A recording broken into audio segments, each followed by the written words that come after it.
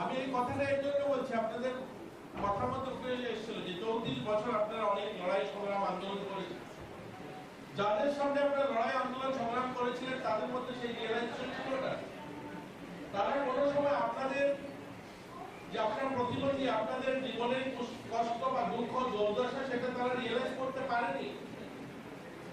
এই ত্রিপুরায় যে নিজ স্তরে যারা বসবাস করে, একদম গ্রামীণ অবস্থাতে যারা, একদম গরিব মানুষ যারা, তার একটা সম্প্রদায় হচ্ছে চা বাগান শ্রমিক যারা। এই চা পাতা বাগানে যারা কাজ করে 100 বছর ধরে কাজ করে, কিন্তু ওই মানুষগুলো তাদের জমির ব্যবস্থা করা হয়নি। যে ইকুয়ালিটির কথা আপনারা যে কথাগুলো তুলে আনছেন তার পরিপ্রেক্ষিতে বলছি, যে ইকুয়ালিটির কথা, যে সাম্যবাদের কথা তারা বলতো, অন্ন বস্ত্র শিক্ষা স্বাস্থ্য মানুষের মৌলিক অধিকারের কথা বলতো, তারা মানুষের মৌলিক অধিকার কোনো সময় দেয়নি। যে চা বাগানগুলোতে শত বছর ধরে শ্রমিকরা কাজ করতো তাদেরকে একটা জমির পাট্টার ব্যবস্থা করেনি। সেখানে তারা শোষিত ছিল, তাদেরকে জমির ব্যবস্থা না করার কারণে, জমির মালিকানা না থাকার কারণে তারা পড়াশোনা করতে পারেনি, তাদের ছেলেমেয়েরাও শিক্ষা দীক্ষায় এগোতে পারেনি। কারণ তারা যদি বাগানের কাজ ছেড়ে যে অন্য কোনো কাজ করে বাগান ছেড়ে পালিয়ে যেতে হবে, সেখান থেকে বের করে দেওয়া হবে। তো এই ধরনের একটা সরকারের সামনে আপনারা 34 বছর আপনাদের যে গল্প, অর্থাৎ আপনারা 34 বছরের, আমি যদি বলি 38 বছর তাদের সামনে আপনারা আপনাদের দাবি সনদ পেশ করেছেন।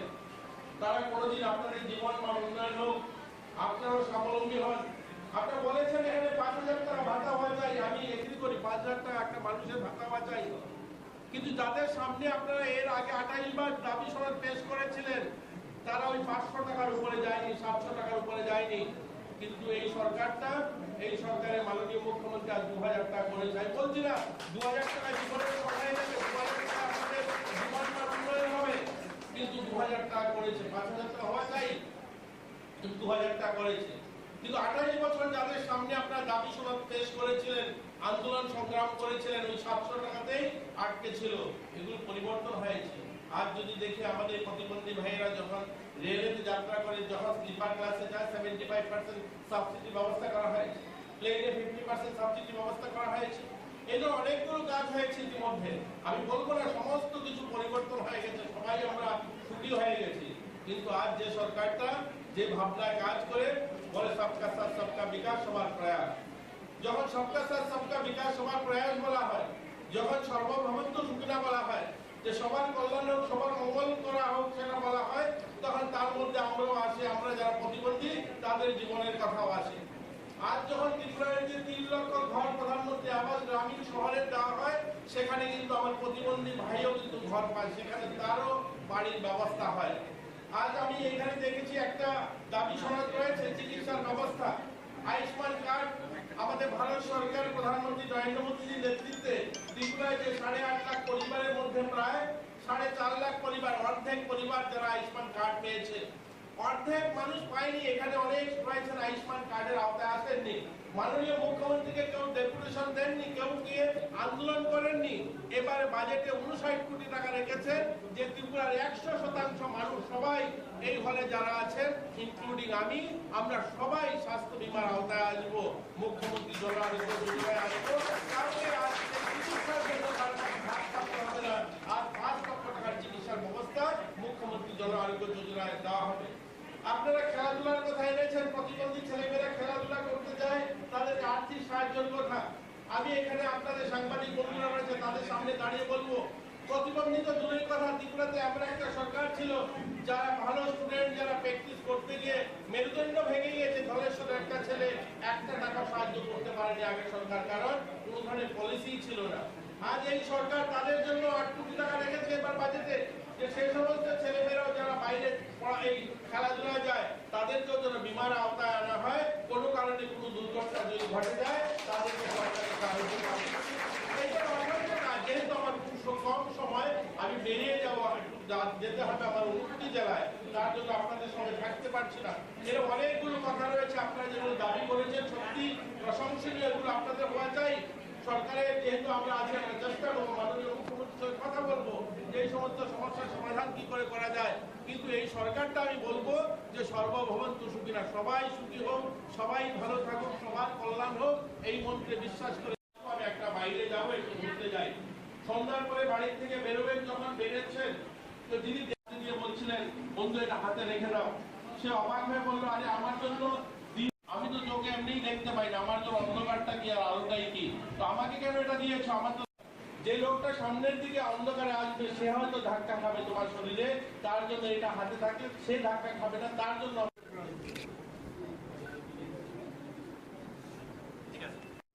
অর্পণ একজন ছাত্রী রয়েছে, তার একটি দাবি।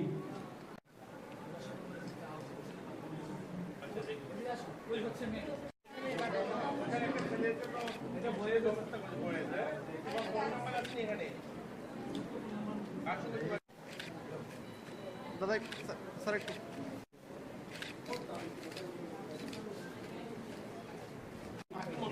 বাসুদেব আচার্য, বাসুদেব আচার্য,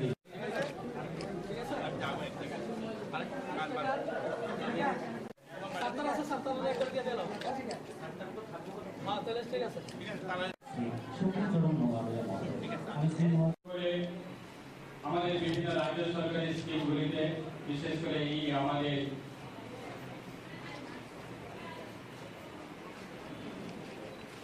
সোশ্যাল ওয়েলফেয়ার ডিপার্টমেন্টের মাধ্যমে যতগুলি বার্তা প্রদান করা হয়েছে। 18 আগে ছিল মাত্র 500 থেকে বেরিয়ে 7 টাকা ছিল, এবং উইদিন মাত্র 5 বছরের মধ্যে আজকে দিনে দাঁড়িয়ে প্রায় 2000 টাকা বাড়িয়ে দিয়েছে। এবং বিভিন্ন রাজ্য সরকারের সমস্ত কর্মচারী যারা আছে তাদের বেতন ভাতাগুলি আমাদের সরকার যথেষ্ট টিএডিএ থেকে শুরু করে সমস্ত যে সরকারি কর্মচারীরা পাওনা দরকার সেগুলি পূরণ করেছে। তাই আজকে অল ত্রিপুরা কমিটির আজকে এই সম্মেলনের পক্ষ থেকে আমি অসংখ্য ধন্যবাদ জানাবো এই কমিটিগুলি যারা রয়েছে,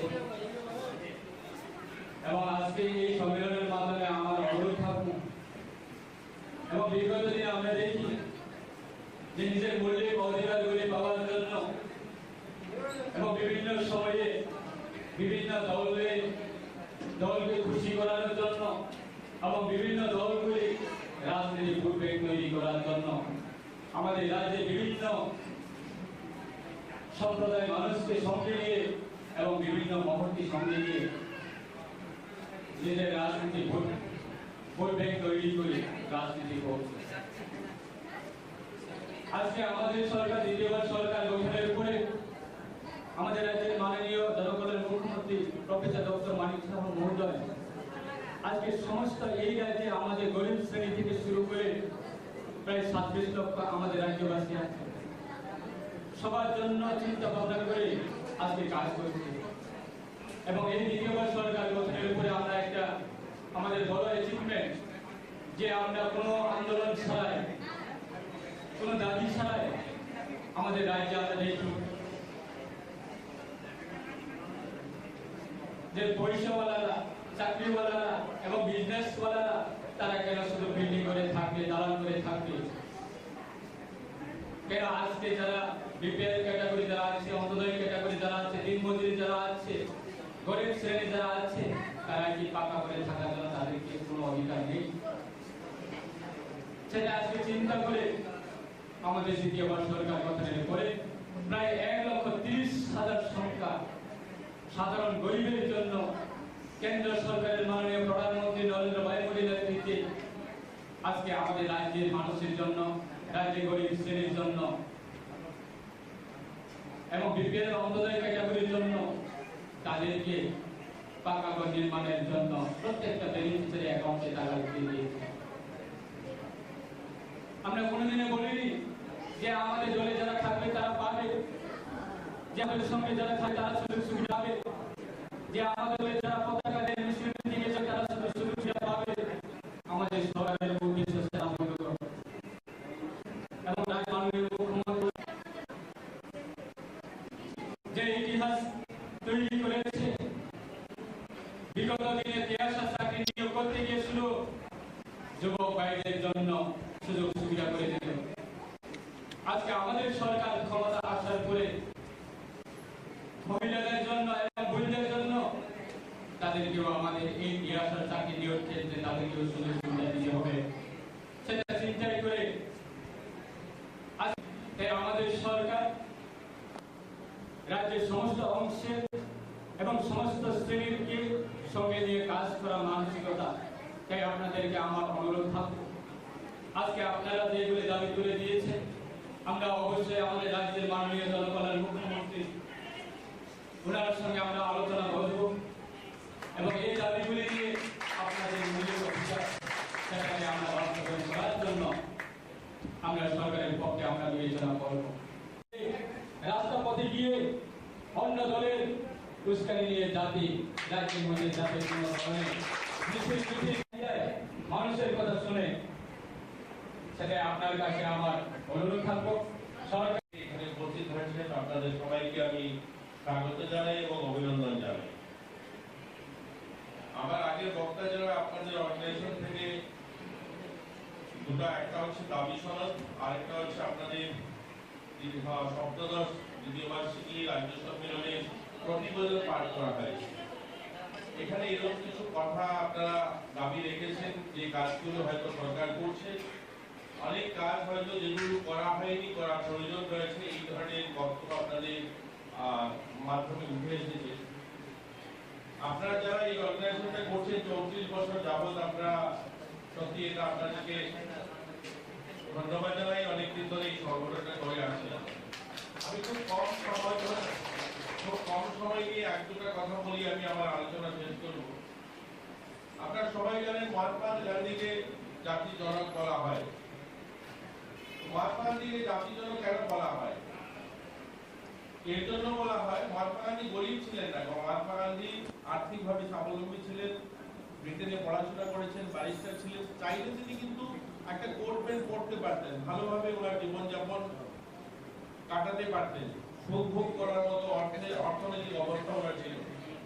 কিন্তু তিনি সেভাবে জীবনটা কাটাননি, কারণ যখনকার সময় মহাত্মা গান্ধী গোটা ভারতের মানুষ, প্রান্তিক গ্রামের মানুষ খেতে পাচ্ছিল না, পড়ার জন্য বস্ত্র ছিল না। ওই সময় গরিব ভারতটাকে রিয়েলাইজ করেছেন, উপলব্ধি করেছেন, অর্থাৎ মানুষের জীবনটাকে তিনি রিয়েলাইজ করেছেন। এর জন্য তিনি সে সময় একবেলা খাবার একটা কাপড়কে ভিজিয়ে আবার সেই কাপড়টাকে পরা, অর্থাৎ মার্কিন পরে ওনার জীবনটাকে অতিবাহিত করেছেন। তার জন্য ওনাকে জাতির জনক বলা হয়। আমি এই কথাটা এর জন্য বলছি, আপনাদের কথার মধ্যে উঠে এসেছিল যে 34 বছর আপনারা অনেক লড়াই সংগ্রাম আন্দোলন করেছেন। যাদের সামনে আপনারা লড়াই আন্দোলন সংগ্রাম করেছিলেন তাদের মধ্যে সেই রিয়েলাইজেশন ছিল না। তারা কোনো সময় আপনাদের যে আপনার প্রতিবন্ধী, আপনাদের জীবনের কষ্ট বা দুঃখ দুর্দশা সেটা তারা রিয়েলাইজ করতে পারেনি। এই ত্রিপুরাতে নিজ স্তরে যারা বসবাস করে, একদম গ্রামীণ অবস্থাতে যারা, একদম গরিব মানুষ যারা, তার একটা সম্প্রদায় হচ্ছে চা বাগান শ্রমিক যারা। এই চা পাতা বাগানে যারা কাজ করে 100 বছর ধরে কাজ করে, কিন্তু ওই মানুষগুলো তাদের জমির ব্যবস্থা করা হয়নি। যে ইকুয়ালিটির কথা আপনারা যে কথাগুলো তুলে আনছেন তার পরিপ্রেক্ষিতে বলছি, যে ইকুয়ালিটির কথা, যে সাম্যবাদের কথা তারা বলতো, অন্ন বস্ত্র শিক্ষা স্বাস্থ্য মানুষের মৌলিক অধিকারের কথা বলতো, তারা মানুষের মৌলিক অধিকার কোনো সময় দেয়নি। যে চা বাগানগুলোকে শত বছর ধরে শ্রমিকরা কাজ করতো তাদেরকে একটা জমির পাট্টার ব্যবস্থা করেনি। সেখানে তারা শোষিত ছিল, তাদেরকে জমির ব্যবস্থা না করার কারণে, জমির মালিকানা না থাকার কারণে তারা পড়াশোনা করতে পারেনি, তাদের ছেলেমেয়েরাও শিক্ষা দীক্ষায় এগোতে পারেনি। কারণ তারা যদি বাগানের কাজ ছেড়ে যে অন্য কোনো কাজ করে বাগান ছেড়ে পালিয়ে যেতে হবে, সেখান থেকে বের করে দেওয়া হবে। তো এই ধরনের একটা সরকারের সামনে আপনারা 34 বছর আপনাদের যে গল্প, অর্থাৎ আপনারা 34 বছরের, আমি যদি বলি 38 বছর তাদের সামনে আপনারা আপনাদের দাবি সনদ পেশ করেছেন।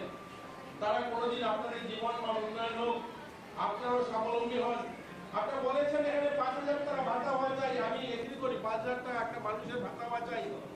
কিন্তু যাদের সামনে আপনারা এর আগে 28 বার দাবি সনদ পেশ করেছিলেন, তারা ওই 500 টাকার উপরে যায়নি, 700 টাকার উপরে যায়নি। কিন্তু এই সরকারটা, এই সরকারের মাননীয় মুখ্যমন্ত্রী আজ 2,000 টাকা করে যায়। বলছি না 2,000 টাকা জীবনের সহায় দেবে, 2,000 টাকা আপনাদের 9,000 টাকা করেছে, 5,000 টাকা হওয়া চাই, 2,000 টাকা করেছে।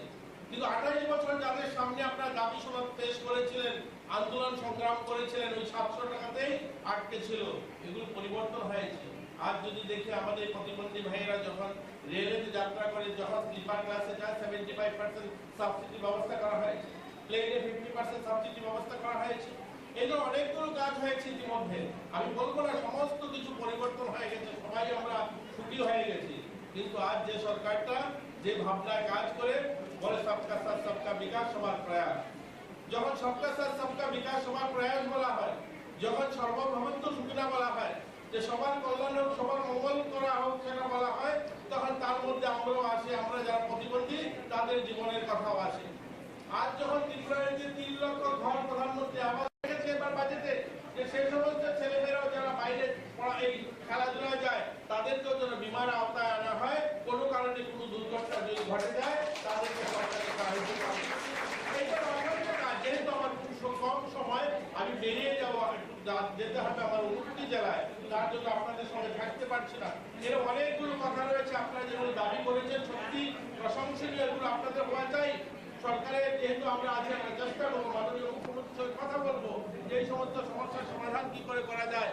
কিন্তু এই সরকারটা আমি বলবো যে সর্বভৌমত্ব সুখী না, সবাই সুখী হোক, সবাই ভালো থাকুক, সবার কল্যাণ হোক, এই মন্ত্রে বিশ্বাস করে আমি একটা বাইরে যাবো, একটু ঘুরতে যাই, সন্ধ্যার পরে বাড়িতে এখানে উপস্থিত হয়েছেন আপনাদের সবাইকে আমি সরকারের যেহেতু আমরা আছি, আমরা চেষ্টা করবো, মাননীয় মুখ্যমন্ত্রীর সঙ্গে কথা বলবো যে এই সমস্ত সমস্যার সমাধান কি করে করা যায়। কিন্তু এই সরকারটা আমি বলবো যে সর্বভৌমত্ব সুখী না, সবাই সুখী হোক, সবাই ভালো থাকুক, সবার কল্যাণ হোক, এই মন্ত্রে বিশ্বাস করে। মশলার দায়িত্বে হাম্বাই গ্রুপ, গুণমানের সেরা, রান্নার ভরসা, হাম্বাই গুরু মশলা। সম্পূর্ণ প্রাকৃতিক, অপার গুণ ও উপকারিতায় পরিপূর্ণ হাম্বাই গুরু মশলা। যদি কেমিক্যাল ফ্রি, কালার ফ্রি, প্রকৃত স্বাদের মশলা খেতে চান, তবে আপনার রান্নাঘরে চাই হাম্বাই গুরু মশলা। রান্নায় শুধুমাত্র তোমাকেই চাই হাম্বাই গুরু মশলা। মিনানি সরকারকে বরণ করলেন, বরণ করে নিচ্ছেন দিয়া দাস, সুজিত সাহা, রানা পাল, রূপক দাস, চন্দন দাস, দুলাল দাস।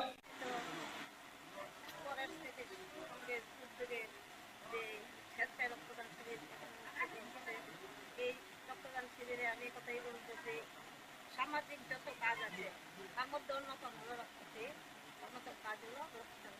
কারণ রক্তদানের মাধ্যমে অনেক সময় মুমূর্ষ রোগীরা বেঁচে যায়, অনেক সময় কি রক্তের প্রয়োজন হয়। আর বিগত দিনে আমরা দেখেছি যে রক্তের জন্য আমরা হন্যে হয়ে ঘুরতাম, এক বোতল রক্ত যাতে পাওয়া যায়, কিন্তু তখন খুবই অসুবিধা হতো।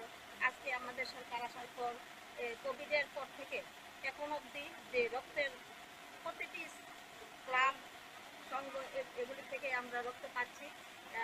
আমি এই কয়েকদিনেই আমি কয়েকটি প্রোগ্রাম করেছি, মুখ্যমন্ত্রীর সঙ্গে করেছি, 39 নং ওয়ার্ডের কর্পোরেটরের সঙ্গে করেছি, বাকির সঙ্গে করেছি, আমাদের যে বাজারঘাটের আমার ওখানেও আমরা করেছি। তাই রক্তপ্রত এখন অভাব নেই। যারা রক্তদান করছে সেটা তাদের জন্য আমি আজকে যারা করছে তাদের প্রতি অসংখ্য আমার তরফ থেকে ধন্যবাদ। আর যাদের উদ্যোগে এটা হচ্ছে তাদের জন্য আমি ধন্যবাদ জানাচ্ছি। আশা করি ভবিষ্যতে আমরা রক্তের অভাব বোধ করবো না, কারণ আমাদের মুখ্যমন্ত্রী রক্তের প্রতি যে যাতে মানুষের রক্তের জন্য মারা না যায় সেই ব্যবস্থা করছে। প্রতিদিনই একটা না এখানে ক্যাম্প হচ্ছে এবং সেন্টার রক্তদান। তাই রক্তদানে আরও যারা আমাদের মধ্যে যারা এখানে ঘুরতে যায় তাদের প্রতি আমার আহ্বান থাকবে, আপনারা রক্তদান এগিয়ে আসুন। আর যারা রক্ত দিতে চায় কিন্তু এদের অনেক সময় জটিল রোগ থাকে, তার জন্য রক্ত নেয় না, পরীক্ষার মাধ্যমেই রক্ত দেওয়া হয়। তাই আমি সবাইকে আহ্বান যাচ্ছি এবং এই প্রতি কথা বলে সবাই কাছ থেকে আসবে।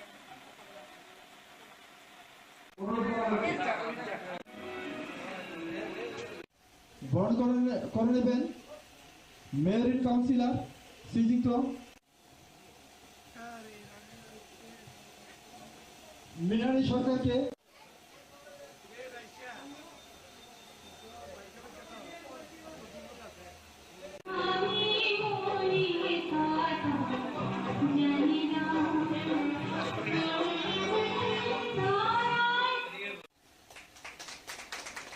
তুলে দিয়ে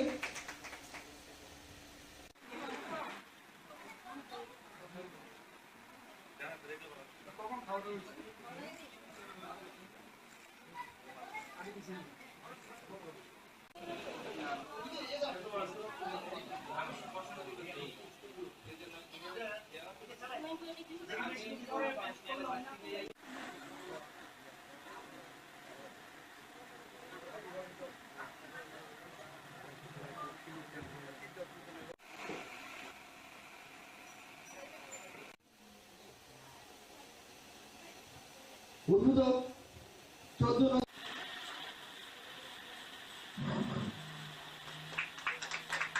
সবাই হাত তুলে দিয়ে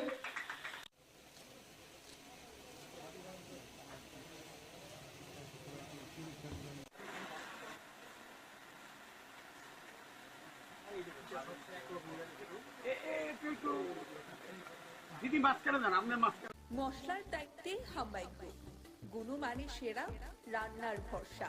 হাম্বাই গুরু মশলা সম্পূর্ণ প্রাকৃতিক, অপার গুণ ও উপকারিতায় পরিপূর্ণ। হাম্বাই গুরু মশলা।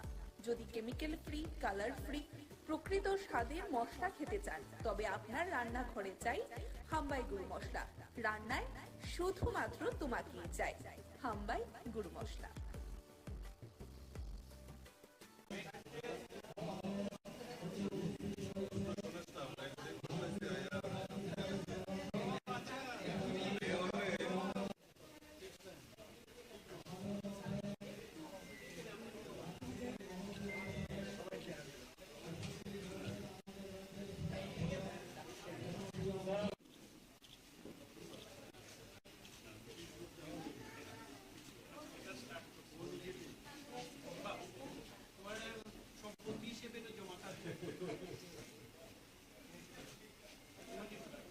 ব্যাংকের সংখ্যা আমাদের টোটাল 14টা আছে, এর মধ্যে 12টা গভর্নমেন্টের এবং 2টো প্রাইভেটে, এবং 6টা আমাদের যে ব্লাড সেপারেশন সেন্টার, সেখানেও দেখা গেছে 4টে আমাদের ত্রিপুরা সরকারের, 2টো প্রাইভেট সংস্থা। আমাদের ত্রিপুরা সরকার চাইছে যে স্বাস্থ্য ব্যবস্থা উন্নতি হোক। আপনারা সবাই জানেন যে এবার বাজেটে আমরা একটা বড় একটা সিদ্ধান্ত নিয়েছি। মাননীয় প্রধানমন্ত্রী নরেন্দ্র মোদীজি আয়ুষ্মান ভারতের যে কার্ড, সেই কার্ড আমরা ত্রিপুরাতে আমরা প্রায় 13 লক্ষর মতো বিতরণ করেছি, কিন্তু বাকি 4.75 যে লোক সংখ্যা আছে আমাদের ত্রিপুরায়, তাদের কিন্তু সেই কাভারেজে আসে না, কারণ বিভিন্ন ক্রাইটেরিয়ার কারণে সেটা কাভারেজে আসে না। তো আমরা এই 4.75 লোকদের জন্য মুখ্যমন্ত্রী জন আরোগ্য যোজনা করে একটা এবার বাজেটে আমরা রেখেছি। 1 বছরের জন্য, এই বছরের 23-24 অর্থ বছরে আমরা 59 করোড় এর জন্য রেখেছি। এবং আমরা সবসময় চাই যে কথায় নয়, কাজের মাধ্যমে আমরা মানুষের কাছে যেতে চাই। তো সেই কারণে আধিকারিকদের আমি বলেছি যে যত তাড়াতাড়ি সম্ভব, তার তো প্রক্রিয়াকরণ আছে, কার্ড বিতরণের বিষয় আছে, এবং যে ফাইন্যান্সিয়াল যে বিষয়টা সেটাকে সেটেল করারও বিষয় থাকে, সেটি যেন তাড়াতাড়ি করা হয়। আপনারা জানেন ত্রিপুরাতে প্রায় এই বাজেটে 100টা উপস্বাস্থ্য কেন্দ্রের জন্য আমাদের এই বাজেট এখানে রাখা হয়েছে। আমাদের এখানে প্রায় 9টা সুপার স্পেশালিটি ব্লক যে ডিপার্টমেন্ট, সেটা অলরেডি ওপিডি শুরু হয়ে গেছে। 7টা অলরেডি স্টার্ট, তার ইনডোরও রেডি আছে, এবং স্পেশালিস্টরা এখানে এখন তাদের মর্যাদা পাচ্ছে। আগে কি হতো যে যারা ত্রিপুরা হেলথ সার্ভিসে যারা সুপার স্পেশালিটি করতো বা যারা স্পেশালিস্ট ছিল, তাদের কিন্তু আলাদাভাবে কোনো রকম মর্যাদা ছিল না। আমাদের সরকার আসার পর আমরা রিসেন্টলি যেটা করলাম, তার অ্যামেন্ডমেন্ট করে তাদেরকে আমরা মর্যাদা দিয়েছি। এটা ক্যাডার করেছি, মেডিকেল অফিসার নর্মাল যে ক্যাডার আছে সেটা, আর একটা স্পেশালিস্ট ক্যাডার। এবং তাতে করে আমাদের বহু লোক যারা ত্রিপুরার ভালো কৃতি স্টুডেন্ট, যারা ডাক্তারবাবুরা আছেন বাইরে, তারাও কিন্তু এখন ত্রিপুরায় ফিরে আসছে। তো আমাদের আগে কথায় কথায় মানুষ বাইরে চলে যেত ট্রিটমেন্টের জন্য, এখন কিন্তু এখানে সব ধরনের ট্রিটমেন্ট সুবিধা ওনারা পাচ্ছেন। নিউরো সার্জারি হোক, আমাদের ওপেন হার্ট সার্জারি হোক, আমাদের ইউরোলজি হোক, সব দিক দিয়ে এখানে ব্যবস্থা আছে আমাদের। তো সেই কাজগুলো আমাদের এখানে করছে। আমরা চাই যে সমস্ত যে ডিস্ট্রিক্টগুলো আছে তার স্ট্রেংথেনিং করার জন্য, ডিস্ট্রিক্ট যে হসপিটালগুলো আছে যাতে করে আগরতলার যে স্টেট হসপিটাল সেখানে যেহেতু লোড কম পড়ে সেই ব্যবস্থা আমরা করছি। 3টা ডিস্ট্রিক্টে আমরা লেভেল 3 আমরা ট্রমা সেন্টার করেছি। আপনারা জানেন যে ট্রমা সেন্টার খুব ইম্পর্টেন্ট।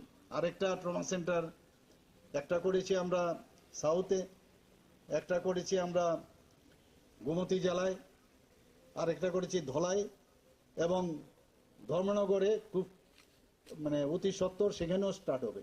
তো সমস্ত ডিস্ট্রিক্টে আমরা এই ট্রমা সেন্টার আমরা করছি, কারণ রোড ট্রাফিক অ্যাক্সিডেন্ট বা অন্য অ্যাট্রোসিটিস হোক বা বিভিন্ন কারণে যখন ইমার্জেন্সির বিষয় দাঁড়ায়, আগরতলায় আস্তে আস্তে রাস্তার মধ্যেই দেখা যায় যে রোগী মারা যায়। তো তার থেকে পরিত্রাণ দেওয়ার জন্য এবং মর্টালিটি রেট যাতে কম করা যায়, ত্রিপুরা সরকার স্বাস্থ্য বিভাগ সেই বিষয়ে কাজ করে চলছে। এবং আমাদের কাছে প্রায়োরিটি সেক্টরের মধ্যে স্বাস্থ্য। এখানে আমি যে আজকে এই যে ব্লাড ডোনেশনের কথা বললেন, আমরা ত্রিপুরাতে যাতে প্রপারলি তার কালেকশন হয় এবং তার প্রপার প্রিজার্ভ করে রাখা যায় সেই ব্যবস্থা আমি আপনাদের সামনে রাখলাম। এবং আজকের এই যে ওল্ড ন্যাশনাল ক্লাবের উদ্যোগে এই যে ব্লাড ডোনেশনের ব্যবস্থা আপনারা করেছেন, আমি জানি আপনারা পুজো অর্চনাও করেন, বিভিন্ন ফিলান্থ্রপিক ওয়ার্কও আপনারা করেন, কিন্তু এর মধ্যে দি বেস্ট হচ্ছে এই রক্তদান। আজকাল বহু জায়গায় আমি যখন যাই, এখানে মাননীয় মেয়র সাহেব আছেন, ওনার নিজস্ব একটা ক্লাবও আছেন, উনি সেক্রেটারি সেখানে সংহতি ক্লাব রামনগরে। সেখানে গিয়ে আরেকটা জিনিস আমি দেখলাম যে ব্লাড ডোনেশনের সাথে সাথে অনেক লোক দেহদানও করেছেন, অনেকে চক্ষুদানও করেছেন, অনেকে অনেক ব্লাড ডোনেশনও সেখানে করেছেন। এই যে ব্যবস্থা, এতে করে মানুষ উদ্বুদ্ধ হচ্ছে এবং আপনাদের এই যে মহতি এখানে আজকের যে উদ্যোগ, তাতে করে মানুষ, অন্যান্য অংশের মানুষও উদ্বুদ্ধ হবে আমি আশা করি। এবং আমরা যেটা বলছি যে এই ব্লাড দেওয়ার সাথে সাথে যারা ব্লাড দিচ্ছে তার মধ্যে কিন্তু একটা দেওয়ার সময় তার মধ্যে একটা ডিভাইন যে ফিলিং সেটা কিন্তু আসে। ভাবুন যে লোক বা যে মুমূর্ষু ব্যক্তি ওনার এই রক্তদান গ্রহণ করবে আর উনি ভাববেন যে আমি কার রক্ত আমি নিচ্ছি, তো এই যে বিষয় একটা সম্পর্ক গড়ে ওঠে, বিরাট সম্পর্ক এটা। এবং তার মধ্যে আমরা যে আমাদের মধ্যে অনেক সময় একজন আরেকজনের সাথে বিভেদের কথাবার্তা আমাদের চলে, কিন্তু রক্তদানের সময় কিন্তু সব ভুলে যায়। এবং সত্যি এটা একটা আনন্দের বিষয় এবং এই ধরনের উদ্যোগ আগামী দিনও চলবে আশা করি। এবং সবাইকে আজকের এই অনুষ্ঠানে উপস্থিত থাকার জন্য, এই মহতী অনুষ্ঠানে আমি বিশেষ করে আমাদের প্রাক্তন, আমরা যে রক্তদান যারা আজকে এখানে দিতে এসছে তাদেরকে আমি সর্বপ্রথম ধন্যবাদ জানাবো। বরজারজি মহোদয় মঞ্চে উপস্থিত রয়েছেন, এই এলাকার বিধায়ক, প্রাক্তন বিধায়ক তথা ডক্টর দিলীপ দাস মহোদয়।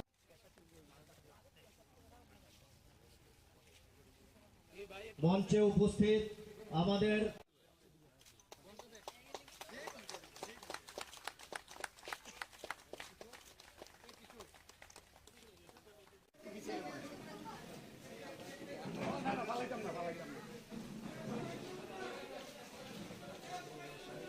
হওয়ার জন্য ধন্যবাদ। এখন অতিথিদের গ্রহণ করার জন্য অনুরোধ করছি। মহোদয়কে অনুরোধ করছি মঞ্চে উপস্থিত হয়ে আসন গ্রহণ করার জন্য। এই এলাকার বিশিষ্ট সমাজসেবী মুকুল রায় মহোদয় মঞ্চে উপস্থিত রয়েছেন। সুপর্ণা দেবনাথ মহোদয়া বরণ করে নেওয়ার জন্য অনুরোধ করছি। আপনারা একে একে সমস্ত মশলার দায়িত্বে হাম্বাই গ্রুপ, গুণমানে সেরা, রান্নার ভরসা। হাম্বাই গুরু মশলা সম্পূর্ণ প্রাকৃতিক, অপার গুণ ও উপকারিতায় পরিপূর্ণ। হাম্বাই গুরু মশলা। যদি কেমিক্যাল ফ্রি, কালার ফ্রি, প্রকৃত স্বাদের মশলা খেতে চান, তবে আপনার রান্নাঘরে চাই হাম্বাই গুরু মশলা। রান্নায় শুধুমাত্র তোমাকেই চাই। হাম্বাই গুরু মশলা। শ্রী পঞ্জিত রাজি, উদয়পুর জেলা যুব কংগ্রেস সভাপতি ইন্দ্রজিৎ দাস মহাশয়ের নাম। একটা উজ্জ্বল নক্ষত্র সমগ্র দেশকে যিনি আলোকিত করতে চেয়েছেন, বিকাশের পথে নিয়ে যাওয়ার যে স্বপ্ন ওনার ছিল, এই স্বপ্ন পূরণ করার লক্ষ্যে ভারতবর্ষের মানুষকে পাশ্চাত্যের সঙ্গে পাল্লা দিয়ে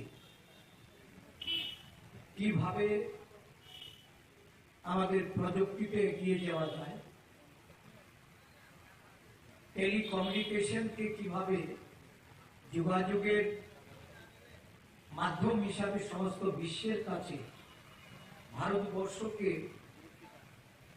কাছে নিয়ে যাওয়া যায়, ভারতবর্ষের গ্রামীণ উন্নয়নে পঞ্চায়েতের এবং নগরপালিকা আইন প্রণয়ন করে অধিক ক্ষমতা গ্রামীণ প্রতিনিধিদের হাতে তুলে দেওয়া যায়, ভারতবর্ষের যুব সম্প্রদায়কে কিভাবে তাদের অধিকার প্রতিষ্ঠা করার লক্ষ্যে তাদের ভোটাধিকার প্রয়োগের বয়স কমিয়ে এনে পার্লামেন্টে আইন পাশ করে 18 বছর ঊর্ধ্ব ভোটাধিকার পাইয়ে দেওয়ার লক্ষ্যে মধ্য দিয়ে আমরা ওনার বলিদানকে স্বীকার করে এই দেশের মানুষের জন্য যে মানব সেবার অনুপ্রেরণা ভারতীয় জাতীয় কংগ্রেস আজকে দেশব্যাপী এই অঙ্গীকারে আবদ্ধ হচ্ছে। উদয়পুর জেলা কংগ্রেস আজকে রক্তদানের মধ্য দিয়ে মানব সেবার আরেকটা মাইলস্টোন তারা প্রতিষ্ঠিত করতে যাচ্ছে।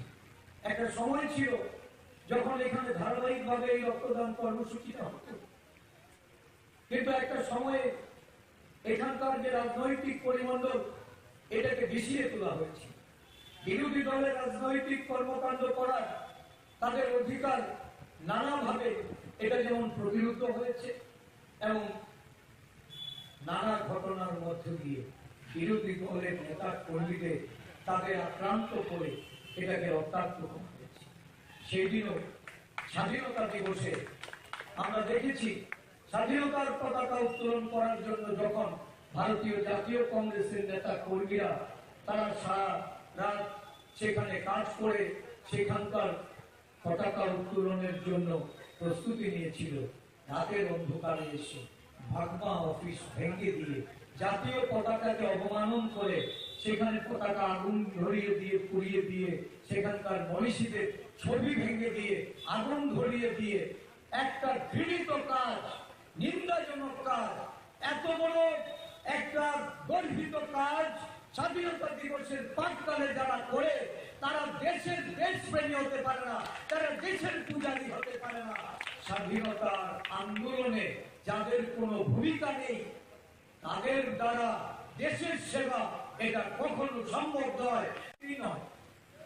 শ্রীলঙ্কার তামিল যে উগ্রবাদ, এই উগ্রবাদ দমন করে শান্তির পরিবেশ কিভাবে সেখানে ফিরিয়ে দেওয়া যায়, পার্শ্ববর্তী রাষ্ট্রগুলির ক্ষেত্রে রাজীব গান্ধীর এই বলিষ্ঠ পদক্ষেপ আজও মানুষ যেমন স্মরণ করে ইতিহাসের পাতায় স্বর্ণাক্ষরে লেখা হয়েছে। এমন একটি ব্যক্তিত্বকে তার জন্মদিনে আমরা স্মরণ করছি যিনি আজও ভারতের মাটিতে প্রাসঙ্গিক। কারণ সমগ্র দেশ জুড়ে চলছে একটা অশান্তির বাতাবরণ, সমগ্র দেশের মধ্যে চলছে বিভাজনবাদ, সারা দেশ জুড়ে আজকে জাত বর্ণ ধর্মের লড়াইয়ে একটা শাসক দল, একটা রাষ্ট্রশক্তি যখন মদত জুটিয়ে যাচ্ছে, যখন দেশের মধ্যে উত্তর পূর্বাঞ্চলের মণিপুর অগ্নিগর্ভ, উত্তর ভারতের হরিয়ানাতে জাতি দাঙ্গা, উত্তর প্রদেশে ধর্মীয় সাম্প্রদায়িক দাঙ্গা, এহেন পরিস্থিতিতে আমরা রাজীবজিকে স্মরণ করতে যাচ্ছি। মূল্য দিতে হয়েছে। আসামে একটা নির্বাচিত সরকারকে সেদিন সরিয়ে দিয়ে সেখানকার আন্দোলনকারী অগপর সরকার গড়ার জন্য সেখানকার ছাত্র সমাজের সঙ্গে সমঝোতা করে দায়িত্ব অর্পণ করা হয়েছে। মিজোরামে শান্তি চুক্তি করে লালডাঙ্গার নেতৃত্বে কংগ্রেস সরকারকে বলিদান দিয়ে সেখানে লালডাঙ্গার নেতৃত্বে সরকার গঠনের রাস্তা প্রশস্ত করা হয়েছে। পাঞ্জাবে উগ্রবাদ দমনে রাজীব গান্ধী যে বিশেষ ভূমিকা নিয়েছেন, খালিস্তান আন্দোলনে জবনিকাপাত করে সেখানে শান্তি প্রতিষ্ঠার লক্ষ্যে কংগ্রেস সরকারকে বিসর্জিত করেছে। এটা এই দেশের মানুষ আজও তারা মনে রেখেছে। বিশেষ করে এই দেশের শান্তির অগ্রদূত হিসাবে রাজীবজিকে আমরা এখনো আমাদের মনের মণিকুঠরে জায়গা করে রেখেছি। এই উত্তর পূর্বাঞ্চলের ত্রিপুরা সহ যখন বিচ্ছিন্নতাবাদ উগ্রবাদীদের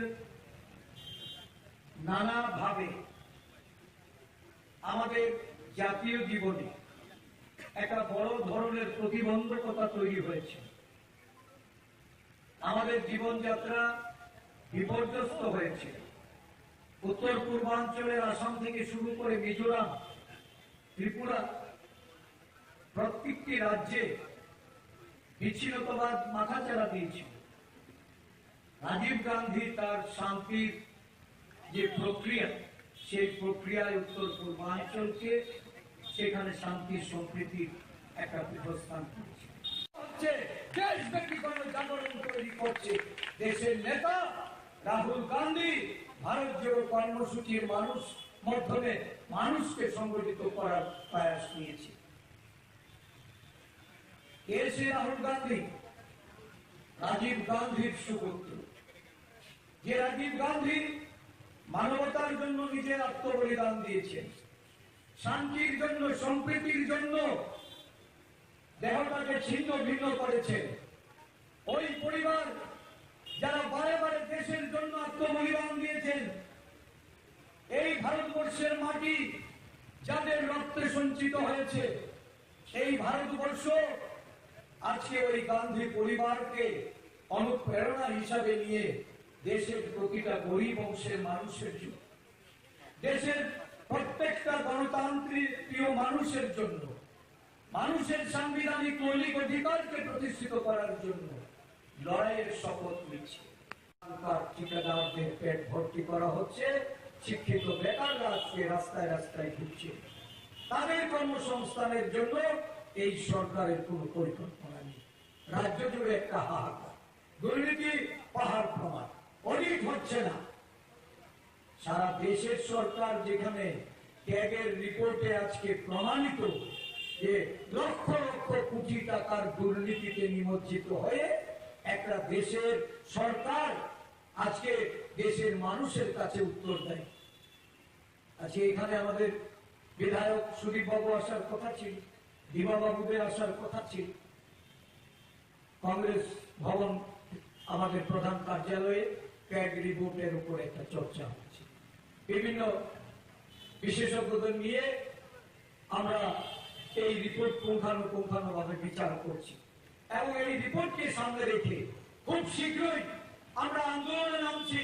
সারা রাজ্য জুড়ে আমাদের প্রদেশ কংগ্রেস দেশের সরকারের এই দুর্নীতির মুখোশ করে দিতে চায়। জনজাতি মানুষ আজকে তাদের সমস্ত তাদের কর্মসংস্থান থেকে শুরু করে তাদের আবাস নিয়ে দুর্নীতি, তাদের কর্মসংস্থান নিয়ে দুর্নীতি, রেগার দুর্নীতি, রুয়েটের দুর্নীতি, গ্রাম উন্নয়নের দুর্নীতি, শিক্ষা দপ্তরের দুর্নীতি, স্বাস্থ্য দপ্তরের দুর্নীতি, এই সরকারটা দুর্নীতিতে আপাদমস্তক ডুবে যাচ্ছে।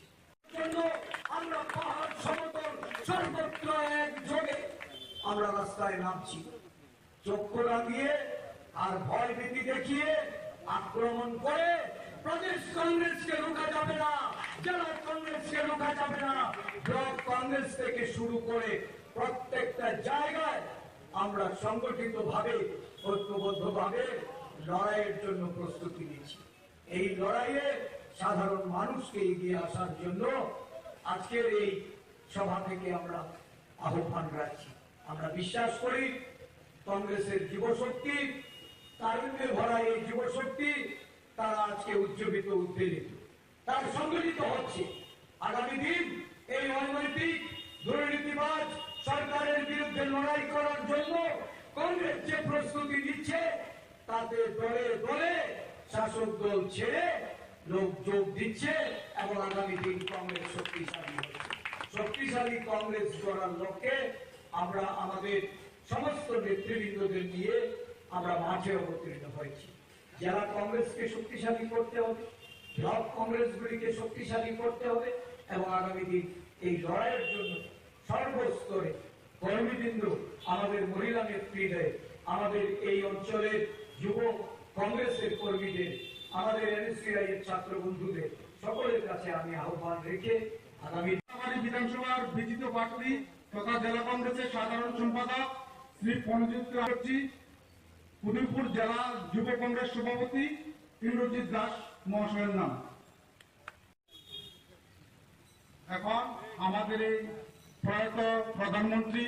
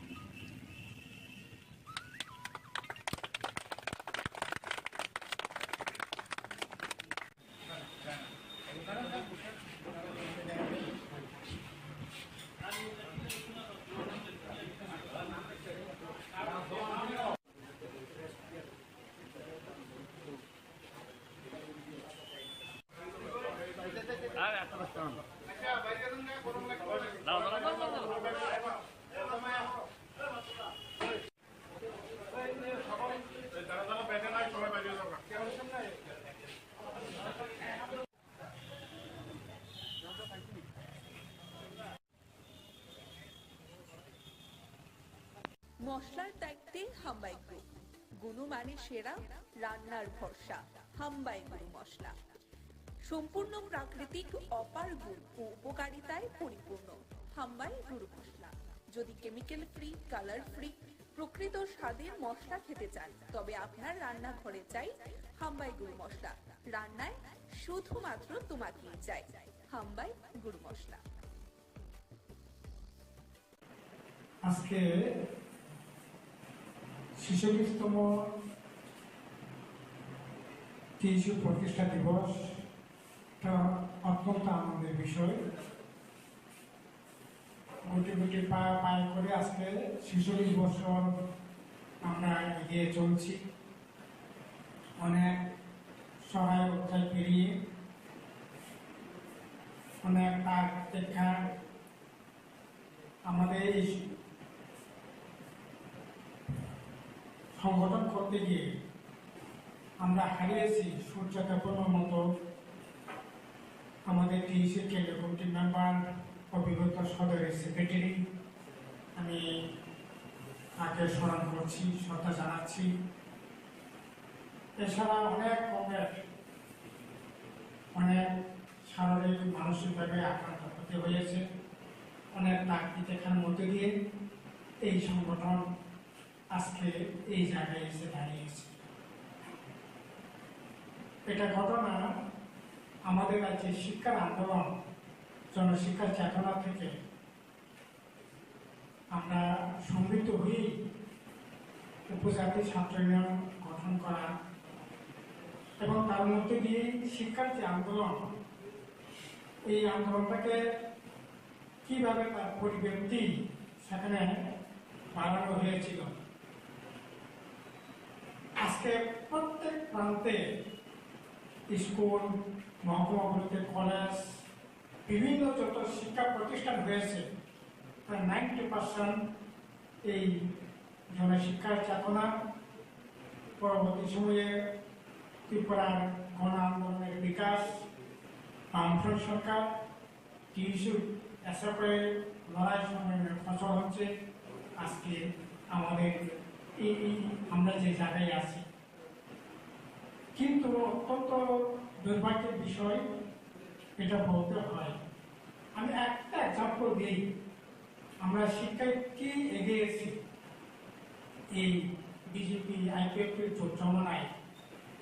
2018-তে বামফ্রন্ট সরকার থাকাকালীন মাধ্যমিক পরীক্ষা দিয়েছিলেন 49,000।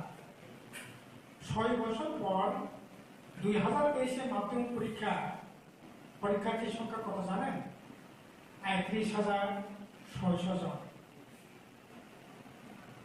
পরীক্ষার্থীর সংখ্যা তো বাড়ার কথা। এখন দেখছি 18 সালে 49,000 আর এবার পরীক্ষা দিয়েছে 31,600 জন। মাধ্যমিক পরীক্ষার্থীর সংখ্যা বাড়ার কথা, সংখ্যা কমেছে। এটা যদি আমি গোটা রাজ্যে ছাত্র সংখ্যা যদি বিচার করি, এর থেকে আলাদা করে যদি উপজাতির ছাত্রদের যদি আলাদা করে দেখি, তাহলে 18 সালে যে পরীক্ষার্থী দিয়েছে উপজাতি ছাত্র সংখ্যা, তার 23 সালের ছাত্র সংখ্যা, ভোটার যে সংখ্যা কমেছে তার আনুপাতিক হারে উপজাতি ছাত্র সংখ্যা অনেক অনেক কমবে।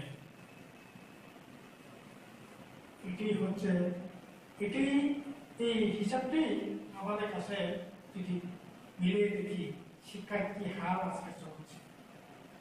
আমরা গত কিছুদিন আগে কোনোদিনই পূর্ণাঙ্গ বিকাশ ঘটানো যায় না, যেখানে খাবার জোগায় না। আমরা আগতলায় বসে সব ঘটনা, সব বিষয় পরখ করতে পারি না। আমরা গিয়েছিলাম, আমি আজকে থেকে 23 তারিখ যাবো ওই গ্রামে।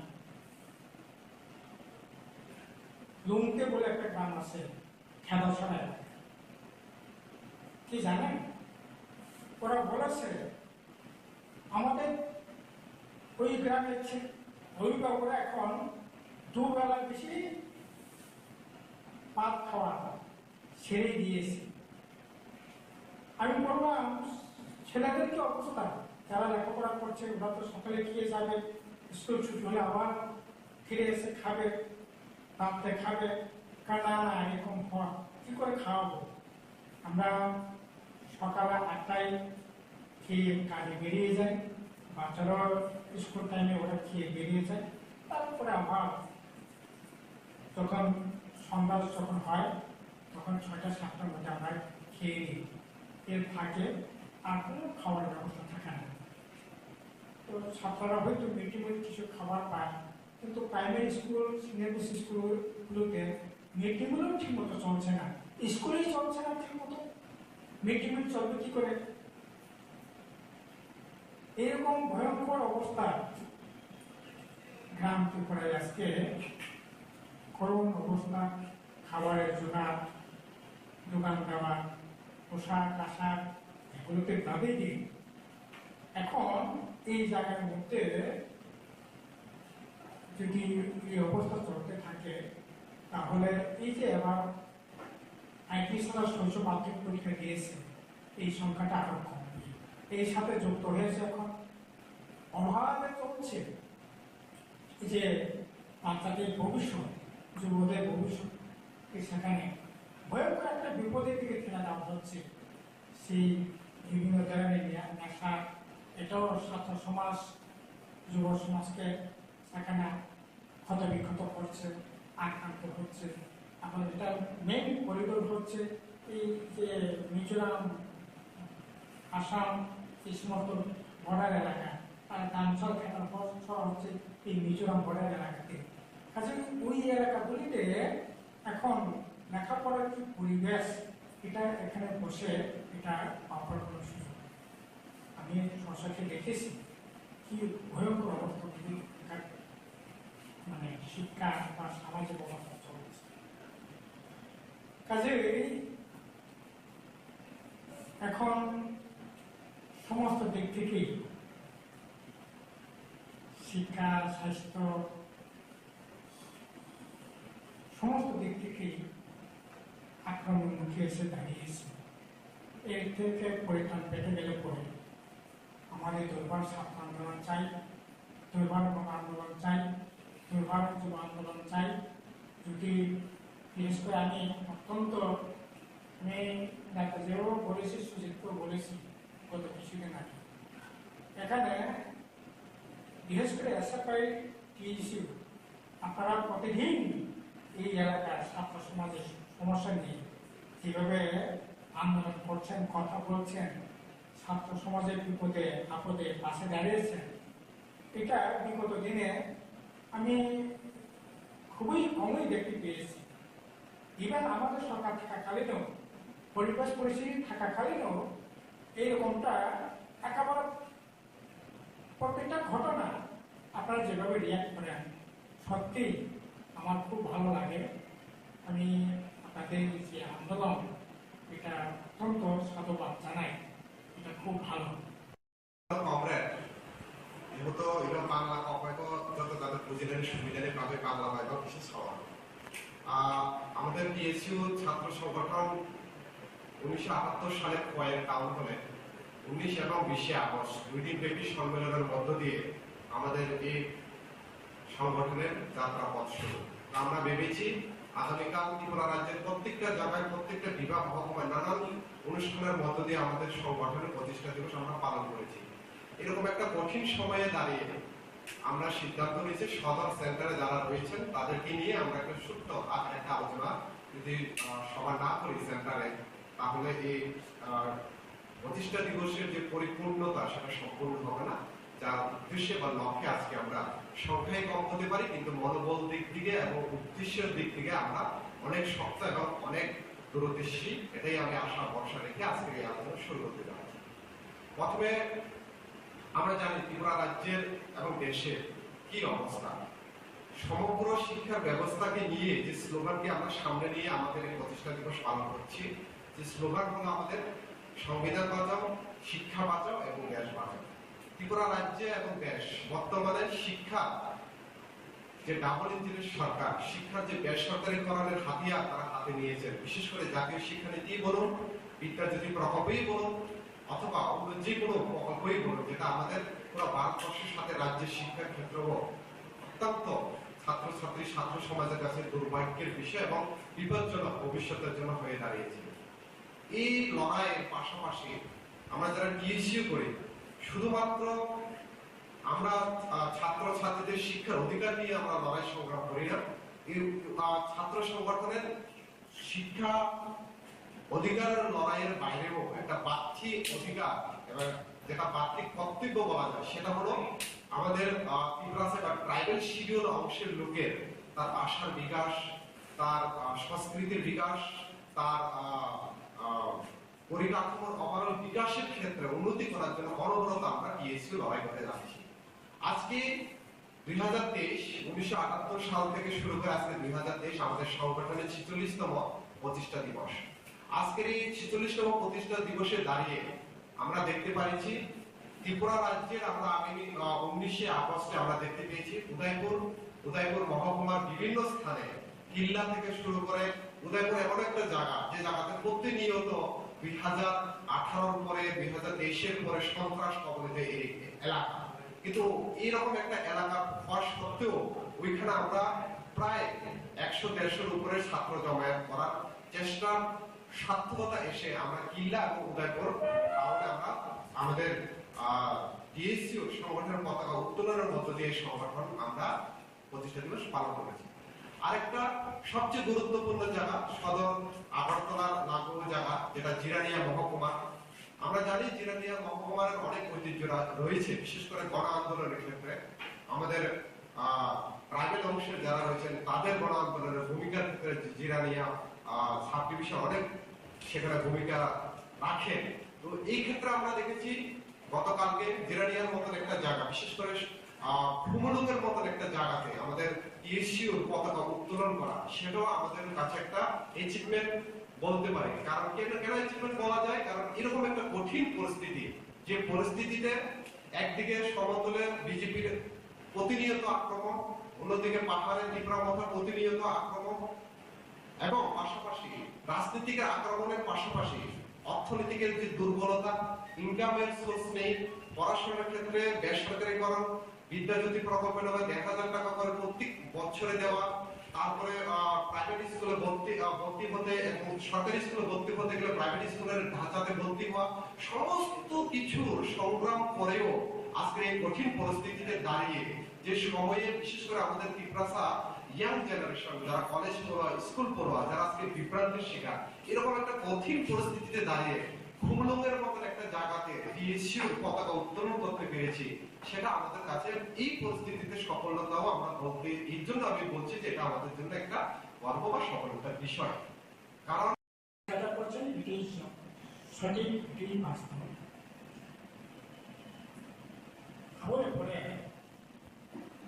কৃষক সভা 18 এবং 19 দুটি দিনই আমাদের রাজ্যে এই গণ আন্দোলনের ক্ষেত্রে একটা ঐতিহাসিক।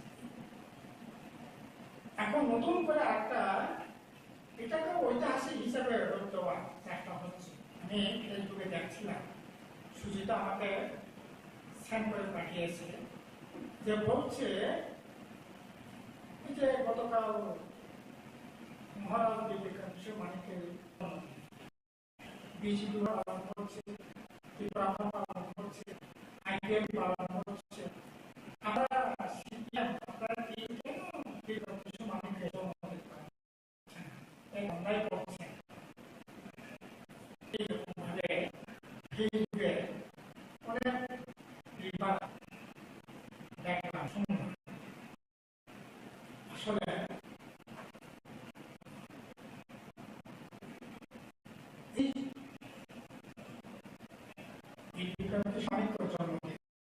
পালন করলে এটা আমাদের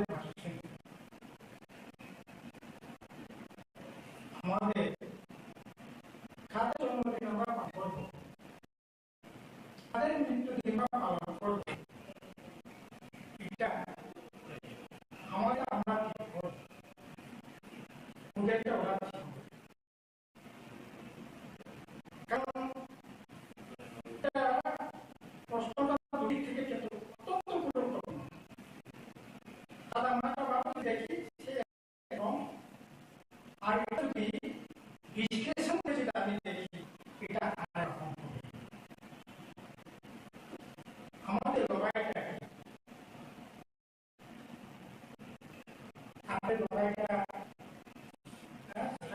গণতন্ত্র সমাজ স্বাধীনতা কি? স্বাধীনতা গণতন্ত্র কি? 80 মানুষের কণ্ঠ,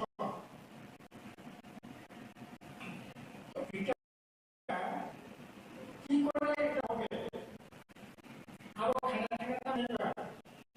আবার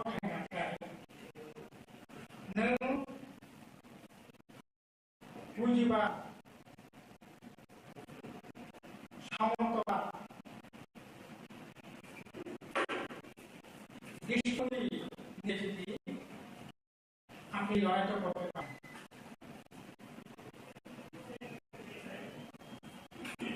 এই লড়াই করতে পারেন।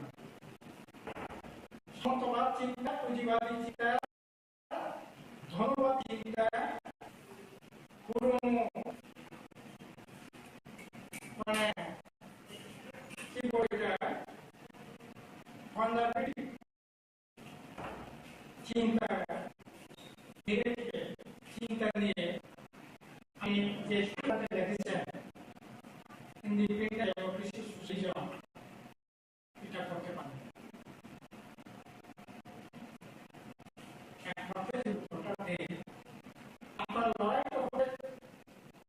অগ্রগতি বৈজ্ঞানিক দৃষ্টিভঙ্গি থেকে, সমাজবাদী দৃষ্টিভঙ্গি থেকে। আর ওরা যে প্রতিষ্ঠানটি পালন করছেন এটা হলো কনজারভেটিভ, সংরক্ষণবাদী, সংরক্ষণ ভাবনা, সাম্যবাদী ভাবনা, পুঁজিবাদী ভাবনা, এই ভাবনাকে ওরা চিন্তা করছে। ভাবে মহাবাদী যেটা পাওয়া যায় এটাই যে আমরা সম্মান নিচে জানাবো, এই সম্মান পাওয়া দরকার, এই সম্মান আমরা জানাবো। আর তিনি তো আমরা এই মানুষের নামে ইউনিভার্সিটি করলাম, আর ঠিক তো মহারাজা বিদ্যুৎ মানুষের নামে ক্রিকেট স্টেডিয়াম করলাম, এটা সময় নেহাল স্টেডিয়াম এটা ছিল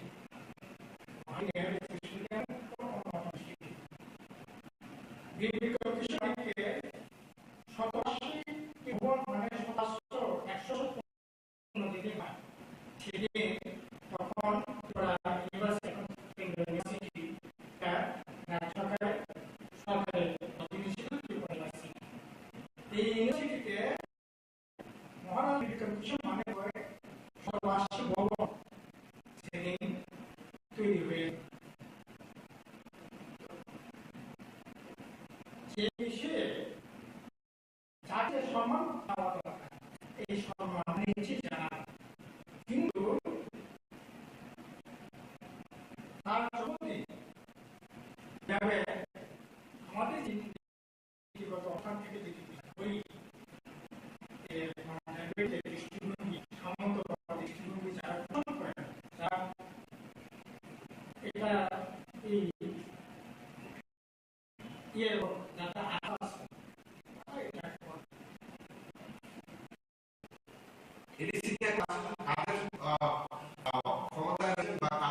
প্রশাসন রয়েছে,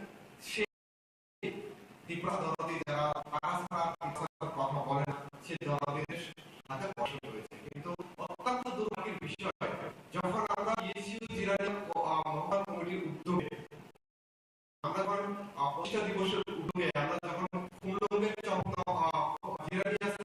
চম্পকনগর স্কুলে যখন ছাত্রছাত্রীদের মধ্যে খাতা কলম বই বিতরণ করার প্রচেষ্টা করি, তখন সেই প্রাসাদ দরদি নেই আমাদেরকে বাধা করে না, আমরা এটা দিতে পারবে না।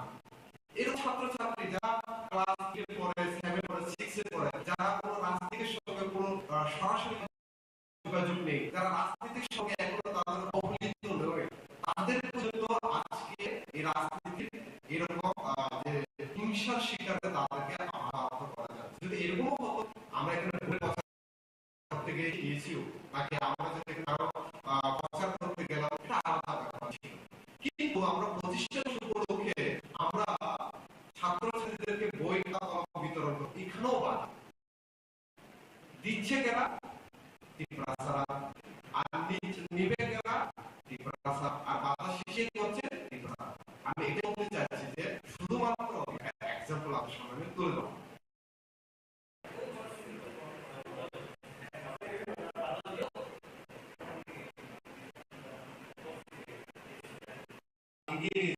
বিগত বছরগুলোতে যখন আমাদের সরকার অপর সরকার থাকে, কোনো ধরনের অসুবিধা হয় না। অবশ্য পুরো ভারতবর্ষের কাছে ত্রিপুরা ছাত্রছাত্রীরা আমরা উদযাপন করছি যে শিক্ষার মধ্যে পুরো ভারতবর্ষে আমরা ন্যূনতম এবং অনেক সভা খাইতে অনেক ভূমিকা এবং প্রাক্তন সাধারণ সম্পাদক জিবি কেন্দ্রের সাধারণ সম্পাদক সর্দীয় তারা সন্দেহ এই অবস্থা বিদ্যালয়গুলো তা হচ্ছে যেটা আমরা বিশ্বাস করি ব্যবস্থা, এটা শিক্ষা ব্যবস্থা, এটাতে জড়িয়ে আছে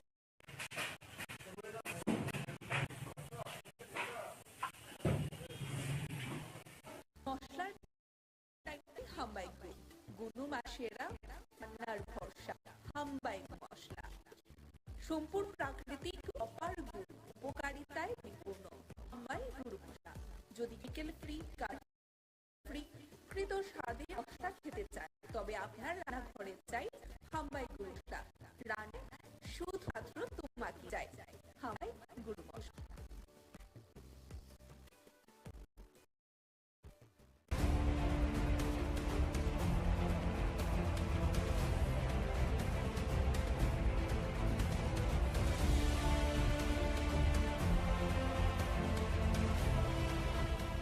গতকাল সাড়ম্বরের সহিত পালন করা হয়েছে গোটা রাজ্যব্যাপী ১১৫তম জন্মবার্ষিকী, কিন্তু এই স্ট্যাচুটিতে বিন্দুমাত্র জল পর্যন্ত দেওয়া হয়নি।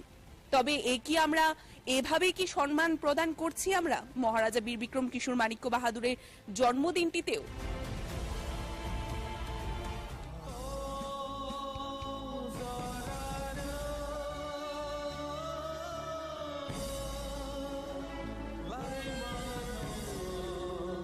এখানে মহারাজা বীর বিক্রম কিশোর মাণিক্য বাহাদুর, আমরা যদি বলি তিনি শুধুমাত্র আমাদের রাজ্যের গর্ব নয়, তিনি গোটা দেশে ওনার খ্যাতি রয়েছে, গোটা দেশ ওনাকে চিনে।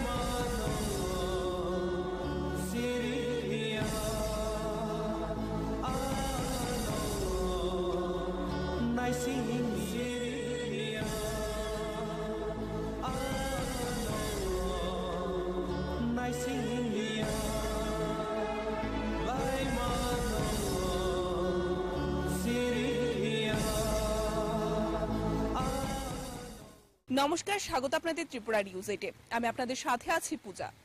আজ আমরা এই মুহূর্তে পৌঁছে গেছি পুরাতন আগরতলা বিমানবন্দরে, এবং আজকে এখানে কি কারণে পৌঁছেছি তা আমরা একে একে আপনাদের সামনে তুলে ধরবো। পুরাতন আগরতলা বিমানবন্দরে এসে পৌঁছানোর পেছনে যে কারণগুলো রয়েছে ত্রিপুরা নিউজ 8-এর, প্রথমত গতকালকে আমরা রাজ্যের বুকে সাড়ম্বরের সহিত প্রত্যেকটি দল থেকে শুরু করে আমরা যদি দেখি প্রত্যেকটি সংস্থা সংগঠন পালন করেছে ১১৫তম মহারাজা বীর বিক্রম কিশোর মাণিক্য বাহাদুরের জন্মবার্ষিকী। কিন্তু বিষয়টি হচ্ছে আমরা কতটুকু সম্মান করছি আদতে মহারাজা বীর বিক্রম কিশোর মাণিক্য বাহাদুরের।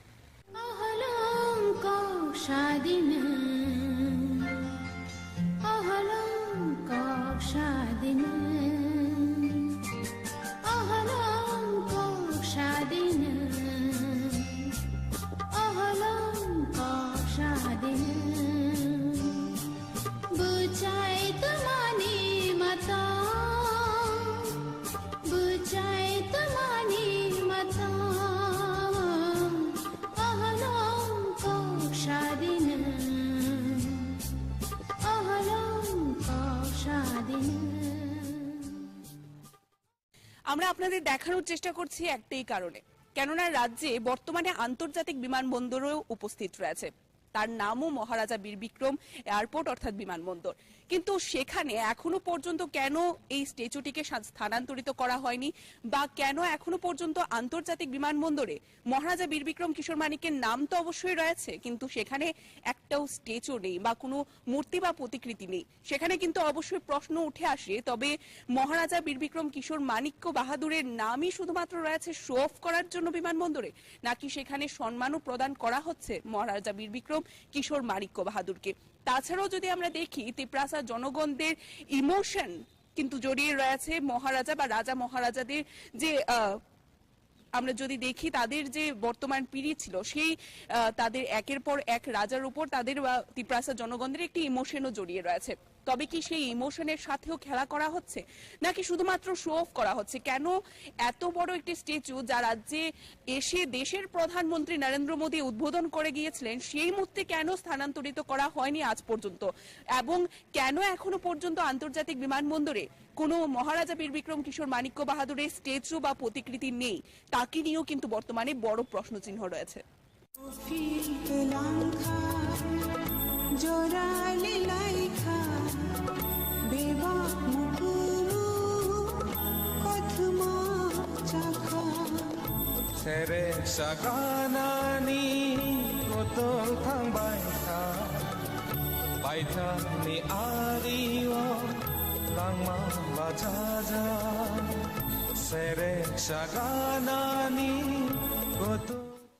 এতক্ষণ পর্যন্ত আমরা আপনাদের সামনে তুলে ধরেছি আগরতলা যে পুরাতন বিমানবন্দর, সেই পুরাতন বিমানবন্দরে যে মহারাজা বীর বিক্রম কিশোর মানিক্য বাহাদুরের যে স্ট্যাচুটি রয়েছে, সেই স্ট্যাচু কি ধরনের পরিত্যক্ত অবস্থায় পড়ে আছে, যেখানে 115তম জন্মবার্ষিকী গোটা রাজ্যে বিভিন্ন দল, বিভিন্ন সংগঠন, বিভিন্ন সংস্থা আড়ম্বরের সহিত পালন করছে। কিন্তু প্রত্যেকটি দল, প্রত্যেকটি সংস্থা, সংগঠন, প্রত্যেকেই বা নেতা নেতৃত্বরা বা তিপ্রাসা যারা জনগণেরা রয়েছে, যারা সর্বসময় বুবাগরাদের সম্মান দিয়ে থাকে, তারা কেউই সেখানে মনে নেই বা তাদের কারোরই সেখানে মনে নেই যে আগরতলা পুরাতন বিমানবন্দরেও একটি স্ট্যাচু বর্তমান রয়েছে মহারাজা বীর বিক্রম কিশোর মানিক্য বাহাদুরের। বর্তমানে কিন্তু আমরা উপস্থিত রয়েছি আন্তর্জাতিক যে বিমানবন্দরটি রয়েছে, শুধুমাত্র আপনাদের সামনে তুলে ধরার জন্য আমরা আন্তর্জাতিক বিমানবন্দরে বর্তমানে উপস্থিত রয়েছি। আপনারা সেই নামটি দেখতে পাচ্ছেন, খুব বড় করে বড় বড় অক্ষরে লেখা আছে মহারাজা বীর বিক্রম বিমানবন্দর। কিন্তু আপনাদের দেখানোর চেষ্টা করব যে এই আন্তর্জাতিক বিমানবন্দরে কোথাও কোনো চিহ্ন নেই মহারাজা বীর বিক্রম কিশোর মানিক্য বাহাদুরে, নেই কোনো স্ট্যাচু, নেই কোনো প্রতিকৃতি।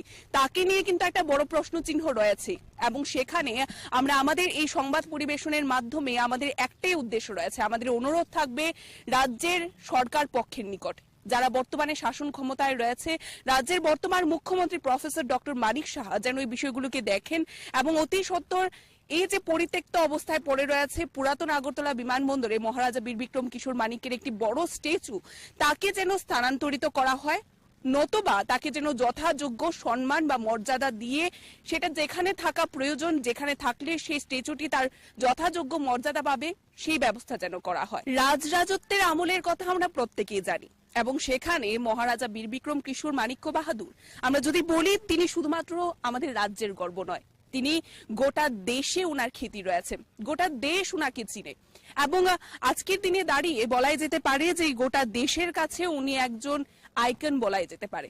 এবং সেখানে দাঁড়িয়ে উনার একটি স্ট্যাচু এইভাবে পরিত্যক্ত অবস্থায় আগরতলার পুরাতন বিমানবন্দরে পড়ে রয়েছে এবং যে আন্তর্জাতিক বিমানবন্দর বলে নাম দেওয়া রয়েছে, সেই বিমানবন্দরে তার কোনো প্রতিকৃতি নেই, তার কোনো চিহ্ন নেই। সেখানে আমাদের অনুরোধ, আবারও বলবো, অনুরোধ থাকবে যেন এই বিষয়টিকে নিয়ে সঠিক পদক্ষেপ গ্রহণ করেন সরকার পক্ষ। এ বলে আমাদের এই বিশেষ রিপোর্ট, আজকে আমরা যে বিশেষ রিপোর্টে তুলে ধরার চেষ্টা করেছি 115তম জন্মবার্ষিকী মহারাজা বীর বিক্রম কিশোর মানিক্য বাহাদুরের পরের দিন, কেননা আমরা দেখানোর চেষ্টা করেছি যে পরের দিন পর্যন্ত এসেছি উনার 115তম জন্মবার্ষিকীতে না উনার স্ট্যাচুতে জল, না একটু পুষ্পার্ঘ, না সেখানে মাল্য প্রদান করা হয়েছে। তাকে নিয়ে কিন্তু বড় প্রশ্ন চিহ্ন থাকছে যে শুধুমাত্র কি শো অফ করার জন্য এই স্ট্যাচু তৈরি করা বা নির্মাণ করা, তাকে যথাযোগ্য মর্যাদা কেন দেওয়া হচ্ছে না। এ বলে আমাদের এই বিশেষ রিপোর্ট ত্রিপুরা নিউজ 8-এর আমরা এখানেই শেষ করছি। পরবর্তী বিভিন্ন আপডেটস দেখতে অবশ্যই চোখ রাখবেন ত্রিপুরা নিউজ 8-এর পর্দায়। ক্যামেরায় রাহুলের সাথে আমি রয়েছি পূজা, ত্রিপুরা নিউজ 8। মশলার দায়িত্বে হাম্বাই গ্রুপ, গুণমানে সেরা, রান্নার ভরসা, হাম্বাই গুরু মশলা। সম্পূর্ণ প্রাকৃতিক, অপার গুণ ও উপকারিতায় পরিপূর্ণ হাম্বাই গুরু মশলা। যদি কেমিক্যাল ফ্রি, কালার ফ্রি, প্রকৃত স্বাদের মশলা খেতে চান, তবে আপনার রান্নাঘরে চাই হাম্বাই গুরু মশলা। রান্নায় শুধুমাত্র তোমাকেই চাই হাম্বাই গুরু মশলা।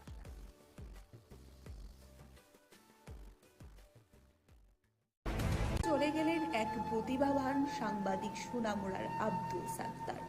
তার এই অকাল প্রয়াণ সোনামুড়া প্রেস ক্লাবের সমস্ত সদস্যরা বর্তমানে গভীরভাবে মর্মাহত, শোকাহত। তার অকাল প্রয়াণে শুধুমাত্র সাংবাদিক মহলই নয়, গোটা সোনামুড়া শহরবাসী আজ শোকাহত। দীর্ঘদিন জটিল রোগের পর রবিবার সকাল 8:20 শেষ নিঃশ্বাস ত্যাগ করেন। তিনি ছিলেন অত্যন্ত প্রতিভাবান সাংবাদিক। তিনি সরাসরি দৈনিক সংবাদ পত্রিকার সাথে যুক্ত ছিলেন। দৈনিক সংবাদ পত্রিকা সকালবেলায় সোনামুড়ায় আসলেই প্রথম গ্রাহকরা আব্দুল সাত্তার কি লিখেছেন চোখ বুলিয়ে নিতেন।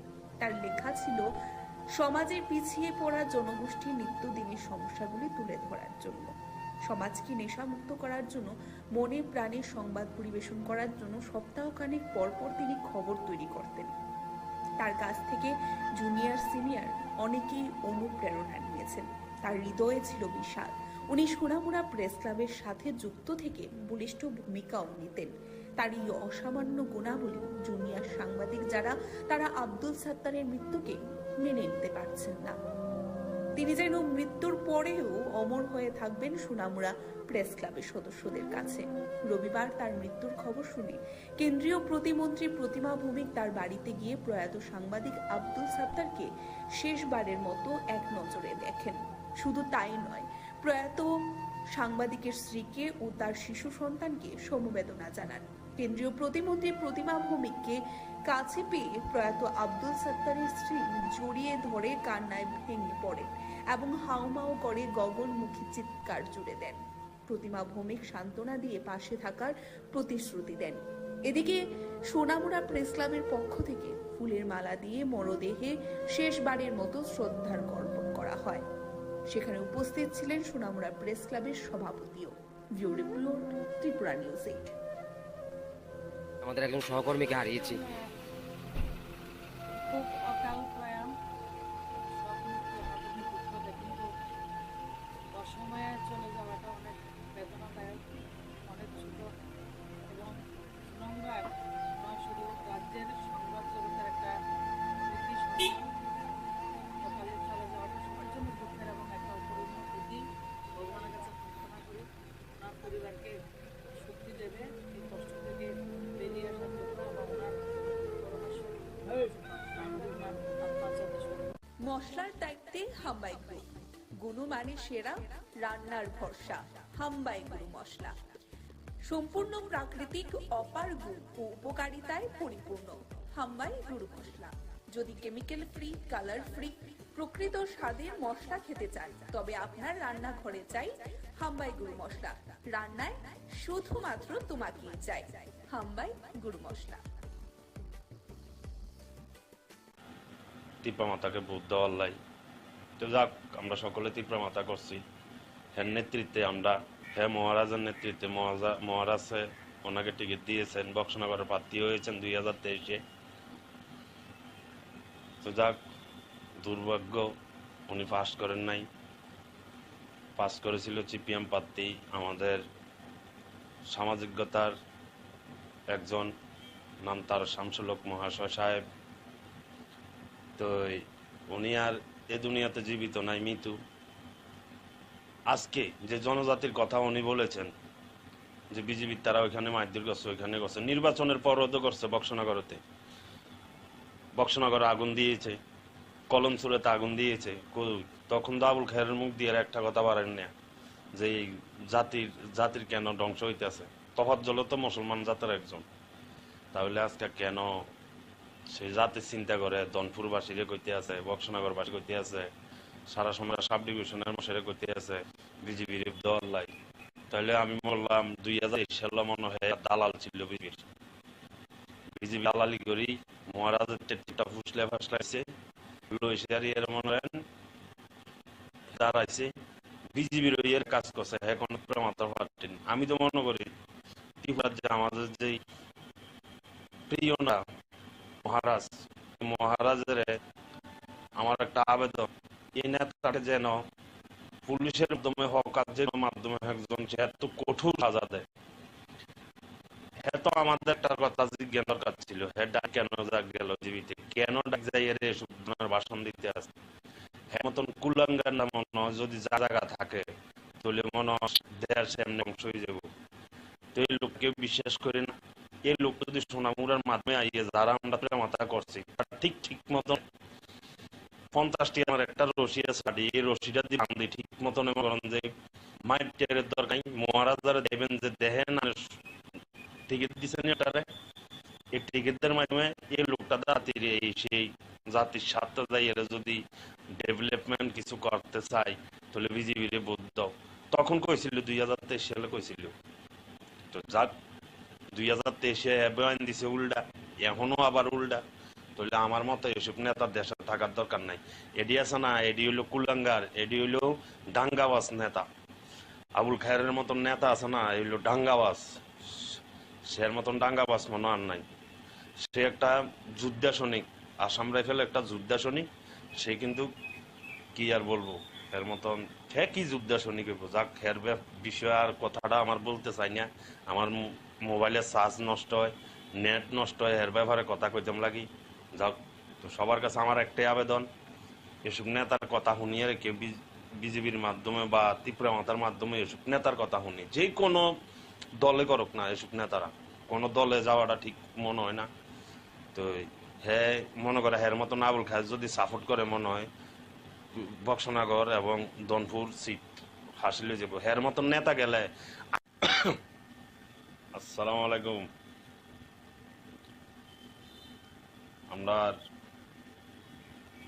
বক্সনগর সোনামুড়া বক্সনগর বাসীরে আমার সালাম রইল, সবার প্রতি, বড় ছোট যতজন আছেন সবার প্রতি আমার সালাম রইল। 2023 বিধানসভা নির্বাচনে ত্রিপুরা মাতা দল করেছিলাম আমরা অনেকে। আজকে হয়তো বছর খানিক হয় নাই, কিছুটা কম আছে। আমাদের মহারাজের মাধ্যমে আমরা সকলে বেশ কিছু লোকের ত্রিপুরা মাতা করি। প্রায় অনেকটি যুবক পোলাবাইন বা মুরব্বী, প্রায় 70-80 জন মানুষ আমরা আড়ালিয়া সোনামুড়াতে আমরা ত্রিপুরা মাতার একটা ইউনিয়ন তৈরি করি আবুল খায়ের মাধ্যমে যাই। আজকে 2023-এ আবুল খায়ের জনজাতির যে মুসলিম সংগঠনের লোকের জন্য ত্রিপুরা মাতার দল হয়ে উনি যা যা ভাষণ দিলেন, যে আমাদের জাতির যত গানে আছে আসাম, দিল্লি, এই গুজরাটে বিজেপির তারা মারধর করতে আছে, সেই অনেক বিভ্রান্ত কথা বলেছেন ত্রিপুরা মাতাকে ভোট দেওয়ার লাই। তো যাক, আমরা সকলে ত্রিপুরা মাতা করছি। হ্যাঁ নেতৃত্বে আমরা, হ্যাঁ মহারাজের নেতৃত্বে, মহারাজে ওনাকে টিকিট দিয়েছেন, বক্সনগরের প্রার্থী হয়েছেন 2023-এ। তো যাক, দুর্ভাগ্য উনি পাস করেন নাই, পাস করেছিল সিপিএম প্রার্থী, আমাদের সামাজিকতার একজন, নাম তার শামসুলক মহাশয় সাহেব। তো উনি আর এ দুনিয়াতে জীবিত নাই, মৃত্যু। আজকে যে জনজাতির কথা উনি বলেছেন যে বিজেপির তারা ওইখানে মারধর করছে, ওইখানে করছে, নির্বাচনের পরও করছে। বক্সনগরে আগুন দিয়েছে, কলমসুরেতে আগুন দিয়েছে, তখন তো আবুল খায়ের মুখ দিয়ে একটা কথা পারেন না যে জাতির কেন ধ্বংস হইতেছে। তফাজ্জল তো মুসলমান জাতের একজন, তাহলে আজকে কেন সেই জাতির চিন্তা করে দনপুরবাসীরে কইতে আছে, বক্সনগরবাসীরে কইতে আছে, সারা সোনামুড়া সাব ডিভিশনের মানুষের কইতে আছে বিজেপির ভোট দেওয়ার লাই। তাহলে আমি মনে করলাম 2023 সালে মনে হয় একটা দালাল ছিল বিজেপির দালালি করি মহারাজের টিকিটটা ফাসলাই লইছে আর এর মনে করেন হে দাঁড়াইছে বিজেপির ওই হে কাজ করছে, হে কোনো ত্রিপুরা মাতার পার্টির না। আমি তো মনে করি যে ত্রিপুরা রাজ্যে আমাদের যেই প্রিয় নেতা মহারাজ, এই মহারাজের আমার একটা আবেদন, এই নেতাটাকে যেন পুলিশের মাধ্যমে হোক আর যে কোনো মাধ্যমে একজন যেহেতু কঠোর সাজা দেয়। হ্যাঁ তো আমাদের একটা কথা জিজ্ঞানের দরকার ছিল, হ্যাঁ ডাইরেক্ট কেন গেল বিজেপিতে, কেন ডাইরেক্ট যাই এর এসব ধরনের ভাষণ দিতে আছে। হ্যার মতন কুলাঙ্গার নেতা মনে হয় যদি জায়গা থাকে তাহলে মনে হয় দেশ এমনি ধ্বংস হয়ে যাব। তো এই লোকটারে কেউ বিশ্বাস করেন না। এই লোকটা যদি সোনামুড়ার মাধ্যমে আইয়ে যারা আমরা ত্রিপুরা মাতা করছি তারা ঠিক মতনে 50 টাকা দামের একটা রশি আছে বাড়ি, এই রশিটা দিয়ে বাঁধি ঠিক মতনে মনে করেন যে মাইট টেরের দরকার নাই, মহারাজারে দেয়াইবেন যে দেখেন আপনি টিকিট দিচ্ছেন এই লোকটারে। এই টিকিটের মাধ্যমে এই লোকটা দাঁড়াইছিল, এই লোকটা তখন এই কথা কইছে, এখন আবার এই কথা কয় যে মুসলমান জাতির এই সেই জাতির স্বার্থে যাই এরা যদি ডেভেলপমেন্ট কিছু করতে চাই তাহলে বিজেপির ভোট দাও। তখন কইছিল 2023 সালে কইছিল। তো যাক 2023-এ বয়ান দিছে উল্টা, এখনো আবার উল্টা। তাহলে আমার মতো এসব নেতার দেশে থাকার দরকার নাই। এডি আছে না, এডি হইলো কুলাঙ্গার, এডি হইলো ডাঙ্গাবাজ নেতা। আবুল খায়ের মতন নেতা আছে না, হইলো ডাঙ্গাবাজ, সের মতন ডাঙ্গাবাজ মনে আর নাই। সে একটা যুদ্ধা সৈনিক, আসাম রাইফেল একটা যোদ্ধা সৈনিক, সে কিন্তু কি আর বলবো, এর মতন সে কি যোদ্ধা সৈনিক হইব। যাক, এর বিষয়ে আর কথাটা আমার বলতে চাই না। আমার মোবাইলের চার্জ নষ্ট হয়, নেট নষ্ট হয়, এর ব্যাপারে কথা কইতাম লাগি। যাক, তো সবার কাছে আমার একটাই আবেদন, এসব নেতার কথা শুনিয়ে রেখে বিজেপির মাধ্যমে বা ত্রিপুরা মাতার মাধ্যমে এসব নেতার কথা শুনি, যে কোনো দলে করুক না, এসব নেতারা কোনো দলে যাওয়াটা ঠিক মনে হয় না। তো হ্যাঁ মনে করে হের মতন আবুল খায়ের যদি সাপোর্ট করে, মনে হয় বক্সনগর এবং দনপুর সিট হাসিলে যাব। হের মতন নেতা গেলে আর এর আগে তো তফাজ্জল ভাই মনে করেন 4048 ভোটে ফেল গেছে, এবার মনে 9000 ভোটে ফেল যাব। যদি এই নেতাটার লগের আয়, এগুলো একটা চোর, এর মতন চোর আর নাই। যাক, আসসালামু আলাইকুম, সকলে ভালো থাকেন। সবার কাছে আমার দোয়া রইল, সবাই আমি দোয়া করি ভালো থাকেন। যাক, এতটুকু আমার কথা। আসসালামু আলাইকুম। আমরা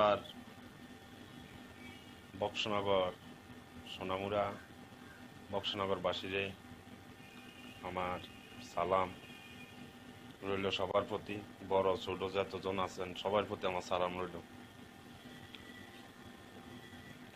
2023 বিধানসভা নির্বাচনে ত্রিপুরা মাতা দল করেছিলাম আমরা অনেকে। আজকে হয়তো বছরখানিক হয় নাই, কিছুটা কম আছে। আমাদের মহারাজের মাধ্যমে আমরা সকলে বেশ কিছু লোকের ত্রিপুরা মাতা করি।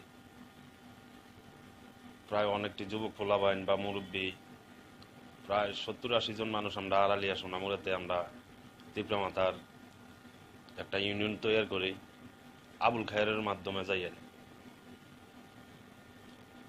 আজকে 2023-এ আবুল খায়ের জনজাতির যে মুসলিম সংগঠনের লোকের জন্য ত্রিপুরা মাতার দল হয়ে উনি যা যা ভাষণ দিলেন, যে আমাদের জাতির যত গানে আছে, আসাম, দিল্লি, এই গুজরাটে বিজেপির তারা মারধর করতে আছে, সেই অনেক বিভ্রান্ত কথা বলেছেন ত্রিপুরা মাতাকে ভোট দেওয়ার লাই। তো যাক, আমরা সকলে ত্রিপুরা মাতা করছি। হ্যাঁ নেতৃত্বে আমরা, হ্যাঁ মহারাজের নেতৃত্বে, মহারাজে ওনাকে টিকিট দিয়েছেন, বক্সনগরের প্রার্থী হয়েছেন 2023-এ। তো যাক, দুর্ভাগ্য উনি পাস করেন নাই, পাস করেছিল সিপিএম প্রার্থী, আমাদের সামাজিকতার একজন, নাম তার শামসুল হক মহাশয় সাহেব। তো উনি আর এ দুনিয়াতে জীবিত নাই, মৃত্যু। আজকে যে জনজাতির কথা উনি বলেছেন, যে বিজেপির তারা ওইখানে মারধর করছে, ওইখানে করছে, নির্বাচনের পরও তো করছে। বক্সনগরে আগুন দিয়েছে, কলমসুরেতে আগুন দিয়েছে, তখন তো আবুল খায়ের মুখ দিয়ে একটা কথা পারেন না যে জাতির কেন ধ্বংস হইতেছে। তফাজ্জল তো মুসলমান জাতের একজন, তাহলে আজকে কেন সেই জাতির চিন্তা করে দনপুরবাসীরে কইতে আছে, বক্সনগরবাসীরে কইতে আছে, সারা সোনামুড়া সাব ডিভিশনের মানুষের কইতে আছে বিজেপির ভোট দেওয়ার লাই। তাহলে আমি মনে করলাম 2023 সালে মনে হয় একটা দালাল ছিল বিজেপির দালালি করি মহারাজের টিকিটটা ফাসলাই লইছে আর এর মনে করেন হে দাঁড়াইছে বিজেপির ওই হে কাজ করছে, হ্যাঁ কোনো ত্রিপুরা মাতার ফাটেন না। আমি তো মনে করি যে ত্রিপুরা রাজ্যে আমাদের যেই প্রিয় নেতা মহারাজ, এই মহারাজের আমার একটা আবেদন, এই নেতাটাকে যেন পুলিশের মাধ্যমে হোক আর যে কোনো মাধ্যমে একজন যেহেতু কঠোর সাজা দেয়। হ্যাঁ তো আমাদের একটা কথা জিজ্ঞানের দরকার ছিল, হ্যাঁ ডাইরেক্ট কেন গেল বিজেপিতে, কেন ডাইরেক্ট যাই এর এসব ধরনের ভাষণ দিতে আছে। হ্যার মতন কুলাঙ্গার নেতা মনে হয় যদি জায়গা থাকে তাহলে মনে হয় দেশ এমনি ধ্বংস হয়ে যাব। তো এই লোকটারে কেউ বিশ্বাস করেন না। এই লোকটা যদি সোনামুড়ার মাধ্যমে আইয়ে যারা আমরা ত্রিপুরা মাতা করছি তারা ঠিক মতনে 50 টাকা দামের একটা রশি আছে বাড়ি, এই রশিটা দিয়ে বাঁধি ঠিক মতনে মনে করেন যে মাইট টেরের দরকার নাই, মহারাজারে দেয়াইবেন যে দেখেন আপনি টিকিট দিচ্ছেন এই লোকটারে, এই টিকিটের মাধ্যমে এই লোকটা দাঁড়াইছিল, এই লোকটা তখন এই কথা কইছে, এখন আবার এই কথা কয় যে মুসলমান জাতির এই সেই জাতির স্বার্থে যাই এরা যদি ডেভেলপমেন্ট কিছু করতে চাই তাহলে বিজেপির ভোট দাও। তখন কইছিল 2023 সালে কইছিল। তো যাক 2023-এ বয়ান দিছে উল্টা, এখনো আবার উল্টা। তাহলে আমার মতো এসব নেতার দেশে থাকার দরকার নাই। এডি আছে না, এডি হইলো কুলাঙ্গার, এডি হইলো ডাঙ্গাবাজ নেতা। আবুল খায়েরের মতন নেতা আছে না, এই হইলো ডাঙ্গাবাজ। সের মতন ডাঙ্গাবাজ মনে আর নাই। সে একটা যোদ্ধা সৈনিক, আসাম রাইফেল একটা যোদ্ধা সৈনিক। সে কিন্তু কি আর বলবো, এর মতন কি যোদ্ধা সৈনিক হইব। যাক, এর বিষয় আর কথাটা আমার বলতে চাই না। আমার মোবাইলের চার্জ নষ্ট হয়, নেট নষ্ট হয়, এর ব্যাপারে কথা কইতাম লাগি। যাক, তো সবার কাছে আমার একটাই আবেদন, এসব নেতার কথা শুনিয়ে রেখে বিজেপির মাধ্যমে বা ত্রিপুরা মাতার মাধ্যমে এসব নেতার কথা শুনি, যে কোনো দলে করুক না এসব নেতারা, কোনো দলে যাওয়াটা ঠিক মনে হয় না। তো হ্যাঁ মনে করে হের মতন আবুল খায়ের যদি সাপোর্ট করে, মনে হয় বক্সনগর এবং দনপুর সিট হাসিলে যাব। হের মতন নেতা গেলে আরো, এর আগে তো তফাজ্জল ভাই মনে করেন 4048 ভোটে ফেল গেছে, এবার মনে 9000 ভোটে ফেল যাব। যদি এই নেতাটার লগেরা এগুলো একটা চোর, এর মতন চোর আর নাই। যাক, আসসালামু আলাইকুম, সকলে ভালো থাকেন। সবার কাছে আমার দোয়া রইল, সবাই আমি দোয়া করি ভালো থাকেন। যাক, এতটুকু আমার কথা। আসসালামু আলাইকুম। আমরা বক্সনগর সোনামুড়া বক্সনগর বাসীরে আমার সালাম রইল সবার প্রতি, বড় ছোট যতজন আছেন সবার প্রতি আমার সালাম রইল। 2023 বিধানসভা নির্বাচনে ত্রিপুরা মাতা দল করেছিলাম আমরা অনেকে। আজকে হয়তো বছরখানিক হয় নাই, কিছুটা কম আছে। আমাদের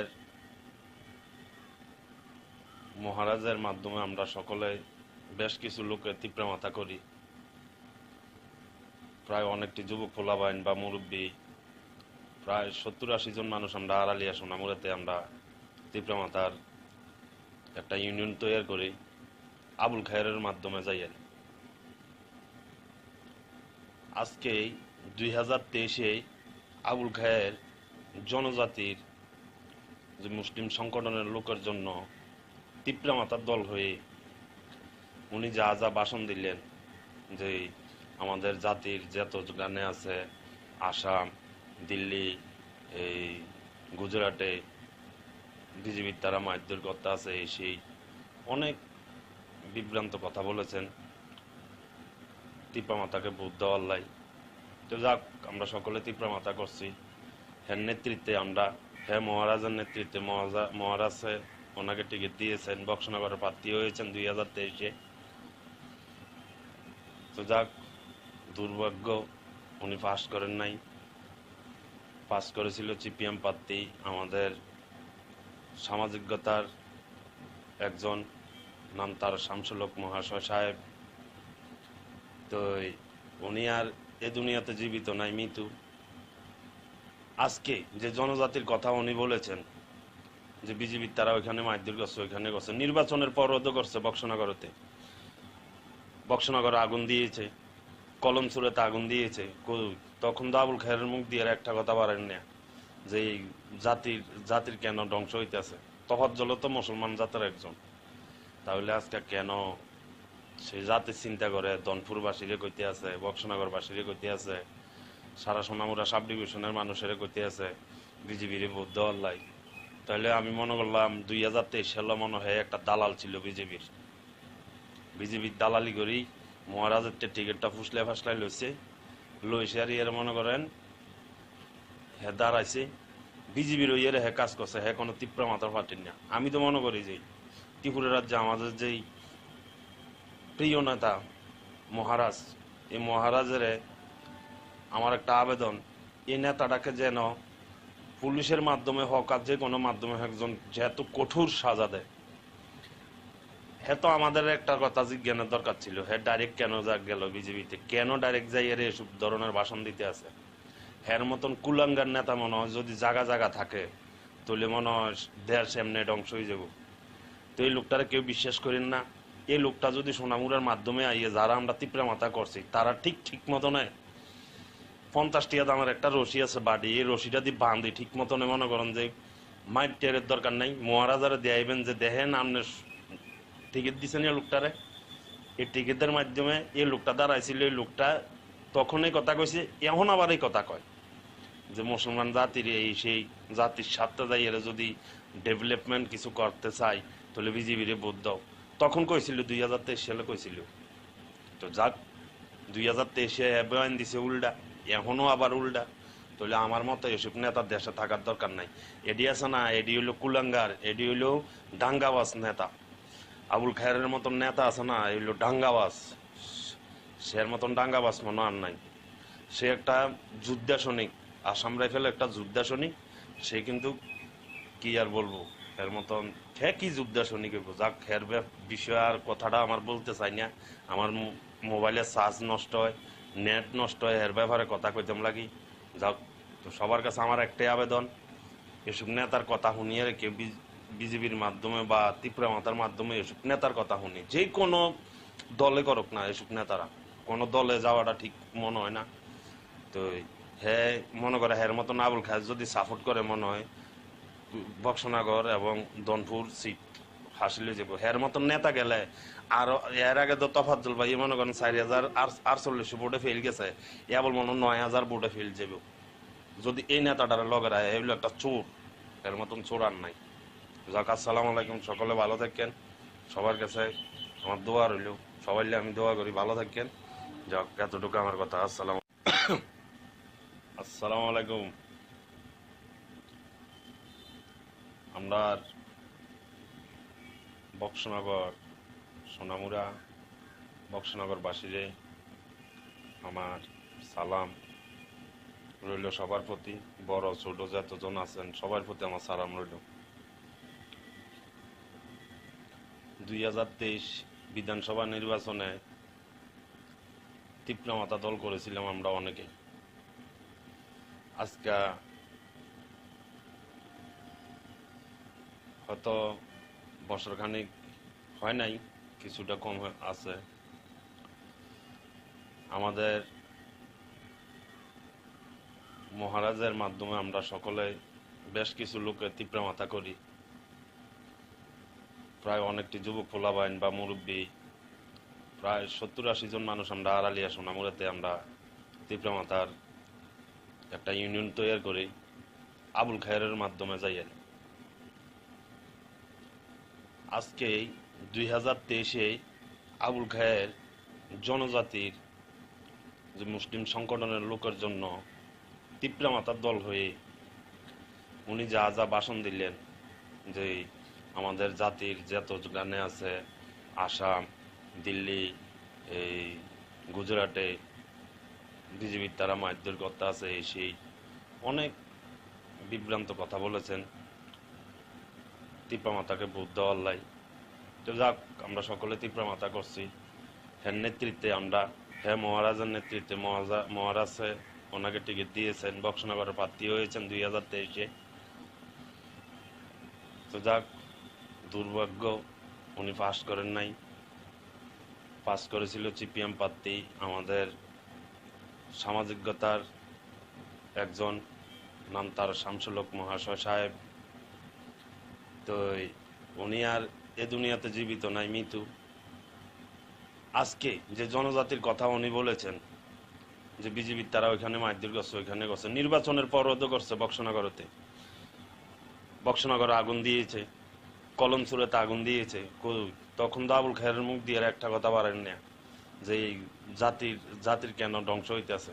তফাজ্জল তো মুসলমান জাতের একজন, তাহলে আজকে কেন সেই জাতির চিন্তা করে দনপুরবাসীরে কইতে আছে, বক্সনগরবাসীরে কইতে আছে, সারা সোনামুড়া সাব ডিভিশনের মানুষের কইতে আছে বিজেপির ভোট দেওয়ার লাই।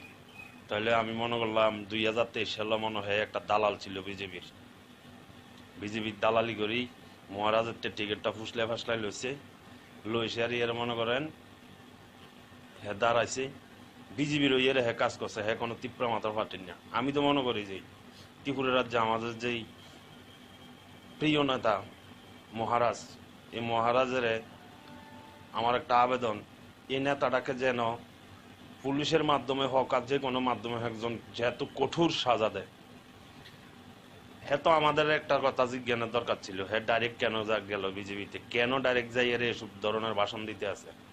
হ্যার মতন কুলাঙ্গার নেতা মনে হয় যদি জায়গা জায়গা থাকে তাহলে মনে হয় দেশ এমনি ধ্বংস হয়ে যাব। তো এই লোকটারে কেউ বিশ্বাস করেন না।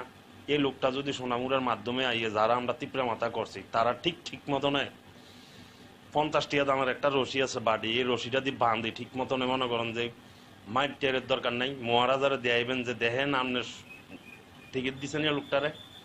এই টিকিটের মাধ্যমে এই লোকটা দাঁড়াইছিল, এই লোকটা তখন এই কথা কইছে, এখন আবার এই কথা কয় যে মুসলমান জাতির এই সেই জাতির স্বার্থে যাই এরা যদি ডেভেলপমেন্ট কিছু করতে চাই তাহলে বিজেপির ভোট দাও। তখন কইছিল 2023 সালে কইছিল।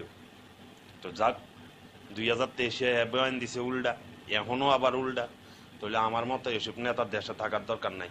এডি আছে না, এডি হইলো কুলাঙ্গার, এডি হইলো ডাঙ্গাবাজ নেতা।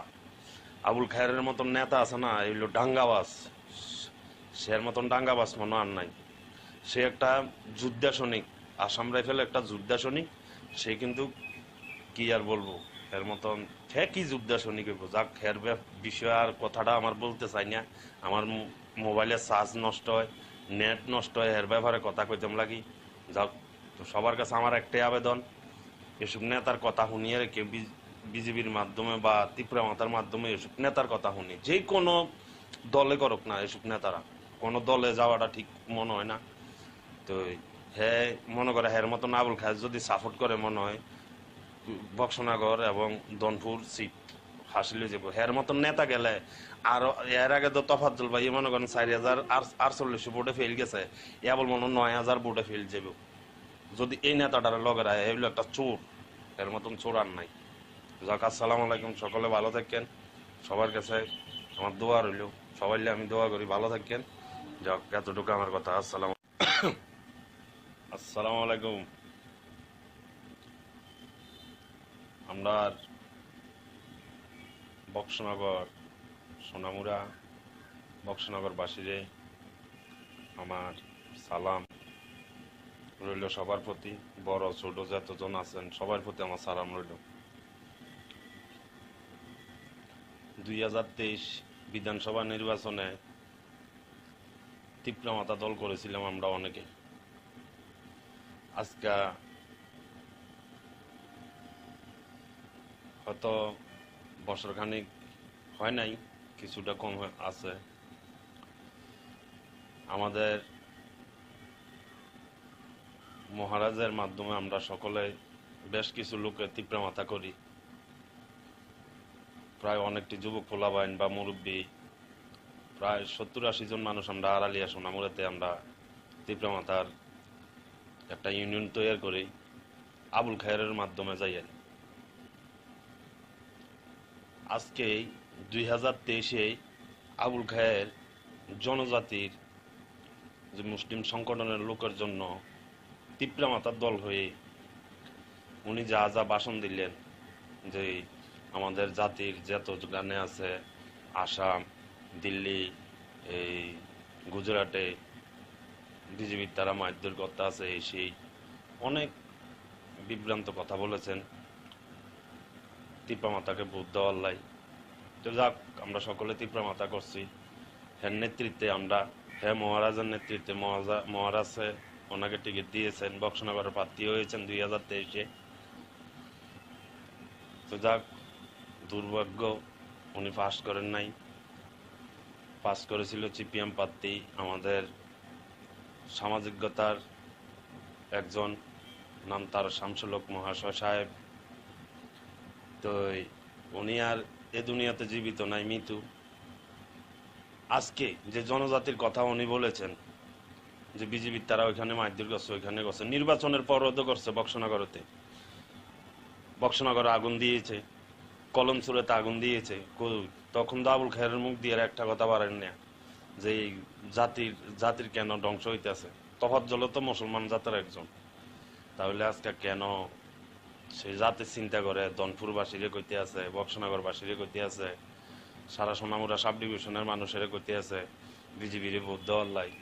তাহলে আমি মনে করলাম 2023 সালে মনে হয় একটা দালাল ছিল বিজেপির, বিজেপির দালালি করি মহারাজের টিকিটটা ফুসলে ফাসলাই লইছে আর এর মনে করেন হ্যাঁ দাঁড়াইছে বিজেপির ওই হ্যাঁ কাজ করছে হ্যাঁ কোনো তীব্র মাথার ফাটেন না। আমি তো মনে করি যে ত্রিপুরা রাজ্যে আমাদের যেই প্রিয় নেতা মহারাজ, এই মহারাজের আমার একটা আবেদন, এই নেতাটাকে যেন পুলিশের মাধ্যমে হোক আর যে কোনো মাধ্যমে একজন যেহেতু কঠোর সাজা দেয়।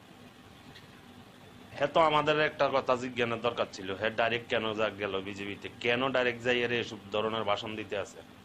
হ্যার মতন কুলাঙ্গার নেতা মনে হয় যদি জায়গা জায়গা থাকে তাহলে মনে হয় দেশ এমনি ধ্বংস হয়ে যাব। তো এই লোকটারে কেউ বিশ্বাস করেন না। এই লোকটা যদি সোনামুড়ার মাধ্যমে আইয়ে যারা আমরা তীব্র মাথা করছি তারা ঠিক মতনে 50 টাকা দামের একটা রশি আছে বাড়ি, এই রশিটা দিয়ে বান্ধি ঠিক মতনে মনে করেন যে মাইট টেরের দরকার নাই, মহারাজারে দেয়াইবেন যে দেখেন আপনি টিকিট দিচ্ছেন এই লোকটারে। এই টিকিটের মাধ্যমে এই লোকটা দাঁড়াইছিল, এই লোকটা তখনই কথা কইছে, এখন আবার এই কথা কয় যে মুসলমান জাতির এই সেই জাতির স্বার্থে যাই এরা যদি ডেভেলপমেন্ট কিছু করতে চাই তাহলে বিজেপির ভোট দাও। তখন কইছিল 2023 সালে কইছিল। তো যাক 2023-এ বয়ান দিছে উল্টা, এখনো আবার উল্টা। তাহলে আমার মতো এসব নেতার দেশে থাকার দরকার নাই। এডি আছে না, এডি হইলো কুলাঙ্গার, এডি হইলো ডাঙ্গাবাজ নেতা। আবুল খায়ের মতন নেতা আছে না, এই হইলো ডাঙ্গাবাজ। সের মতন ডাঙ্গাবাজ মনে আর নাই। সে একটা যোদ্ধা সৈনিক, আসাম রাইফেল একটা যোদ্ধা সৈনিক। সে কিন্তু কি আর বলবো, এর মতন কি যোদ্ধা সৈনিক হইব। যাক এর বিষয় আর কথাটা আমার বলতে চাই না।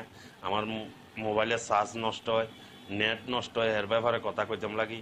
যাক, তো সবার কাছে আমার একটাই আবেদন, এসব নেতার কথা শুনিয়ে রেখে বিজেপির মাধ্যমে বা ত্রিপুরা মাতার মাধ্যমে এসব নেতার কথা শুনি, যে কোনো দলে করুক না এসব নেতারা, কোনো দলে যাওয়াটা ঠিক মনে হয় না। তো হ্যাঁ মনে করে হ্যার মতন আবুল খায়ের যদি সাপোর্ট করে মনে হয় বক্সনগর এবং দনপুর সিট হাসিলে যাব। হ্যার মতন নেতা গেলে আর এর আগে তো তফাজ্জল ভাই মনে করেন 4048 ভোটে ফেল গেছে, বল মনে 9000 ভোটে ফেল যাব। যদি এই নেতাটার লগেরা এগুলো একটা চোর, এর মতন চোর আর নাই। যাক, আসসালামু আলাইকুম, সকলে ভালো থাকেন। সবার কাছে আমার দোয়া রইল, সবাই আমি দোয়া করি ভালো থাকেন। যাক, এতটুকু আমার কথা। আসসালামু আলাইকুম। আমরা বক্সনগর সোনামুড়া বক্সনগর বাসীরে আমার সালাম রইল সবার প্রতি, বড় ছোট যতজন আছেন সবার প্রতি আমার সালাম রইল। 2023 বিধানসভা নির্বাচনে তীব্র মাথা দল করেছিলাম আমরা অনেকে। আজকে হয়তো বছর খানিক হয় নাই, কিছুটা কম আছে। আমাদের মহারাজের মাধ্যমে আমরা সকলে বেশ কিছু লোকের তীব্র মাথা করি। প্রায় অনেকটি যুবক পোলাবাইন বা মুরব্বী, প্রায় 70-80 জন মানুষ আমরা আড়ালিয়া সোনামুড়াতে আমরা তীব্র মাথার একটা ইউনিয়ন তৈরি করি আবুল খায়ের মাধ্যমে যাই। আজকে 2023-এ আবুল খায়ের জনজাতির যে মুসলিম সংগঠনের লোকের জন্য তীব্র মাথার দল হয়ে উনি যা যা ভাষণ দিলেন, যে আমাদের জাতির যত গানে আছে আসাম, দিল্লি, এই গুজরাটে বিজেপির তারা মারধর করতে আছে, সেই অনেক বিভ্রান্ত কথা বলেছেন তীব্র মাতাকে ভোট দেওয়ার লাই। তো যাক, আমরা সকলে তীব্র মাতা করছি। হ্যাঁ নেতৃত্বে আমরা, হ্যাঁ মহারাজের নেতৃত্বে মহারাজে ওনাকে টিকিট দিয়েছেন, বক্সনগরের প্রার্থী হয়েছেন 2023-এ। তো যাক, দুর্ভাগ্য উনি পাস করেন নাই। পাস করেছিল সিপিএম প্রার্থী, আমাদের সামাজিকতার একজন, নাম তার শামসুল হক মহাশয় সাহেব। তো উনি আর এ দুনিয়াতে জীবিত নাই, মৃত্যু। আজকে যে জনজাতির কথা উনি বলেছেন যে বিজেপির তারা ওইখানে মারধর করছে, ওইখানে করছে, নির্বাচনের পরও তো করছে। বক্সনগরে আগুন দিয়েছে, কলমসুরেতে আগুন দিয়েছে, তখন তো আবুল খায়েরের মুখ দিয়ে একটা কথা বাড়েন না যে এই জাতির কেন ধ্বংস হইতেছে। তফাজ্জল তো মুসলমান জাতের একজন, তাহলে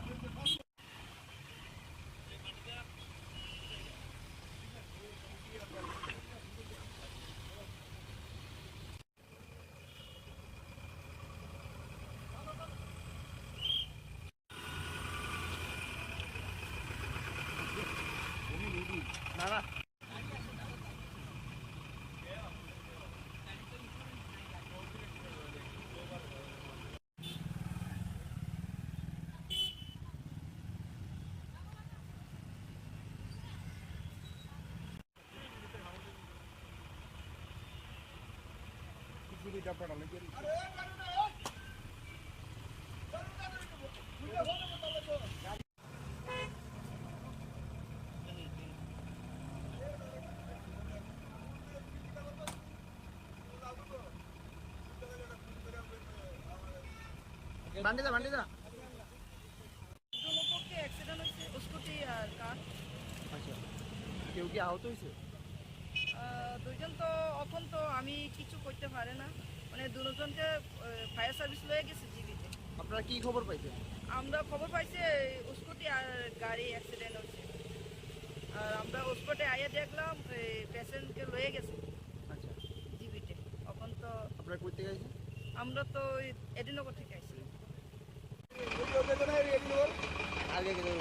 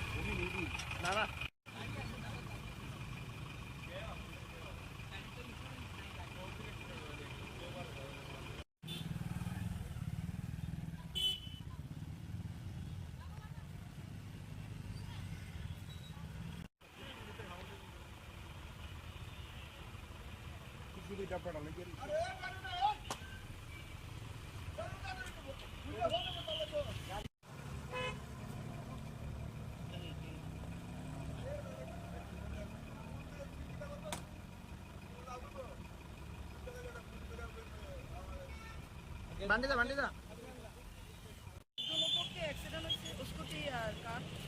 আচ্ছা, কেউ কি আহত হয়েছে?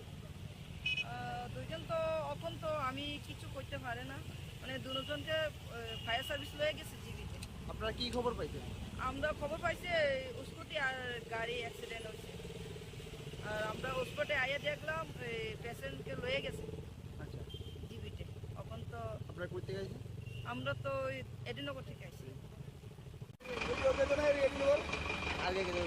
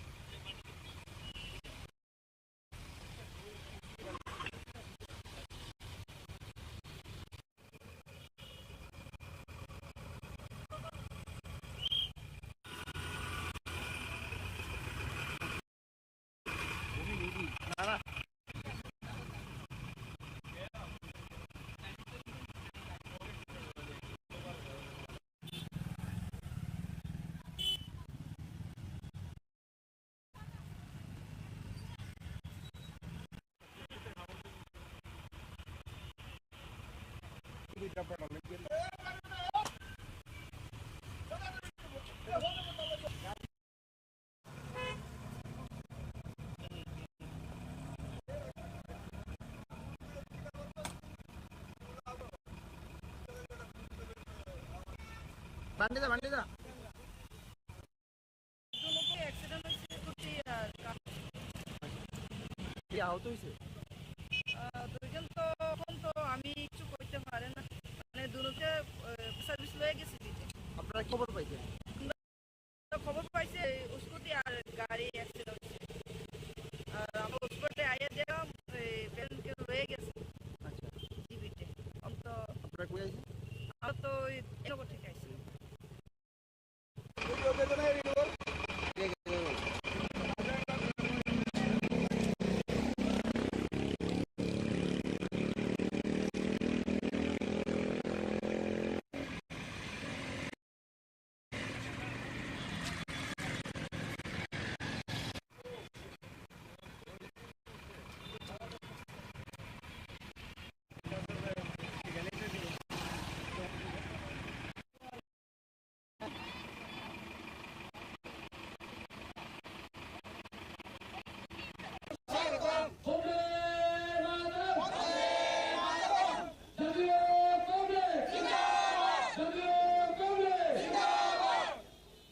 করছি এর থেকে উত্তরণের জন্য যারা শুভচিন্তক, যারা দেশকে নিয়ে চিন্তা ভাবনা করেন, দেশের মানুষের জন্য তাদের কাজ করার ইচ্ছা রয়েছেন, সকলের কাছে আজকের এই ঐতিহাসিক দিনে, এই পবিত্র দিনে আমাদের আবেদন থাকবে সঞ্জীব ভট্টাচার্যের মতো নেতারা যখন দলে যোগদান করছেন, ওনার পথ আপনারা অনুসরণ করুন। আমাদের দলের প্রতি বিশ্বাস রেখে, আস্থা রেখে আপনারা যোগদান করুন। যাতে করে দেশ এবং দেশের মানুষ রেহাই পায় এবং সত্যিকারের অর্থে গণতন্ত্রের স্বাদ পায়। উপনির্বাচনে প্রদেশ কংগ্রেস প্রচারে যাবে কি বাম প্রার্থীর সমর্থনে? এটা নিয়ে তো আমাদেরকে বামপন্থী বন্ধুরা বলেনও নি। আমার মনে হয় তারা ওখানে সেলফ সাফিসিয়েন্ট, কাজে আমরা আমাদের কর্মীরা অলরেডি ওখানে যে সিদ্ধান্ত আমরা নিয়েছি, উপনির্বাচন রাজ্য নেতৃত্ব যাওয়ার কোনো লাগে না। ওখানে জেলা কংগ্রেস সভাপতি সহ জেলার নেতৃত্ব রয়েছেন, ওনারা যা যা করার করবেন। প্রয়াত প্রধানমন্ত্রী ভারতরত্ন রাজীব গান্ধীর ৭৯তম জন্মতিথি সারা দেশের সঙ্গে জাতীয় কংগ্রেসের কর্মসূচি হিসাবে ত্রিপুরা প্রদেশ কংগ্রেসের পক্ষ থেকে প্রধান কার্যালয়ে আজকে সদ্ভাবনা যাত্রার সমাপ্তি অনুষ্ঠানে আমরা মিলিত হয়েছি রাজীব গান্ধীর মর্মর মূর্তির তলে। রাজীব গান্ধীজির এই ভারতবর্ষের সমগ্র দেশব্যাপী জনগণের মনে তার প্রধানমন্ত্রীত্বে এবং দেশের সেবার কাজে আজও প্রাসঙ্গিক। দেশের আধুনিকতার, তথ্য প্রযুক্তির, টেলিকমিউনিকেশনের যুগে এবং ভারতবর্ষের যুব সমাজকে এগিয়ে নিয়ে যাওয়ার জন্য উনি যে স্বপ্ন দেখেছেন, সেই স্বপ্ন উনি ওনার প্রধানমন্ত্রীত্বের সময়কাল থেকে শুরু করে আজও এটা বর্তমান, এটা এগিয়ে চলেছে। রাজীব গান্ধী ছিলেন একজন শান্তির অগ্রদূত। বিশেষ করে উত্তর পূর্বাঞ্চল সহ সমগ্র দেশে এবং ভারতবর্ষের পার্শ্ববর্তী দেশগুলিতে শান্তি প্রতিষ্ঠার লক্ষ্যে ওনার প্রয়াস আজকে সর্বজন বিদিত। উত্তর পূর্বাঞ্চলকে শান্তি এবং সম্প্রীতিতে প্রতিষ্ঠা করার লক্ষ্যে উনি যেমন জাতীয় কংগ্রেসের হাল ধরে জাতীয় কংগ্রেসের জন্য সেখানে আত্মত্যাগ করেছিলেন, ভারতবর্ষের শান্তি প্রতিষ্ঠাতেও উনি আত্মবলিদান দিয়েছিলেন। এই দিবসে ওনাকে স্মরণ করা, ওনার প্রতি শ্রদ্ধাঞ্জলি প্রদান করা এবং ভারতবাসী হিসাবে আমরা গর্ববোধ করি যে এমন একজন প্রয়াত প্রধানমন্ত্রীকে আমরা এই দেশের জন্য পেয়েছিলাম। যদিও ওনার আয়ুষ্কাল খুব কম ছিল এবং সেই সময়কালের মধ্যে উনি ভারতবর্ষকে পাশ্চাত্যের সঙ্গে পাল্লা দিয়ে উন্নত ভারত, তথ্য প্রযুক্তির ভারত, ভারতবর্ষের যুব সম্প্রদায়ের তাদের অধিক ক্ষমতায়ন, তাদের অধিকার, একটা যুগান্তকারী যে সিদ্ধান্ত 18 বছরের অধিক যারা বয়স তাদেরকে ভোটাধিকার প্রয়োগ করা, ভারতবর্ষের টেলিকমিউনিকেশনে একটা নূতন দিগন্তের উন্মোচন করে দিয়ে ভারতবর্ষকে এমন একটা মাত্রায় পৌঁছে দিয়েছেন যে আজকে ভারতবর্ষ অর্থনীতিতে বলুন, তাদের ভারতবর্ষের যে অবস্থান, এই অবস্থান শক্তিশালী হতে এটা রাজীব গান্ধীর একটা বিরাট অবদান ছিল। কিন্তু ভারতবর্ষের বুকে একটা এমন একটা শাসক দল আজকে ক্ষমতাসীন, যারা ভারতবর্ষের ইতিহাসকে বিকৃত করে চলেছে, যারা ভারতবর্ষের প্রাচীন ইতিহাস থেকে শুরু করে ভারতবর্ষের স্বাধীনোত্তর যে ভারতবর্ষের বিকাশের যারা বিকাশ পুরুষ, তাদের ইতিহাসকে আজকে তারা বিলীন করে দিতে চাইছে। এখনো ষড়যন্ত্রের বিরুদ্ধে ভারতবর্ষের জাতীয় কংগ্রেস, ভারতবর্ষের জনগণ আজকে লড়াইয়ে অবতীর্ণ হয়েছে। ভারতবর্ষের প্রয়াত প্রধানমন্ত্রী ভারতরত্ন রাজীব গান্ধীর জন্মদিনে আমরা অঙ্গীকারবদ্ধ হচ্ছি যে ভারতবর্ষকে এই দুঃশাসন থেকে, এই অগণতান্ত্রিক শাসন থেকে মুক্ত করার লক্ষ্যে আমরা ঐক্যবদ্ধভাবে প্রয়াস নেব এবং রাজীব গান্ধীর আদর্শিত পথে আমরা আগামী দিন এগিয়ে যাব। Samanya tamu ni bagi yang dia kiri komen John Jega amun bagi yang tini kono salia no ang dia jaga samung tangna yang proses samung ni bisi tu kau salai nai narawa manai perawat tamu salai kau tini kono salia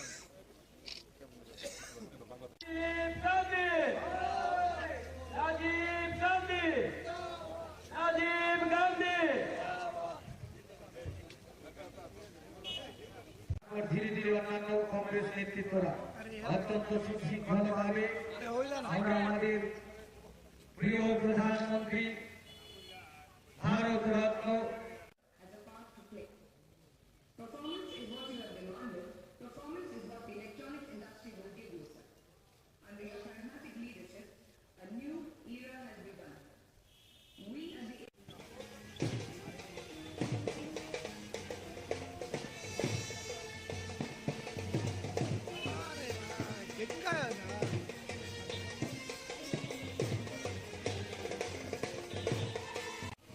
রাজ্যের যুব সম্প্রদায় নেশায় আকৃষ্ট হয়ে নেশায় আসক্ত হয়ে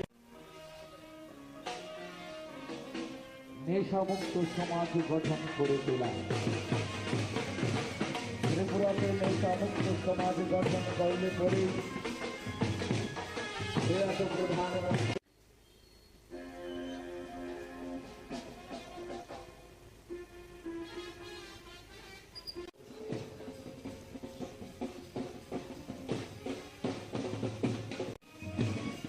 ভারতের রত্ন রাজীব গান্ধীজির শব্দ সফল হবে বলে আমরা বিশ্বাস করি।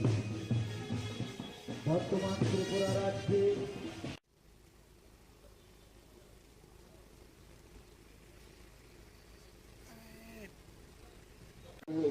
রাজীব গান্ধীজি অমর রহে। জয় হিন্দ, বন্দে মাতরম।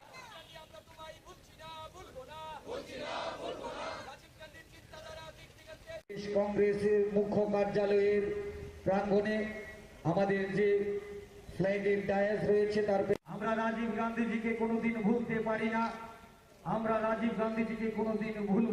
আজকের এই সদ্ভাবনা দিবসের আমাদের প্রধান লক্ষ্য ত্রিপুরাতে সকল যুব সম্প্রদায়ের প্রতি উদাত্ত পথে আহ্বান রাখছি।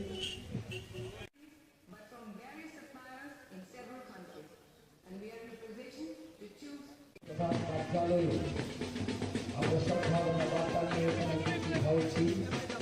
আর কিছুক্ষণের মধ্যেই অত্যন্ত করছি সেবা দলের পতাকা উত্তোলনের জন্য এগিয়ে যাওয়ার জন্য এবং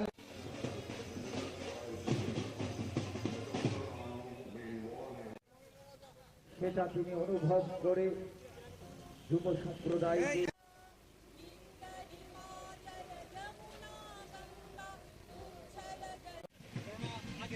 আহ্বান জানাচ্ছি নেশা থেকে মুক্ত থাকার জন্য। রাজীব গান্ধীজি অমর রহে, রাজীব গান্ধীজি অমর রহে, রাজীব গান্ধীজি অমর রহে। আমরা অত্যন্ত কলুষিত করে তুলেছে সমাজের মধ্যে হিংসা বিশৃঙ্খলা।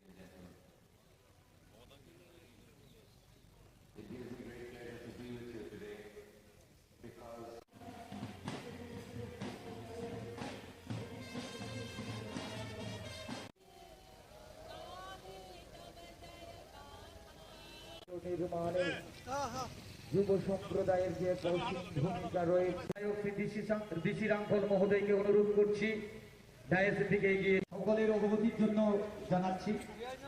আমরা এখন ধীরে ধীরে আমরা রাজীব গান্ধীজিকে কোনোদিন ভুলতে পারি না, আমরা রাজীব গান্ধীজিকে কোনোদিন ভুলব। দলীয় পতাকা দিয়ে ওনাকে বরণ করে নেওয়ার জন্য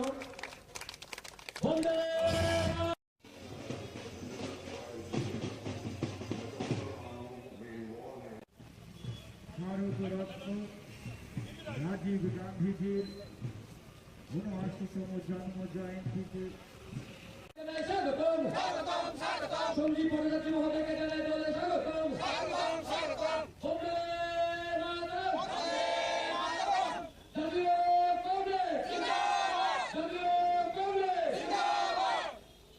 করছি এর থেকে উত্তরণের জন্য যারা শুভচিন্তক, যারা দেশকে নিয়ে চিন্তা ভাবনা করেন, দেশের মানুষের জন্য তাদের কাজ করার ইচ্ছা রয়েছেন, সকলের কাছে আজকের এই ঐতিহাসিক দিনে, এই পবিত্র দিনে আমাদের আবেদন থাকবে সঞ্জীব ভট্টাচার্যের মতো নেতারা যখন দলে যোগদান করছেন, ওনার পথ আপনারা অনুসরণ করুন।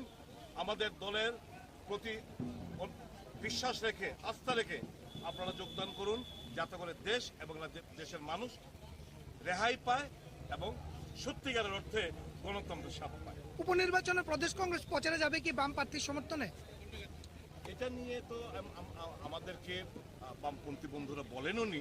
আমার মনে হয় তারা ওখানে সেলফ সাফিসিয়েন্ট, কাজে আমরা আমাদের কর্মীরা অলরেডি ওখানে যে সিদ্ধান্ত আমরা নিয়েছি, উপনির্বাচন রাজ্য নেতৃত্ব যাওয়ার কোনো লাগে না। ওখানে জেলা কংগ্রেস সভাপতি সহ জেলার নেতৃত্বে রয়েছেন, ওনারা যা যা করার করবেন। প্রয়াত প্রধানমন্ত্রী ভারতরত্ন রাজীব গান্ধীর ৭৯তম জন্মতিথি।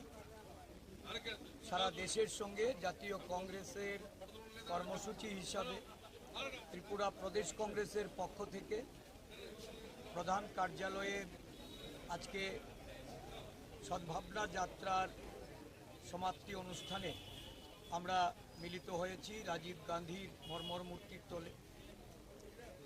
রাজীব গান্ধীজির এই ভারতবর্ষের সমগ্র দেশব্যাপী জনগণের মনে তার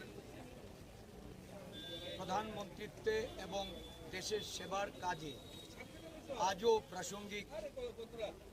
দেশের আধুনিকতার, তথ্য প্রযুক্তির, টেলিকমিউনিকেশনের যুগে এবং ভারতবর্ষের যুব সমাজকে এগিয়ে নিয়ে যাওয়ার জন্য উনি যে স্বপ্ন দেখিয়েছেন, সেই স্বপ্ন উনি ওনার প্রধানমন্ত্রীত্বের সময়কাল থেকে শুরু করে আজও এটা বর্তমান, এটা এগিয়ে চলেছে। রাজীব গান্ধী ছিলেন একজন শান্তির অগ্রদূত। বিশেষ করে উত্তর পূর্বাঞ্চল সহ সমগ্র দেশে এবং ভারতবর্ষের পার্শ্ববর্তী দেশগুলিতে শান্তি প্রতিষ্ঠার লক্ষ্যে ওনার প্রয়াস আজকে সর্বজন বিদিত। উত্তর পূর্বাঞ্চলকে শান্তি এবং সম্প্রীতিতে প্রতিষ্ঠা করার লক্ষ্যে উনি যেমন জাতীয় কংগ্রেসের হাল ধরে জাতীয় কংগ্রেসের জন্য সেখানে আত্মত্যাগ করেছিলেন, ভারতবর্ষের শান্তি প্রতিষ্ঠাতেও উনি আত্মবলিদান দিয়েছেন।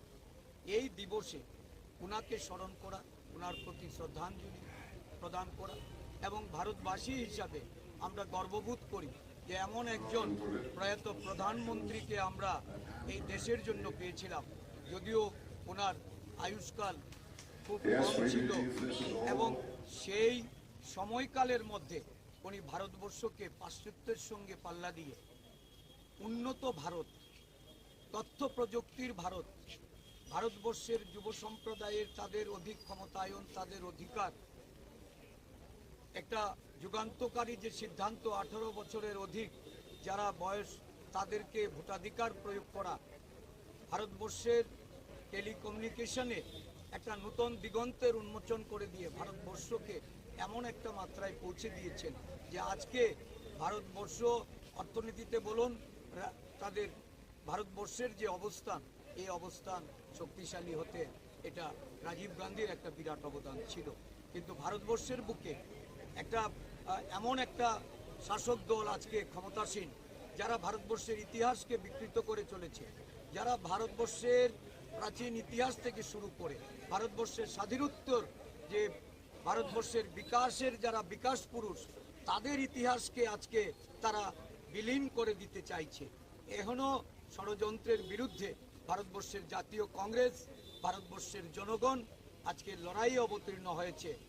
ভারতবর্ষের প্রয়াত প্রধানমন্ত্রী ভারতরত্ন রাজীব গান্ধীর জন্মদিনে আমরা অঙ্গীকারবদ্ধ হচ্ছি যে ভারতবর্ষকে এই দুঃশাসন থেকে, এই অগণতান্ত্রিক শাসন থেকে মুক্ত করার লক্ষ্যে আমরা ঐক্যবদ্ধভাবে প্রয়াস নেব এবং রাজীব গান্ধীর আদর্শিত পথে আমরা আগামী দিন এগিয়ে যাব। Samanya taman bagi yang dia kira komen John mereka amun bagi yang kini komus saja, no, ang jadi jaga sambung tangan yang proses sambung ni bisi itu kau selain ini narabon manai, perawat tamu selekong, kini komus saja yang.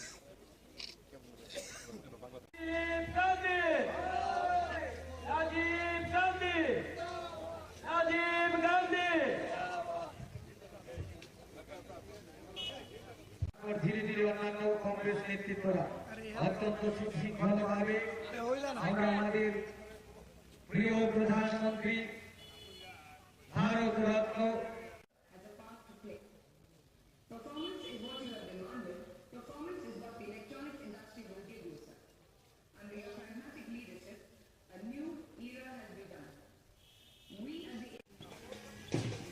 আপনাদের সবাইকে আমি স্বাগত জানাই এবং অভিনন্দন জানাই।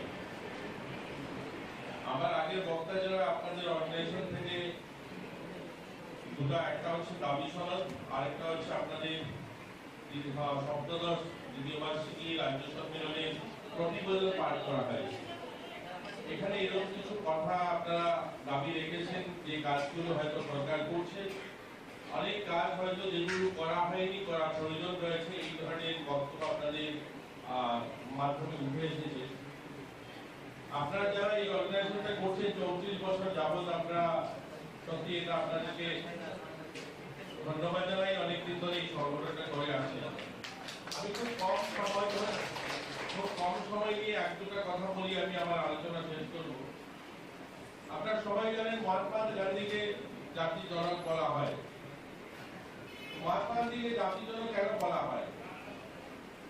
এর জন্য বলা হয়, মহাত্মা গান্ধী গরিব ছিলেন না, এবং মহাত্মা গান্ধী আর্থিকভাবে স্বাবলম্বী ছিলেন, ব্রিটেনে পড়াশোনা করেছেন, ব্যারিস্টার ছিলেন। চাইলে তিনি কিন্তু একটা কোট প্যান্ট পড়তে পারতেন, ভালোভাবে ওনার জীবনযাপন কাটাতে পারতেন, সুখ ভোগ করার মতো অর্থনৈতিক অবস্থা ওনার ছিল। কিন্তু তিনি সেভাবে জীবনটা কাটাননি, কারণ তখনকার সময় মহাত্মা গান্ধী গোটা ভারতের মানুষ, প্রান্তিক গ্রামের মানুষ খেতে পাচ্ছিল না, পড়ার জন্য বস্ত্র ছিল না। ওই সময় গরিব ভারতটাকে রিয়েলাইজ করেছেন, উপলব্ধি করেছেন, অর্থাৎ মানুষের জীবনটাকে তিনি রিয়েলাইজ করেছেন। এর জন্য তিনি সে সময় একবেলা খাবার, একটা কাপড়কেই ভিজিয়ে আবার সেই কাপড়টাকে পরা, অর্থাৎ মার্কিন করে ওনার জীবনটাকে অতিবাহিত করেছেন। তার জন্য ওনাকে জাতির জনক বলা হয়। আমি এই কথাটা এর জন্য বলছি, আপনাদের কথার মধ্যে উঠে এসেছিল যে 34 বছর আপনারা অনেক লড়াই সংগ্রাম আন্দোলন করেছেন। যাদের সঙ্গে আপনারা লড়াই আন্দোলন সংগ্রাম করেছিলেন তাদের মধ্যে সেই রিয়েলাইজেশন ছিল না। তারা কোনো সময় আপনাদের যে আপনার প্রতিবন্ধী, আপনাদের জীবনের কষ্ট বা দুঃখ দুর্দশা, সেটা তারা রিয়েলাইজ করতে পারেনি। এই ত্রিপুরায় যে নিজ স্তরে যারা বসবাস করে, একদম গ্রামীণ অবস্থাতে যারা, একদম গরিব মানুষ যারা, তার একটা সম্প্রদায় হচ্ছে চা বাগান শ্রমিক যারা। এই চা পাতা বাগানে যারা কাজ করে 100 বছর ধরে কাজ করে, কিন্তু ওই মানুষগুলো তাদের জমির ব্যবস্থা করা হয়নি। যে ইকুয়ালিটির কথা আপনারা যে কথাগুলো তুলে আনছেন তার পরিপ্রেক্ষিতে বলছি, যে ইকুয়ালিটির কথা, যে সাম্যবাদের কথা তারা বলতো, অন্ন বস্ত্র শিক্ষা স্বাস্থ্য মানুষের মৌলিক অধিকারের কথা বলতো, তারা মানুষের মৌলিক অধিকার কোনো সময় দেয়নি। যে চা বাগানগুলোতে শত বছর ধরে শ্রমিকরা কাজ করতো, তাদেরকে একটা জমির পাট্টার ব্যবস্থা করেনি। সেখানে তারা শোষিত ছিল, তাদেরকে জমির ব্যবস্থা না করার কারণে, জমির মালিকানা না থাকার কারণে তারা পড়াশোনা করতে পারেনি, তাদের ছেলেমেয়েরাও শিক্ষা দীক্ষায় এগোতে পারেনি। কারণ তারা যদি বাগানের কাজ ছেড়ে যে অন্য কোনো কাজ করে বাগান ছেড়ে পালিয়ে যেতে হবে, সেখান থেকে বের করে দেওয়া হবে। তো এই ধরনের একটা সরকারের সামনে আপনারা 34 বছর আপনাদের যে গল্প, অর্থাৎ আপনারা 34 বছরের, আমি যদি বলি 38-39 বছর তাদের সামনে আপনারা আপনাদের দাবি সনদ পেশ করেছেন। তারা কোনোদিন আপনাদের জীবন মান উন্নয়ন হোক, আপনারাও স্বাবলম্বী হন। আপনারা বলেছেন এখানে 5,000 টাকা ভাতা হওয়া চাই, আমি এগ্রি করি, 5,000 টাকা একটা মানুষের ভাতা হওয়া চাই। কিন্তু যাদের সামনে আপনারা এর আগে 28 বার দাবি সনদ পেশ করেছিলেন, তারা ওই 500 টাকার উপরে যায়নি, 700 টাকার উপরে যায়নি। কিন্তু এই সরকারটা, এই সরকারের মাননীয় মুখ্যমন্ত্রী আজ 2,000 টাকা করেছে। আমি বলছি না 2,000 টাকা জীবনের কথাই নেবে, 2,000 টাকা আপনাদের জীবন মান উন্নয়ন হবে, কিন্তু 2,000 টাকা করেছে। 5,000 টাকা হওয়া চাই, কিন্তু 2,000 টাকা করেছে। কিন্তু 28 বছর যাদের সামনে আপনারা দাবি সনদ পেশ করেছিলেন, আন্দোলন সংগ্রাম করেছিলেন, ওই 700 টাকাতেই আটকে ছিল। এগুলো পরিবর্তন হয়েছে। আজ যদি দেখি আমাদের প্রতিবন্ধী ভাইয়েরা যখন রেলেতে যাত্রা করে, যখন স্লিপার ক্লাসে যায় 75% সাবসিডি ব্যবস্থা করা হয়েছে, প্লেনে 50% সাবসিডি ব্যবস্থা করা হয়েছে। এই অনেকগুলো কাজ হয়েছে ইতিমধ্যে। আমি বলবো না সমস্ত কিছু পরিবর্তন হয়ে গেছে, সবাই আমরা সুখী হয়ে গেছি। কিন্তু আজ যে সরকারটা যে ভাবনায় কাজ করে বলে সবকা সাথ সবকা বিকাশ সবার প্রয়াস, যখন সবকা সাথ সবকা বিকাশ সবার প্রয়াস বলা হয়, যখন সর্বভৌমত্ব সূচনা বলা হয়, যে সবার কল্যাণ হোক, সবার মঙ্গল করা হোক, সেটা বলা হয়, তখন তার মধ্যে আমরাও আসে, আমরা যারা প্রতিবন্ধী তাদের জীবনের কথাও আসে। আজ যখন ত্রিপুরার যে 3 লক্ষ ঘর প্রধানমন্ত্রী আবাস গ্রামীণ শহরে দেওয়া হয়, সেখানে কিন্তু আমার প্রতিবন্ধী ভাইও কিন্তু ঘর পায়, সেখানে তারও বাড়ির ব্যবস্থা হয়। আজ আমি এখানে দেখেছি একটা দাবি সনদ রয়েছে চিকিৎসার ব্যবস্থা, আয়ুষ্মান কার্ড। আমাদের ভারত সরকার প্রধানমন্ত্রী নরেন্দ্র মোদীর নেতৃত্বে ত্রিপুরায় যে 8.5 লাখ পরিবারের মধ্যে প্রায় 4.5 লাখ পরিবার, অর্ধেক পরিবার যারা আয়ুষ্মান কার্ড পেয়েছে, অর্ধেক মানুষ পায়নি। এখানে অনেক রয়েছেন আয়ুষ্মান কার্ডের আওতায় আসেননি।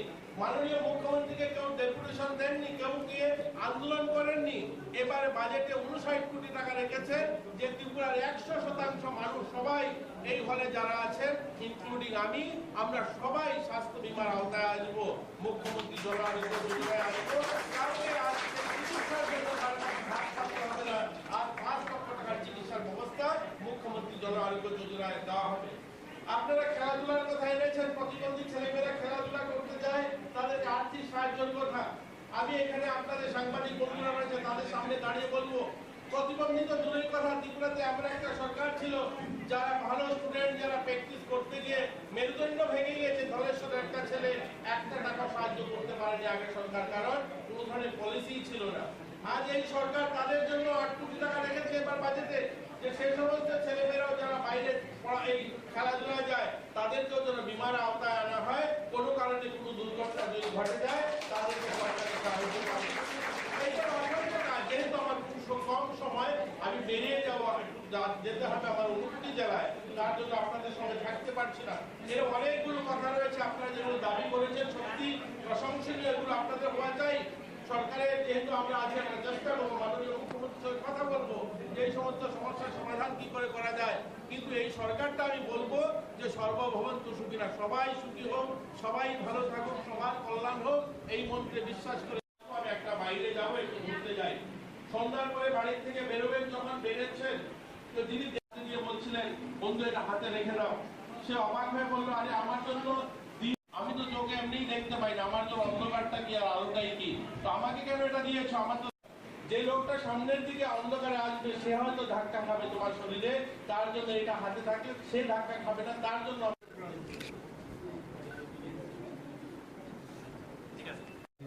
অর্পণ একজন ছাত্রী রয়েছে, তার একটি দাবি।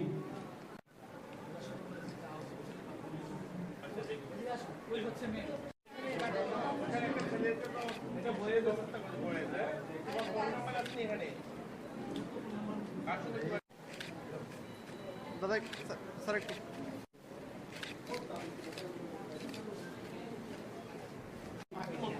বাসুদেব আচার্য, বাসুদেব আচার্য,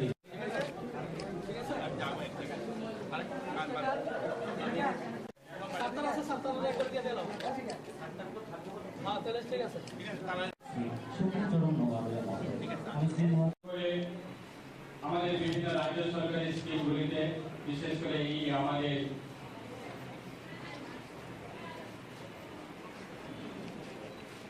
সোশ্যাল ওয়েলফেয়ার ডিপার্টমেন্টের মাধ্যমে যতগুলি বার্তা প্রদান করা হয়েছে। 18 আগে ছিল মাত্র 500 থেকে বেরিয়ে 700 টাকা ছিল, এবং উইদিন মাত্র 5 বছরের মধ্যে আজকে দিনে দাঁড়িয়ে প্রায় 2000 টাকা বাড়িয়ে দিয়েছে। এবং বিভিন্ন রাজ্য সরকারের সমস্ত কর্মচারী যারা আছে তাদের বেতন ভাতাগুলিও আমাদের সরকার যথেষ্ট PMDA থেকে শুরু করে সমস্ত যে সরকারের কর্মচারীরা পাওনা দরকার সেগুলি পূরণ করেছে। তাই আজকে অল ডেভেলপমেন্ট কমিটির আজকে এই সম্মেলনের পক্ষ থেকে আমি অসংখ্য ধন্যবাদ জানাবো যে কমিটিগুলি যারা রয়েছে,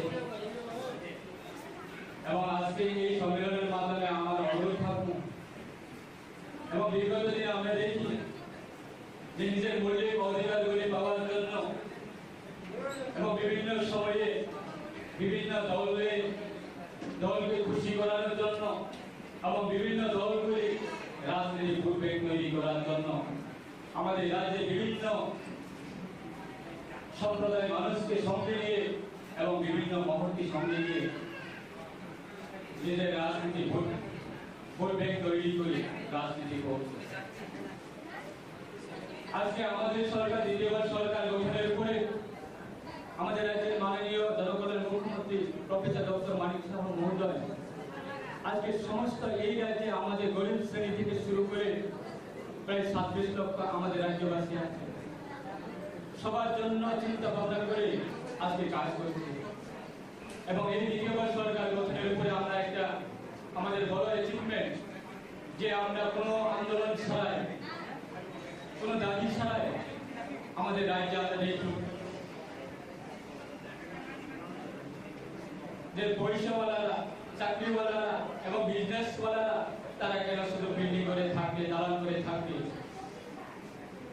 কেন আজকে যারা বিপিএল ক্যাটাগরি যারা আছে, অন্তোদয় ক্যাটাগরি যারা আছে, দিনমজুরি যারা আছে, গরিব শ্রেণী যারা আছে, তারা কি পাকা করে থাকার জন্য তাদেরকে কোনো অধিকার নেই?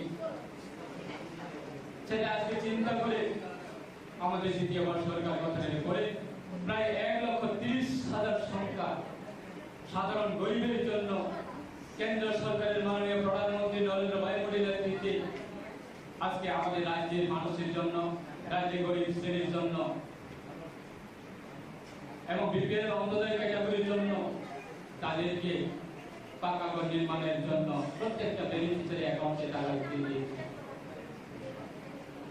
আমরা কোনোদিনে বলিনি যে আমাদের দলে যারা থাকবে তারা পাবে, যে আমাদের সঙ্গে যারা থাকবে তারা সুযোগ সুবিধা পাবে, যে আমাদের দলে যারা পতাকা দিয়ে মুসলিম দিকে যায় তারা সুযোগ সুবিধা পাবে। আমাদের সরকারের উদ্দেশ্য সেটা অবগত এবং মাননীয় মুখ্যমন্ত্রী যে ইতিহাস তৈরি করেছে, বিগত দিনে 83 চাকরি নিয়োগ করতে গিয়েছিল যুবক ভাইদের জন্য সুযোগ সুবিধা করে দিল। আজকে আমাদের সরকার ক্ষমতা আসার পরে মহিলাদের জন্য এবং বুড়িদের জন্য তাদেরকেও আমাদের এই 83 চাকরি নিয়োগ ক্ষেত্রে তাদেরকেও সুযোগ সুবিধা দিতে হবে। সেটা চিন্তাই করে আজকে আমাদের সরকার রাজ্যের সমস্ত অংশে এবং সমস্ত শ্রেণীকে সঙ্গে নিয়ে কাজ করা মানসিকতা। তাই আপনাদেরকে আমার অনুরোধ থাকবে, আজকে আপনারা যেগুলো দাবি তুলে দিয়েছেন আমরা অবশ্যই আমাদের রাজ্যের মাননীয় জনগণের মুখ্যমন্ত্রী ওনার সঙ্গে আমরা আলোচনা বসবো এবং এই দাবিগুলি নিয়ে আপনাদের মূল্যবোধ সেটাকে আমরা বাস্তবায়ন করার জন্য আমরা সরকারের পক্ষে আমরা বিবেচনা করব। রাস্তাপথে গিয়ে অন্য দলের উস্কানি নিয়ে জাতি রাজ্যের মধ্যে জাতির কোনো ধরনের মানুষের কথা শুনে সেটা আপনার কাছে আমার অনুরোধ থাকবো। সরকার এখানে উপস্থিত হয়েছেন আপনাদের সবাইকে আমি স্বাগত জানাই এবং অভিনন্দন জানাই। আমার আগের বক্তা যারা আপনাদের অর্গানাইজেশন থেকে দুটো, একটা হচ্ছে দাবি সনদ, আরেকটা হচ্ছে আপনাদের সপ্তদশ দ্বিতীয় বার্ষিকী রাজ্য সম্মেলনের প্রতিবেদন পাঠ করা হয়েছে। এখানে এরকম কিছু কথা আপনারা দাবি রেখেছেন যে কাজগুলো হয়তো সরকার করছে, অনেক কাজ হয়তো যেগুলো করা হয়নি, করার প্রয়োজন রয়েছে, এই ধরনের বক্তব্য আপনাদের মাধ্যমে উঠে এসেছে। আপনারা যারা এই অর্গানাইজেশনটা করছেন 34 বছর যাবৎ, আমরা সত্যি এটা আপনাদেরকে ধন্যবাদ জানাই। অনেকদিন ধরে এই সংগঠনটা করে আসছে। আমি খুব কম সময় নিয়ে এক দুটা কথা বলি, আমি আমার আলোচনা শেষ করব। আপনারা সবাই জানেন মহাত্মা গান্ধীকে জাতির জনক বলা হয়। মহাত্মা গান্ধীকে জাতির জনক কেন বলা হয়? এর জন্য বলা হয়, মহাত্মা গান্ধী গরিব ছিলেন না, মহাত্মা গান্ধী আর্থিকভাবে স্বাবলম্বী ছিলেন, ব্রিটেনে পড়াশোনা করেছেন, ব্যারিস্টার ছিলেন। চাইলে তিনি কিন্তু একটা কোট প্যান্ট পড়তে পারতেন, ভালোভাবে ওনার জীবনযাপন কাটাতে পারতেন, সুখ ভোগ করার মতো অর্থনৈতিক অবস্থা ওনার ছিল। কিন্তু তিনি সেভাবে জীবনটা কাটাননি, কারণ যখনকার সময় মহাত্মা গান্ধী গোটা ভারতের মানুষ, প্রান্তিক গ্রামের মানুষ খেতে পাচ্ছিল না, পড়ার জন্য বস্ত্র ছিল না। ওই সময় গরিব ভারতটাকে রিয়েলাইজ করেছেন, উপলব্ধি করেছেন, অর্থাৎ মানুষের জীবনটাকে তিনি রিয়েলাইজ করেছেন। এর জন্য তিনি সে সময় একবেলা খাবার, একটা কাপড়কে ভিজিয়ে আবার সেই কাপড়টাকে পরা, অর্থাৎ মার্কিন করে ওনার জীবনটাকে অতিবাহিত করেছেন। তার জন্য ওনাকে জাতির জনক বলা হয়। আমি এই কথাটা এর জন্য বলছি, আপনাদের কথার মতো এসেছিল যে 34 বছর আপনারা অনেক লড়াই সংগ্রাম আন্দোলন করেছেন। যাদের সামনে আপনারা লড়াই আন্দোলন সংগ্রাম করেছিলেন তাদের মধ্যে সেই রিয়েলাইজেশন ছিল না। তারা কোনো সময় আপনাদের যে আপনার প্রতিবন্ধী, আপনাদের জীবনের কষ্ট বা দুঃখ দুর্দশা, সেটা তারা রিয়েলাইজ করতে পারেনি। এই ত্রিপুরাতে নিচস্তরে যারা বসবাস করে একদম গ্রামীণ অবস্থাতে যারা একদম গরিব মানুষ যারা, তার একটা সম্প্রদায় হচ্ছে চা বাগান শ্রমিক যারা। এই চা পাতা বাগানে যারা কাজ করে 100 বছর ধরে কাজ করে, কিন্তু ওই মানুষগুলো তাদের জমির ব্যবস্থা করা হয়নি।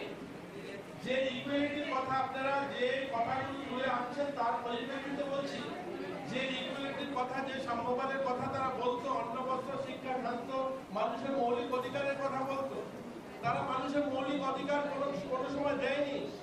যে চা বাগানগুলোতে শত বছর ধরে শ্রমিকরা কাজ করতো তাদেরকে একটা জমির পাট্টার ব্যবস্থা করেনি। সেখানে তারা শোষিত ছিল, তাদেরকে জমির ব্যবস্থা না করার কারণে, জমির মালিকানা না থাকার কারণে তারা পড়াশোনা করতে পারেনি, তাদের ছেলেমেয়েরাও শিক্ষা দীক্ষায় এগোতে পারেনি। কারণ তারা যদি বাগানের কাজ ছেড়ে যে অন্য কোনো কাজ করে বাগান ছেড়ে পালিয়ে যেতে হবে, সেখান থেকে বের করে দেওয়া হবে।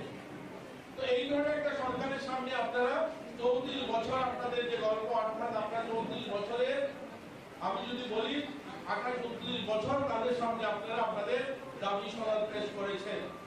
তারা কোনোদিন আপনাদের জীবন মান উন্নয়ন হোক, আপনারাও স্বাবলম্বী হন। আপনারা বলেছেন এখানে 5,000 টাকা ভাতা হওয়া চাই, আমি এগ্রি করি, 5,000 টাকা একটা মানুষের ভাতা হওয়া চাই। কিন্তু যাদের সামনে আপনারা এর আগে 28 বার দাবি সনদ পেশ করেছিলেন, তারা ওই 500 টাকার উপরে যায়নি, 700 টাকার উপরে যায়নি। কিন্তু এই সরকারটা, এই সরকারের মাননীয় মুখ্যমন্ত্রী আজ 2,000 টাকা করেছে। আমি বলছি না 2,000 টাকা জীবনের সহায় দেবে, 2,000 টাকা আপনাদের জীবন মান উন্নয়ন হবে, কিন্তু 2,000 টাকা করেছে। 5,000 টাকা হওয়া চাই, কিন্তু 2,000 টাকা করেছে। কিন্তু 28 বছর যাদের সামনে আপনারা দাবি সনদ পেশ করেছিলেন, আন্দোলন সংগ্রাম করেছিলেন, ওই 700 টাকাতেই আটকে ছিল। এগুলো পরিবর্তন হয়েছে। আজ যদি দেখি আমাদের প্রতিবন্ধী ভাইয়েরা যখন রেলেতে যাত্রা করে, যখন স্লিপার ক্লাসে যায় 75% সাবসিডি ব্যবস্থা করা হয়েছে, প্লেনে 50% সাবসিডি ব্যবস্থা করা হয়েছে। এগুলো অনেকগুলো কাজ হয়েছে ইতিমধ্যে। আমি বলবো না সমস্ত কিছু পরিবর্তন হয়ে গেছে, সবাই আমরা সুখী হয়ে গেছি। কিন্তু আজ যে সরকারটা যে ভাবনায় কাজ করে বলে সবকা সাথ সবকা বিকাশ সবার প্রয়াস, যখন সবকা সাথ সবকা বিকাশ সবার প্রয়াস বলা হয়, যখন সর্বভৌমত্ব সুবিধা বলা হয়, যে সবার কল্যাণ হোক, সবার মঙ্গল করা হোক, সেটা বলা হয়, তখন তার মধ্যে আমরাও আসি, আমরা যারা প্রতিবন্ধী তাদের জীবনের কথাও আসে। আজ যখন ত্রিপুরার যে 3 লক্ষ ঘর প্রধানমন্ত্রী আবাস রেখেছে এবার বাজেটে, যে সেই সমস্ত ছেলেমেয়েরাও যারা বাইরে এই খেলাধুলা যায় তাদেরকেও যেন বিমার আওতায় আনা হয়, কোনো কারণে কোনো দুর্ঘটনা যদি ঘটে যায় তাদেরকে সরকারের সাহায্য পাবে। এইটা অবশ্য না, যেহেতু আমার খুব কম সময়, আমি বেরিয়ে যাওয়া যেতে হবে আমার উন্নতি জেলায়, তার জন্য আপনাদের সঙ্গে থাকতে পারছি না। এর অনেকগুলো কথা রয়েছে, আপনারা যেগুলো দাবি করেছেন সত্যি প্রশংসনীয়, এগুলো আপনাদের হওয়া চাই। সরকারের যেহেতু আমরা আজকে চেষ্টা করবো, মাননীয় মুখ্যমন্ত্রীর সঙ্গে কথা বলবো যে এই সমস্ত সমস্যার সমাধান কি করে করা যায়। কিন্তু এই সরকারটা আমি বলবো যে সর্বভৌমত্ব সুখী না, সবাই সুখী হোক, সবাই ভালো থাকুক, সবার কল্যাণ হোক, এই মন্ত্রে বিশ্বাস করে আমি একটা বাইরে যাবো, একটু ঘুরতে যাই, সন্ধ্যার পরে বাড়ি থেকে এখানে উপস্থিত হয়েছিলেন আপনাদের সবাইকে আমি সরকারের যেহেতু আমরা আজকে চেষ্টা করবো, মাননীয় মুখ্যমন্ত্রীর সঙ্গে কথা বলবো যে এই সমস্ত সমস্যার সমাধান কি করে করা যায়। কিন্তু এই সরকারটা আমি বলবো যে সর্বভৌমত্ব সুখী না, সবাই সুখী হোক, সবাই ভালো থাকুক, সবার কল্যাণ হোক, এই মন্ত্রে বিশ্বাস করে। মশলার দায়িত্বে হাম্বাই গ্রুপ, গুণমানে সেরা, রান্নার ভরসা, হাম্বাই গুরু মশলা। সম্পূর্ণ প্রাকৃতিক, অপার গুণ ও উপকারিতায় পরিপূর্ণ হাম্বাই গুরু মশলা। যদি কেমিক্যাল ফ্রি, কালার ফ্রি, প্রকৃত স্বাদের মশলা খেতে চান, তবে আপনার রান্নাঘরে চাই হাম্বাই গুরু মশলা। রান্নায় শুধুমাত্র তোমাকেই চাই হাম্বাই গুরু মশলা। মিনানি সরকারকে বরণ করলেন, বরণ করে নিচ্ছেন দিয়া দাস, সুজিত সাহা, রানা পাল, রূপক দাস, চন্দন দাস, দুলাল দাস।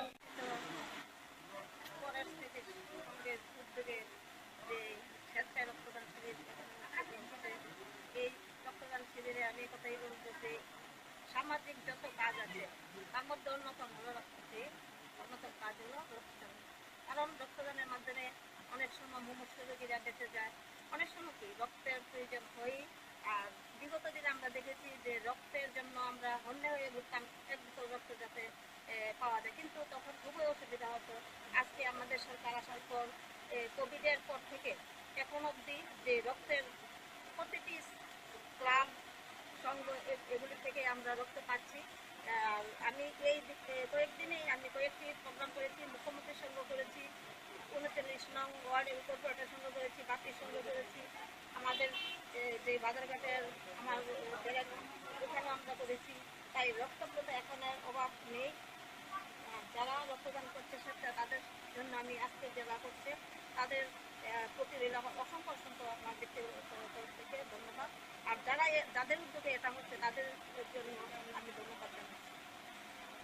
আশা করি ভবিষ্যতে আমরা রক্তের অভাব বোধ করবো না, কারণ আমাদের মুখ্যমন্ত্রী রক্তের প্রতি যে যাতে মানুষ রক্তের জন্য মারা না যায় সেই ব্যবস্থা করছে। প্রতিদিনই একটা না এখানে ক্যাম্প হচ্ছে এবং সেন্টার রক্তদান দিচ্ছে। তাই রক্তদানে আরও যারা আমাদের মধ্যে যারা এখানে যুক্ত তাদের প্রতি আমার আহ্বান থাকবে, আপনারা রক্তদান এগিয়ে আসুন।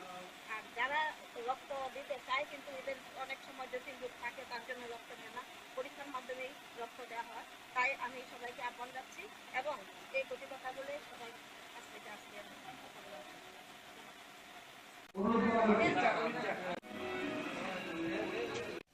বরণ করে নেবেন মেয়র ইন কাউন্সিলর শ্রীযুক্ত মৃণালী সরকারকে।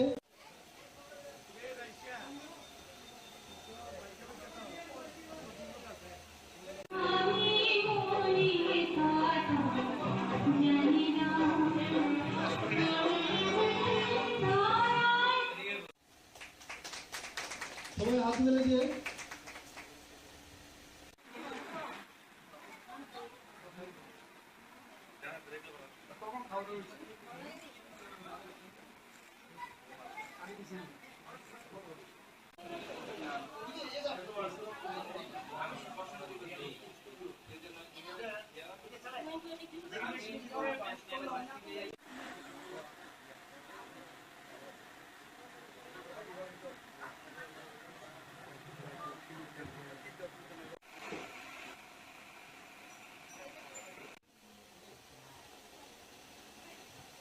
উদ্বোধক 14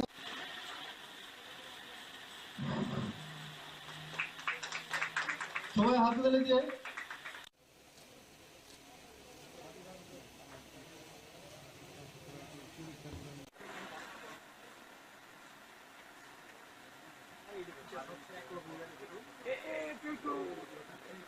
দিদি মাঝখানে যান, আপনার মাঝখানে। মশলার দায়িত্বে হাম্বাই গ্রুপ, গুণমানে সেরা, রান্নার ভরসা।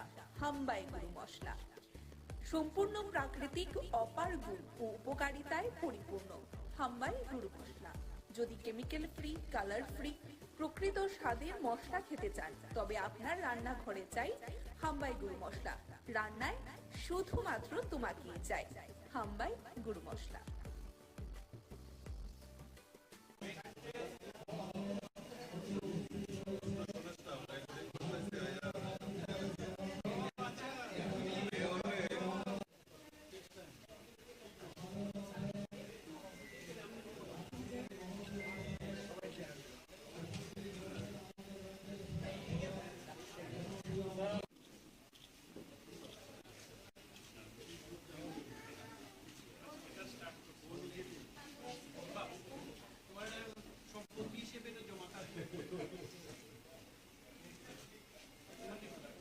ব্যাংকের সংখ্যা আমাদের টোটাল 14টা আছে, আমাদের 12টা গভর্নমেন্টের এবং 2টো প্রাইভেটে এবং 6টা আমাদের যে ব্লাড সেপারেশন সেন্টার সেখানেও দেখা গেছে 4টে আমাদের ত্রিপুরা সরকারের, 2টো প্রাইভেট সংস্থা। আমাদের ত্রিপুরা সরকার চাইছে যে স্বাস্থ্য ব্যবস্থা উন্নতি হোক। আপনারা সবাই জানেন যে এবার বাজেটে আমরা একটা বড় একটা সিদ্ধান্ত নিয়েছি। মাননীয় প্রধানমন্ত্রী নরেন্দ্র মোদীজি আয়ুষ্মান ভারতের যে কার্ড, সেই কার্ড আমরা ত্রিপুরাতে আমরা প্রায় 13 লক্ষর মতো বিতরণ করেছি, কিন্তু বাকি 4.75 যে লোক সংখ্যা আছে আমাদের ত্রিপুরায় তাদের কিন্তু সেই কাভারেজে আসে না, কারণ বিভিন্ন ক্রাইটেরিয়ার কারণে সেটা কাভারেজে আসে না। তো আমরা এই 4.75 লোকদের জন্য মুখ্যমন্ত্রী জন আরোগ্য যোজনা করে একটা এবার বাজেটে আমরা রেখেছি। এক বছরের জন্য, এই বছরের 23-24 অর্থ বছরে আমরা 59 করোড় এর জন্য রেখেছি। এবং আমরা সবসময় চাই যে কথায় নয়, কাজের মাধ্যমে আমরা মানুষের কাছে যেতে চাই। তো সেই কারণে আধিকারিকদের আমি বলেছি যে যত তাড়াতাড়ি সম্ভব, তার তো প্রক্রিয়াকরণ আছে, কার্ড বিতরণের বিষয় আছে, এবং যে ফাইন্যান্সিয়াল যে বিষয়টা সেটাকে সেটেল করারও বিষয় থাকে, সেটি যেন তাড়াতাড়ি করা হয়। আপনারা জানেন ত্রিপুরাতে প্রায় এই বাজেটে 100টা উপস্বাস্থ্য কেন্দ্রের জন্য আমাদের এই বাজেট এখানে রাখা হয়েছে। আমাদের এখানে প্রায় 9টা সুপার স্পেশালিটি ব্লক যে ডিপার্টমেন্ট, সেটা অলরেডি ওপিডি শুরু হয়ে গেছে, 7টা অলরেডি স্টার্ট, তার ইনডোরও রেডি আছে। এবং স্পেশালিস্টরা এখানে এখন তাদের মর্যাদা পাচ্ছে। আগে কি হতো যে যারা ত্রিপুরা হেলথ সার্ভিসে যারা সুপার স্পেশালিটি করতো বা যারা স্পেশালিস্ট ছিল, তাদের কিন্তু আলাদাভাবে কোনো রকম মর্যাদা ছিল না। আমাদের সরকার আসার পর আমরা রিসেন্টলি যেটা করলাম, তার অ্যামেন্ডমেন্ট করে তাদেরকে আমরা মর্যাদা দিয়েছি। এটা ক্যাডার করেছি, মেডিকেল অফিসার নর্মাল যে ক্যাডার আছে সেটা, আর একটা স্পেশালিস্ট ক্যাডার। এবং তাতে করে আমাদের বহু লোক যারা ত্রিপুরার ভালো কৃতি স্টুডেন্ট যারা ডাক্তারবাবুরা আছেন বাইরে, তারাও কিন্তু এখন ত্রিপুরায় ফিরে আসছে। তো আমাদের আগে কথায় কথায় মানুষ বাইরে চলে যেত ট্রিটমেন্টের জন্য, এখন কিন্তু এখানে সব ধরনের ট্রিটমেন্ট সুবিধা ওনারা পাচ্ছেন। নিউরো সার্জারি হোক, আমাদের ওপেন হার্ট সার্জারি হোক, আমাদের ইউরোলজি হোক, সব দিক দিয়ে এখানে ব্যবস্থা আছে আমাদের। তো সেই কাজগুলো আমাদের এখানে করছে। আমরা চাই যে সমস্ত যে ডিস্ট্রিক্টগুলো আছে তার স্ট্রেংথেনিং করার জন্য, ডিস্ট্রিক্ট যে হসপিটালগুলো আছে যাতে করে আগরতলার যে স্টেট হসপিটাল সেখানে যেত লোড কম পড়ে, সেই ব্যবস্থা আমরা করছি। 3টা ডিস্ট্রিক্টে আমরা লেভেল 3 আমরা ট্রমা সেন্টার করেছি। আপনারা জানেন যে ট্রমা সেন্টার খুব ইম্পর্টেন্ট। আরেকটা ট্রমা সেন্টার একটা করেছি আমরা সাউথে, একটা করেছি আমরা গোমতী জেলায়, আর একটা করেছি ধলাই, এবং ধর্মনগরে খুব অতি সত্বর সেখানেও স্টার্ট হবে। তো সমস্ত ডিস্ট্রিক্টে আমরা এই ট্রমা সেন্টার আমরা করছি। কারণ রোড ট্রাফিক অ্যাক্সিডেন্ট বা অন্য অ্যাট্রোসিটিস হোক বা বিভিন্ন কারণে যখন ইমার্জেন্সির বিষয় দাঁড়ায়, আগরতলায় আস্তে আস্তে রাস্তার মধ্যেই দেখা যায় যে রোগী মারা যায়। তো তার থেকে পরিত্রাণ দেওয়ার জন্য এবং মর্টালিটি রেট যাতে কম করা যায়, ত্রিপুরা সরকার স্বাস্থ্য বিভাগ সেই বিষয়ে কাজ করে চলছে। এবং আমাদের কাছে প্রায়োরিটি সেক্টরের মধ্যে স্বাস্থ্য। এখানে আমি যে আজকে এই যে ব্লাড ডোনেশনের কথা বললেন, আমরা ত্রিপুরাতে যাতে প্রপারলি তার কালেকশন হয় এবং তার প্রপার প্রিজার্ভ করে রাখা যায়, সেই ব্যবস্থা আমি আপনাদের সামনে রাখলাম। এবং আজকের এই যে ওল্ড ন্যাশনাল ক্লাবের উদ্যোগে এই যে ব্লাড ডোনেশনের ব্যবস্থা আপনারা করেছেন, আমি জানি আপনারা পুজো অর্চনাও করেন, বিভিন্ন ফিলান্থ্রপিক ওয়ার্কও আপনারা করেন, কিন্তু এর মধ্যে দি বেস্ট হচ্ছে এই রক্তদান। আজকাল বহু জায়গায় আমি যখন যাই, এখানে মাননীয় মেয়র সাহেব আছেন, ওনার নিজস্ব একটা ক্লাবও আছেন, উনি সেক্রেটারি সেখানে, সংহতি ক্লাব রামনগরে। সেখানে গিয়ে আরেকটা জিনিস আমি দেখলাম যে ব্লাড ডোনেশনের সাথে সাথে অনেক লোক দেহদানও করেছেন, অনেকে চক্ষুদানও করেছেন, অনেকে অনেক ব্লাড ডোনেশনও সেখানে করেছেন। এই যে ব্যবস্থা, এতে করে মানুষ উদ্বুদ্ধ হচ্ছে। এবং আপনাদের এই যে মহতি এখানে আজকের যে উদ্যোগ, তাতে করে মানুষ, অন্যান্য অংশের মানুষও উদ্বুদ্ধ হবে আমি আশা করি। এবং আমরা যেটা বলছি যে এই ব্লাড দেওয়ার সাথে সাথে যারা ব্লাড দিচ্ছে তার মধ্যে কিন্তু একটা দেওয়ার সময় তার মধ্যে একটা ডিভাইন যে ফিলিং সেটা কিন্তু আসে। ভাবুন যে লোক বা যে মুমূর্ষু ব্যক্তি ওনার এই রক্তদান গ্রহণ করবে, আর উনি ভাববেন যে আমি কার রক্ত আমি নিচ্ছি, তো এই যে বিষয়, একটা সম্পর্ক গড়ে ওঠে, বিরাট সম্পর্ক এটা। এবং তার মধ্যে আমরা যে আমাদের মধ্যে অনেক সময় একজন আরেকজনের সাথে বিভেদের কথাবার্তা আমাদের চলে, কিন্তু রক্তদানের সময় কিন্তু সব ভুলে যায়। এবং সত্যি এটা একটা আনন্দের বিষয়, এবং এই ধরনের উদ্যোগ আগামী দিনও চলবে আশা করি। এবং সবাইকে আজকের এই অনুষ্ঠানে উপস্থিত থাকার জন্য, এই মহতী অনুষ্ঠানে আমি বিশেষ করে আমাদের প্রাক্তন, আমরা যে রক্তদান যারা আজকে এখানে দিতে এসছে তাদেরকে আমি সর্বপ্রথম ধন্যবাদ জানাবো। বরজারজি মহোদয় মঞ্চে উপস্থিত রয়েছেন এই এলাকার বিধায়ক, প্রাক্তন বিধায়ক তথা ডক্টর দিলীপ দাস মহোদয়।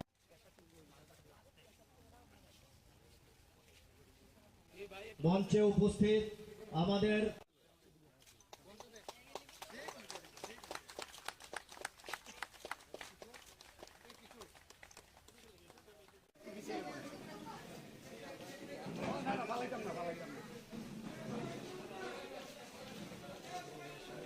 হওয়ার জন্য ধন্যবাদ।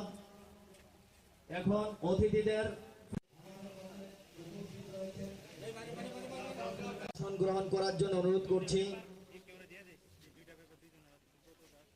মহোদয়কে অনুরোধ করছি মঞ্চে উপস্থিত হয়ে আসন গ্রহণ করার জন্য। এই এলাকার বিশিষ্ট সমাজসেবী মুকুল রায় মহোদয় মঞ্চে উপস্থিত রয়েছেন। সুবর্ণা দেবনাথ মহোদয়া বরণ করে নেওয়ার জন্য অনুরোধ করছি। আপনারা একে একে সমস্ত মশলার দায়িত্বে হাম্বাই গ্রুপ, গুণমানে সেরা, রান্নার ভরসা। হাম্বাই গুরু মশলা সম্পূর্ণ প্রাকৃতিক, অপার গুণ ও উপকারিতায় পরিপূর্ণ। হাম্বাই গুরু মশলা। যদি কেমিক্যাল ফ্রি, কালার ফ্রি, প্রকৃত স্বাদের মশলা খেতে চান, তবে আপনার রান্নাঘরে চাই হাম্বাই গুরু মশলা। রান্নায় শুধুমাত্র তোমাকেই চাই হাম্বাই গুরু মশলা। শ্রী পঞ্জিত রাজি, পুদুরপুর জেলা যুব কংগ্রেস সভাপতি ইন্দ্রজিৎ দাস মহাশয়ের নাম। একটা উজ্জ্বল নক্ষত্র সমগ্র দেশকে যিনি আলোকিত করতে চেয়েছেন, বিকাশের পথে নিয়ে যাওয়ার যে স্বপ্ন ওনার ছিল, এই স্বপ্ন পূরণ করার লক্ষ্যে ভারতবর্ষের মানুষকে পাশ্চাত্যের সঙ্গে পাল্লা দিয়ে কিভাবে আমাদের প্রযুক্তিতে এগিয়ে যাওয়া যায়, টেলিকমিউনিকেশনকে কিভাবে যোগাযোগের মাধ্যম হিসাবে সমস্ত বিশ্বের কাছে ভারতবর্ষকে কাছে নিয়ে যাওয়া যায়, ভারতবর্ষের গ্রামীণ উন্নয়নে পঞ্চায়েতের এবং নগরপালিকা আইন প্রণয়ন করে অধিক ক্ষমতা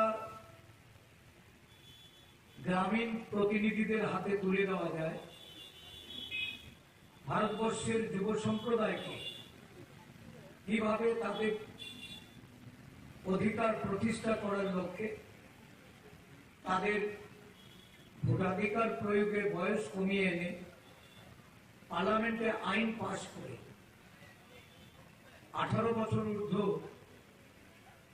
ভোটাধিকার পাইয়ে দেওয়ার লক্ষ্যে মধ্য দিয়ে আমরা ওনার বলিদানকে স্বীকার করে এই দেশের মানুষের জন্য যে মানব সেবার অনুপ্রেরণা ভারতীয় জাতীয় কংগ্রেস আজকে দেশব্যাপী এই অঙ্গীকারে আবদ্ধ হচ্ছে। উদয়পুর জেলা কংগ্রেস আজকে রক্তদানের মধ্য দিয়ে মানব সেবার আরেকটা মাইলস্টোন তারা প্রতিষ্ঠিত করতে যাচ্ছে। একটা সময় ছিল যখন এখানে ধারাবাহিকভাবে এই রক্তদান কর্মসূচিটা হতো, কিন্তু একটা সময়ে এখানকার যে রাজনৈতিক পরিমণ্ডল এটাকে বিষিয়ে তোলা হয়েছে। বিরোধী দলের রাজনৈতিক কর্মকাণ্ড করার তাদের অধিকার নানাভাবে এটা যেমন প্রতিরোধ হয়েছে এবং নানা ঘটনার মধ্য দিয়ে বিরোধী দলের নেতা কর্মীদের তাদের আক্রান্ত করে এটাকে রক্তাক্ত করা হয়েছে। সেই দিনও স্বাধীনতা দিবসে আমরা দেখেছি স্বাধীনতার পতাকা উত্তোলন করার জন্য যখন ভারতীয় জাতীয় কংগ্রেসের নেতা কর্মীরা তারা সারা রাত সেখানে কাজ করে সেখানকার পতাকা উত্তোলনের জন্য প্রস্তুতি নিয়েছিল, রাতের অন্ধকারে এসে ভাগমা অফিস ভেঙে দিয়ে জাতীয় পতাকাকে অবমানন করে সেখানে পতাকা আগুন ধরিয়ে দিয়ে পুড়িয়ে দিয়ে সেখানকার মনীষীদের ছবি ভেঙে দিয়ে আগুন ধরিয়ে দিয়ে একটা ঘৃণিত কাজ, নিন্দাজনক কাজ, এত বড় একটা গর্হিত কাজ স্বাধীনতা দিবসের প্রাক্কালে যারা করে তারা দেশের দেশপ্রেমী হতে পারে না, তারা দেশের পূজারী হতে পারে না। স্বাধীনতার আন্দোলনে যাদের কোনো ভূমিকা নেই তাদের দ্বারা দেশের সেবা এটা কখনো সম্ভব নয়। শ্রীলঙ্কার তামিল যে উগ্রবাদ, এই উগ্রবাদ দমন করে শান্তির পরিবেশ কিভাবে সেখানে ফিরিয়ে দেওয়া যায়, পার্শ্ববর্তী রাষ্ট্রগুলির ক্ষেত্রে রাজীব গান্ধীর এই বলিষ্ঠ পদক্ষেপ আজও মানুষ যেমন স্মরণ করে, ইতিহাসের পাতায় স্বর্ণাক্ষরে দেখা হয়েছে। এমন একটি ব্যক্তিত্বকে তার জন্মদিনে আমরা স্মরণ করছি, যিনি আজও ভারতের মাটিতে প্রাসঙ্গিক। কারণ সমগ্র দেশ জুড়ে চলছে একটা অশান্তির বাতাবরণ, সমগ্র দেশের মধ্যে চলছে বিভাজনবাদ, সারা দেশ জুড়ে আজকে জাত বর্ণ ধর্মের লড়াইয়ে একটা শাসক দল, একটা রাষ্ট্রশক্তি যখন মদত ডুবিয়ে যাচ্ছে, যখন দেশের মধ্যে উত্তর পূর্বাঞ্চলের মণিপুর অগ্নিগর্ভ, উত্তর ভারতের হরিয়ানাতে জাতি দাঙ্গা, উত্তর প্রদেশে ধর্মীয় সাম্প্রদায়িক দাঙ্গা, এহেন পরিস্থিতিতে আমরা রাজীবজিকে স্মরণ করতে যাচ্ছি, মূল্য দিতে হয়েছে। আসামে একটা নির্বাচিত সরকারকে সেদিন সরিয়ে দিয়ে সেখানকার আন্দোলনকারী অপর সরকার গড়ার জন্য সেখানকার ছাত্র সমাজের সঙ্গে সমঝোতা করে দায়িত্ব অর্পণ করা হয়েছে। মিজোরামে শান্তি চুক্তি করে লালডাঙ্গার নেতৃত্বে কংগ্রেস সরকারকে বলিদান দিয়ে সেখানে লালডাঙ্গার নেতৃত্বে সরকার গঠনের রাস্তা প্রশস্ত করা হয়েছে। পাঞ্জাবে উগ্রবাদ দমনে রাজীব গান্ধী যে বিশেষ ভূমিকা নিয়েছেন, খালিস্তান আন্দোলনে জবনিকাপাত করে সেখানে শান্তি প্রতিষ্ঠার লক্ষ্যে কংগ্রেস সরকারকে বিসর্জিত করেছে। এটা এই দেশের মানুষ আজও তারা মনে রেখেছে। বিশেষ করে এই দেশের শান্তির অগ্রদূত হিসাবে রাজীবজিকে আমরা এখনো আমাদের মনের মণিকুঠরে জায়গা করে রেখেছি। এই উত্তর পূর্বাঞ্চলের ত্রিপুরা সহ যখন বিচ্ছিন্নতাবাদ উগ্রবাদীদের নানাভাবে আমাদের জাতীয় জীবনে একটা বড় ধরনের প্রতিবন্ধকতা তৈরি হয়েছে, আমাদের জীবনযাত্রা বিপর্যস্ত হয়েছে। উত্তর পূর্বাঞ্চলের আসাম থেকে শুরু করে মিজোরাম, ত্রিপুরা, প্রত্যেকটি রাজ্যে বিচ্ছিন্নতাবাদ মাথাচাড়া দিয়েছিল। রাজীব গান্ধী তার শান্তির যে প্রক্রিয়া, সেই প্রক্রিয়ায় উত্তর পূর্বাঞ্চলকে সেখানে শান্তি সম্প্রীতির একটা পীঠস্থান হচ্ছে। দেশব্যাপী গণজাগরণ তৈরি করছে দেশের নেতা রাহুল গান্ধী। ভারত জোড়ো কর্মসূচির মাধ্যমে মানুষকে সংগঠিত করার প্রয়াস নিয়েছে। কে সে রাহুল গান্ধী? রাজীব গান্ধীর সুপুত্র, যে রাজীব গান্ধী মানবতার জন্য নিজের আত্মবলিদান দিয়েছেন, শান্তির জন্য, সম্প্রীতির জন্য দেহটাকে ছিন্ন ভিন্ন করেছেন। ওই পরিবার যারা বারে বারে দেশের জন্য আত্মবলিদান দিয়েছেন, এই ভারতবর্ষের মাটি যাদের রক্তে সঞ্চিত হয়েছে, এই ভারতবর্ষ আজকে ওই গান্ধী পরিবারকে অনুপ্রেরণা হিসাবে নিয়ে দেশের প্রতিটা গরিব অংশের মানুষের জন্য, দেশের প্রত্যেকটা গণতান্ত্রিক প্রিয় মানুষের জন্য, মানুষের সাংবিধানিক মৌলিক অধিকারকে প্রতিষ্ঠিত করার জন্য লড়াইয়ের শপথ নিচ্ছে। ঠিকাদারদের পেট ভর্তি করা হচ্ছে, শিক্ষিত বেকাররা আজকে রাস্তায় রাস্তায় ঘুরছে। তাদের কর্মসংস্থানের জন্য এই সরকারের কোনো পরিকল্পনা নেই।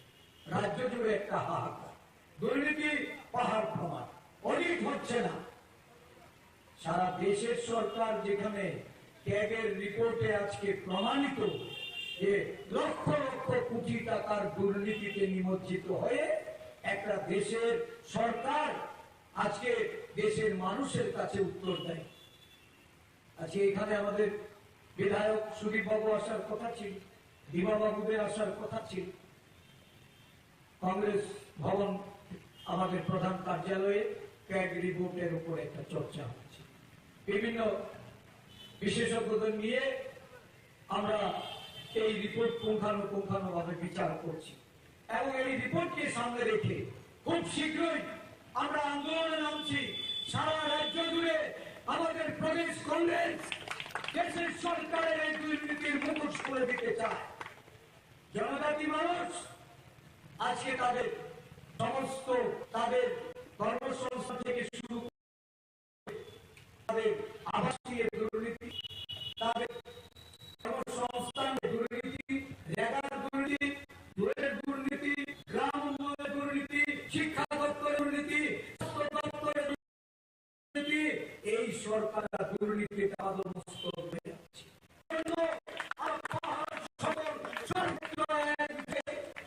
রাস্তায় নামি লক্ষ্য রাখিয়ে আর ভয়ভীতি দেখিয়ে আক্রমণ করে প্রদেশ কংগ্রেসকে রোকা যাবে না, জেলা কংগ্রেসকে রোকাবে না।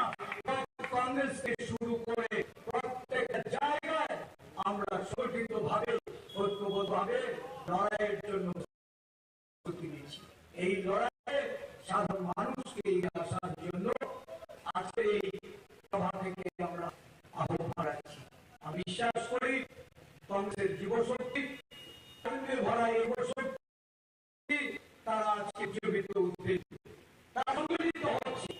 আগামী দিন এই অনৈতিক দুর্নীতিবাদ সরকারের বিরুদ্ধে লড়াই করার জন্য কংগ্রেস যে প্রস্তুতি নিচ্ছে তাতে দলে দলে শাসক দল ছেড়ে লোক যোগ দিচ্ছে।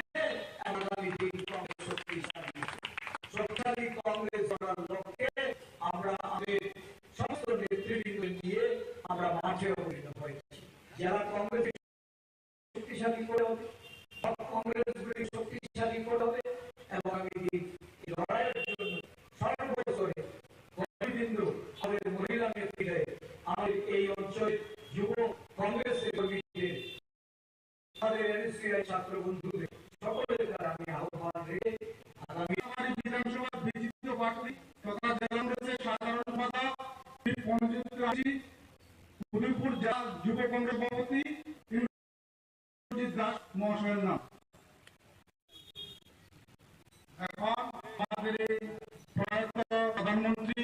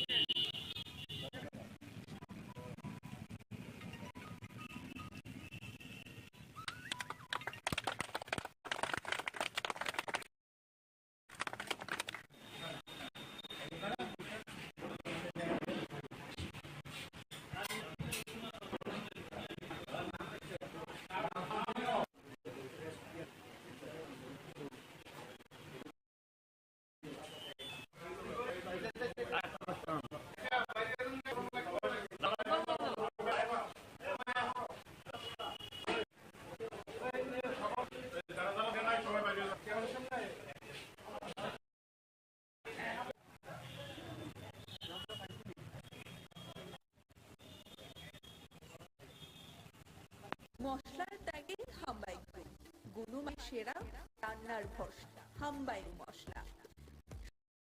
সম্পূর্ণ প্রাকৃতিক অপার গুণ উপকারিতায় পরিপূর্ণ হাম্বাই গ্রুপ। যদি মিকেল ফ্রি কার ফ্রি প্রকৃত স্বাদে মশলা খেতে চান তবে আপনার রান্নাঘরে চাই হাম্বাই মশলা। রায় শুধুমাত্র তোমার চাই হাম্বাই গ্রুপ মশলা। আজকে 46তম টিএসইউ প্রতিষ্ঠা দিবস, এটা অত্যন্ত আনন্দের বিষয়। গুটি গুটি পায়ে করে আজকে 46 বছর আমরা এগিয়ে চলছি। অনেক সহায় অধ্যায় পেরিয়ে, অনেক তার দেখা আমাদের এই সংগঠন করতে গিয়ে আমরা হারিয়েছি সূর্যদেবনের মতো আমাদের টিএসসি কেন্দ্রীয় কমিটির মেম্বার, অভিজ্ঞতা সদরের সেক্রেটারি। আমি তাকে স্মরণ করছি, শ্রদ্ধা জানাচ্ছি। এছাড়া অনেক কমের অনেক শারীরিক মানসিকভাবে আক্রান্ত হতে হয়েছে, অনেক নাক পিতেখার মধ্যে দিয়ে এই সংগঠন আজকে এই জায়গায় এসে দাঁড়িয়েছে। এটা ঘটনা আমাদের রাজ্যে শিক্ষার আন্দোলন, জনশিক্ষার চেতনা থেকে আমরা সমৃদ্ধ হয়ে উপজাতি ছাত্র ইউনিয়ন গঠন করা এবং তার মধ্যে দিয়ে শিক্ষার যে আন্দোলন, এই আন্দোলনটাকে কিভাবে তার পরিব্যক্তি সেখানে বাড়ানো হয়েছিল। আজকে প্রত্যেক প্রান্তে স্কুল, মহকুমাগুলিতে কলেজ, বিভিন্ন যত শিক্ষা প্রতিষ্ঠান হয়েছে তার 90% এই জনশিক্ষার চেতনা। পরবর্তী সময়ে ত্রিপুরার গণ আন্দোলনের বিকাশ, বামফ্রন্ট সরকার টিএসইউ এসএফের লড়াই সংগ্রামের ফসল হচ্ছে আজকে আমাদের এই আমরা যে জায়গায় আছি। কিন্তু অত্যন্ত দুর্ভাগ্যের বিষয় এটা বলতে হয়। আমি একটা এক্সাম্পল দিই, আমরা শিক্ষায় কি এগিয়েছি এই বিজেপি আইপিএফের জমানায়। 2018-তে বামফ্রন্ট সরকার থাকাকালীন মাধ্যমিক পরীক্ষা দিয়েছিলেন 49,000। 6 বছর পর 2023-এ মাধ্যমিক পরীক্ষার্থীর সংখ্যা কত জানেন? 31,600 জন। পরীক্ষার্থীর সংখ্যা তো বাড়ার কথা। এখন দেখছি 18 সালে 49,000 আর এবার পরীক্ষা দিয়েছে 31,600 জন। মাধ্যমিক পরীক্ষার সংখ্যা, পরীক্ষার্থীর সংখ্যা বাড়ার কথা, সংখ্যা কমেছে। এটা যদি আমি গোটা রাজ্যে ছাত্র সংখ্যা যদি বিচার করি, এর থেকে আলাদা করে যদি উপজাতির ছাত্রদের যদি আলাদা করে দেখি, তাহলে 18 সালে যে পরীক্ষার্থী দিয়েছে উপজাতি ছাত্র সংখ্যা, তার 23 সালের ছাত্র সংখ্যা, গোটা যে সংখ্যা কমেছে তার আনুপাতিক হারে উপজাতি ছাত্র সংখ্যা অনেক অনেক কমবে।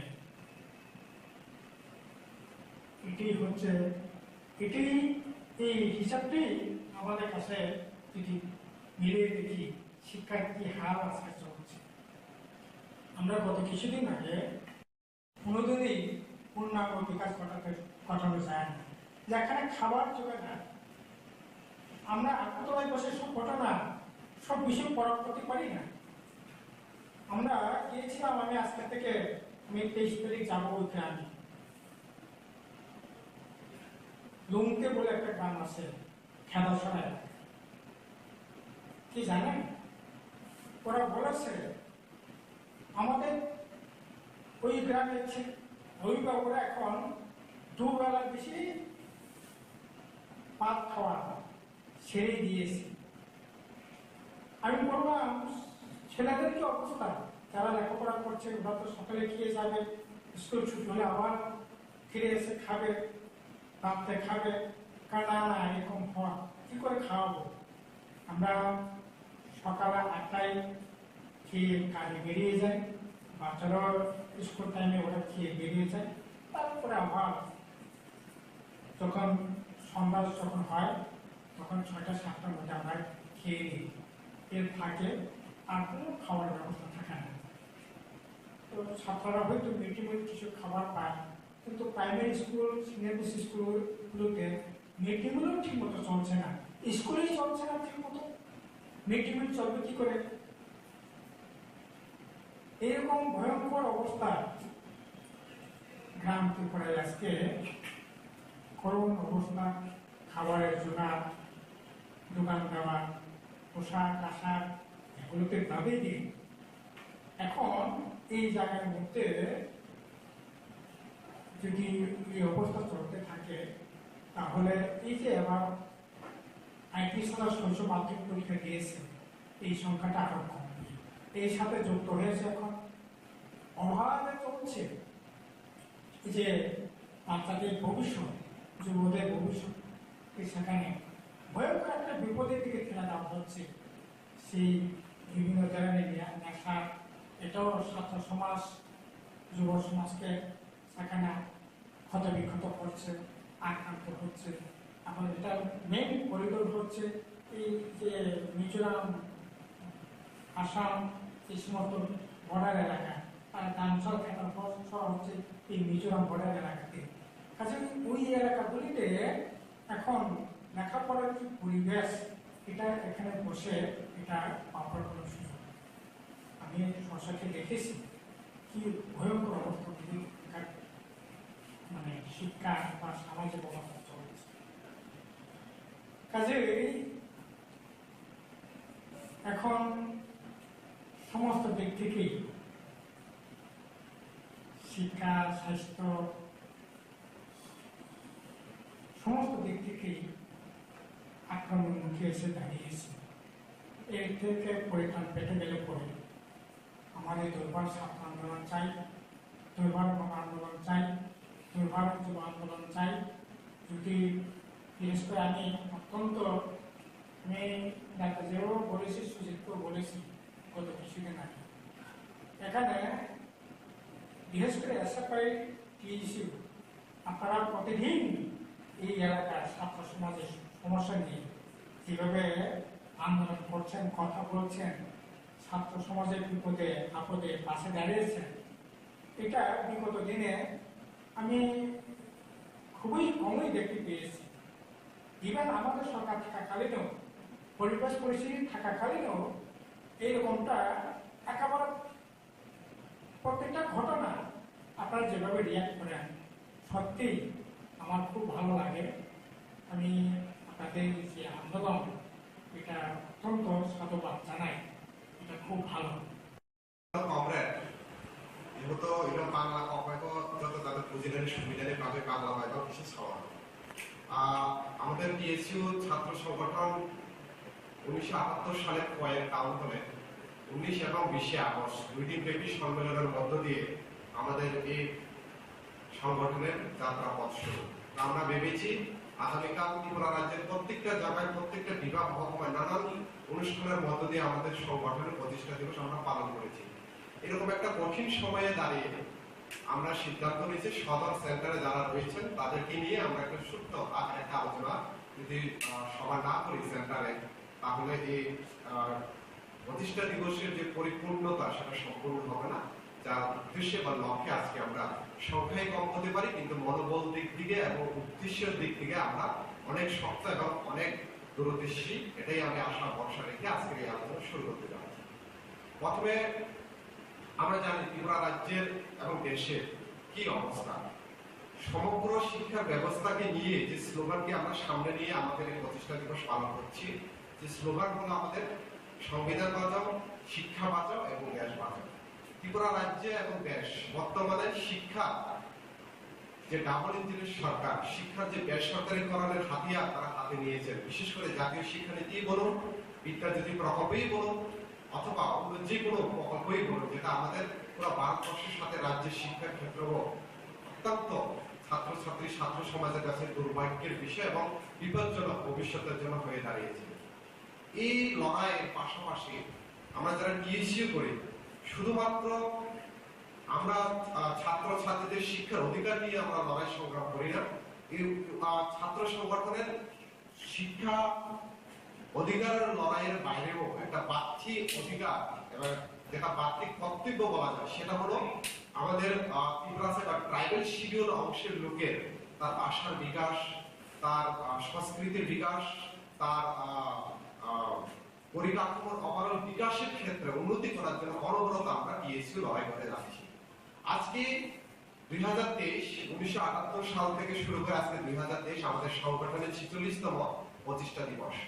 আজকের এই 46তম প্রতিষ্ঠা দিবসে দাঁড়িয়ে আমরা দেখতে পাচ্ছি ত্রিপুরা রাজ্যের আমরা আগামী 19শে আগস্টে আমরা দেখতে পেয়েছি উদয়পুর মহকুমার বিভিন্ন স্থানে কিল্লা থেকে শুরু করে উদয়পুর এমন একটা জায়গা যে জায়গাতে প্রতিনিয়ত 2018 পরে 2023 পরে সন্ত্রাস কবলিত এলাকা, কিন্তু এইরকম একটা এলাকা হওয়া সত্ত্বেও ওইখানে আমরা প্রায় 100-150 উপরে ছাত্র জমায়েত করার চেষ্টা সার্থকতা এসে আমরা কিল্লা এবং উদয়পুর তাহলে আমরা আমাদের টিএসইউ সংগঠনের পতাকা উত্তোলনের মধ্য দিয়ে সংগঠন আমরা প্রতিষ্ঠা দিবস পালন করেছি।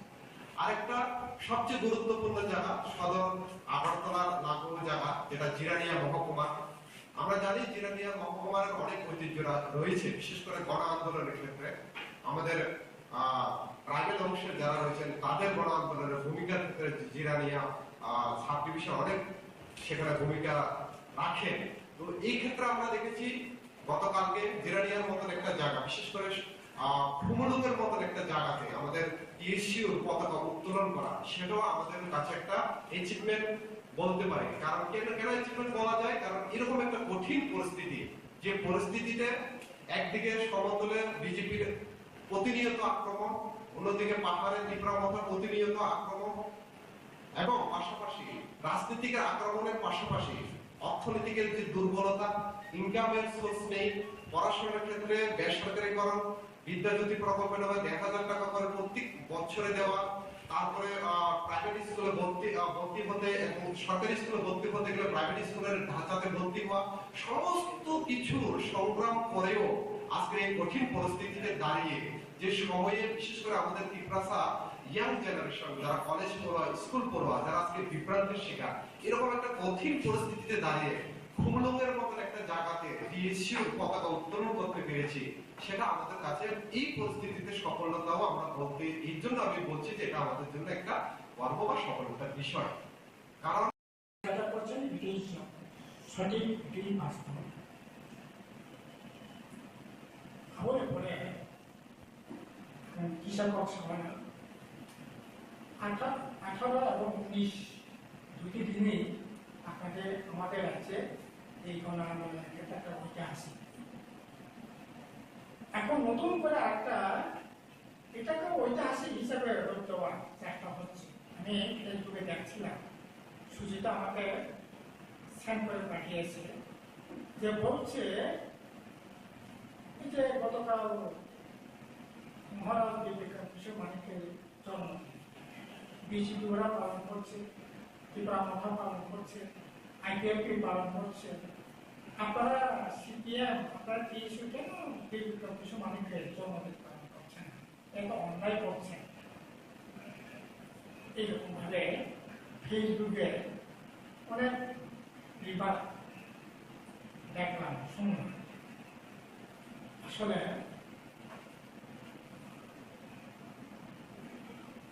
এই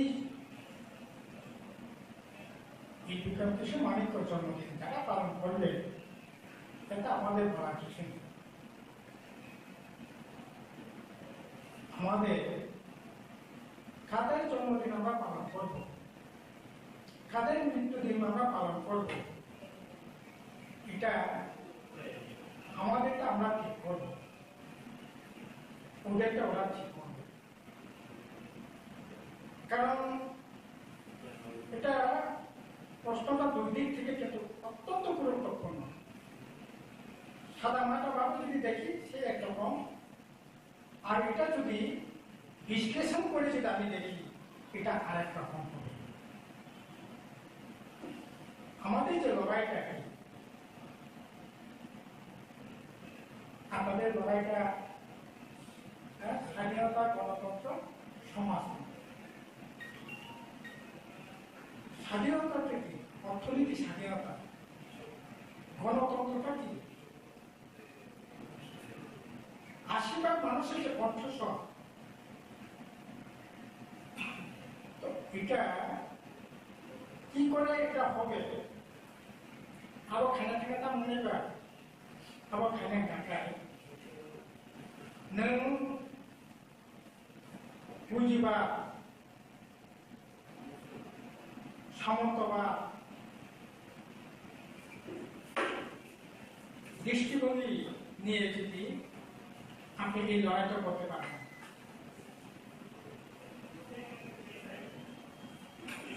এই লড়াইটা করতে পারেন, সামন্তবাদ চিন্তা, পুঁজিবাদী চিন্তা, ধনবাদী চিন্তা, পুরনো মানে কি বলবো, এটা কনজারভেটিভ চিন্তা নিরেখে চিন্তা নিয়ে আপনি যে স্লোগানটা লিখেছেন ইন্ডিপেন্ডেন্ট ডেমোক্রেসি সোশ্যালিজম, এটা করতে পারেন। একমাত্র যে উত্তরটা দেন, আপনার লড়াইটা হবে প্রগতিশীল বৈজ্ঞানিক দৃষ্টিভঙ্গি থেকে, সমাজবাদী দৃষ্টিভঙ্গি থেকে। আর ওরা যেটা যে প্রতিষ্ঠা ভিত্তিক পালন করছেন, এটা হলো কনজারভেটিভ, সংরক্ষণবাদী, সংরক্ষণশীল ভাবনা, সামন্তবাদী ভাবনা, পুঁজিবাদী ভাবনা। এই ভাবনা থেকে ওরা এই চিন্তা করছে। ঐতিহাসিক ভাবে মহারাজ কিছু মানিক্য যেটা পাওয়ার দরকার, এটা নিশ্চয়ই আমরা সম্মান জানাবো, নিশ্চয়ই সম্মান জানাবো। যে সম্মান পাওয়া দরকার এই সম্মান আমরা জানাবো। তার জন্যই তো আমরা এই মহারাজা বিভূতিভূষণ মানিকের নামে ইউনিভার্সিটি করলাম, মহারাজা বিভূতিভূষণ ইউনিভার্সিটি।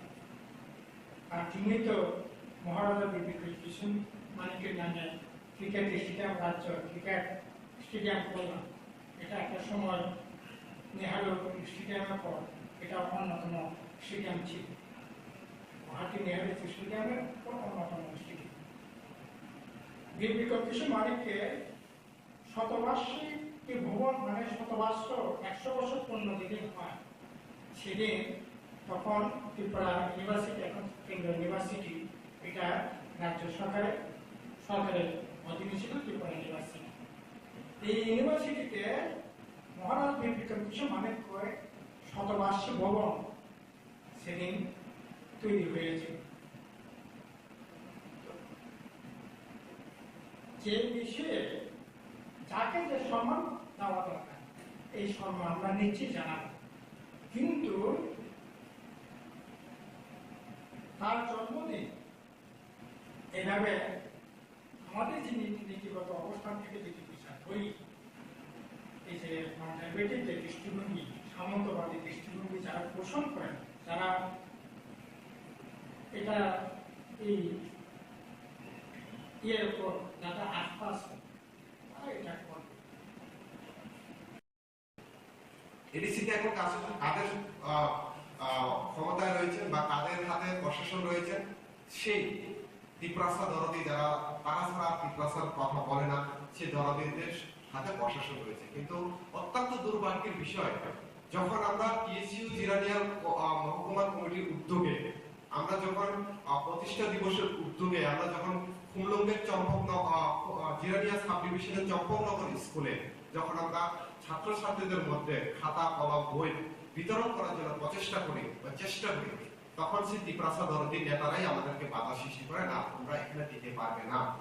এরকম ছাত্রছাত্রী যারা ক্লাস 8-এ পড়ে, 7-এ পড়ে, 6-এ পড়ে, যারা কোনো রাজনীতিকের সঙ্গে কোনো সরাসরি ভাবে যোগাযোগ নেই, যারা রাজনীতিক সম্পর্কে এখনো তাদের অবহেলিত নয়, তাদের পর্যন্ত আজকে এই রাজনীতির এরকম যে হিংসার শিকার করে তাদেরকে বাধাপ্রাপ্ত করা যাচ্ছে। যদি এরকমও হতো, আমরা এখানে ভোটের প্রচার করতে গিয়েছি দিয়েছিও, নাকি আমরা যদি এখানে কারো প্রচার করতে গেলাম, এটা আলাদা ব্যাপার ছিল। কিন্তু আমরা প্রতিষ্ঠা দিবস উপলক্ষে আমরা ছাত্রছাত্রীদেরকে বই খাতা কলম বিতরণ করবো, এখানেও বাধা দিচ্ছে কেনা ত্রিপুরা সারা, আর নিবে কেনা ত্রিপুরা সারা, আর বাধা সৃষ্টি কে করছে ত্রিপুরা সারা। আমি এটাই বলতে চাইছি যে শুধুমাত্র এক্সাম্পল আপনাদের সামনে তুলে ধরলাম।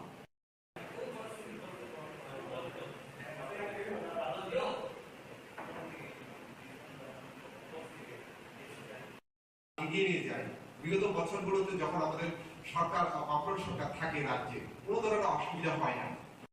ভারতবর্ষ না, পুরো ভারতবর্ষের কাছে আমাদের ত্রিপুরা ছাত্র ছাত্রীরা আমরা লজ্জা বোধ করছি যে শিক্ষার মডেল থেকে পুরো ভারতবর্ষে আমরা রাজ্য অনেক শ্রীমন্তম এবং অনেক বা চবা খাই তিনি অনেক ভূমিকা এবং তিনি প্রাক্তন সাধারণ সম্পাদক তথা জেপি কেন্দ্রীয় কমিটির সাধারণ সম্পাদক সর্দীয় কমরেড তারা চরণদের করুন। এই হলো অবস্থা এই বিদ্যালয়গুলো। তারা বলছে যে দাদা আমরা ডিএসইউ কে বিশ্বাস করি। ব্যবস্থা এটা শুধু শিক্ষা ব্যবস্থা নয়, এটার সাথে জড়িয়ে আছে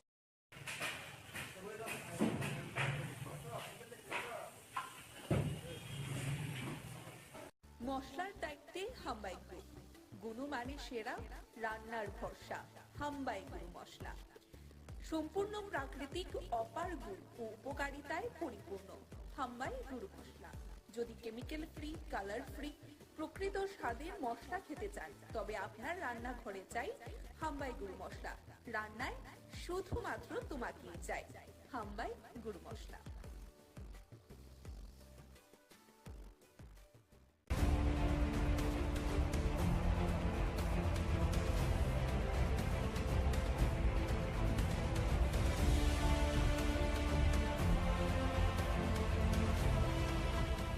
গতকাল সাড়ম্বরের সহিত পালন করা হয়েছে গোটা রাজ্যব্যাপী ১১৫তম জন্মবার্ষিকী, কিন্তু এই স্ট্যাচুটিতে বিন্দুমাত্র জল পর্যন্ত দেওয়া হয়নি।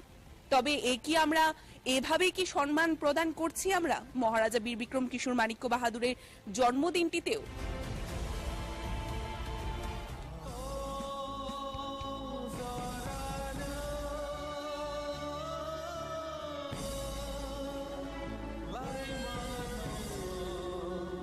এখানে মহারাজা বীর বিক্রম কিশোর মাণিক্য বাহাদুর, আমরা যদি বলি তিনি শুধুমাত্র আমাদের রাজ্যের গর্ব নয়, তিনি গোটা দেশে ওনার খ্যাতি রয়েছে, গোটা দেশ ওনাকে চিনে।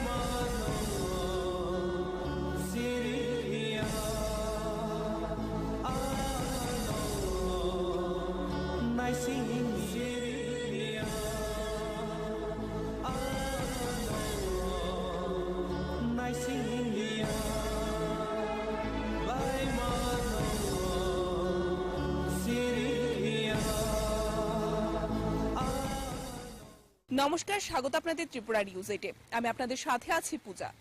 আজ আমরা এই মুহূর্তে পৌঁছে গেছি পুরাতন আগরতলা বিমানবন্দরে, এবং আজকে এখানে কি কারণে পৌঁছেছি তা আমরা একে একে আপনাদের সামনে তুলে ধরবো। পুরাতন আগরতলা বিমানবন্দরে এসে পৌঁছানোর পেছনে যে কারণগুলো রয়েছে ত্রিপুরা নিউজ 8-এর, প্রথমত গতকালকে আমরা রাজ্যের বুকে সাড়ম্বরের সহিত প্রত্যেকটি দল থেকে শুরু করে আমরা যদি দেখি প্রত্যেকটি সংস্থা সংগঠন পালন করেছে ১১৫তম মহারাজা বীর বিক্রম কিশোর মাণিক্য বাহাদুরের জন্মবার্ষিকী। কিন্তু বিষয়টি হচ্ছে আমরা কতটুকু সম্মান করছি আদতে মহারাজা বীর বিক্রম কিশোর মাণিক্য বাহাদুরের।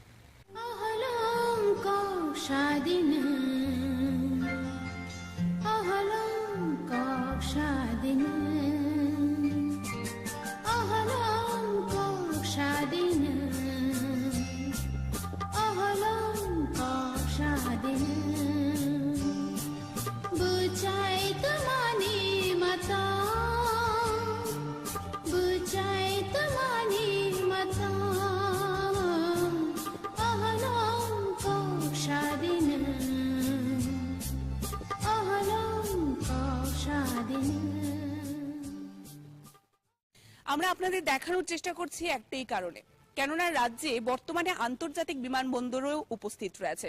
তার নামও মহারাজা বীর বিক্রম এয়ারপোর্ট অর্থাৎ বিমানবন্দর। কিন্তু সেখানে এখনো পর্যন্ত কেন এই স্ট্যাচুটিকে স্থানান্তরিত করা হয়নি বা কেন এখনো পর্যন্ত আন্তর্জাতিক বিমানবন্দরে মহারাজা বীর বিক্রম কিশোর মানিকের নাম তো অবশ্যই রয়েছে, কিন্তু সেখানে একটাও স্ট্যাচু নেই বা কোনো মূর্তি বা প্রতিকৃতি নেই, সেখানে কিন্তু অবশ্যই প্রশ্ন উঠে আসে। তবে মহারাজা বীর বিক্রম কিশোর মানিক্য বাহাদুরের নামই শুধুমাত্র রয়েছে শো অফ করার জন্য বিমানবন্দরে, নাকি সেখানে সম্মানও প্রদান করা হচ্ছে মহারাজা বীর বিক্রম কিশোর মানিক্য বাহাদুরকে? তাছাড়াও যদি আমরা দেখি ত্রিপুরা জনগণদের ইমোশন কিন্তু জড়িয়ে রয়েছে মহারাজা বা রাজা মহারাজাদের যে আমরা যদি দেখি তাদের যে বর্তমান পিরিয়ড ছিল সেই তাদের একের পর এক রাজার উপর তাদের ত্রিপুরা জনগণদের একটি ইমোশনও জড়িয়ে রয়েছে। তবে কি সেই ইমোশনের সাথেও খেলা করা হচ্ছে নাকি শুধুমাত্র শো অফ করা হচ্ছে? কেন এত বড় একটি স্ট্যাচু যা রাজ্যে এসে দেশের প্রধানমন্ত্রী নরেন্দ্র মোদী উদ্বোধন করে গিয়েছিলেন সেই মূর্তি কেন স্থানান্তরিত করা হয়নি আজ পর্যন্ত, এবং কেন এখনো পর্যন্ত আন্তর্জাতিক বিমানবন্দরে কোনো মহারাজা বীর বিক্রম কিশোর মানিক্য বাহাদুরের স্ট্যাচু বা প্রতিকৃতি নেই, তাকে নিয়েও কিন্তু বর্তমানে বড় প্রশ্নচিহ্ন রয়েছে।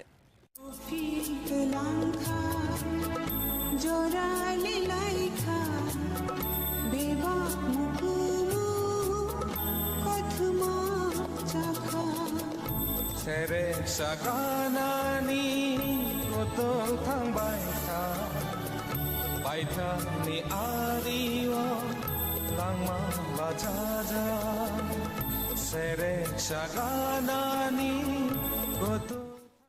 এতক্ষণ পর্যন্ত আমরা আপনাদের সামনে তুলে ধরেছি আগরতলা যে পুরাতন বিমানবন্দর, সেই পুরাতন বিমানবন্দরে যে মহারাজা বীর বিক্রম কিশোর মানিক্য বাহাদুরের যে স্ট্যাচুটি রয়েছে সেই স্ট্যাচু কি ধরনের পরিত্যক্ত অবস্থায় পড়ে আছে, যেখানে 115তম জন্মবার্ষিকী গোটা রাজ্যে বিভিন্ন দল, বিভিন্ন সংগঠন, বিভিন্ন সংস্থা আড়ম্বরের সহিত পালন করছে।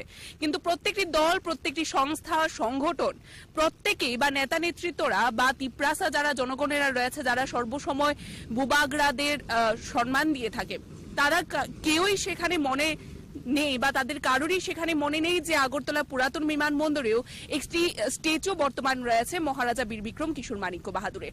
বর্তমানে কিন্তু আমরা উপস্থিত রয়েছি আন্তর্জাতিক যে বিমানবন্দরটি রয়েছে, শুধুমাত্র আপনাদের সামনে তুলে ধরার জন্য আমরা আন্তর্জাতিক বিমানবন্দরে বর্তমানে উপস্থিত রয়েছি। আপনারা সেই নামটি দেখতে পাচ্ছেন, খুব বড় করে বড় বড় অক্ষরে লেখা আছে মহারাজা বীর বিক্রম বিমানবন্দর। কিন্তু আপনাদের দেখানোর চেষ্টা করব যে এই আন্তর্জাতিক বিমানবন্দরে কোথাও কোনো চিহ্ন নেই মহারাজা বীর বিক্রম কিশোর মানিক্য বাহাদুরে, নেই কোনো স্ট্যাচু, নেই কোনো প্রতিকৃতি।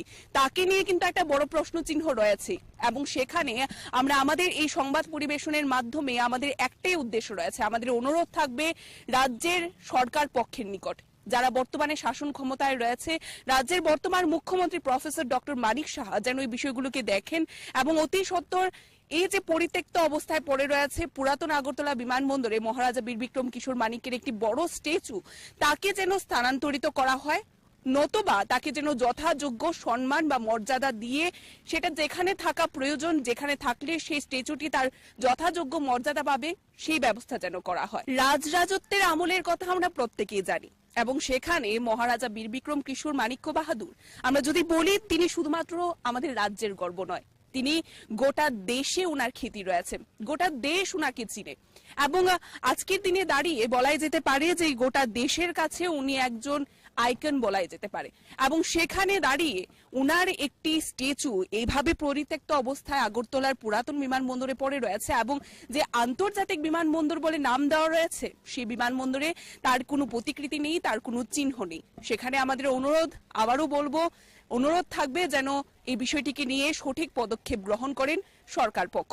এ বলে আমাদের এই বিশেষ রিপোর্ট, আজকে আমরা যে বিশেষ রিপোর্টটি তুলে ধরার চেষ্টা করেছি 115তম জন্মবার্ষিকী মহারাজা বীর বিক্রম কিশোর মানিক্য বাহাদুরের পরের দিন, কেননা আমরা দেখানোর চেষ্টা করেছি যে পরের দিন পর্যন্ত এসেছি উনার 115তম জন্মবার্ষিকীতে না উনার স্ট্যাচুতে জল, না একটু পুষ্পার্ঘ, না সেখানে মাল্য প্রদান করা হয়েছে। তাকে নিয়ে কিন্তু বড় প্রশ্ন চিহ্ন থাকছে যে শুধুমাত্র কি শো অফ করার জন্য এই স্ট্যাচু তৈরি করা বা নির্মাণ করা, তাকে যথাযোগ্য মর্যাদা কেন দেওয়া হচ্ছে না। এ বলে আমাদের এই বিশেষ রিপোর্ট ত্রিপুরা নিউজ 8 আমরা এখানেই শেষ করছি। পরবর্তী বিভিন্ন আপডেটস দেখতে অবশ্যই চোখ রাখবেন ত্রিপুরা নিউজ 8 এর পর্দায় ক্যামেরায় রাহুলের সাথে আমি রয়েছি পূজা, ত্রিপুরা নিউজ 8। মশলার দায়িত্বে হাম্বাই গ্রুপ, গুণমানে সেরা, রান্নার ভরসা, হাম্বাই গুরু মশলা। সম্পূর্ণ প্রাকৃতিক, অপার গুণ ও উপকারিতায় পরিপূর্ণ হাম্বাই গুরু মশলা। যদি কেমিক্যাল ফ্রি, কালার ফ্রি, প্রকৃত স্বাদের মশলা খেতে চান, তবে আপনার রান্নাঘরে চাই হাম্বাই গুরু মশলা। রান্নায় শুধুমাত্র তোমাকেই চাই হাম্বাই গুরু মশলা।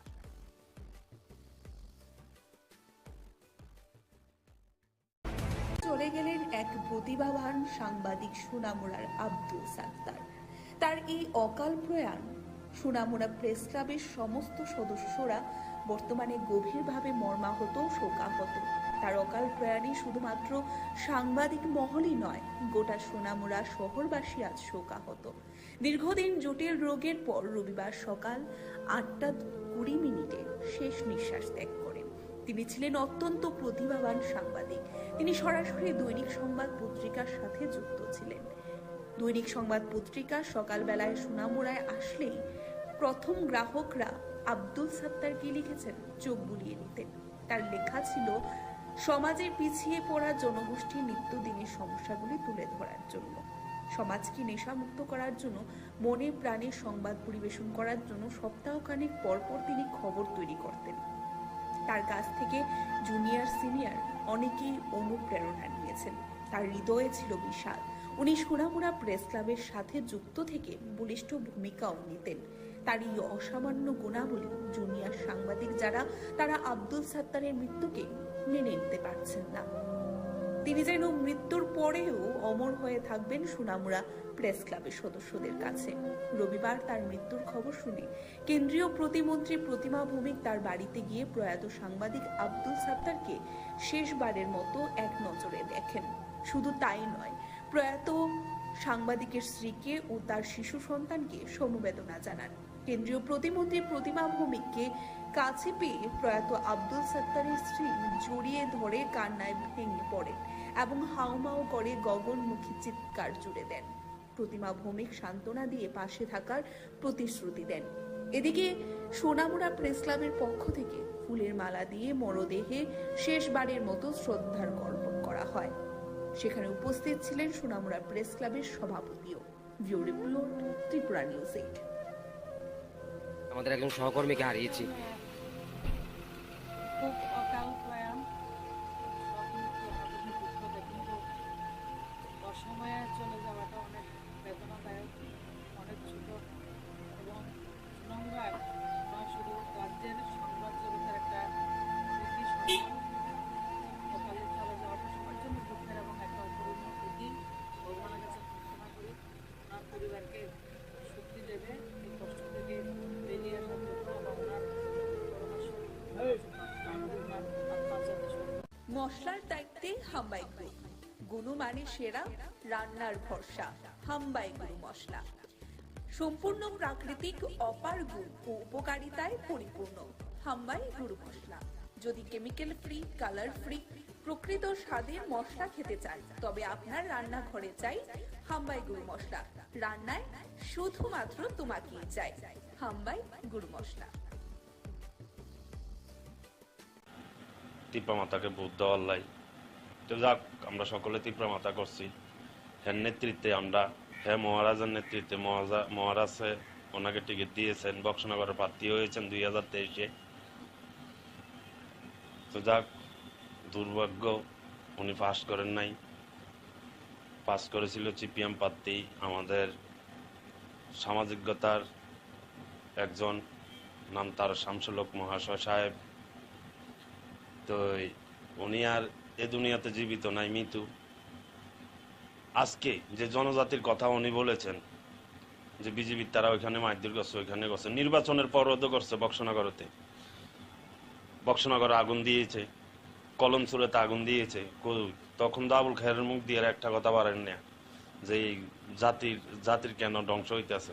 তফাজ্জল তো মুসলমান জাতের একজন, তাহলে আজকে কেন সেই জাতির চিন্তা করে দনপুরবাসীরে কইতে আছে, বক্সনগরবাসী কইতে আছে, সারা সময় সাব ডিভিশনের মশারে কইতে আছে বিজেপির দল লাই।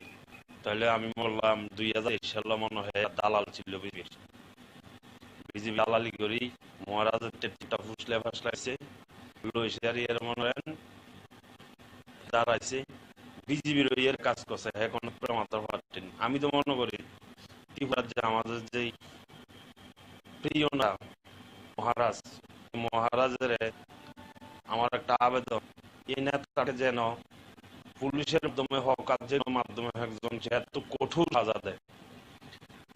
হ্যাঁ তো আমাদের একটা কথা জিজ্ঞাসা দরকার ছিল, হ্যাঁ ডাক কেন ডাক গেল জীবিতে, কেন ডাক যাই এর এসব ভাষণ দিতে আসে। হ্যাঁ মতন কুলাঙ্গার না মনে যদি জায়গা থাকে তাহলে মনে দেশ এমনি অংশ হয়ে যাব। তো এই লোককে বিশ্বাস করি না। এই লোক যদি সোনামুড়ার মাধ্যমে আইয়ে যারা আমরা মাথা করছি ঠিক মতন 50টি আমার একটা রশি আছে, এই রশিটা দিয়ে বান্ধি ঠিক মতন যে মায়ের টেরের দরকার মহারাজারা দেবেন যে দেখেন টিকিট দিচ্ছেন এটারে, এই টিকিটদের মাধ্যমে এই লোকটা জাতির সেই জাতির স্বার্থে যাই এরা যদি ডেভেলপমেন্ট কিছু করতে চাই তাহলে বিজেপির ভোট দাও। তখন কইছিল 2023 সালে কইছিল, তো যাক 2023-এ বয়ান দিছে উল্টা, এখনো আবার উল্টা। তাহলে আমার মতো এসব নেতা দেশে থাকার দরকার নাই। এডি আছে না, এডি হইলো কুলাঙ্গার, এডি হইলো ডাঙ্গাবাজ নেতা। আবুল খায়ের মতন নেতা আছে না, এগুলো ডাঙ্গাবাজ, সের মতন ডাঙ্গাবাজ মনে আর নাই। সে একটা যোদ্ধা সৈনিক, আসাম রাইফেল একটা যোদ্ধা সৈনিক।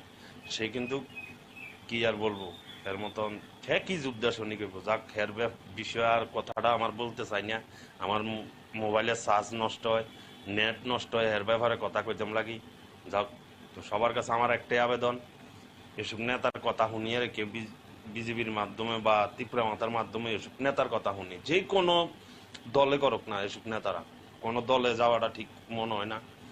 তো হ্যাঁ মনে করে হ্যার মতন আবুল খায় যদি সাপোর্ট করে মনে হয় বক্সনগর এবং দনপুর সিট হাসিলে যাব। হ্যার মতন নেতা গেলে আসসালামু আলাইকুম। আমরা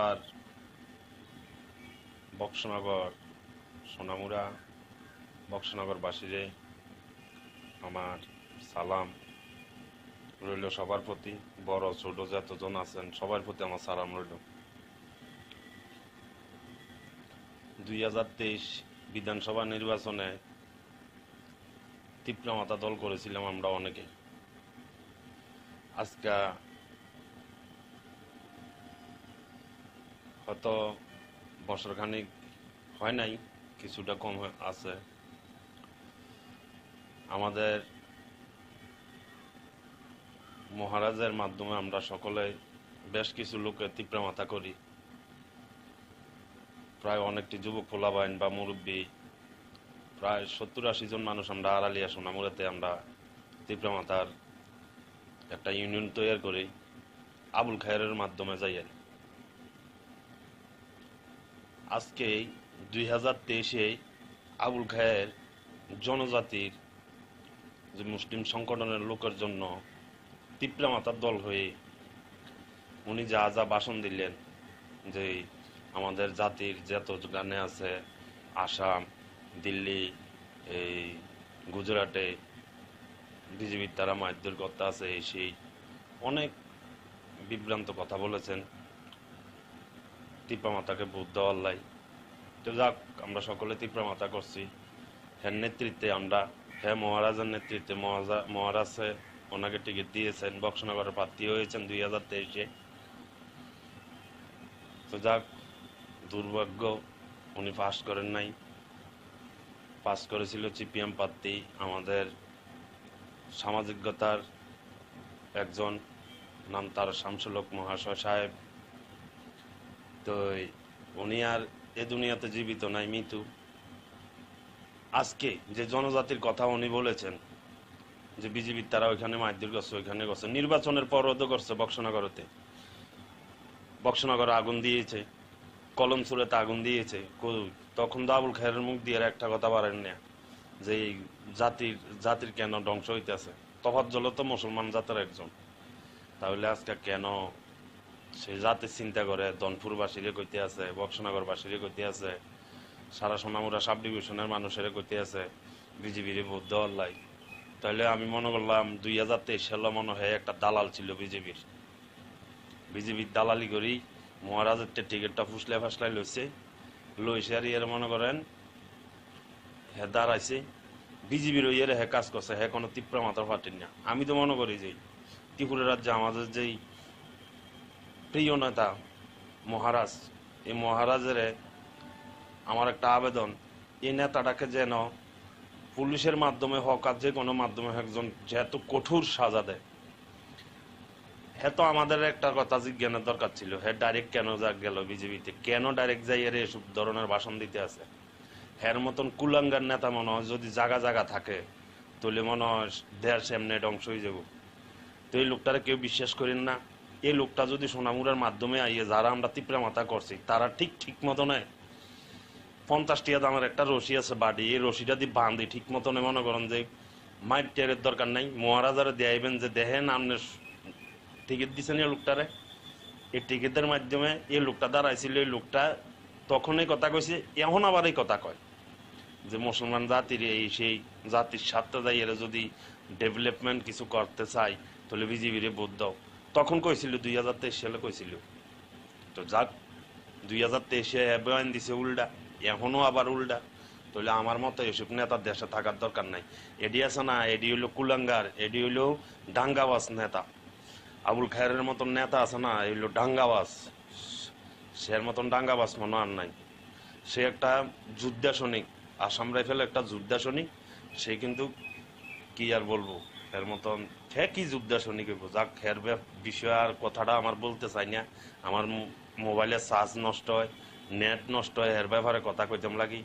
যাক, তো সবার কাছে আমার একটাই আবেদন, এসব নেতার কথা শুনিয়ে কেউ বিজেপির মাধ্যমে বা ত্রিপুরা মাতার মাধ্যমে এসব নেতার কথা শুনি, যে কোনো দলে করুক না, এসব নেতারা কোনো দলে যাওয়াটা ঠিক মনে হয় না। তো হ্যাঁ মনে করে হের মতন আবুল খায় যদি সাপোর্ট করে মনে হয় বক্সনগর এবং দনপুর সিট হাসিলে যাব। হের মতন নেতা গেলে আর এর আগে তো তফাজ্জল ভাই মনে করেন 4048 ভোটে ফেল গেছে, এবার মনে 9000 ভোটে ফেল যাব। যদি এই নেতাটার লগের আয় এগুলো একটা চোর, এর মতন চোর আর নাই। যাক, আসসালামু আলাইকুম, সকলে ভালো থাকেন। সবার কাছে আমার দোয়া রইল, সবাই আমি দোয়া করি ভালো থাকেন। যাক, এতটুকু আমার কথা। আসসালামু আলাইকুম। আমরা বক্সনগর সোনামুড়া বক্সনগর বাসীরে আমার সালাম রইল সবার প্রতি, বড় ছোট যতজন আছেন সবার প্রতি আমার সালাম রইল। 2023 বিধানসভা নির্বাচনে ত্রিপুরা মাতা দল করেছিলাম আমরা অনেকে। আজকে হয়তো বছরখানিক হয় নাই, কিছুটা কম আছে। আমাদের মহারাজের মাধ্যমে আমরা সকলে বেশ কিছু লোকের ত্রিপুরা মাতা করি। প্রায় অনেকটি যুবক পোলাবাইন বা মুরব্বী, প্রায় 70-80 জন মানুষ আমরা আড়ালিয়া সোনামুড়াতে আমরা ত্রিপুরা মাতার একটা ইউনিয়ন তৈরি করি আবুল খায়ের মাধ্যমে যাই। আজকে 2023-এ আবুল খায়ের জনজাতির যে মুসলিম সংগঠনের লোকের জন্য ত্রিপুরা মাতার দল হয়ে উনি যা ভাষণ দিলেন, যে আমাদের জাতির যত গানে আছে আসাম, দিল্লি, এই গুজরাটে বিজেপির তারা মারধর করতে আছে, সেই অনেক বিভ্রান্ত কথা বলেছেন ত্রিপুরা মাতাকে ভোট দেওয়ার লাই। তো যাক, আমরা সকলে ত্রিপুরা মাতা করছি। হ্যাঁ নেতৃত্বে আমরা, হ্যাঁ মহারাজের নেতৃত্বে মহারাজে ওনাকে টিকিট দিয়েছেন, বক্সনগরের প্রার্থী হয়েছেন 2023-এ। তো যাক, দুর্ভাগ্য উনি পাস করেন নাই। পাস করেছিল সিপিএম প্রার্থী, আমাদের সামাজিকতার একজন, নাম তার শামসুল হক মহাশয় সাহেব। তো উনি আর এ দুনিয়াতে জীবিত নাই, মৃত্যু। আজকে যে জনজাতির কথা উনি বলেছেন যে বিজেপির তারা ওইখানে মারধর করছে, ওইখানে করছে, নির্বাচনের পরও তো করছে বক্সনগরতে। বক্সনগরে আগুন দিয়েছে, কলমচুরেতে আগুন দিয়েছে, তখন তো আবুল খায়েরের মুখ দিয়ে একটা কথা বাড়েন না যে এই জাতির কেন ধ্বংস হইতেছে।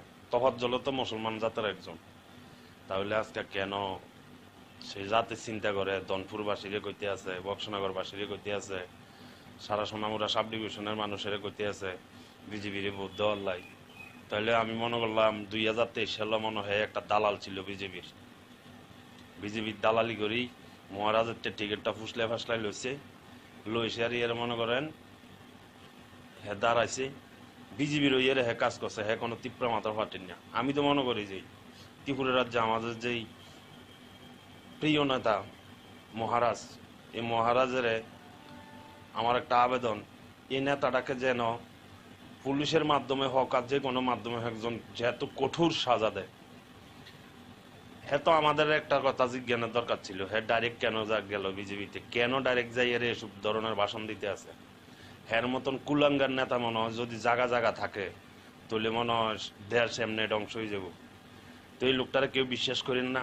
এই লোকটা যদি সোনামুড়ার মাধ্যমে আইয়ে যারা আমরা তীব্র মাথা করছি তারা ঠিক মতনে 50 টাকা দামের একটা রশি আছে বাড়ি, এই রশিটা দিয়ে বাঁধি ঠিক মতনে মনে করেন যে মাইট টেরের দরকার নাই, মহারাজারে দেয়াইবেন যে দেখেন আপনি টিকিট দিচ্ছেন এই লোকটারে। এই টিকিটের মাধ্যমে এই লোকটা দাঁড়াইছিল, এই লোকটা তখনই কথা কইছে, এখন আবার এই কথা কয় যে মুসলমান জাতির সেই জাতির স্বার্থে যাই এরা যদি ডেভেলপমেন্ট কিছু করতে চাই তাহলে বিজেপির ভোট দাও। তখন কইছিল 2023 সালে কইছিল। তো যাক 2023-এ বয়ান দিছে উল্টা, এখনো আবার উল্টা। তাহলে আমার মতো এসব নেতার দেশে থাকার দরকার নাই। এডি আছে না, এডি হইলো কুলাঙ্গার, এডি হইলো ডাঙ্গাবাজ নেতা। আবুল খায়েরের মতন নেতা আছে না, এই হইলো ডাঙ্গাবাজ। সের মতন ডাঙ্গাবাজ মনে আর নাই। সে একটা যোদ্ধা সৈনিক, আসাম রাইফেল একটা যোদ্ধা সৈনিক। সে কিন্তু কি আর বলবো, এর মতন কি যোদ্ধা সৈনিক হইব। যাক, এর বিষয় আর কথাটা আমার বলতে চাই না। আমার মোবাইলের চার্জ নষ্ট হয়, নেট নষ্ট হয়, এর ব্যাপারে কথা কইতাম লাগি। যাক, তো সবার কাছে আমার একটাই আবেদন, এসব নেতার কথা শুনিয়ে রেখে বিজেপির মাধ্যমে বা ত্রিপুরা মাতার মাধ্যমে এসব নেতার কথা শুনি, যে কোনো দলে করুক না এসব নেতারা, কোনো দলে যাওয়াটা ঠিক মনে হয় না। তো হ্যাঁ মনে করে হের মতন আবুল খায়ের যদি সাপোর্ট করে মনে হয় বক্সনগর এবং দনপুর সিট হাসিলে যাব। হের মতন নেতা গেলে আরো এর আগে তো তফাজ্জল ভাই মনে করেন 4048 ভোটে ফেল গেছে, বল মনে 9000 ভোটে ফেল যাবে যদি এই নেতাটার লগেরা। এগুলো একটা চোর, এর মতন চোর আর নাই। যাক, আসসালামু আলাইকুম, সকলে ভালো থাকেন। সবার কাছে আমার দোয়া রইল, সবাই আমি দোয়া করি ভালো থাকেন। যাক, এতটুকু আমার কথা। আসসালামু আলাইকুম। আমরা বক্সনগর সোনামুড়া বক্সনগরবাসীরে আমার সালাম রইল সবার প্রতি, বড় ছোট যতজন আছেন সবার প্রতি আমার সালাম রইল। 2023 বিধানসভা নির্বাচনে তীব্রমাতা দল করেছিলাম আমরা অনেকে। আজকে হয়তো বছরখানিক হয় নাই, কিছুটা কম আছে। আমাদের মহারাজের মাধ্যমে আমরা সকলে বেশ কিছু লোকে তীব্রমাতা করি। প্রায় অনেকটি যুবক পোলাবাইন বা মুরব্বী, প্রায় 70-80 জন মানুষ আমরা আড়ালিয়া সোনামুড়াতে আমরা তীব্রমাতার একটা ইউনিয়ন তৈরি করি আবুল খায়েরের মাধ্যমে যাইয়া। আজকে 2023-এ আবুল খায়ের জনজাতির যে মুসলিম সংগঠনের লোকের জন্য তীব্রমাতার দল হয়ে উনি যা যা ভাষণ দিলেন, যে আমাদের জাতির যত গানে আছে আসাম, দিল্লি, এই গুজরাটে বিজেপির তারা মারধর করতে আছে, সেই অনেক বিভ্রান্ত কথা বলেছেন তীব্রমাতাকে ভোট দেওয়ার লাই। তো যাক, আমরা সকলে তীব্রমাতা করছি হ্যাঁ নেতৃত্বে। আমরা হ্যাঁ মহারাজের নেতৃত্বে, মহারাজে ওনাকে টিকিট দিয়েছেন, বক্সনগরের প্রার্থী হয়েছেন 2023-এ। তো যাক, দুর্ভাগ্য উনি পাস করেন নাই। পাস করেছিল সিপিএম প্রার্থী, আমাদের সামাজিকতার একজন, নাম তার শামসুল হক মহাশয় সাহেব। তো উনি আর এ দুনিয়াতে জীবিত নাই, মৃত্যু। আজকে যে জনজাতির কথা উনি বলেছেন যে বিজেপির তারা ওইখানে মারধর করছে, ওইখানে করছে, নির্বাচনের পরও তো করছে। বক্সনগরে আগুন দিয়েছে, কলমসুরেতে আগুন দিয়েছে। তখন তো আবুল খায়েরের মুখ দিয়ে একটা কথা পারেন না যে এই জাতির কেন ধ্বংস হইতেছে। তফাজ্জল তো মুসলমান জাতের একজন, তাহলে আজকে কেন সেই জাতির চিন্তা করে দনপুরবাসীরে কইতে আছে, বক্সনগরবাসীরে কইতে আছে, সারা সোনামুড়া সাব ডিভিশনের মানুষের কইতে আছে বিজেপির ভোট দেওয়ার লাই। তাহলে আমি মনে করলাম 2023 সালে মনে হয় একটা দালাল ছিল বিজেপির দালালি করি মহারাজের টিকিটটা ফাসলাই লইছে আর এর মনে করেন হে দাঁড়াইছে বিজেপির ইয়ের হে কাজ করছে, হে কোনো ত্রিপুরা মাথার ফাটেন না। আমি তো মনে করি যে ত্রিপুরা রাজ্যে আমাদের যেই প্রিয় নেতা মহারাজ, এই মহারাজের আমার একটা আবেদন, এই নেতাটাকে যেন পুলিশের মাধ্যমে হোক আর যে কোনো মাধ্যমে একজন যেহেতু কঠোর সাজা দেয়। হ্যাঁ, তো আমাদের একটা কথা জিজ্ঞানের দরকার ছিল, হ্যাঁ ডাইরেক্ট কেন গেল বিজেপিতে, কেন ডাইরেক্ট যাই এর এসব ধরনের ভাষণ দিতে আছে। হ্যার মতন কুলাঙ্গার নেতা মনে হয় যদি জায়গা থাকে তাহলে মনে হয় দেশ এমনি ধ্বংস হয়ে যাব। তো এই লোকটারে কেউ বিশ্বাস করেন না। এই লোকটা যদি সোনামুড়ার মাধ্যমে আইয়ে যারা আমরা ত্রিপুরা মাথা করছি তারা ঠিক মতনে 50 টাকা দামের একটা রশি আছে বাড়ি, এই রশিটা দিয়ে বাঁধি ঠিক মতনে মনে করেন যে মাইট টেরের দরকার নাই, মহারাজারে দেয়াইবেন যে দেখেন আপনি টিকিট দিচ্ছেন এই লোকটারে। এই টিকিটের মাধ্যমে এই লোকটা দাঁড়াইছিল, এই লোকটা তখনই কথা কইছে, এখন আবার এই কথা কয় যে মুসলমান জাতির এই সেই জাতির স্বার্থে যাই এরা যদি ডেভেলপমেন্ট কিছু করতে চাই তাহলে বিজেপির ভোট দাও। তখন কইছিল 2023 সালে কইছিল। তো যাক 2023-এ বয়ান দিছে উল্টা, এখনো আবার উল্টা। তাহলে আমার মতো এসব নেতার দেশে থাকার দরকার নাই। এডি আছে না, এডি হইলো কুলাঙ্গার, এডি হইলো ডাঙ্গাবাজ নেতা। আবুল খায়েরের মতন নেতা আছে না, এগুলো ডাঙ্গাবাজ, সের মতন ডাঙ্গাবাজ মনে আর নাই। সে একটা যোদ্ধা সৈনিক, আসাম রাইফেল একটা যোদ্ধা সৈনিক। সে কিন্তু কি আর বলবো, এর মতন কি যোদ্ধা সৈনিক হইব। যাক, এর বিষয় আর কথাটা আমার বলতে চাই না। আমার মোবাইলের চার্জ নষ্ট হয়, নেট নষ্ট হয়, এর ব্যাপারে কথা কইতাম লাগি। যাক, তো সবার কাছে আমার একটাই আবেদন, এসব নেতার কথা শুনিয়ে রেখে বিজেপির মাধ্যমে বা ত্রিপুরা মাতার মাধ্যমে এসব নেতার কথা শুনি, যে কোনো দলে করুক না, এসব নেতারা কোনো দলে যাওয়াটা ঠিক মনে হয় না। তো হ্যাঁ মনে করে হের মতন আবুল খায়ের যদি সাপোর্ট করে মনে হয় বক্সনগর এবং দনপুর সিট হাসিলে যাব। হের মতন নেতা গেলে আর এর আগে তো তফাজ্জল ভাই মনে করেন 4048 ভোটে ফেল গেছে, এবার মনে 9000 ভোটে ফেল যাব যদি এই নেতাটার লগের আয়। এগুলো একটা চোর, এর মতন চোর আর নাই। যাক, আসসালামু আলাইকুম, সকলে ভালো থাকেন। সবার কাছে আমার দোয়া রইল, সবাই আমি দোয়া করি ভালো থাকেন। যাক, এতটুকু আমার কথা। আসসালামু আলাইকুম। আমরা বক্সনগর সোনামুড়া বক্সনগরবাসীরে আমার সালাম রইল সবার প্রতি, বড় ছোট যতজন আছেন সবার প্রতি আমার সালাম রইল। 2023 বিধানসভা নির্বাচনে ত্রিপুরা মাতা দল করেছিলাম আমরা অনেকে। আজকে হয়তো বছরখানিক হয় নাই, কিছুটা কম আছে। আমাদের মহারাজের মাধ্যমে আমরা সকলে বেশ কিছু লোকের ত্রিপুরা মাতা করি। প্রায় অনেকটি যুবক ফোলাবাইন বা মুরব্বী, প্রায় 70-80 জন মানুষ আমরা আড়ালিয়া সোনামুড়াতে আমরা ত্রিপুরা মাতার একটা ইউনিয়ন তৈরি করি আবুল খায়েরের মাধ্যমে যাই। আজকে 2023-এ আবুল খায়ের জনজাতির যে মুসলিম সংগঠনের লোকের জন্য ত্রিপুরা মাতার দল হয়ে উনি যা ভাষণ দিলেন, যে আমাদের জাতির যত গানে আছে আসাম, দিল্লি, এই গুজরাটে বিজেপির তারা মারধর করতে আছে, সেই অনেক বিভ্রান্ত কথা বলেছেন, ত্রিপুরা মাতাকে ভোট দেওয়ার লাই। তো যাক, আমরা সকলে ত্রিপুরা মাতা করছি। হ্যাঁ নেতৃত্বে আমরা, হ্যাঁ মহারাজের নেতৃত্বে মহারাজে ওনাকে টিকিট দিয়েছেন, বক্সনগরের প্রার্থী হয়েছেন 2023-এ। তো যাক, দুর্ভাগ্য উনি পাস করেন নাই। পাস করেছিল সিপিএম প্রার্থী, আমাদের সামাজিকতার একজন, নাম তার শামসুল হক মহাশয় সাহেব। তো উনি আর এ দুনিয়াতে জীবিত নাই, মৃত্যু। আজকে যে জনজাতির কথা উনি বলেছেন যে বিজেপির তারা ওইখানে মারধর করছে, ওইখানে করছে, নির্বাচনের পরও করছে। বক্সনগরে আগুন দিয়েছে, কলমসুরেতে আগুন দিয়েছে।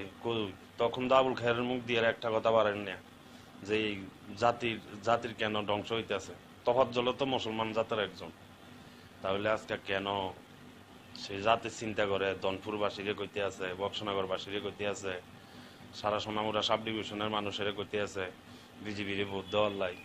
তাহলে আমি মনে করলাম 2023 সালে মনে হয় একটা দালাল ছিল বিজেপির দালালি করি মহারাজের টিকিটটা ফাসলাই লইছে আর ইয়ের মনে করেন হ্যাঁ দাঁড়াইছে বিজেপির ইয়ের হ্যাঁ কাজ করছে, হ্যাঁ কোনো ত্রিপুরা মাথার ফাটেন না। আমি তো মনে করি যে ত্রিপুরা রাজ্যে আমাদের যেই প্রিয় নেতা মহারাজ, এই মহারাজের আমার একটা আবেদন, এই নেতাটাকে যেন পুলিশের মাধ্যমে হোক আর যে কোনো মাধ্যমে একজন যেহেতু কঠোর সাজা দেয়।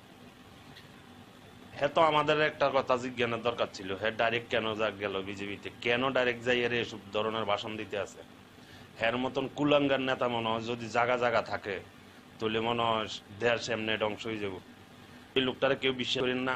লোকটা যদি শোনার মাধ্যমে আইয়ে যে আমরা ত্রিপুরা মাথা আছি, তারা ঠিক মতো নেয়।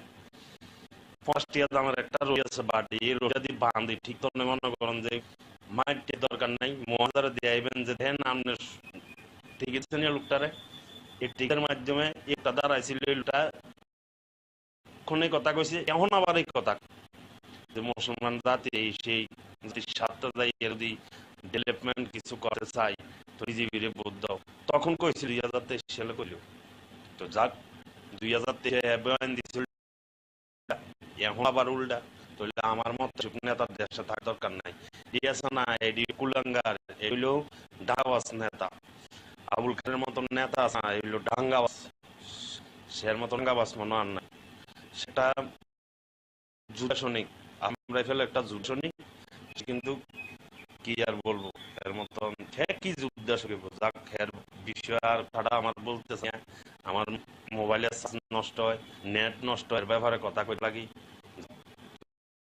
সবার আমার একটাই আবেদন, নেতার কথা শুনে কেউ বিজেপির মাধ্যমে বা ত্রিপুরা মাতার মাধ্যমে এসব নেতার কথা শুনি, যে কোনো দরক না, এসব নেতা কোনো দলে যাওয়াটা ঠিক নয় না।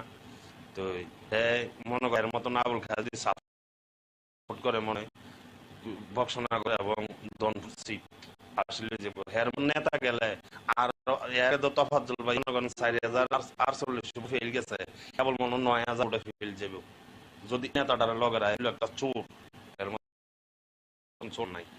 যাক, আসসালামু আলাইকুম, সকলে ভালো থাকেন।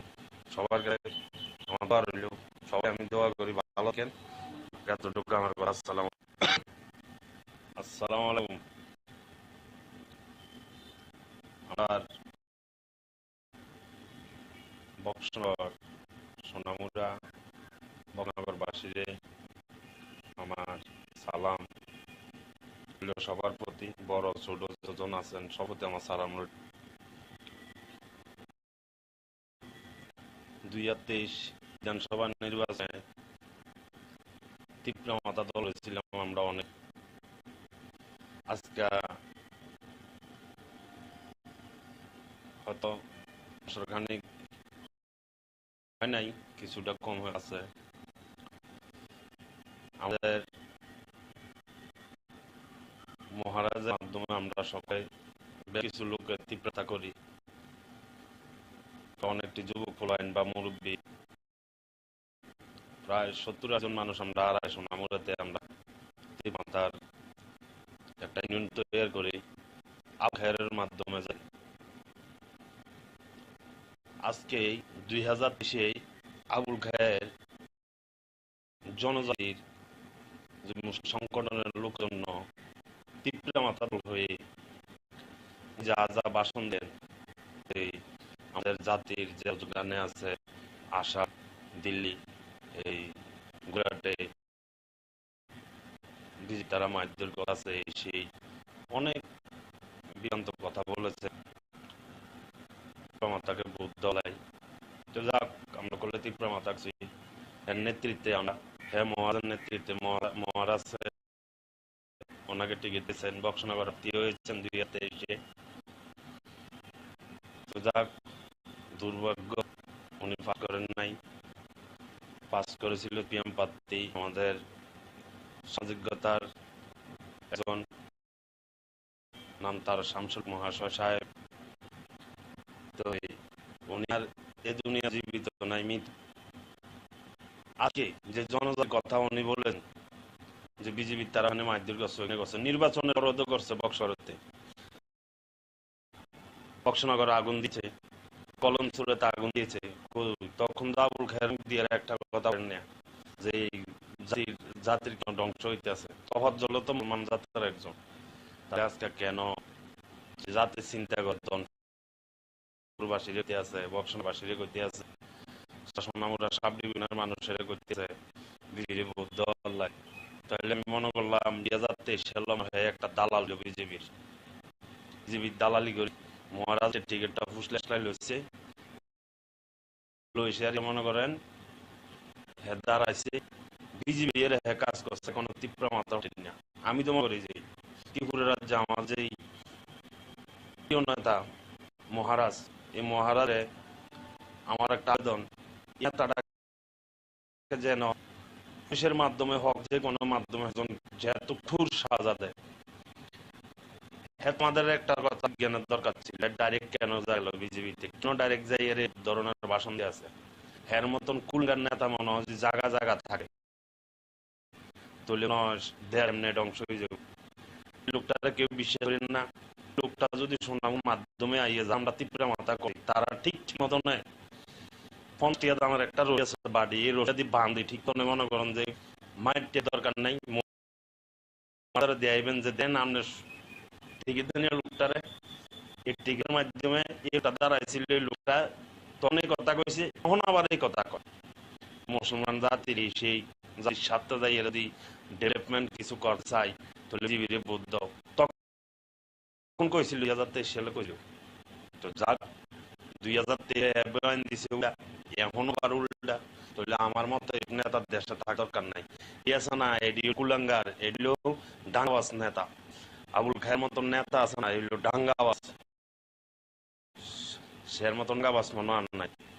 সেটা যুদ্ধ নেই, আশ্রয় ফেলে একটা যুদ্ধ নেই, কিন্তু কি আর বলবো, এর মতন কি যুদ্ধ শরীফ। যাক, এর বিষয় আর কথা আমার বলতে চাই, আমার মোবাইলের চার্জ নষ্ট হয়, নেট নষ্ট, ব্যাপারে কথা কই থাকি। সবার আমার একটাই আবেদন, নেতার কথা শুনি কেউ বিজেপির মাধ্যমে বা ত্রিপুরা মাতার মাধ্যমে এসব নেতার কথা শুনি, যে কোনো দলের না, এসব নেতা কোনো দল যাওয়াটা ঠিক নয় না। তো মনে করার মতো আবুল খায় সাপোর্ট করে মনে বক্সনগর এবং দনপুর সিট আসলে যে হের নেতা গেলে আরো তফাজ্জল ভাই 4048 ভোট ফেল গেছে, মনে 9000 ফেল যাবে যদি নেতাটার লগে একটা চোর, এর মতন চোর আনে। আসসালামু আলাইকুম, বলে ভালো থাকেন। সবার কাছে আমার বার হইলেও সবাই আমি দোয়া করি ভালো থাকেন। যাকে এতটুকু আমার কথা। আসসালামু আলাইকুম। আমার বক্সনগর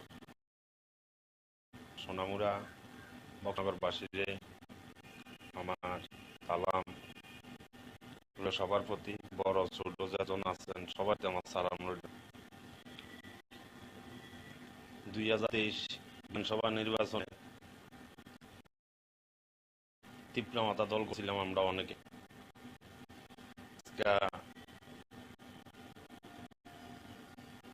হয়তো অর্গানিক হয় নাই, কিছুটা কম হয়েছে।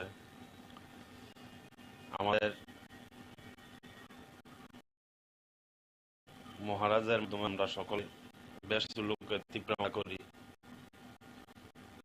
প্রায় একটি যুবক ফোলাম বা মুরব্বী প্রায় 70-80 মানুষ আমরা আড়াই সোনামুড়াতে আমরা তীব্রতার একটা ইউনিট তৈরি করি আবুলের মাধ্যমে যাই।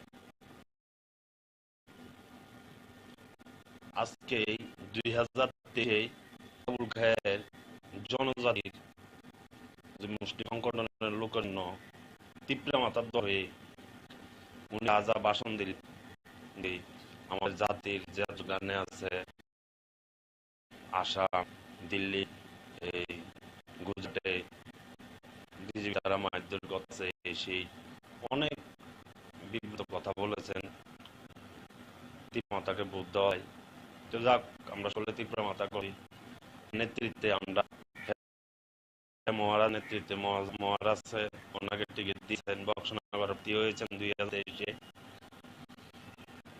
যাক, দুর্ভাগ্য উনি পাস করেন নাই, পাস করেছিল চিরাম পাত্তি। আমাদের সাংবাদিকতার এখন তার শামসুল মহাশয় সাহেব, তো উনি এই দুনিয়া জীবিত নাই, মৃত্যু আছে। যে জনজাতির কথা উনি বলেছে যে বিজেপি তারা ওই মাইদুর করছে, নির্বাচনের প্রদ্য করছে বক্সনগরে আগুন দিয়ে, কলমসুরেতে আগুন দিয়েছে। তখন আবুল খায়ের দিয়ে একটা কথা বলেন, এই জাতির কেন ধ্বংস হইতেছে, তফাজ্জল তো মুসলমান জাতের একজন। আগে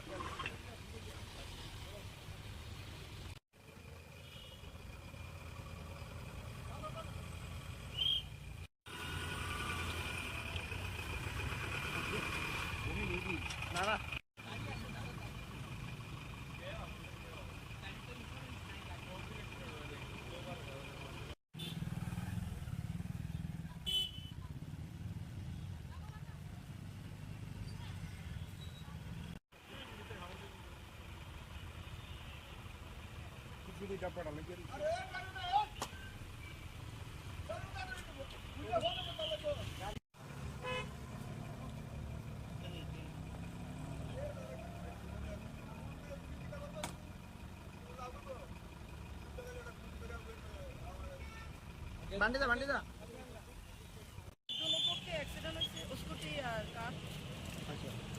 কেউ কি আহত হয়েছে?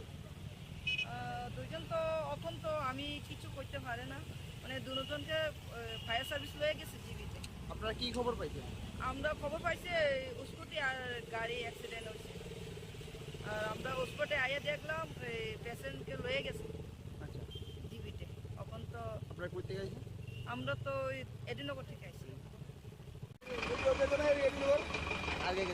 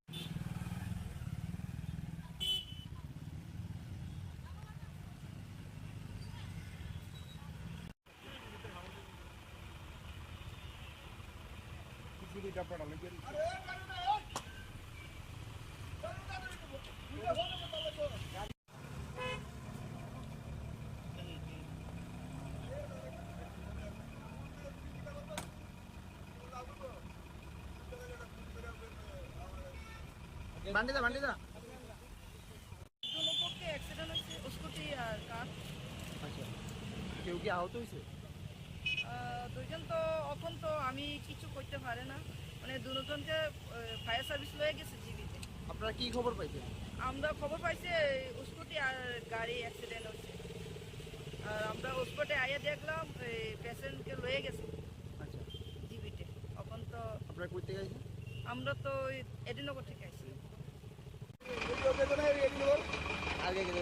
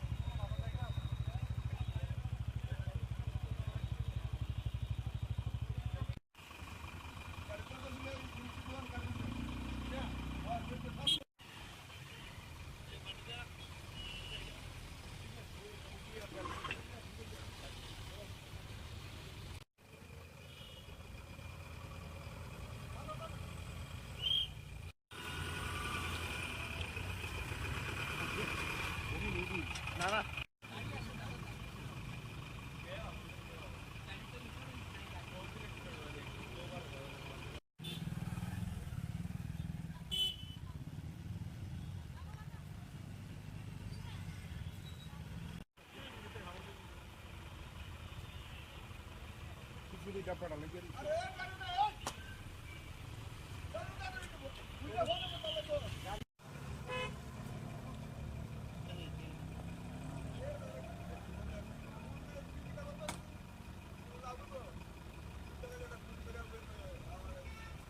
বান্ডিদা বান্ডিদা দুটো পক্ষে অ্যাক্সিডেন্ট হয়েছে স্কুটি আর কার।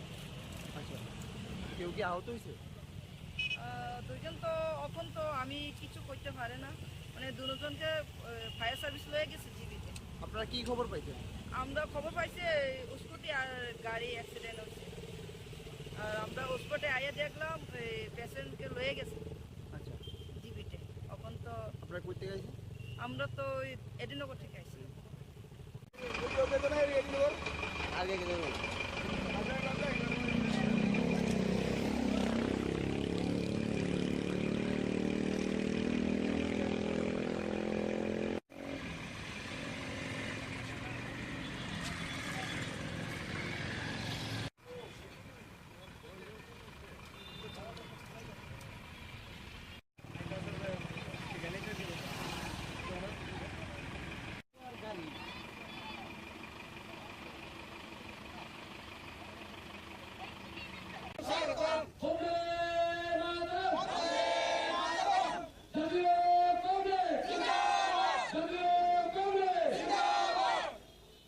করছি এর থেকে উত্তরণের জন্য যারা শুভচিন্তক, যারা দেশকে নিয়ে চিন্তা ভাবনা করেন, দেশের মানুষের জন্য তাদের কাজ করার ইচ্ছে রয়েছেন, সকলের কাছে আজকের এই ঐতিহাসিক দিনে এই পবিত্র দিনে আমাদের আবেদন থাকবে, সঞ্জীব ভট্টাচার্যের মতো নেতারা দেখুন দলে যোগদান করছেন, ওনার পথ আপনারা অনুসরণ করুন। আমাদের দলের প্রতি বিশ্বাস রেখে, আস্থা রেখে আপনারা যোগদান করুন, যাতে করে দেশ এবং দেশের মানুষ রেহাই পায় এবং সত্যিকারের অর্থে গণতন্ত্রের স্বাদ পায়। উপনির্বাচনে প্রদেশ কংগ্রেস প্রচারে যাবে কি বাম প্রার্থীর সমর্থনে? এটা নিয়ে তো আমাদেরকে বামপন্থী বন্ধুরা বলেনও নি। আমার মনে হয় তারা ওখানে সেলফ সাফিসিয়েন্ট, কাজে আমরা আমাদের কর্মীরা অলরেডি ওখানে যে সিদ্ধান্ত আমরা নিয়েছি, উপনির্বাচন রাজ্য নেতৃত্বে যাওয়ার কোনো লাগে না। ওখানে জেলা কংগ্রেস সভাপতি সহ জেলার নেতৃত্বে রয়েছেন, ওনারা যা যা করার করবেন। প্রয়াত প্রধানমন্ত্রী ভারতরত্ন রাজীব গান্ধীর ৭৯তম জন্মতিথি সারা দেশের সঙ্গে জাতীয় কংগ্রেসের কর্মসূচি হিসাবে ত্রিপুরা প্রদেশ কংগ্রেসের পক্ষ থেকে প্রধান কার্যালয়ে আজকে সদ্ভাবনা যাত্রার সমাপ্তি অনুষ্ঠানে আমরা মিলিত হয়েছি রাজীব গান্ধীর মর্মর মূর্তির তলে। রাজীব গান্ধীজি এই ভারতবর্ষের সমগ্র দেশব্যাপী জনগণের মনে তার প্রধানমন্ত্রীত্বে এবং দেশের সেবার কাজে আজও প্রাসঙ্গিক। দেশের আধুনিকতার, তথ্য প্রযুক্তির, টেলিকমিউনিকেশনের যুগে এবং ভারতবর্ষের যুব সমাজকে এগিয়ে নিয়ে যাওয়ার জন্য উনি যে স্বপ্ন দেখেছেন, সেই স্বপ্ন উনি ওনার প্রধানমন্ত্রীত্বের সময়কাল থেকে শুরু করে আজও এটা বর্তমান, এটা এগিয়ে চলেছে। রাজীব গান্ধী ছিলেন একজন শান্তির অগ্রদূত। বিশেষ করে উত্তর পূর্বাঞ্চল সহ সমগ্র দেশে এবং ভারতবর্ষের পার্শ্ববর্তী দেশগুলিতে শান্তি প্রতিষ্ঠার লক্ষ্যে ওনার প্রয়াস আজকে সর্বজন বিদিত। উত্তর পূর্বাঞ্চলকে শান্তি এবং সম্প্রীতিতে প্রতিষ্ঠা করার লক্ষ্যে উনি যেমন জাতীয় কংগ্রেসের হাল ধরে জাতীয় কংগ্রেসের জন্য সেখানে আত্মত্যাগ করেছিলেন, ভারতবর্ষের শান্তি প্রতিষ্ঠাতেও উনি আত্মবলিদান দিয়েছেন। এই দিবসে ওনাকে স্মরণ করা, ওনার প্রতি শ্রদ্ধাঞ্জলি প্রদান করা এবং ভারতবাসী হিসাবে আমরা গর্ববোধ করি যে এমন একজন প্রয়াত প্রধানমন্ত্রীকে আমরা এই দেশের জন্য পেয়েছিলাম।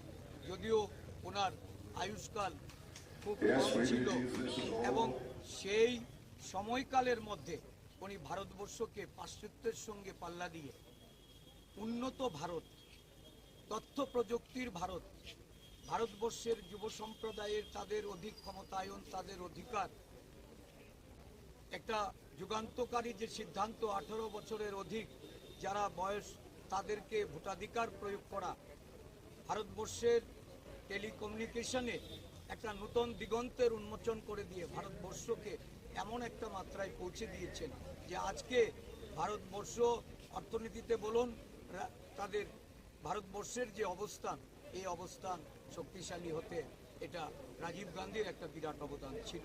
কিন্তু ভারতবর্ষের বুকে একটা এমন একটা শাসক দল আজকে ক্ষমতাসীন, যারা ভারতবর্ষের ইতিহাসকে বিকৃত করে চলেছে, যারা ভারতবর্ষের প্রাচীন ইতিহাস থেকে শুরু করে ভারতবর্ষের স্বাধীনোত্তর যে ভারতবর্ষের বিকাশের যারা বিকাশ পুরুষ, তাদের ইতিহাসকে আজকে তারা বিলীন করে দিতে চাইছে। এখনো ষড়যন্ত্রের বিরুদ্ধে ভারতবর্ষের জাতীয় কংগ্রেস, ভারতবর্ষের জনগণ আজকে লড়াইয়ে অবতীর্ণ হয়েছে। ভারতবর্ষের প্রয়াত প্রধানমন্ত্রী ভারতরত্ন রাজীব গান্ধীর জন্মদিনে আমরা অঙ্গীকারবদ্ধ হচ্ছি যে ভারতবর্ষকে এই দুঃশাসন থেকে, এই অগণতান্ত্রিক শাসন থেকে মুক্ত করার লক্ষ্যে আমরা ঐক্যবদ্ধভাবে প্রয়াস নেব এবং রাজীব গান্ধীর আদর্শিত পথে আমরা আগামী দিন এগিয়ে যাব। Samanya tamu ni yang dia kira itu macam ni kan, amun yang ini komus saja, no, ang jadi jaga samung karena ya proses samung ni bisi itu kau selain ini narawa manai, perawat tamu selain kau, ini komus saja.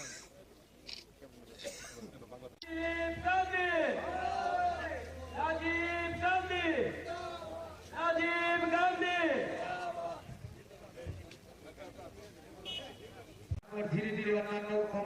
নেতৃত্বরা অত্যন্ত সুশৃঙ্খলভাবে আমরা আমাদের প্রিয় প্রধানমন্ত্রী ভারত রত্ন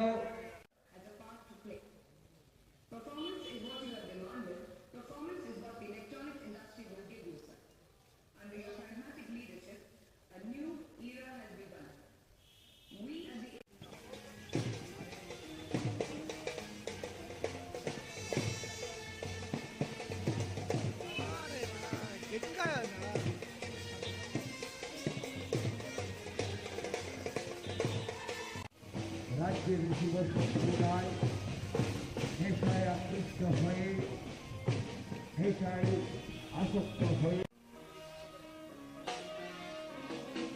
নেশামুক্ত সমাজ গঠন করে তোলা। ত্রিপুরাতে নেশামুক্ত সমাজ গঠন করলে পরে প্রয়াত প্রধানমন্ত্রী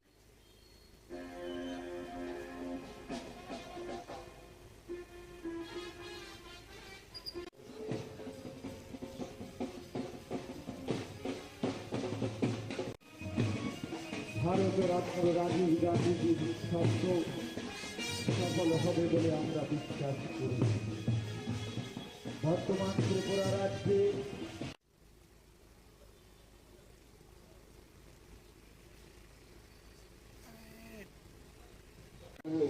রাজীব গান্ধীজি অমর রহে। জয় হিন্দ, বন্দে মাতরম।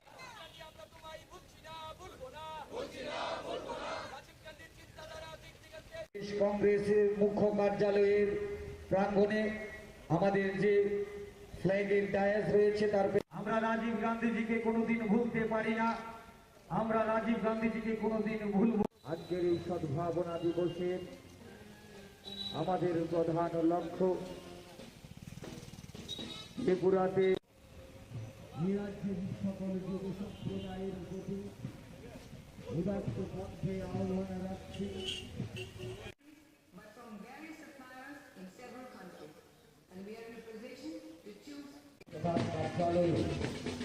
আমরা সদ্ভাবনা বার্তা নিয়ে এখানে উপস্থিত হয়েছি।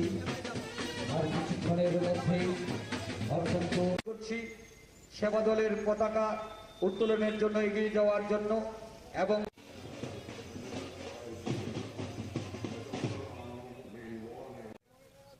সেটা তিনি অনুভব করে যুব সম্প্রদায়কে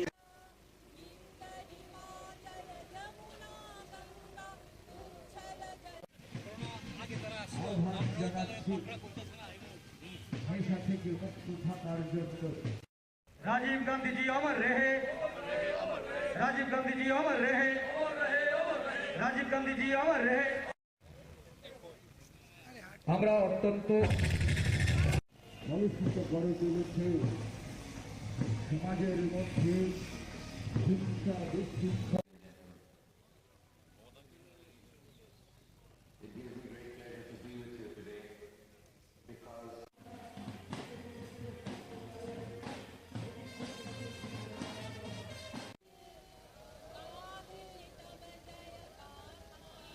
নির্মাণে যুব সম্প্রদায়ের যে ভূমিকা রয়েছে ডিসি রাঙ্কল মহোদয়কে অনুরোধ করছি ডায়াসের দিকে এগিয়ে সকলের অবগতির জন্য জানাচ্ছি।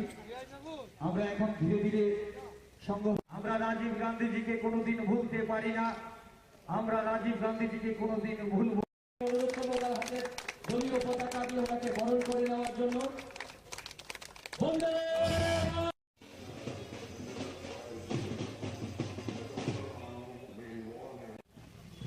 ভারত রত্ন রাজীব গান্ধীজির ৭৯তম জন্ম জয়ন্তীতে সঞ্জীব ভট্টাচার্য মহোদয়কে জানাই দলে স্বাগতম।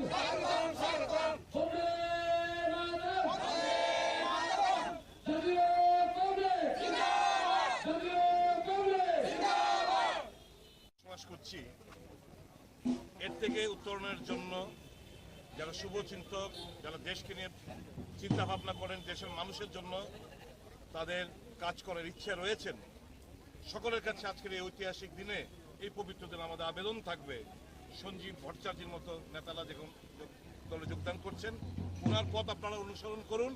আমাদের দলের প্রতি বিশ্বাস রেখে আস্থা রেখে আপনারা যোগদান করুন, যাতে করে দেশ এবং দেশের মানুষ রেহাই পায় এবং সত্যিকারের অর্থে গণতন্ত্রের স্বাদ পায়। উপনির্বাচনে প্রদেশ কংগ্রেস প্রচারে যাবে কি বাম প্রার্থীর সমর্থনে? এটা নিয়ে তো আমাদেরকে বামপন্থী বন্ধুরা বলেনও নি। আমার মনে হয় তারা ওখানে সেলফ সাফিসিয়েন্ট, কাজে আমরা আমাদের কর্মীরা অলরেডি ওখানে যে সিদ্ধান্ত আমরা নিয়েছি, উপনির্বাচন রাজ্য নেতৃত্ব যাওয়ার কোনো লাগে না। ওখানে জেলা কংগ্রেস সভাপতি সহ জেলার নেতৃত্বে রয়েছেন, ওনারা যা যা করার করবেন।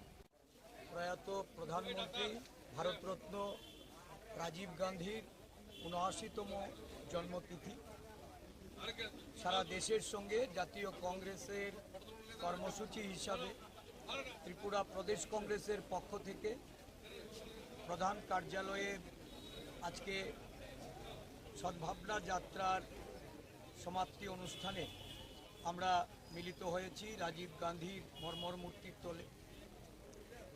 রাজীব গান্ধীজির এই ভারতবর্ষের সমগ্র দেশব্যাপী জনগণের মনে তার প্রধানমন্ত্রীত্বে এবং দেশের সেবার কাজে আজও প্রাসঙ্গিক। দেশের আধুনিকতার, তথ্য প্রযুক্তির, টেলিকমিউনিকেশনের যুগে এবং ভারতবর্ষের যুব সমাজকে এগিয়ে নিয়ে যাওয়ার জন্য উনি যে স্বপ্ন দেখেছেন, সেই স্বপ্ন উনি ওনার প্রধানমন্ত্রীত্বের সময়কাল থেকে শুরু করে আজও এটা বর্তমান, এটা এগিয়ে চলেছে।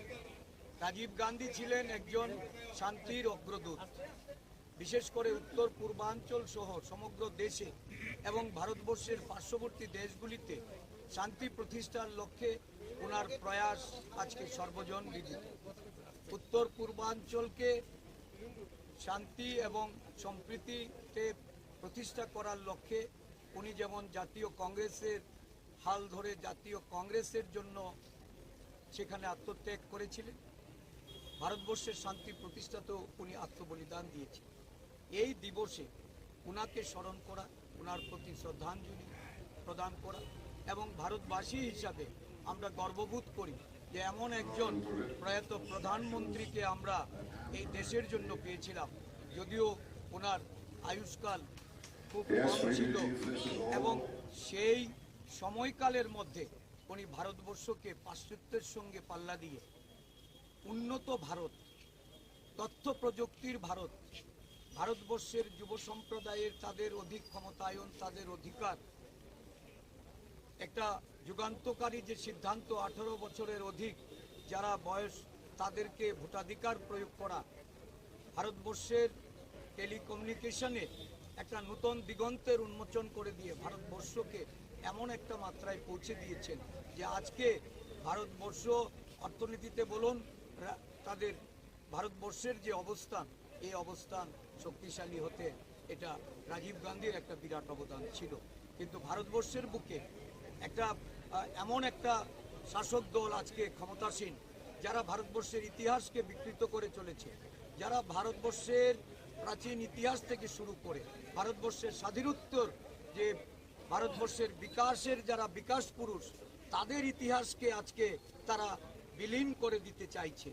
এখনো ষড়যন্ত্রের বিরুদ্ধে ভারতবর্ষের জাতীয় কংগ্রেস, ভারতবর্ষের জনগণ আজকে লড়াইয়ে অবতীর্ণ হয়েছে।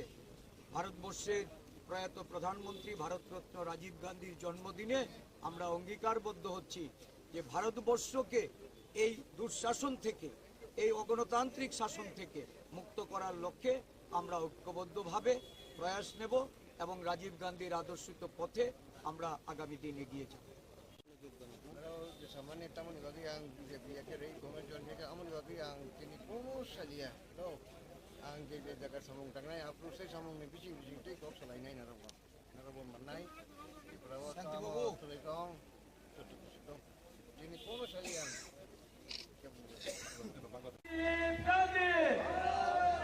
Rajiv Gandhi Rajiv Gandhi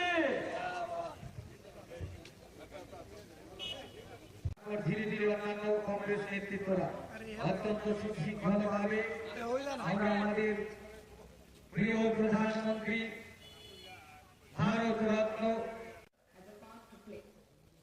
Performance is what you have demanded. Performance is what the electronics industry will give you, sir.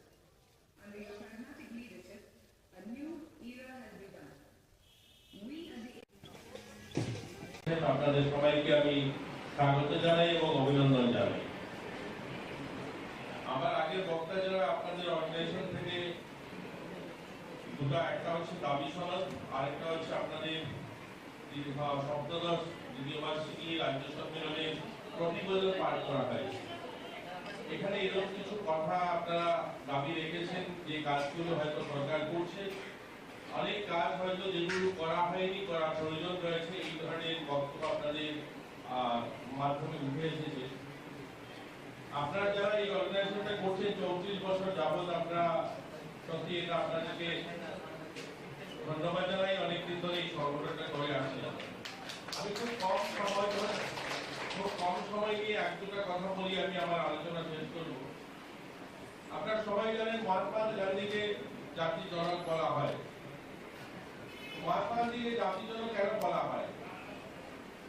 এর জন্য বলা হয়, মহাত্মা গান্ধী গরিব ছিলেন না, মহাত্মা গান্ধী আর্থিকভাবে স্বাবলম্বী ছিলেন, ব্রিটেনে পড়াশোনা করেছেন, ব্যারিস্টার ছিলেন। চাইলে তিনি কিন্তু একটা কোট প্যান্ট পরতে পারতেন, ভালোভাবে ওনার জীবনযাপন কাটাতে পারতেন, সুখ ভোগ করার মতো অর্থনৈতিক অবস্থা ওনার ছিল।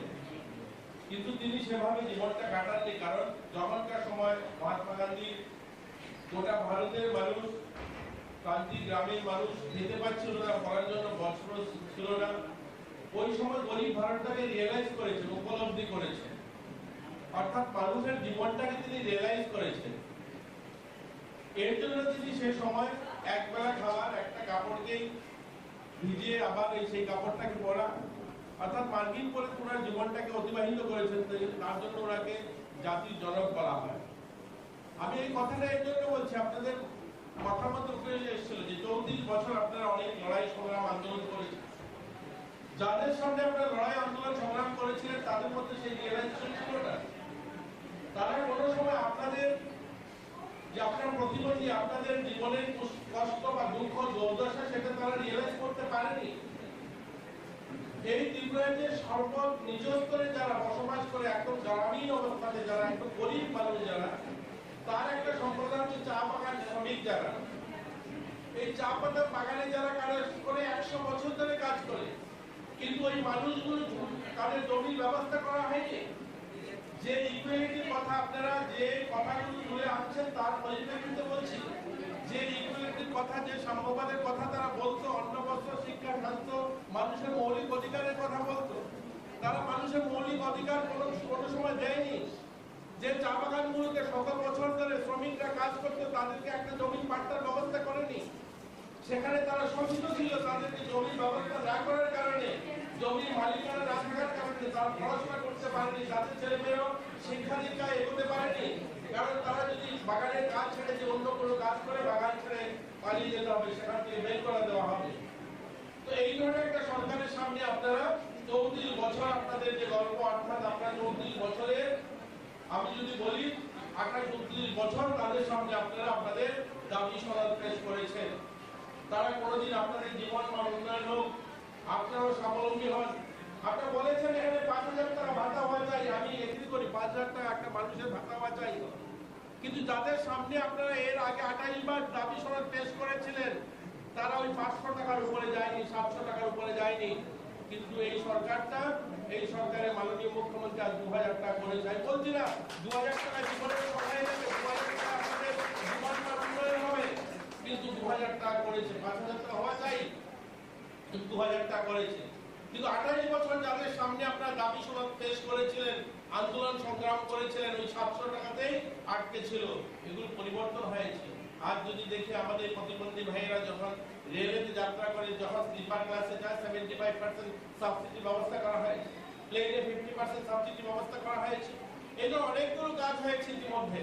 আমি বলবো না সমস্ত কিছু পরিবর্তন হয়ে গেছে, সবাই আমরা সুখী হয়ে গেছি। কিন্তু আজ যে সরকারটা যে ভাবনায় কাজ করে, বলে সবকা সাথ সবকা বিকাশ সবার প্রয়াস। যখন সবকা সাথ সবকা বিকাশ সবার প্রয়াস বলা হয়, যখন সর্বভৌমত্ব সূচনা বলা হয়, যে সবার কল্যাণ হোক, সবার মঙ্গল করা হোক সেটা বলা হয়, তখন তার মধ্যে আমরাও আসি, আমরা যারা প্রতিবন্ধী তাদের জীবনের কথাও আসে। আজ যখন ত্রিপুরায় যে 3 লক্ষ ঘর প্রধানমন্ত্রী আবাস গ্রামীণ শহরে দেওয়া হয়, সেখানে কিন্তু আমার প্রতিবন্ধী ভাইও কিন্তু ঘর পায়, সেখানে তারও বাড়ির ব্যবস্থা হয়। আজ আমি এখানে দেখেছি একটা দাবি সনদ রয়েছে চিকিৎসার ব্যবস্থা, আয়ুষ্মান কার্ড। আমাদের ভারত সরকার প্রধানমন্ত্রী নরেন্দ্র মোদীর নেতৃত্বে ত্রিপুরায় যে 8.5 লাখ পরিবারের মধ্যে প্রায় 4.5 লাখ পরিবার, অর্ধেক পরিবার যারা আয়ুষ্মান কার্ড পেয়েছে। অর্ধেক মানুষ পায়নি, এখানে অনেক রয়েছেন আয়ুষ্মান কার্ডের আওতায় আসেননি। মাননীয় মুখ্যমন্ত্রীকে কেউ ডেপুটেশন দেননি, কেউ গিয়ে আন্দোলন করেননি। এবারে বাজেটে 59 কোটি টাকা রেখেছে যে ত্রিপুরার 100% মানুষ সবাই এই হলে যারা আছেন ইনক্লুডিং আমি, আমরা সবাই স্বাস্থ্য বীমার আওতায় আসবো, মুখ্যমন্ত্রী জন আরোগ্য যোজনায় আসবো। কাউকে আজ চিকিৎসার জন্য ভাগ থাকতে হবে না। আর 5 লক্ষ টাকার চিকিৎসার ব্যবস্থা মুখ্যমন্ত্রী জন আরোগ্য যোজনায় দেওয়া হবে। আপনারা খেলাধুলার কথা এনেছেন, প্রতিবন্ধী ছেলেমেয়েরা খেলাধুলা করতে যায়, তাদেরকে আর্থিক সাহায্যের কথা। আমি এখানে আপনাদের সাংবাদিক বন্ধুরা রয়েছে তাদের সামনে দাঁড়িয়ে বলবো, প্রতিবন্ধী তো দূরের কথা, ত্রিপুরাতে এমন একটা সরকার ছিল যারা ভালো স্টুডেন্ট যারা প্র্যাকটিস করতে গিয়ে মেরুদণ্ড ভেঙে গিয়েছে, ধলেশ্বরের একটা ছেলে 1 টাকা সাহায্য করতে পারেনি আগের সরকার, কারণ কোনো ধরনের পলিসি ছিল না। আজ এই সরকার তাদের জন্য 8 কোটি টাকা রেখেছে এবার বাজেটে, যে সেই সমস্ত ছেলেমেয়েরাও যারা বাইরে এই খেলাধুলা যায় তাদেরকেও যেন বিমার আওতায় আনা হয়, কোনো কারণে কোনো দুর্ঘটনা যদি ঘটে যায় তাদেরকে সরকারের সাহায্য করে। এইটা অসম্ভব না, যেহেতু আমার খুব কম সময়, আমি বেরিয়ে যাবো, একটু যেতে হবে আমার 29টি জেলায়, তার জন্য আপনাদের সঙ্গে থাকতে পারছি না। এর অনেকগুলো কথা রয়েছে, আপনারা যেগুলো দাবি করেছেন সত্যি প্রশংসনীয়, এগুলো আপনাদের হওয়া চাই। সরকারের যেহেতু আমরা আছি, আমরা চেষ্টা করবো, মাননীয় মুখ্যমন্ত্রীর সঙ্গে কথা বলবো যে এই সমস্ত সমস্যার সমাধান কি করে করা যায়। কিন্তু এই সরকারটা আমি বলবো যে সর্বভৌমত্ব সুখীরা, সবাই সুখী হোক, সবাই ভালো থাকুক, সবার কল্যাণ হোক, এই মন্ত্রে বিশ্বাস করে আমি একটা বাইরে যাবো, একটু ঘুরতে যাই। সন্ধ্যার পরে বাড়ির থেকে বেরোবেন, যখন বেরোচ্ছেন তো দিদি দিয়ে বলছিলেন বন্ধু এটা হাতে রেখে দাও। সে অবাক হয়ে বললো, আরে আমার জন্য আমি তো চোখে এমনি দেখতে পাই না, আমার জন্য অন্ধকারটা কি আর আলোটাই কি, তো আমাকে কেন এটা দিয়েছো? আমার তো যে লোকটা সামনের দিকে অন্ধকারে আসবে সে হয়তো ধাক্কা খাবে তোমার শরীরে, তার জন্য এটা হাতে থাকে, সে ধাক্কা খাবে না, তার জন্য।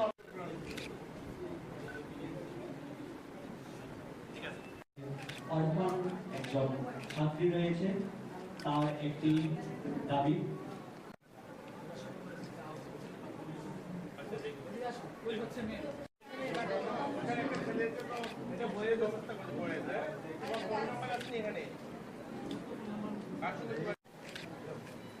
দাদা স্যার একটু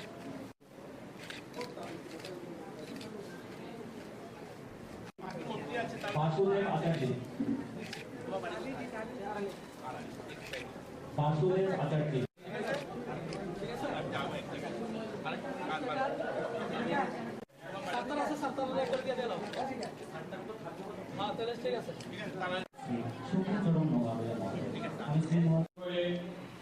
আমাদের বিভিন্ন রাজ্য সরকারি স্কিমগুলিতে, বিশেষ করে এই আমাদের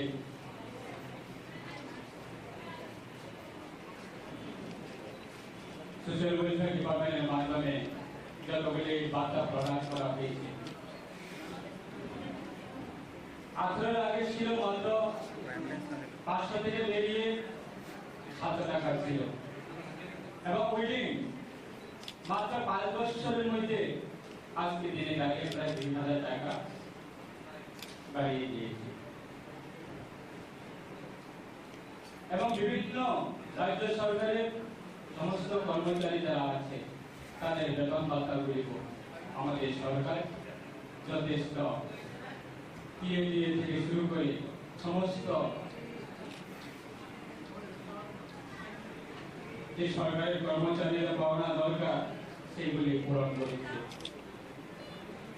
তাই আজকে অল ডেভেলপমেন্ট কমিটির আজকে এই সম্মেলনের পক্ষ থেকে আমি অসংখ্য ধন্যবাদ জানাবো এই কমিটিগুলি যারা রয়েছে,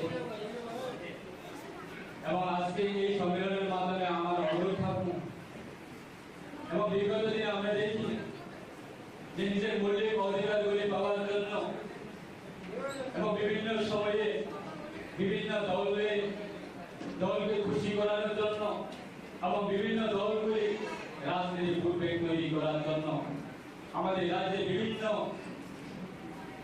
সম্প্রদায়ের মানুষকে সঙ্গে নিয়ে এবং বিভিন্ন মহলকে সঙ্গে নিয়ে নিজের রাজনীতি ভূপেক তৈরি করে রাজনীতি করছে। আজকে আমাদের সরকার দ্বিতীয়বার সরকার গঠনের উপরে আমাদের রাজ্যের মাননীয় জনগণের মুখ্যমন্ত্রী প্রফেসর ডক্টর মানিক সাহা মহোদয় আজকে সমস্ত এই রাজ্যে আমাদের গরিব শ্রেণী থেকে শুরু করে প্রায় 37 লক্ষ আমাদের রাজ্যবাসী আছে, সবার জন্য চিন্তা ভাবনা করে আজকে কাজ করছে। এবং এই দ্বিতীয়বার সরকার গঠনের উপরে আমরা একটা আমাদের বড় অ্যাচিভমেন্ট যে আমরা কোনো আন্দোলন ছাড়াই কোনো দাবি ছাড়াই আমাদের রাজ্যে আমরা দেখি যে পয়সাওয়ালারা, চাকরিওয়ালারা এবং বিজনেসওয়ালারা তারা কেন শুধু বিল্ডিং করে থাকবে, দালান করে থাকবে, কেন আজকে যারা বিপিএল ক্যাটাগরি যারা আছে, অন্তোদয় ক্যাটাগরি যারা আছে, দিনমজুরি যারা আছে, গরিব শ্রেণী যারা আছে, তারা কি পাকা করে থাকার জন্য তাদেরকে কোনো অধিকার নেই?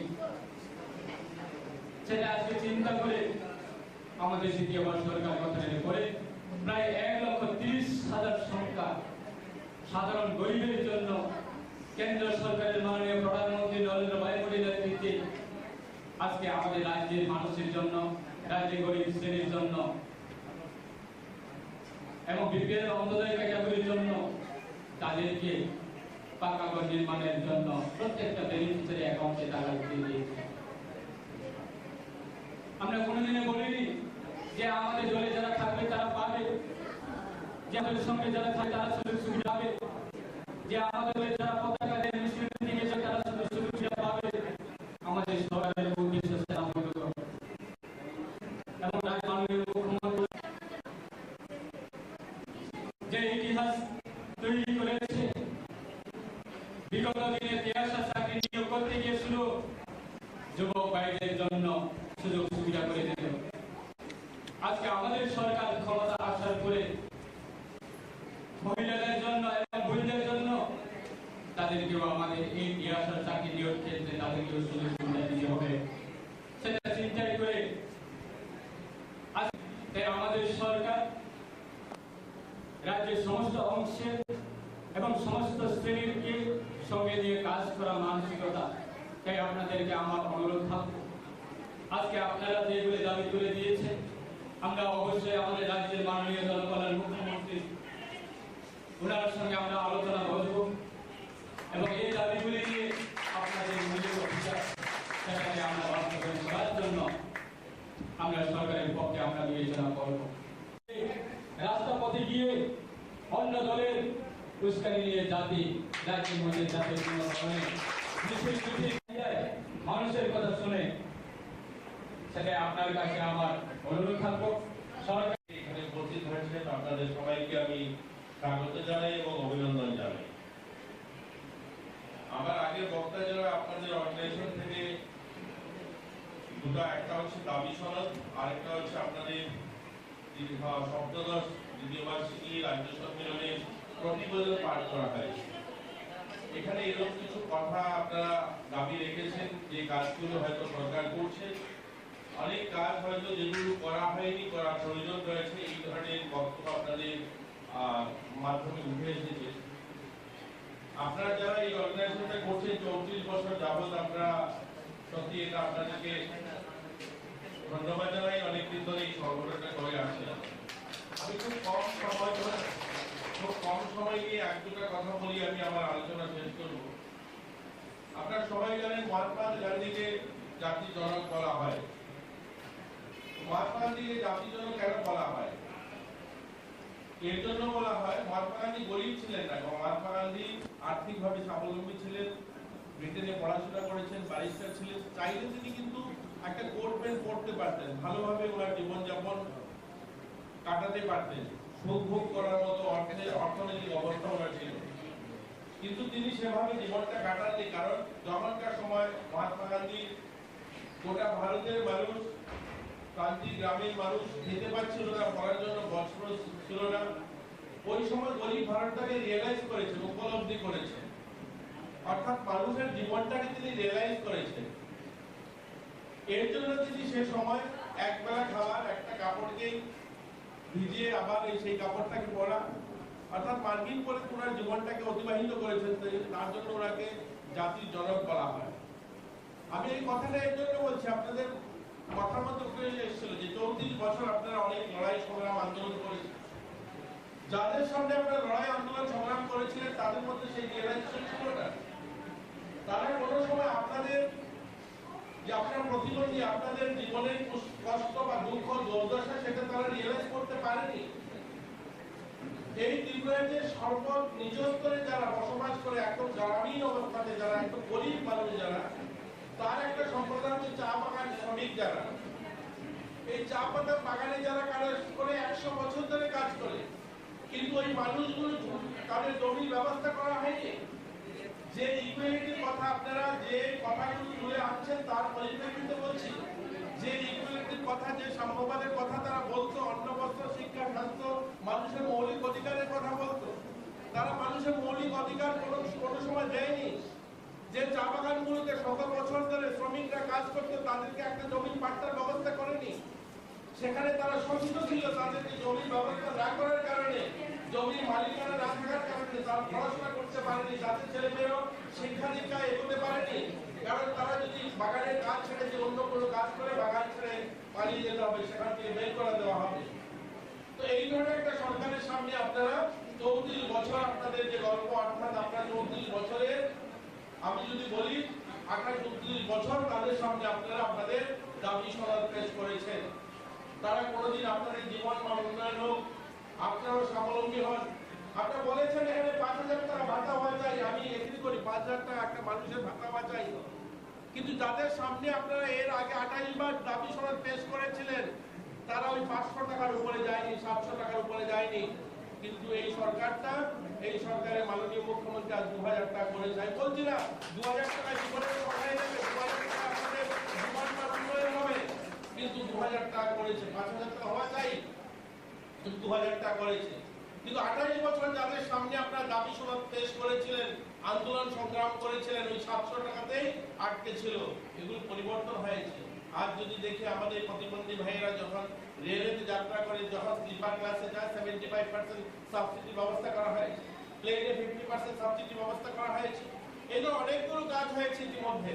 আমি বলবো না সমস্ত কিছু পরিবর্তন হয়ে গেছে, সবাই আমরা সুখী হয়ে গেছি। কিন্তু আজ যে সরকারটা যে ভাবনায় কাজ করে বলে সবকা সাথ সবকা বিকাশ সবার প্রয়াস, যখন সবকা সাথ সবকা বিকাশ সবার প্রয়াস বলা হয়, যখন সর্বভৌমত্ব সুবিধা বলা হয়, যে সবার কল্যাণ হোক, সবার মঙ্গল করা হোক সেটা বলা হয়, তখন তার মধ্যে আমরাও আসি, আমরা যারা প্রতিবন্ধী তাদের জীবনের কথাও আসে। আজ যখন ত্রিপুরার যে 3 লক্ষ ঘর প্রধানমন্ত্রী আবাস রেখেছে এবার বাজেটে, যে সেই সমস্ত ছেলেমেয়েরাও যারা বাইরে এই খেলাধুলায় যায় তাদেরকেও যেন বিমার আওতায় আনা হয়, কোনো কারণে কোনো দুর্ঘটনা যদি ঘটে যায় তাদেরকে সরকারের সাহায্য করে। এইটা অবশ্য না, যেহেতু আমার খুব কম সময়, আমি বেরিয়ে যাবো, যেতে হবে আমার উন্নতি জেলায়, তার জন্য আপনাদের সঙ্গে থাকতে পারছি না। এর অনেকগুলো কথা রয়েছে, আপনারা যেগুলো দাবি করেছেন সত্যি প্রশংসনীয়, এগুলো আপনাদের হওয়া চাই। সরকারের যেহেতু আমরা আজকে চেষ্টা করবো, মাননীয় মুখ্যমন্ত্রীর সঙ্গে কথা বলবো যে এই সমস্ত সমস্যার সমাধান কি করে করা যায়।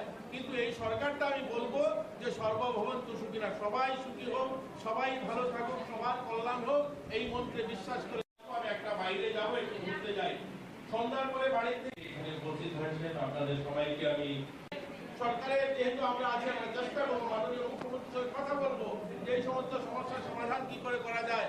কিন্তু এই সরকারটা আমি বলবো যে সর্বভৌমত্ব সুখী না, সবাই সুখী হোক, সবাই ভালো থাকুক, সবার কল্যাণ হোক, এই মন্ত্রে বিশ্বাস করে। মশলার দায়িত্বে হাম্বাই গ্রুপ, গুণমানে সেরা, রান্নার ভরসা, হাম্বাই গুরু মশলা। সম্পূর্ণ প্রাকৃতিক, অপার গুণ ও উপকারিতায় পরিপূর্ণ হাম্বাই গুরু মশলা।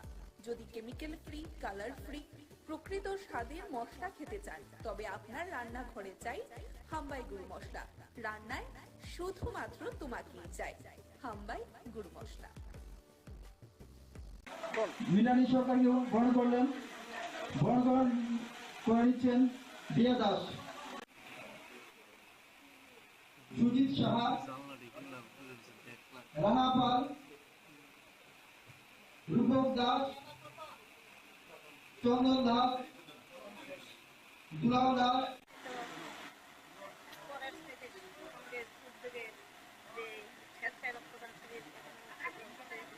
এই রক্তদান শিবিরে আমি কথাই বলবো যে সামাজিক যত কাজ আছে তার মধ্যে অন্যতম কাজ হলো রক্তদান।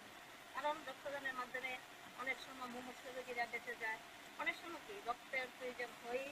আর বিগত দিনে আমরা দেখেছি যে রক্তের জন্য আমরা হন্যে হয়ে ঘুরতাম এক বোতল রক্ত যাতে পাওয়া যায়, কিন্তু তখন খুবই অসুবিধা হতো। আজকে আমাদের সরকার আসার পর কোভিডের পর থেকে এখন অবধি যে রক্তের প্রতিটি ক্লাব সংঘ এগুলি থেকে আমরা রক্ত পাচ্ছি। আমি এই কয়েকদিনেই আমি কয়েকটি প্রোগ্রাম করেছি, মুখ্যমন্ত্রীর সঙ্গে করেছি, 39 নং ওয়ার্ডের কর্পোরেটর সঙ্গে করেছি, বাকির সঙ্গে করেছি, আমাদের যে বাজারঘাটের আমার ওখানেও আমরা করেছি। তাই রক্তপ্রত এখন অভাব নেই। যারা রক্তদান করছে সেটা তাদের জন্য আমি আজকে জেলা করছে তাদের প্রতি আমার অসংখ্য আমার তরফ থেকে ধন্যবাদ। আর যাদের উদ্যোগে এটা হচ্ছে তাদের জন্য আমি ধন্যবাদ জানাচ্ছি। আর আশা করি ভবিষ্যতে আমরা রক্তের অভাব বোধ করবো না, কারণ আমাদের মুখ্যমন্ত্রী রক্তের প্রতি যে যাতে মানুষ রক্তের জন্য মারা না যায় সেই ব্যবস্থা করছে। প্রতিদিনই একটা না এখানে ক্যাম্প হচ্ছে এবং সেন্টার রক্তদান দিচ্ছে। তাই রক্তদানে আরও যারা আমাদের মধ্যে যারা এখানে ঘুরতে যায় তাদের প্রতি আমার আহ্বান থাকবে, আপনারা রক্তদান এগিয়ে আসুন। আর যারা রক্ত দিতে চায় কিন্তু এদের অনেক সময় জটিল রোগ থাকে, তার জন্য রক্ত নেয় না, পরীক্ষার মাধ্যমেই রক্ত দেওয়া হয়। তাই আমি সবাইকে আহ্বান যাচ্ছি এবং এই প্রতি কথা বলে সবাই কাছ থেকে আজকে কথা বলা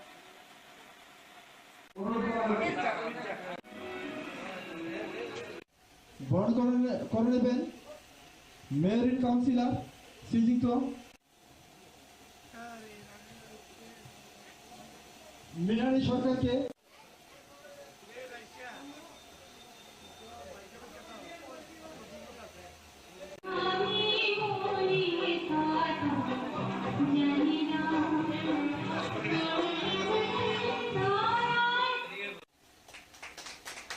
সবাই হাত তুলে গিয়ে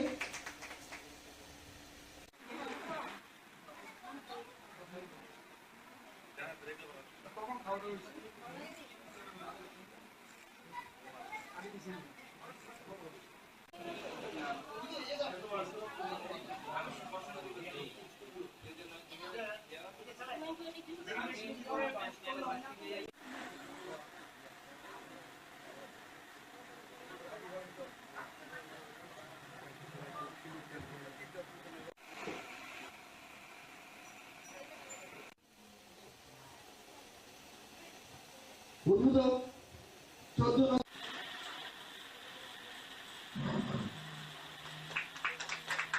সবাই হাত তুলে গিয়ে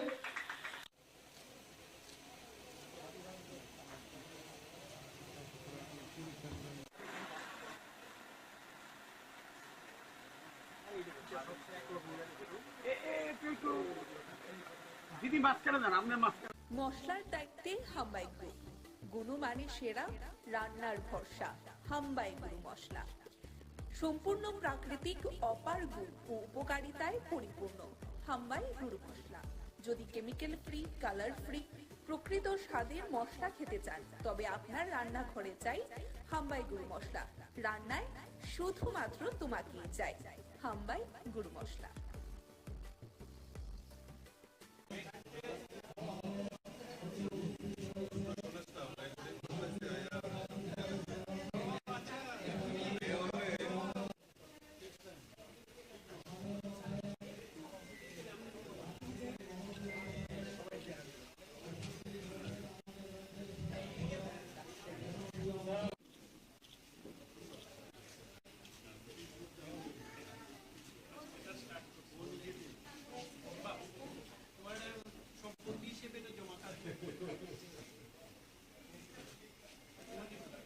ব্যাংকের সংখ্যা আমাদের টোটাল 14টা আছে, এর মধ্যে 12টা গভর্নমেন্টের এবং 2টো প্রাইভেটে এবং 6টা আমাদের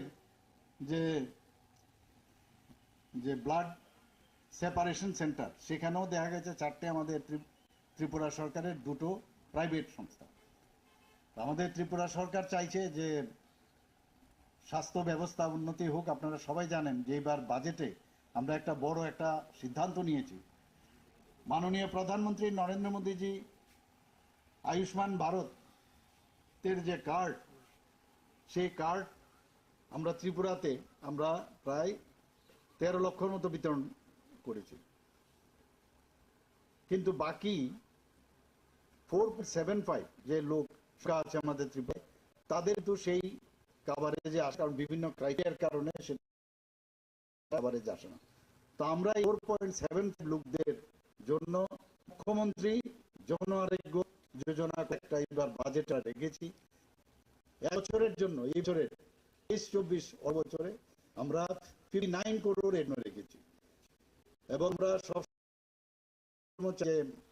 নয়, কাজের মাধ্যমে মানুষের কাছে যেতে হয়। সেই কারণে আধিকারিকদের আমি বলি যে যত তাড়াতাড়ি সব, তার তো প্রক্রিয়াকরণ আছে, কার্ড বিতরণের বিষয় আছে, এবং ফাইন্যান্সিয়াল যে বিষয়টা সেটাকে সেটেল করার বিষয় থাকে, সেটি যেন তাড়াতাড়ি করা হয়। আপনারা জানেন ত্রিপুরাতে প্রায় এই বাজেটে 100টা স্বাস্থ্য কেন্দ্রের জন্য আমাদের এই বাজেট এখানে রাখা হয়েছে।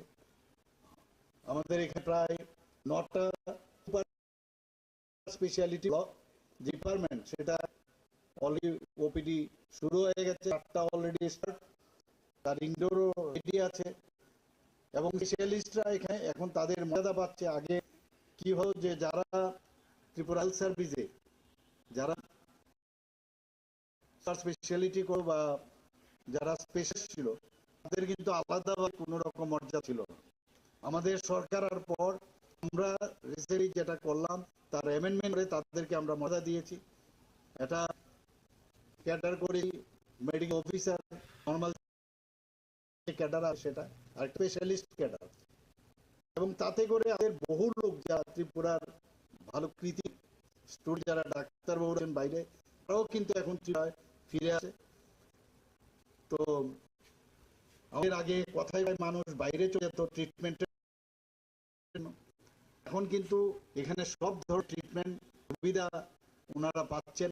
নিউরো সার্জারি হোক, আমাদের ওপেন হার্ট সার্জারি হোক, আমাদের ইউরোলজি হোক, সব দিয়ে এখানে ব্যবস্থা আছে আমাদের। সেই কাজগুলো আমাদের এখানে আমরা চাই যে সমস্ত যে ডিস্ট্রিক্টগুলো আছে তার স্ট্রেংথেনিং করার জন্য, যে হসপিটালগুলো আছে, যাতে করে আগরতলা যে স্টেট হসপিটাল সেখানে যেহেতু লোড কম পড়ে সেই ব্যবস্থা করছি। 3টা ডিস্ট্রিক্টে আমরা ল্যাব 3 আমরা ট্রমা সেন্টার করেছি। আপনারা জানেন ট্রমা সেন্টার খুব ইম্পর্টেন্ট। একটা ট্রমা সেন্টার একটা করেছি আমরা সাউথে, এটা করেছি আমরা গোমতী জেলায়, আর করেছি ধলাই, এবং ধনগড়ে খুব অতি সত্তর সেও স্টার্ট হবে। তো সমস্ত দিকে আমরা এই ট্রমা সেন্টার আমরা করছি। কারণ রোড ট্রাফিক অ্যাক্সিডেন্ট বা অন্য অ্যাট্রোসিটিজ হোক বা বিভিন্ন কারণে যখন ইমার্জেন্সি বিষয় দাঁড়ায়, আগরতলা আস্তে আস্তে রাস্তার দই দেখা যায় যে রোগী মারা যায়। তো তাকে পরিত্রাণ দেওয়ার জন্য এবং মর্টালিটি রেট যাতে কম করা যায়, পুরা সরকার স্বাস্থ্য বিভাগ সেই বিষয়ে কাজ করে চলে। এবং আমাদের কাছে প্রায়োরিটি সেক্টরের মধ্যে এখানে আমি যে ব্লাড ডোনেশনের কথা বললেন, আমরা ত্রিপুরাতে যাতে প্রপারলি তারা হয় এবং তার প্রপার রিজার্ভ করে রাখা যায়, সেই ব্যবস্থা আমি আপনাদের সামনে রাখলাম। এবং আজকের এই যে ওয়ার্ল্ড ন্যাশনাল ক্লাবের উদ্যোগে এই যে ব্লাড ডোনেশনের ব্যবস্থা করেছেন, আমি জানি আপনারা পুজো অর্চনা বিভিন্ন ফিলান্থ্রপিক ওয়ার্কও আপনারা করেন, কিন্তু এর মধ্যে দ্বীপ বেস্ট হচ্ছে এই রক্তদান। আজকাল বহু জায়গায় যখন যাই, মাননীয় মেয়র আছেন, ওনার নিজস্ব ক্লাবও আছেন, উনি সেক্রেটারি সেখানে সংহতি ক্লাব করে, সেখানে গিয়ে আরো জিনিস আমি দেখলাম যে ব্লাড ডোনেশনের সাথে সাথে অনেক লোক দেহদানও করেছেন, অনেকে চৌদানও করেছেন, অনেকে অনেক মানে ব্লাড ডোনেশন সেখানে করে। এই যে ব্যবস্থা, এতে করে মানুষ উদ্বুদ্ধ হয় এবং আমাদের এই যে এখানে আজকের যে উদ্যোগ করে মানুষ অন্যান্য অংশের মানুষও উদ্বুদ্ধ হবে আমি আশা করি। এবং আমরা যেটা বলছি যে এই ব্লাড দেওয়ার সাথে যারা ব্লাড দিচ্ছে তার মধ্যে কিন্তু একটা দেওয়ার সময় তার মধ্যে একটা ডিলিং সেটা কিন্তু ভাবুন যে লোক বা যে মনুষ্য ব্যক্তি ওনার এই রক্তদান গ্রহণ করবে আর উনি ভাববেন যে আমি কার রক্ত নিচ্ছি, তো এই বিষয় এক সম্পর্ক গড়ে বিরাট সম্পর্ক। এবং তার মধ্যে আমরা যে আমাদের অনেক সময় একজন আরেকজনের সাথে বিভেদের কথা আমাদের চলে, রক্তদানের সময় সব ভুলে যায়। এবং এইটা একটা আনন্দের বিষয় এবং এই ধরনের উদ্যোগ আগামীতে চলবে আশা করি। এবং সবাইকে আজকের এই অনুষ্ঠানে উপস্থিত থাকার জন্য, এই মহতী অনুষ্ঠানে আমি বিশেষ করে আমাদের যে রক্তদান যারা আজকে এখানে দিতে তাদের আমি সর্বপ্রথম ধন্যবাদ জানাবো। উপস্থিত রয়েছেন এই এলাকার প্রাক্তন বিধায়ক তথা ডক্টর দেবী দাস মহোদয়,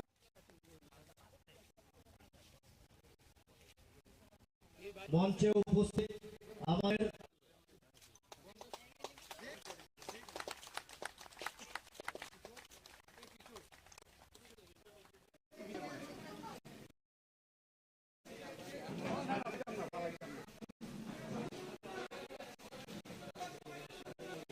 জন্য ধন্যবাদ।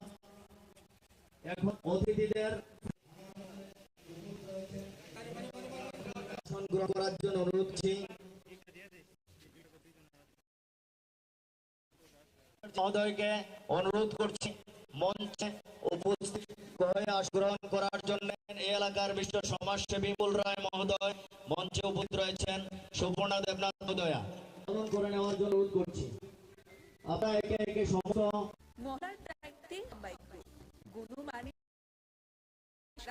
রান্নার ভরসা হাম্বাই গুরু মশলা, সম্পূর্ণ প্রাকৃতিক অপার গুণ ও উপকারিতায় পরিপূর্ণ হাম্বাই গুরু মশলা। যদি কেমিক্যাল ফ্রি, কালার ফ্রি, প্রক্রিয়া স্বাদের মশলা খেতে চান, আপনার রান্না করে চাই হাম্বাই গুরু মশলা। রান্নায় শুধুমাত্র তোমাকে চাই হাম্বাই গুরু মশলা। শ্রী পঞ্জিত রাজি, উদয়পুর জেলা যুব কংগ্রেস সভাপতি ইন্দ্রজিৎ দাস মহাশয়ের নাম। একটা উজ্জ্বল নক্ষত্র সমগ্র দেশকে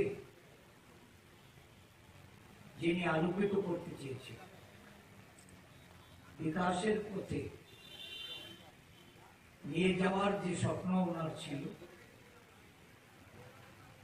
এই স্বপ্ন পূরণ করার লক্ষ্যে ভারতবর্ষের মানুষকে পাশ্চাত্যের সঙ্গে পাল্লা দিয়ে কিভাবে আমাদের প্রযুক্তিতে এগিয়ে যাওয়া যায়, টেলিকমিউনিকেশনকে কিভাবে যোগাযোগের মাধ্যম হিসাবে সমস্ত বিশ্বের কাছে ভারতবর্ষকে কাছে নিয়ে যাওয়া যায়, ভারতবর্ষের গ্রামীণ উন্নয়নে পঞ্চায়েতের এবং নগরপালিকা আইন প্রণয়ন করে অধিক ক্ষমতা গ্রামীণ প্রতিনিধিদের হাতে তুলে দেওয়া যায়, ভারতবর্ষের যুব সম্প্রদায়কে কিভাবে তাদের অধিকার প্রতিষ্ঠা করার লক্ষ্যে তাদের ভোটাধিকার প্রয়োগের বয়স কমিয়ে এনে পার্লামেন্টে আইন পাশ করে 18 বছর ঊর্ধ্ব ভোটাধিকার পাইয়ে দেওয়ার লক্ষ্যে মধ্য দিয়ে আমরা ওনার বলিদানকে স্বীকার করে এই দেশের মানুষের জন্য যে মানব সেবার অনুপ্রেরণা ভারতীয় জাতীয় কংগ্রেস আজকে দেশব্যাপী এই অঙ্গীকারে আবদ্ধ হচ্ছে। উদয়পুর জেলা কংগ্রেস আজকে রক্তদানের মধ্য দিয়ে মানব সেবার আরেকটা মাইলস্টোন তারা প্রতিষ্ঠিত করতে যাচ্ছে। একটা সময় ছিল যখন এখানে ধারাবাহিকভাবে এই রক্তদান কর্মসূচিটা হতো, কিন্তু একটা সময়ে এখানকার যে রাজনৈতিক পরিমণ্ডল এটাকে বিষিয়ে তোলা হয়েছে। বিরোধী দলের রাজনৈতিক কর্মকাণ্ড করার তাদের অধিকার নানাভাবে এটা যেমন প্রতিরোধ হয়েছে এবং নানা ঘটনার মধ্য দিয়ে বিরোধী দলের নেতা কর্মীদের তাদের আক্রান্ত করে এটাকে রক্তাক্ত করা হয়েছে। সেই দিনও স্বাধীনতা দিবসে আমরা দেখেছি স্বাধীনতার পতাকা উত্তোলন করার জন্য যখন ভারতীয় জাতীয় কংগ্রেসের নেতা কর্মীরা তারা সারা রাত সেখানে কাজ করে সেখানকার পতাকা উত্তোলনের জন্য প্রস্তুতি নিয়েছিল, রাতের অন্ধকারে এসে ভাগমা অফিস ভেঙে দিয়ে জাতীয় পতাকাকে অবমানন করে সেখানে পতাকা আগুন ধরিয়ে দিয়ে পুড়িয়ে দিয়ে সেখানকার মনীষীদের ছবি ভেঙে দিয়ে আগুন ধরিয়ে দিয়ে একটা ঘৃণিত কাজ, নিন্দাজনক কাজ, এত বড় একটা গর্হিত কাজ স্বাধীনতা দিবসের প্রাক্কালে যারা করে তারা দেশের দেশপ্রেমী হতে পারে না, তারা দেশের পূজারী হতে পারে না। স্বাধীনতার আন্দোলনে যাদের কোনো ভূমিকা নেই তাদের দ্বারা দেশের সেবা এটা কখনো সম্ভব নয়। শ্রীলঙ্কার তামিল যে উগ্রবাদ, এই উগ্রবাদ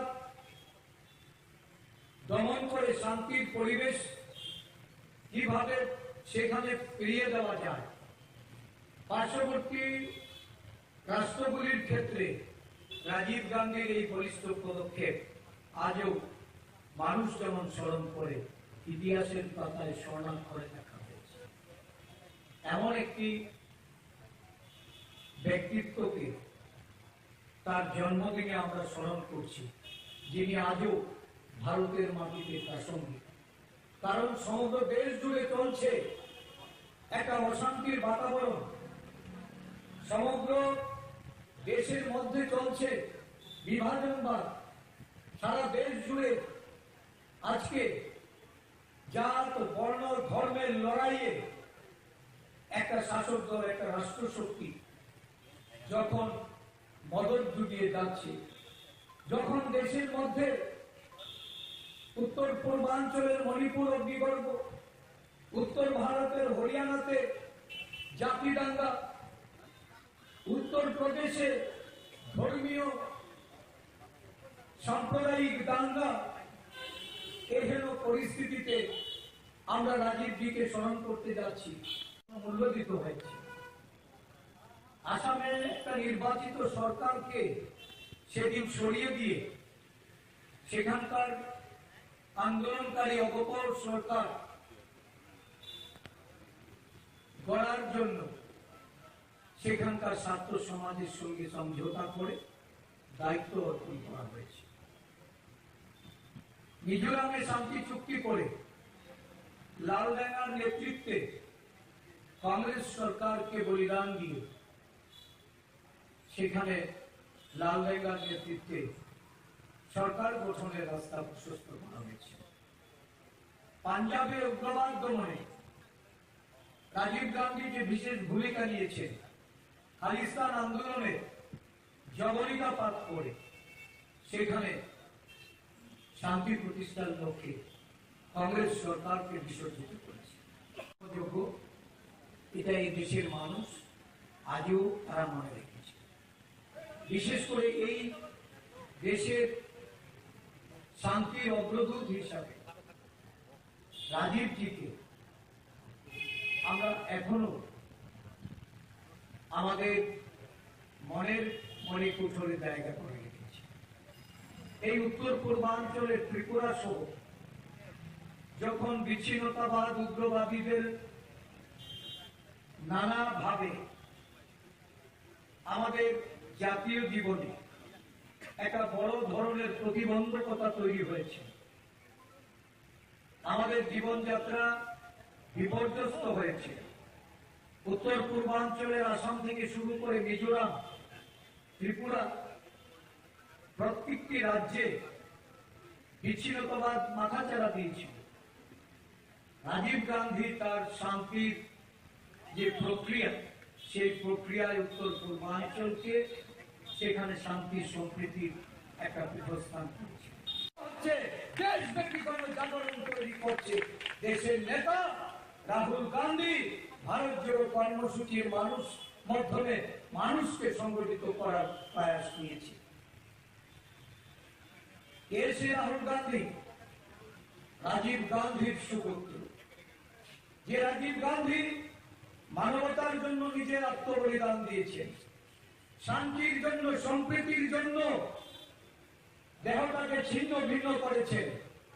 ওই পরিবার যারা বারে বারে দেশের জন্য আত্মবলিদান দিয়েছেন, এই ভারতবর্ষের মাটি যাদের রক্তে সঞ্চিত হয়েছে, এই ভারতবর্ষ আজকে ওই গান্ধী পরিবারকে অনুপ্রেরণা হিসাবে নিয়ে দেশের প্রতিটা গরিব অংশের মানুষের জন্য, দেশের প্রত্যেকটা গণতান্ত্রিক প্রিয় মানুষের জন্য, মানুষের সাংবিধানিক মৌলিক অধিকারকে প্রতিষ্ঠিত করার জন্য লড়াইয়ের শপথ নিচ্ছে।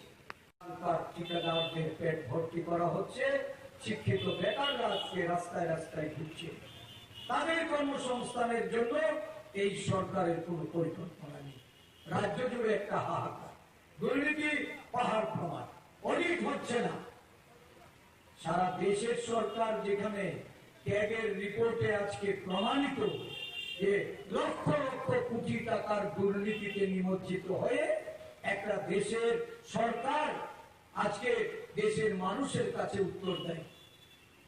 আজকে এখানে আমাদের বিধায়ক সুদীপ বাবু আসার কথা ছিল, দীপা বাবুদের আসার কথা ছিল।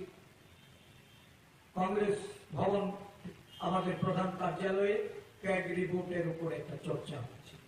বিভিন্ন বিশেষজ্ঞদের নিয়ে আমরা এই রিপোর্ট পুঙ্খানুপুঙ্খানুভাবে বিচার করছি এবং এই রিপোর্টকে সামনে রেখে খুব শীঘ্রই আমরা আন্দোলনে নামছি।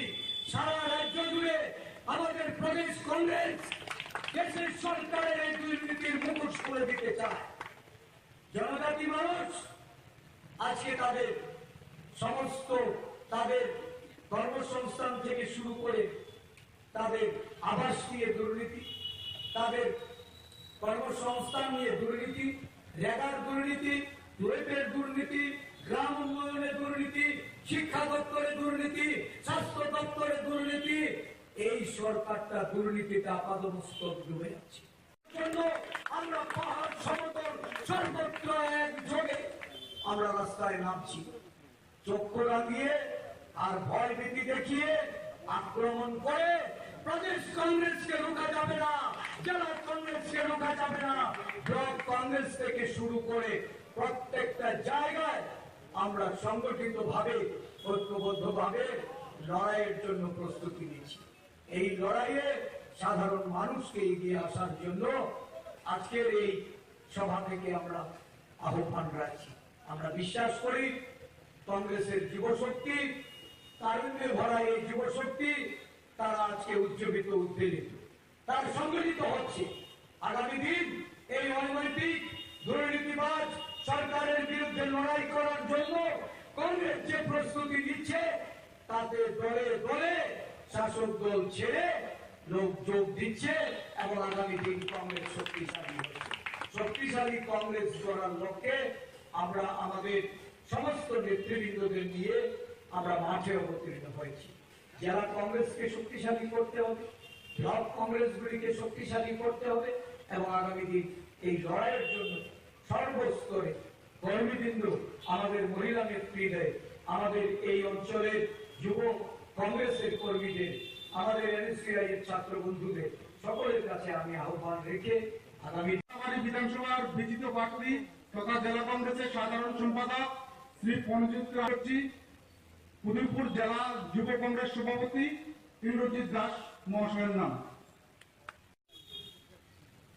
এখন আমাদের এই প্রয়াত প্রধানমন্ত্রী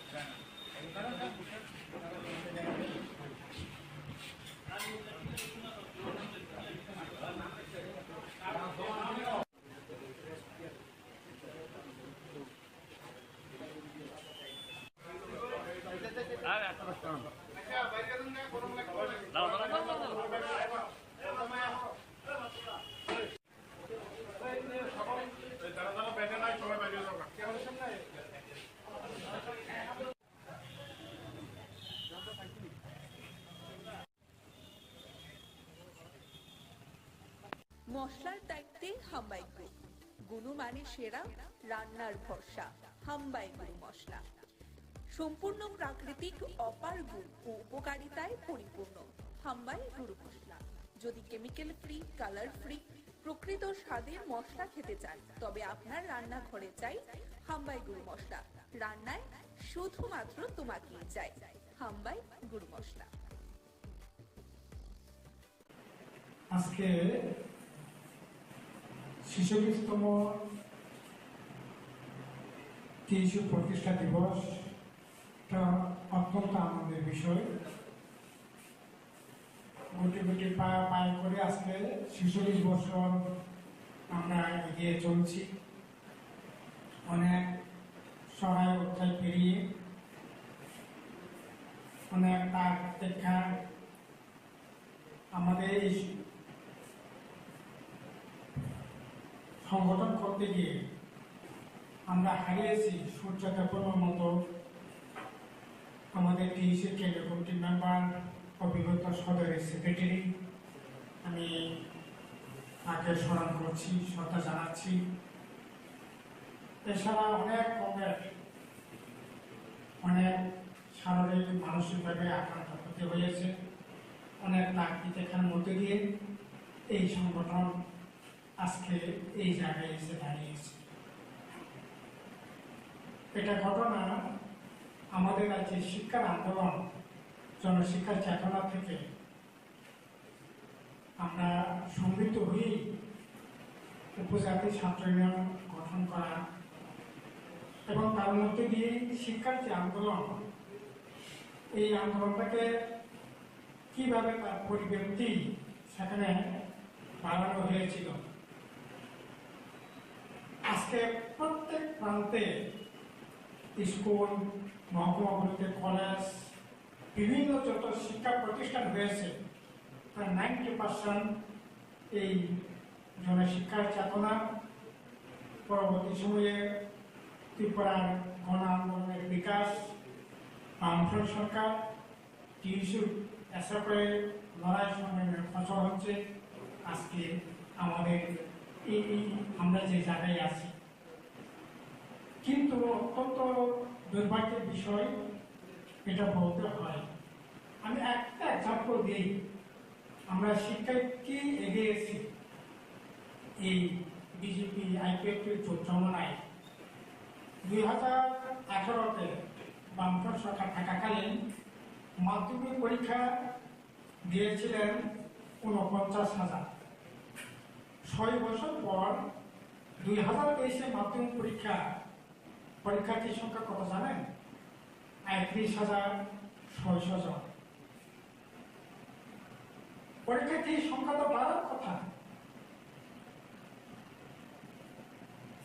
এখন দেখছি 18 সালে 49,000, আর এবার পরীক্ষা দিয়েছে 31,600 জন। মাধ্যমিক পরীক্ষার সংখ্যা, পরীক্ষার্থীর সংখ্যা বাড়ার কথা, সংখ্যা কমেছে। এটা যদি আমি গোটা রাজ্যে ছাত্র সংখ্যা যদি বিচার করি, এর থেকে আলাদা করে যদি উপজাতির ছাত্রদের যদি আলাদা করে দেখি, তাহলে 18 সালে যে পরীক্ষার্থী দিয়েছে উপজাতি ছাত্র সংখ্যা, তার 23 সালের ছাত্র সংখ্যা, গোটা যে সংখ্যা কমেছে তার আনুপাতিক হারে উপজাতি ছাত্র সংখ্যা অনেক অনেক কমবে।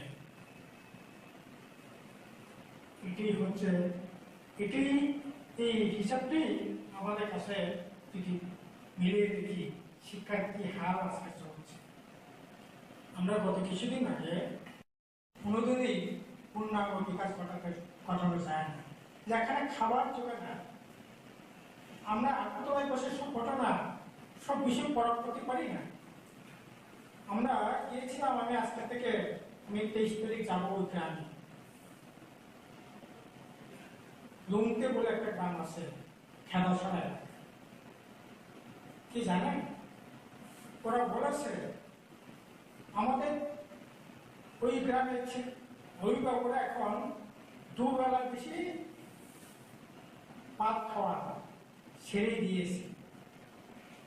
আমি বললাম ছেলেদের কি অবস্থা, যারা লেখাপড়া করছে ওরা তো সকালে খেয়ে যাবে, স্কুল ছুটি হলে আবার ফিরে এসে খাবে, রাত্রে খাবে, কাটা না এরকম কি করে খাওয়াবো। আমরা সকালে 8টায় খেয়ে কাজে বেরিয়ে যাই, বাচ্চারাও স্কুল টাইমে ওরা খেয়ে বেরিয়ে যায়, তারপরে আবার যখন সন্ধ্যা যখন হয় তখন 6টা-7টার মধ্যে আমরা খেয়ে নিই। এর ফাঁকে আর কোনো খাওয়ার ব্যবস্থা থাকে না। তো ছাত্ররা হয়তো মিড ডে মিল কিছু খাবার পায়, কিন্তু প্রাইমারি স্কুল সিনিয়র স্কুলগুলোতে মিড ডে মিলও ঠিক মতো চলছে না, স্কুলেই চলছে না ঠিক মতো, মিড ডে মিল চলবে কি করে? এরকম ভয়ঙ্কর অবস্থা গ্রাম ত্রিপুরায় আজকে করুণ অবস্থা। খাবারের জোগাড়, দোকান দেওয়া, পোশাক আশাক এগুলোতে বাদে দিয়ে এখন এই জায়গার মধ্যে যদি এই অবস্থা চলতে থাকে তাহলে এই যে আবার 35 সালে শৈশব মাধ্যমিক পরীক্ষা দিয়েছে এই সংখ্যাটা আরো কমবে। এই সাথে যুক্ত হয়েছে এখন অভাবে চলছে যে বাচ্চাদের ভবিষ্যৎ, যুবদের ভবিষ্যৎ, সেখানে ভয়ঙ্কর একটা বিপদের দিকে ঠেলা দেওয়া হচ্ছে। সেই বিভিন্ন ধরনের নেশা, এটাও ছাত্র সমাজ যুব সমাজকে সেখানে ক্ষতবিক্ষত করছে, আক্রান্ত হচ্ছে। এখন এটা মেন করিডোর হচ্ছে এই যে মিজোরাম, আসাম, এই সমস্ত বর্ডার এলাকা, আর দামচল খেলার হচ্ছে এই মিজোরাম বর্ডার এলাকাতে। কাজে ওই এলাকাগুলিতে এখন লেখাপড়ার কি পরিবেশ, এটা এখানে বসে এটা পাওয়ার কোনো সুযোগ। আমি সশাকে দেখেছি কি ভয়ঙ্কর অবস্থা, মানে শিক্ষা বা সামাজিক অবস্থা চলছে। কাজে এখন সমস্ত দিক থেকেই শিক্ষা, স্বাস্থ্য, সমস্ত দিক থেকেই আক্রমণ মুখে এসে দাঁড়িয়েছে। এর থেকে পরিত্রাণ পেতে গেলে পরে আমাদের দুর্বার ছাত্র আন্দোলন চাই, দুর্বার আন্দোলন চাই, দুর্বার যুব আন্দোলন চাই।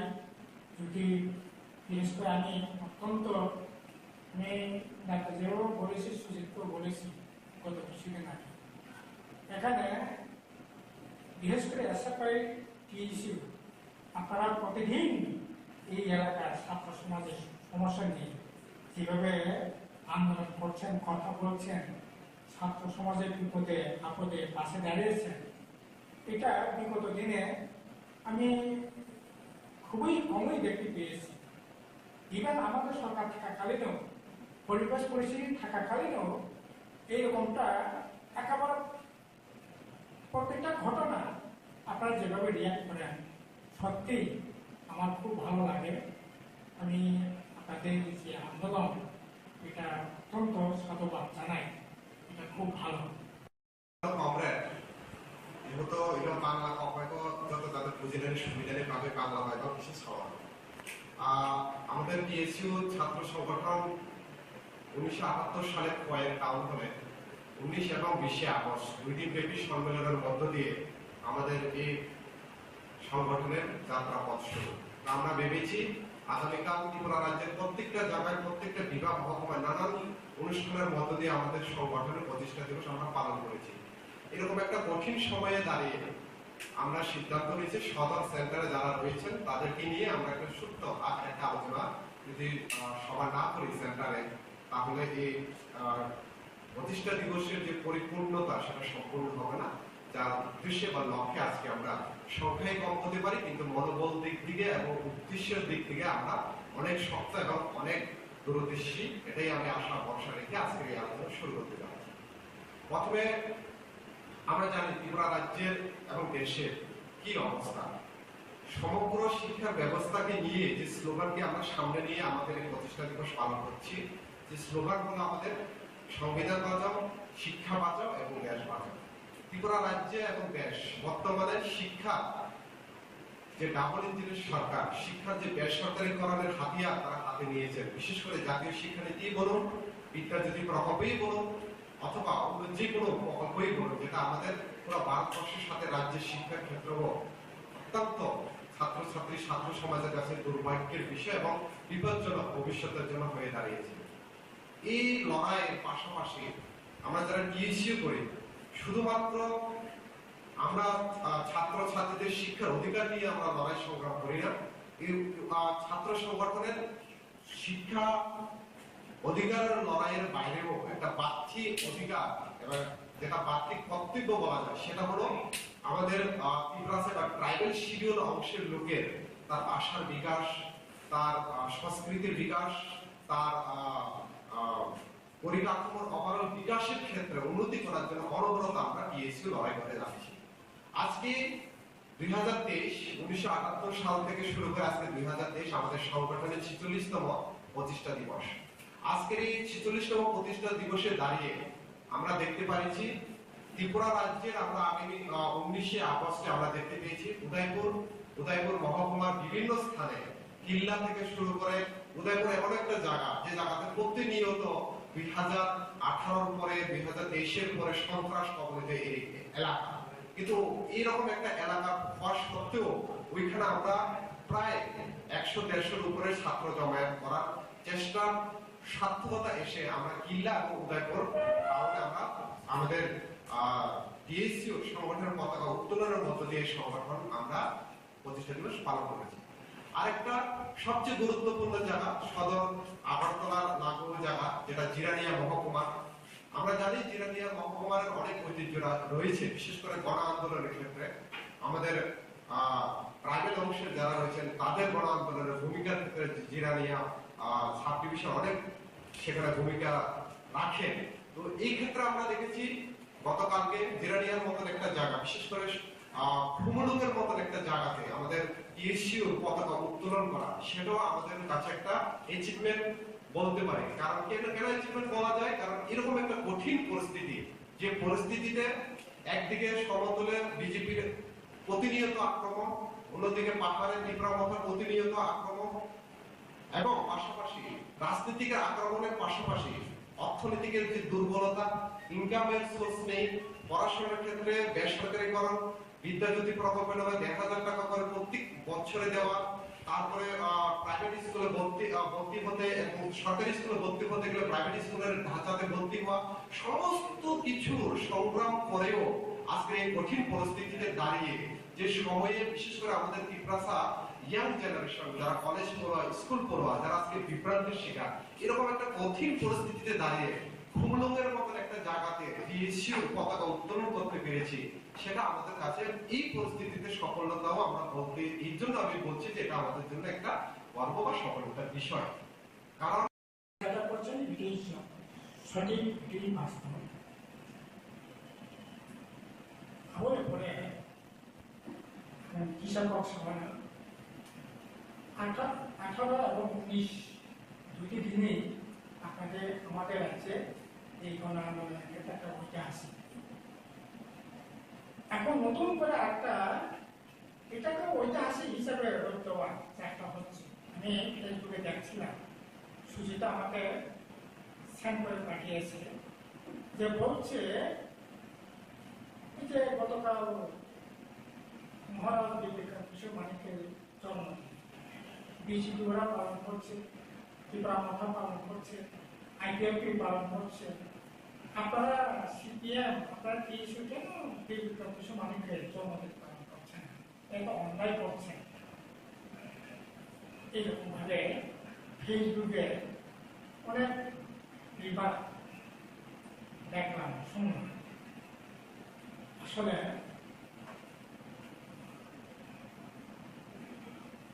এই বিবেকানন্দ মানিক্য জন্মদিন যারা পালন করলে এটা আমাদের বলা কিছু নেই। আমাদের কাদের জন্মদিন আমরা পালন করব, কাদের মৃত্যুদিন আমরা পালন করব, এটা আমাদেরটা আমরা ঠিক করব, ওদেরটা ওরা ঠিক করবে। কারণ এটা প্রশ্নটা দুই দিক থেকে কিন্তু অত্যন্ত গুরুত্বপূর্ণ।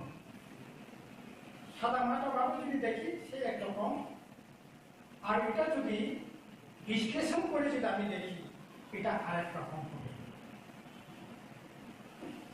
আমাদের যে লড়াইটা, আমাদের লড়াইটা স্বাধীনতা, গণতন্ত্র, সমাজ।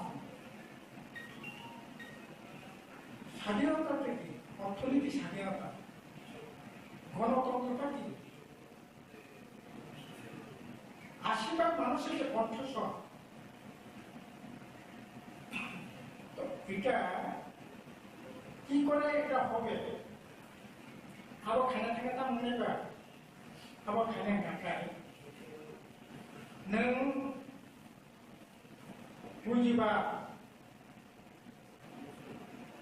सामन्तबाद, दृष्टिभंगी নিয়ে যদি আপনি এই লড়াইটা করতে পারেন,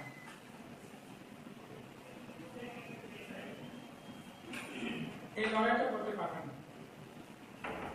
সামন্তবাদ চিন্তা, পুঁজিবাদী চিন্তা, ধনবাদী চিন্তা, পুরনো মানে কি বলবো, এটা কনজারভেটিভ চিন্তা নিরেখে চিন্তা নিয়ে আপনি যে স্লোগানটা লিখেছেন ইন্ডিপেন্ডেন্ট ডেমোক্রেসি সোশ্যালিজম, এটা করতে পারবেন। এক পক্ষে যদি উত্তরটা দেন, আপনার লড়াইটা হবে প্রগতিশীল বৈজ্ঞানিক দৃষ্টিভঙ্গি থেকে, সমাজবাদী দৃষ্টিভঙ্গি থেকে। আর ওরা যারা যে প্রতিষ্ঠা দিনটি পালন করছেন, এটা হলো কনজারভেটিভ, সংরক্ষণবাদী, সংরক্ষণশীল ভাবনা, সামন্তবাদী ভাবনা, পুঁজিবাদী ভাবনা। এই ভাবনা থেকে ওরা এই দিনটা করতে হবে। ঐতিহাসিক ভাবে মহারাজ বিদ্যুৎ কিছু মানিক্য যেটা পাওয়ার দরকার, এটা নিশ্চয়ই আমরা সম্মান জানাবো, নিশ্চয়ই সম্মান জানাবো। যে সম্মান পাওয়া দরকার এই সম্মান আমরা জানাবো। আর তিনি তো আমরা এই মহারাজা বিদ্যুৎ কিছু মানিকের নামে ইউনিভার্সিটি করলাম, মহারাজা বিদ্যুৎ ইউনিভার্সিটি। আর তিনি তো মহারাজা বিদ্যুৎ কিছু মানিকের নামে ক্রিকেট স্টেডিয়াম, রাজ্য ক্রিকেট স্টেডিয়াম করলাম। এটা একটা সময় নেহারু স্টেডিয়ামের পর এটা অন্যতম স্টেডিয়াম ছিল, গুয়াহাটি নেহারু স্টেডিয়ামের অন্যতম স্টেডিয়াম। বীর বিক্রম কিশোর মানিককে শতবার্ষিকী ভবন মানে শতবার্ষ ১০০ বছর পূর্ণ যেদিন হয় সেদিন, তখন ত্রিপুরা ইউনিভার্সিটি, এখন কেন্দ্রীয় ইউনিভার্সিটি, এটা রাজ্য সরকারের অধীনে ছিল ত্রিপুরা ইউনিভার্সিটি। এই ইউনিভার্সিটিতে মহারাজ বীর বিক্রম কিশোর মানিক শতবার্ষিক ভবন সেদিন তৈরি হয়েছে। যে বিষয়ে যাকে যে সম্মান দেওয়া দরকার এই সম্মান আমরা নিশ্চয়ই জানাবো, কিন্তু তার জন্মদিন এভাবে আমাদের যে নীতিগত অবস্থান থেকে যদি বিচার করি, এই যে কনজারভেটিভ যে দৃষ্টিভঙ্গি, সামন্তবাদী দৃষ্টিভঙ্গি যারা পোষণ করেন, যারা এটা এই ইয়ের উপর যারা আশপাশ এটা করবে। এডিসিতে এখন কাদের ক্ষমতায় রয়েছেন বা কাদের হাতে প্রশাসন রয়েছেন, সেই ত্রিপুরাসা দরদি যারা তারা ছাড়া ত্রিপুরাসার কথা বলে না, সে দরদিদের হাতে প্রশাসন রয়েছে। কিন্তু অত্যন্ত দুর্ভাগ্যের বিষয়, যখন আমরা পিএসইউ জিরানিয়ার মহকুমা কমিটির উদ্যোগে, আমরা যখন প্রতিষ্ঠা দিবসের উদ্যোগে আমরা যখন খুমলুঙ্গের চম্পকনগর জিরানিয়া সাব ডিভিশনের চম্পকনগর স্কুলে যখন আমরা ছাত্রছাত্রীদের মধ্যে খাতা কলম বই বিতরণ করার জন্য প্রচেষ্টা করি বা চেষ্টা করি, তখন সেই ত্রিপুরা দরদি নেতারাই আমাদেরকে বাধা সৃষ্টি করে, না তোমরা এখানে দিতে পারবে না। এরকম ছাত্রছাত্রী যারা ক্লাস 8 এ পড়ে, 7 এ পড়ে, 6 এ পড়ে, যারা কোনো রাজনীতির সঙ্গে কোনো সরাসরিভাবে যোগাযোগ নেই, যারা রাজনীতির সম্পর্কে এখনো তাদের অবহেলিত নয়, তাদের পর্যন্ত আজকে এই রাজনীতির এরকম যে হিংসার শিকার করে তাদেরকে বাধাপ্রাপ্ত করা যাচ্ছে। যদি এরকম হতো, আমরা এখানে ভোটের প্রচার করতে গিয়েছি দিয়েছিও, নাকি আমরা যদি এখানে কারো প্রচার করতে গেলাম, এটা আলাদা ব্যাপার ছিল। কিন্তু আমরা প্রতিষ্ঠা দিবস উপলক্ষে আমরা ছাত্রছাত্রীদেরকে বই খাতা কলম বিতরণ করবো, এখানেও বাধা দিচ্ছে কেনা ত্রিপুরা সারা, আর নিবে কেনা ত্রিপুরা সারা, আর বাধা সৃষ্টি কে করছে ত্রিপুরা সারা। আমি এটাই বলতে চাচ্ছি যে শুধুমাত্র এক্সাম্পল আপনাদের সামনে তুলে ধরলাম।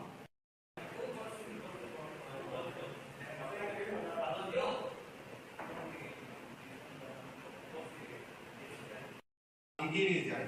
বিগত বছরগুলোতে যখন আমাদের সরকার অপর সরকার থাকে রাজ্যে, কোনো ধরনের অসুবিধা হয় না। ভারতবর্ষ না, পুরো ভারতবর্ষের কাছে আমাদের ত্রিপুরা ছাত্রছাত্রীরা আমরা লজ্জা বোধ করছি যে শিক্ষার মডেল থেকে পুরো ভারতবর্ষে আমরা অনেক শ্রীমন্তম এবং অনেক চলা খাই তিনি অনেক ভূমিকা এবং তিনি প্রাক্তন সাধারণ সম্পাদক তথা জেপি কেন্দ্রীয় কমিটির সাধারণ সম্পাদক শ্রদ্ধেয় কমরেড দাদা চরণদেব। এই হলো অবস্থা এই বিদ্যালয়গুলো। তারা বলছে যে দাদা আমরা ডিএসইউ কে বিশ্বাস করি। ব্যবস্থা এটা শুধু শিক্ষা ব্যবস্থা নয়, এটার সাথে জড়িয়ে আছে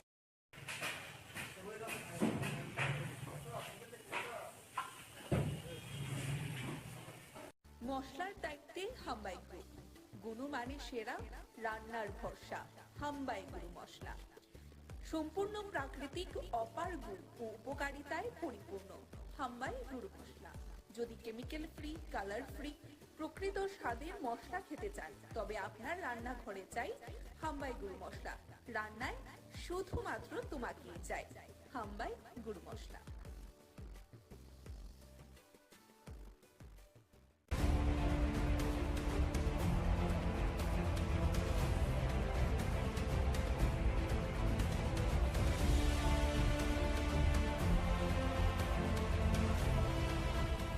গতকাল সাড়ম্বরের সহিত পালন করা হয়েছে গোটা রাজ্যব্যাপী ১১৫তম জন্মবার্ষিকী, কিন্তু এই স্ট্যাচুটিতে বিন্দুমাত্র জল পর্যন্ত দেওয়া হয়নি।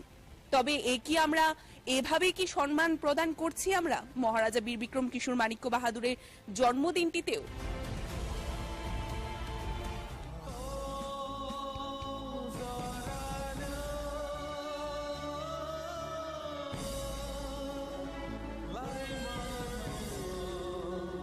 এখানে মহারাজা বীর বিক্রম কিশোর মাণিক্য বাহাদুর, আমরা যদি বলি তিনি শুধুমাত্র আমাদের রাজ্যের গর্ব নয়, তিনি গোটা দেশে ওনার খ্যাতি রয়েছে, গোটা দেশ ওনাকে চিনে।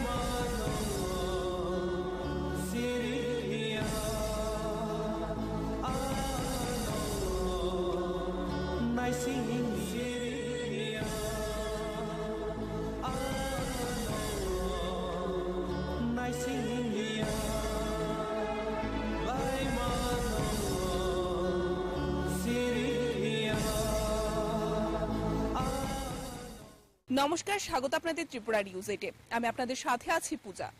আজ আমরা এই মুহূর্তে পৌঁছে গেছি পুরাতন আগরতলা বিমানবন্দরে, এবং আজকে এখানে কি কারণে পৌঁছেছি তা আমরা একে একে আপনাদের সামনে তুলে ধরবো।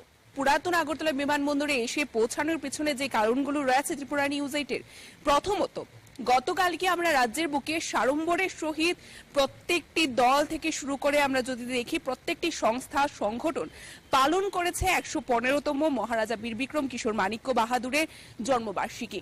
কিন্তু বিষয়টি হচ্ছে আমরা কতটুকু সম্মান করছি আদতে মহারাজা বীর বিক্রম কিশোর মাণিক্য বাহাদুরের।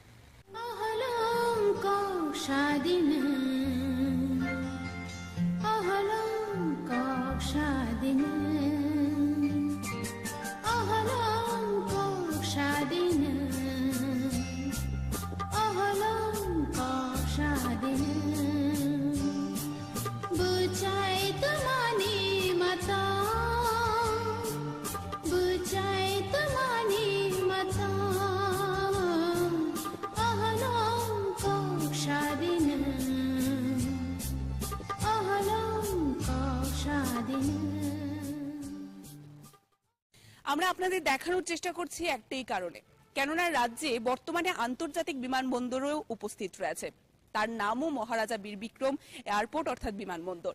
কিন্তু সেখানে এখনো পর্যন্ত কেন এই স্ট্যাচুটিকে স্থানান্তরিত করা হয়নি বা কেন এখনো পর্যন্ত আন্তর্জাতিক বিমানবন্দরে মহারাজা বীর বিক্রম কিশোর মানিকের নাম তো অবশ্যই রয়েছে, কিন্তু সেখানে একটাও স্ট্যাচু নেই বা কোনো মূর্তি বা প্রতিকৃতি নেই, সেখানে কিন্তু অবশ্যই প্রশ্ন উঠে আসে। তবে মহারাজা বীর বিক্রম কিশোর মানিক্য বাহাদুরের নামই শুধুমাত্র রয়েছে শো অফ করার জন্য বিমানবন্দরে, নাকি সেখানে সম্মানও প্রদান করা হচ্ছে মহারাজা বীর বিক্রম কিশোর মানিক্য বাহাদুরকে? তাছাড়াও যদি আমরা দেখি ত্রিপুরা জনগণদের ইমোশন কিন্তু জড়িয়ে রয়েছে মহারাজা বা রাজা মহারাজাদের যে আমরা যদি দেখি তাদের যে বর্তমান পিড়ি ছিল, সেই তাদের একের পর এক রাজার উপর তাদের ত্রিপুরা জনগণদের একটি ইমোশনও জড়িয়ে রয়েছে। তবে কি সেই ইমোশনের সাথেও খেলা করা হচ্ছে নাকি শুধুমাত্র শো অফ করা হচ্ছে? কেন এত বড় একটি স্ট্যাচু যা রাজ্যে এসে দেশের প্রধানমন্ত্রী নরেন্দ্র মোদী উদ্বোধন করে গিয়েছিলেন সেই মুহূর্তে কেন স্থানান্তরিত করা হয়নি আজ পর্যন্ত, এবং কেন এখনো পর্যন্ত আন্তর্জাতিক বিমানবন্দরে কোনো মহারাজা বীর বিক্রম কিশোর মানিক্য বাহাদুরের স্ট্যাচু বা প্রতিকৃতি নেই, তাকে নিয়েও কিন্তু বর্তমানে বড় প্রশ্নচিহ্ন রয়েছে।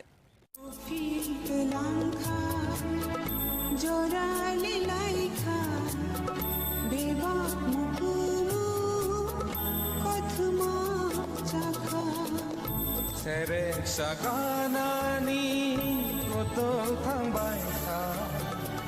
baita ni ariwa langma bajaja serek saganani gotol। এতক্ষণ পর্যন্ত আমরা আপনাদের সামনে তুলে ধরেছি আগরতলা যে পুরাতন বিমানবন্দর, সেই পুরাতন বিমানবন্দরে যে মহারাজা বীর বিক্রম কিশোর মানিক্য বাহাদুরের যে স্ট্যাচুটি রয়েছে, সেই স্ট্যাচু কি ধরনের পরিত্যক্ত অবস্থায় পড়ে আছে, যেখানে 115তম জন্মবার্ষিকী গোটা রাজ্যে বিভিন্ন দল, বিভিন্ন সংগঠন, বিভিন্ন সংস্থা আড়ম্বরের সহিত পালন করছে। কিন্তু প্রত্যেকটি দল, প্রত্যেকটি সংস্থা, সংগঠন, প্রত্যেকেই বা নেতা নেতৃত্বরা বা ত্রিপুরা যারা জনগণেরা রয়েছে, যারা সর্বসময় বুবাগরাদের সম্মান দিয়ে থাকে, তারা কেউই সেখানে মনে নেই বা তাদের কারোরই সেখানে মনে নেই যে আগরতলা পুরাতন বিমানবন্দরেও একটি স্ট্যাচু বর্তমান রয়েছে মহারাজা বীর বিক্রম কিশোর মানিক্য বাহাদুরের। বর্তমানে কিন্তু আমরা উপস্থিত রয়েছি আন্তর্জাতিক যে বিমানবন্দরটি রয়েছে, শুধুমাত্র আপনাদের সামনে তুলে ধরার জন্য আমরা আন্তর্জাতিক বিমানবন্দরে বর্তমানে উপস্থিত রয়েছি। আপনারা সেই নামটি দেখতে পাচ্ছেন, খুব বড় করে বড় বড় অক্ষরে লেখা আছে মহারাজা বীর বিক্রম বিমানবন্দর। কিন্তু আপনাদের দেখানোর চেষ্টা করব যে এই আন্তর্জাতিক বিমানবন্দরে কোথাও কোনো চিহ্ন নেই মহারাজা বীর বিক্রম কিশোর মানিক্য বাহাদুরের, নেই কোনো স্ট্যাচু, নেই কোনো প্রতিকৃতি। তাকে নিয়ে কিন্তু একটা বড় প্রশ্ন চিহ্ন রয়েছে, এবং সেখানে আমরা আমাদের এই সংবাদ পরিবেশনের মাধ্যমে আমাদের একটাই উদ্দেশ্য রয়েছে, আমাদের অনুরোধ থাকবে রাজ্যের সরকার পক্ষের নিকট, যারা বর্তমানে শাসন ক্ষমতায় রয়েছে, রাজ্যের বর্তমান মুখ্যমন্ত্রী প্রফেসর ডক্টর মানিক সাহা যেন এই বিষয়গুলোকে দেখেন এবং অতি সত্বর এই যে পরিত্যক্ত অবস্থায় পড়ে রয়েছে পুরাতন আগরতলা বিমানবন্দরে মহারাজা বীর বিক্রম কিশোর মানিকের একটি বড় স্ট্যাচু, তাকে যেন স্থানান্তরিত করা হয়, নতুবা তাকে যেন যথাযোগ্য সম্মান বা মর্যাদা দিয়ে সেটা যেখানে থাকা প্রয়োজন, যেখানে থাকলে সেই স্ট্যাচুটি তার যথাযোগ্য মর্যাদা পাবে, সেই ব্যবস্থা যেন করা হয়। রাজরাজত্বের আমলের কথা আমরা প্রত্যেকেই জানি, এবং সেখানে মহারাজা বীর বিক্রম কিশোর মানিক্য বাহাদুর, আমরা যদি বলি তিনি শুধুমাত্র আমাদের রাজ্যের গর্ব নয়, তিনি গোটা দেশে উনার খ্যাতি রয়েছে, গোটা দেশ উনাকে চিনে, এবং আজকের দিনে দাঁড়িয়ে বলাই যেতে পারে যে গোটা দেশের কাছে উনি একজন আইকন বলাই যেতে পারে। এবং সেখানে দাঁড়িয়ে উনার একটি স্ট্যাচু এইভাবে পরিত্যক্ত অবস্থায় আগরতলার পুরাতন বিমানবন্দরে পড়ে রয়েছে, এবং যে আন্তর্জাতিক বিমানবন্দর বলে নাম দেওয়া রয়েছে সেই বিমানবন্দরে তার কোনো প্রতিকৃতি নেই, তার কোনো চিহ্ন নেই। সেখানে আমাদের অনুরোধ, আবারও বলবো, অনুরোধ থাকবে যেন এই বিষয়টিকে নিয়ে সঠিক পদক্ষেপ গ্রহণ করেন সরকার পক্ষ। এ বলে আমাদের এই বিশেষ রিপোর্ট, আজকে আমরা যে বিশেষ রিপোর্টে তুলে ধরার চেষ্টা করেছি 115তম জন্মবার্ষিকী মহারাজা বীর বিক্রম কিশোর মানিক্য বাহাদুরের পরের দিন, কেননা আমরা দেখানোর চেষ্টা করেছি যে পরের দিন পর্যন্ত এসে উনার 115তম জন্মবার্ষিকীতে না উনার স্ট্যাচুতে জল, না একটু পুষ্পার্ঘ্য, না সেখানে মাল্য প্রদান করা হয়েছে। তাকে নিয়ে কিন্তু বড় প্রশ্নচিহ্ন থাকছে যে শুধুমাত্র কি শো অফ করার জন্য এই স্ট্যাচু তৈরি করা বা নির্মাণ করা, তাকে যথাযোগ্য মর্যাদা কেন দেওয়া হচ্ছে না। এ বলে আমাদের এই বিশেষ রিপোর্ট ত্রিপুরা নিউজ 8 আমরা এখানেই শেষ করছি। পরবর্তী বিভিন্ন আপডেটস দেখতে অবশ্যই চোখ রাখবেন ত্রিপুরা নিউজ 8 এর পর্দায় ক্যামেরায় রাহুলের সাথে আমি রয়েছি পূজা, ত্রিপুরা নিউজ 8। মশলার দায়িত্বে হাম্বাই গ্রুপ, গুণমানে সেরা, রান্নার ভরসা হাম্বাই গুরু মশলা। সম্পূর্ণ প্রাকৃতিক, অপার গুণ ও উপকারিতায় পরিপূর্ণ হাম্বাই গুরু মশলা। যদি কেমিক্যাল ফ্রি, কালার ফ্রি, প্রকৃত স্বাদের মশলা খেতে চান তবে আপনার রান্নাঘরে চাই হাম্বাই গুরু মশলা। রান্নায় শুধুমাত্র তোমাকেই চাই হাম্বাই গুরু মশলা।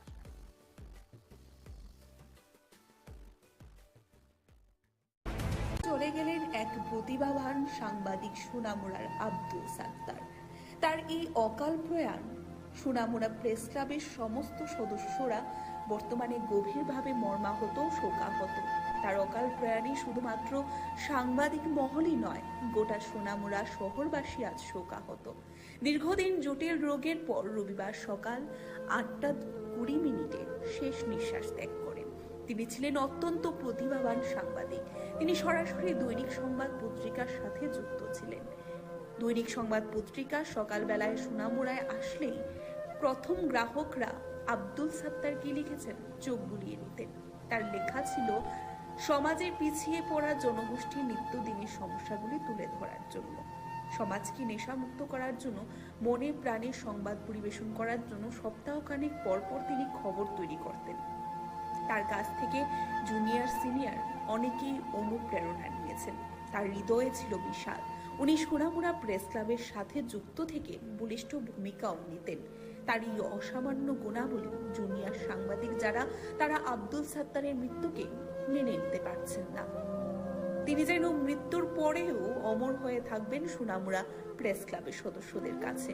রবিবার তার মৃত্যুর খবর শুনে কেন্দ্রীয় প্রতিমন্ত্রী প্রতিমা ভৌমিক তার বাড়িতে গিয়ে প্রয়াত সাংবাদিক আব্দুল সাত্তারকে শেষবারের মতো এক নজরে দেখেন। শুধু তাই নয়, প্রয়াত সাংবাদিকের স্ত্রীকে ও তার শিশু সন্তানকে সমবেদনা জানান। কেন্দ্রীয় প্রতিমন্ত্রী প্রতিমা ভৌমিককে কাছে পেয়ে প্রয়াত আব্দুল সাত্তারের স্ত্রী জড়িয়ে ধরে কান্নায় ভেঙে পড়েন এবং হাউমাউ করে গগনমুখী চিৎকার জুড়ে দেন। প্রতিমা ভৌমিক সান্ত্বনা দিয়ে পাশে থাকার প্রতিশ্রুতি দেন। এদিকে সোনামুড়া প্রেস ক্লাবের পক্ষ থেকে ফুলের মালা দিয়ে মরদেহে শেষবারের মতো শ্রদ্ধার অর্পণ করা হয়। সেখানে উপস্থিত ছিলেন সোনামুড়া প্রেস ক্লাবের সভাপতিও। Bureau report, Tripura news 8। আমাদের একজন সহকর্মীকে হারিয়েছি।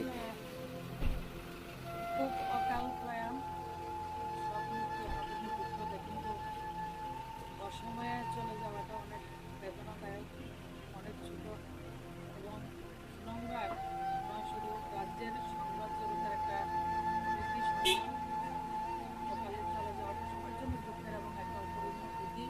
ভগবানের কাছে প্রার্থনা করি ওনার পরিবারকে শক্তি দেবে এই কষ্ট থেকে বেরিয়ে আসার জন্য এবং ওনার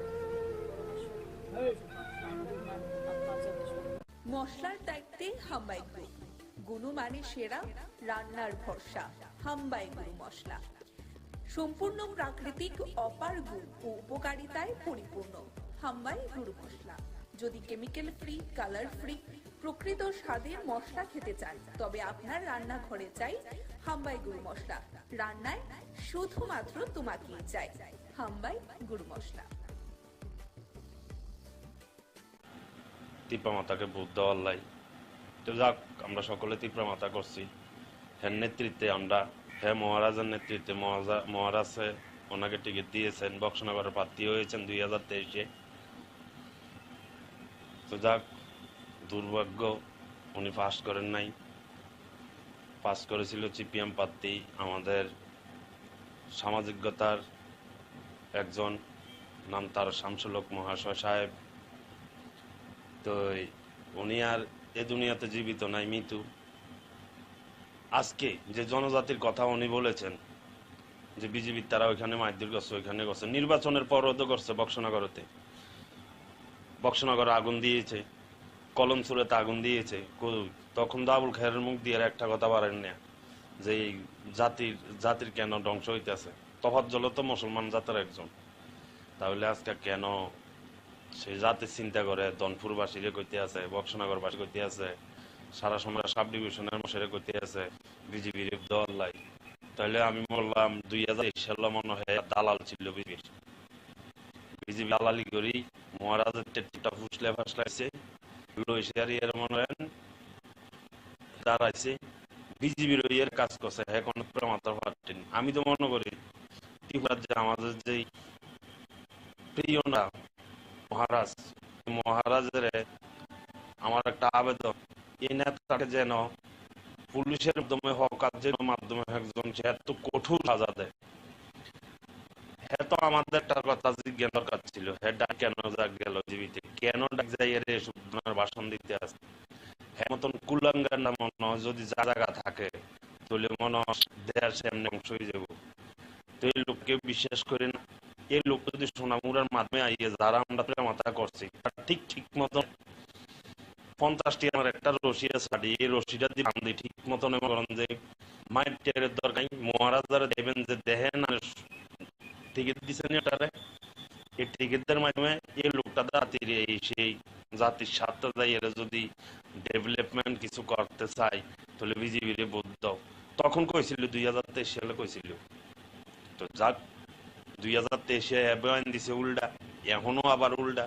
তাহলে আমার মতো এসব নেতার দেশে থাকার দরকার নাই। এডি আছে না, এডি হইলো কুলাঙ্গার, এডি হইলো ডাঙ্গাবাজ নেতা। আবুল খায়ের মতন নেতা আছে না, হইলো ডাঙ্গাবাজ, সে মতন ডাঙ্গাবাজ মনে আর নাই। সে একটা যোদ্ধা সৈনিক, আসাম রাইফেল একটা যোদ্ধা সৈনিক। সে কিন্তু কি আর বলবো এর মতন হ্যাঁ কি যোদ্ধা সৈনিক হইব। যাক এর বিষয় আর কথাটা আমার বলতে চাই না, আমার মোবাইলের চার্জ নষ্ট হয়, নেট নষ্ট হয়, এর ব্যাপারে কথা কইতাম লাগি। যাক তো সবার কাছে আমার একটাই আবেদন, এসব নেতার কথা শুনিয়ে রেখে বিজেপির মাধ্যমে বা ত্রিপুরা মাতার মাধ্যমে এসব নেতার কথা শুনি, যে কোনো দলে করুক না এসব নেতারা, কোনো দলে যাওয়াটা ঠিক মনে হয় না। তো হ্যাঁ মনে করে হ্যার মতন আবুল খায় যদি সাপোর্ট করে মনে হয় বক্সনগর এবং দনপুর সিট হাসিলে যাব। হ্যার মতন নেতা গেলে আসসালামু আলাইকুম। আমরা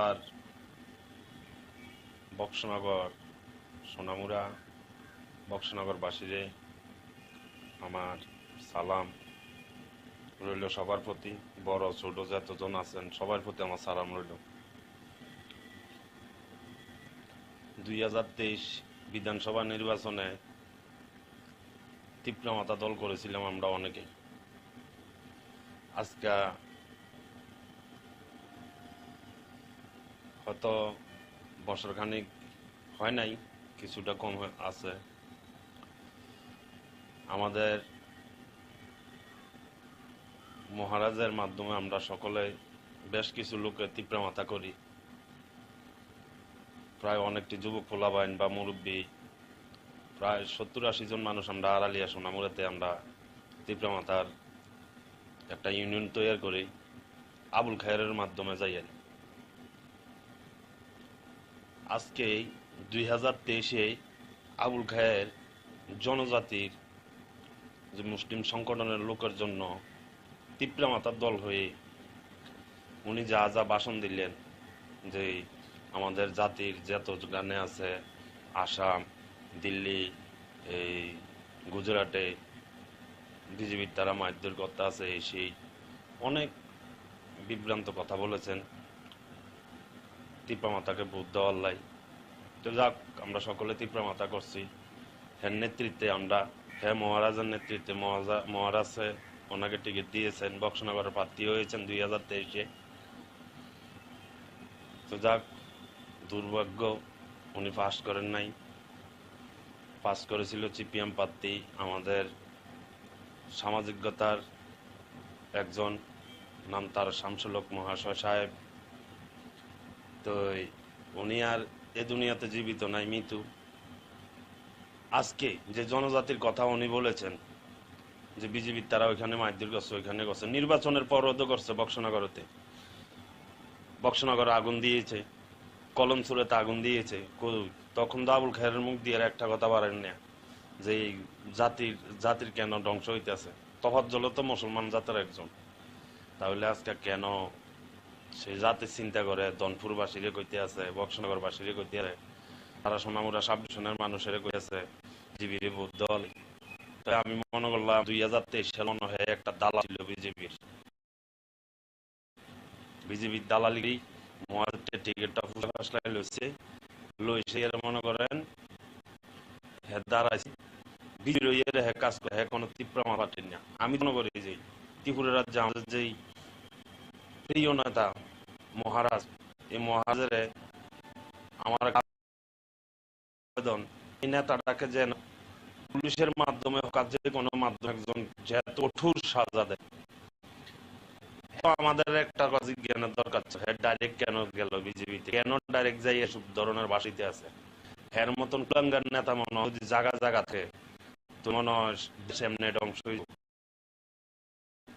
তো এই লোকটারে কেউ বিশ করেন না।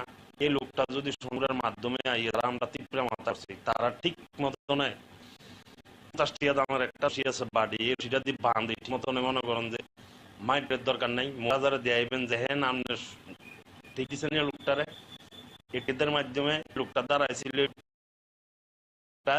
তখনই কথা কইছে এখন আবার এই কথা যে মুসলমান জাতি এই সেই জাতির স্বার্থে যদি ডেভেলপমেন্ট কিছু করতে চাই বিজেপির বৌদ্ধ তখন কইছে 2023 সালে ছিল। তো যাক 2023 উল্টা এখন আবার উল্টা তাহলে আমার মতো এসব নেতার দেশ সরকার দরকার নাই। এডি আছে না এগুলো কুলাঙ্গার এগুলো ডাঙ্গাবাজ নেতা আবুল খায়ের মতো নেতা না এগুলো ডাঙ্গাস সের মতো ডাঙ্গাবাজ মনে একটা যুদাসনিক সামরাই ফেলে একটা যুদাসনিক এই কিন্তু কি আর বলবো এর মতো কি যুদ্ধনিক যাক এর বিষয় আর ছাড়া আমার বলতে আমার মোবাইলে চার্জ নষ্ট হয় নেট নষ্ট এর ব্যাপারে কথা কম লাগি। তো সবার আমার একটাই আবেদন নেতার কথা নিয়ে রেখে বিজেপির মাধ্যমে বা ত্রিপুরা মাধ্যমে এসব নেতা তাহনি যে কোনো দলে করুক না এসব দ্বারা কোনো দলে যাওয়াটা ঠিক মনে হয় না। তো হ্যাঁ মনে হয় মতন আবুল খায়ের যদি সাপোর্ট করে মনে ঘোষণা করে এবং দল সিট হাসলে যে হ্যাঁ তো নেতা গেলে আর আগে তো তফাৎ চলবে মনে করেন 4048 ফেল গেছে এবার মনে 9 বোর্ডে ফেল যাবে যদি নেতাটার লগে একটা চোর এর মতন চান নাই। যাক আসসালামু আলাইকুম সকলে ভালো থাকে সবাই সাহেব আমার হইল আমি দোয়া করি ভালো থাকেন এতটুকু আমার আসসালামু আলাইকুম।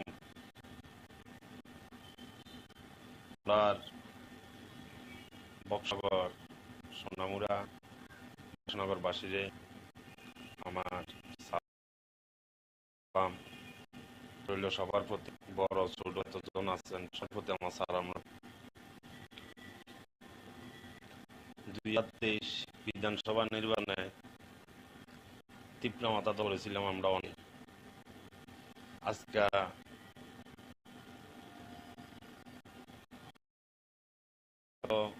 বছর খানিক হয় নাই কিছুটা কম আছে। আমাদের মহারাজ মাধ্যমে আমরা আসলে কিছু লোকের মাথা করি অনেকটি যুবক প্রবাহীন বা মুরব্বী প্রায় 70 জন মানুষ আমরা সোনামুড়াতে আমরা মাথার একটা ইউনিয়ন তৈরি করে আখেরের মাধ্যমে আজকে 2023 আবুল খায়ের জনতির সংগঠনের লোকজন তীব্র মাতাল হয়ে যা যা ভাষণ দিলেন যে আমাদের জাতির যোগানে আছে আসাম দিল্লি এই গুজরাটে তারা মাইদুলটা আছে সেই অনেক বিভ্রান্ত কথা বলেছে তীব্র মাতাকে বহুত ভাল্লাই। তো যাক সকলে তীব্র মাতা আছি হ্যাঁ নেতৃত্বে হ্যাঁ মহারাজের নেতৃত্বে মহারাজ আছে ওনাকে টিকে দিয়েছেন বক্সনগর আত্মীয় হয়েছেন 2023। তো যাক দুর্ভাগ্য উনি পাস করেন নাই পাস করেছিল পিএম প্রার্থী আমাদের সামাজিকতার একজন নাম তার শামসুক সাহেব। তো আর এ দুর্নীতি জীবিত নাই আজকে যে জনতির কথা উনি বলেন যে বিজেপি তার মাইদুর করছে নির্বাচন পরোধ করছে বনগরতে বক্সনগরে আগুন দিয়েছে, কলমসুরেতে আগুন দিয়েছে, তখন দাবুল খের মুখ দিয়ে একটা পারেন না যে জাতির ধ্বংস হইতে আছে। তফাৎ জল তো মুসলমান জাতের হলে আজকে কেন সেই জাতির চিন্তা করে ধনপুরবাসী হইতে আছে, বক্সরবাসীর করতে আছে, তারা সোনামুরা সাব ডিভিশনের মানুষের করেছে জিবির দল। আমি মনে করলাম 2023 সালে হয়ে একটা দালাল বিজেপির দালালি মহারাষ্ট্রের টিকিটটা ফুসাসলাই লইছে মনে করেন দাঁড়াইছে বিজেপি কাজ করে কোনো তীব্র মাথা টেনে। আমি তো করি যে ত্রিপুরা রাজ্যে আমার যেই প্রিয় নেতা মহারাজ, এই মহারাজের আমার একটা আবেদন নেতাটাকে যেন পুলিশের মাধ্যমে হোক যে কোনো মাধ্যমে একজন যেহেতু কঠোর সাজা দেয়। হ্যাঁ আমাদের একটা কথা জ্ঞানের দরকার ছিল, হ্যাঁ ডাইরেক্ট কেন গেল বিজেপিতে, কেন ডাইরেক্ট যাই এসব ধরনের ভাষণতে আছে। হ্যার মতন কোনগার নেতা মনে হয় যে জায়গা জায়গাতে তো মনে হয় দেশে এমনি ধ্বংস এই লোকটার বিশ্বাস করেন না। লোকটা যদি শোনার মাধ্যমে আইয়ে আমরা তীব্র মাথা করছি, তারা ঠিক মতন দামের একটা রোজা আছে বাড়ি, এই রোজা দিয়ে বাঁধি ঠিক তো মনে করেন যে মাইটের দরকার নাই, মজারে দিয়ে যে হ্যাঁ নামনে ঠিক আছে নি লোকটারে এই টিকের মাধ্যমে লোকটা দাঁড়াইছিল, লোকটা ওখানে কথা কইছে, এখন আবার এই কথা যে মুসলমান জাতি সেই সাতটা যাই যদি ডেভেলপমেন্ট কিছু করতে চাই বিজেপির বুদ্ধ তখন কইছিল 2023 সালে কইল। তো যাক 2023 দিছিল এখন আবার উল্টা, তাহলে আমার মতো নেতা দেশে তার দরকার নাই। দিয়েছে না এডি কুলাঙ্গার, এগুলো ডাঙ্গাবাজ নেতা,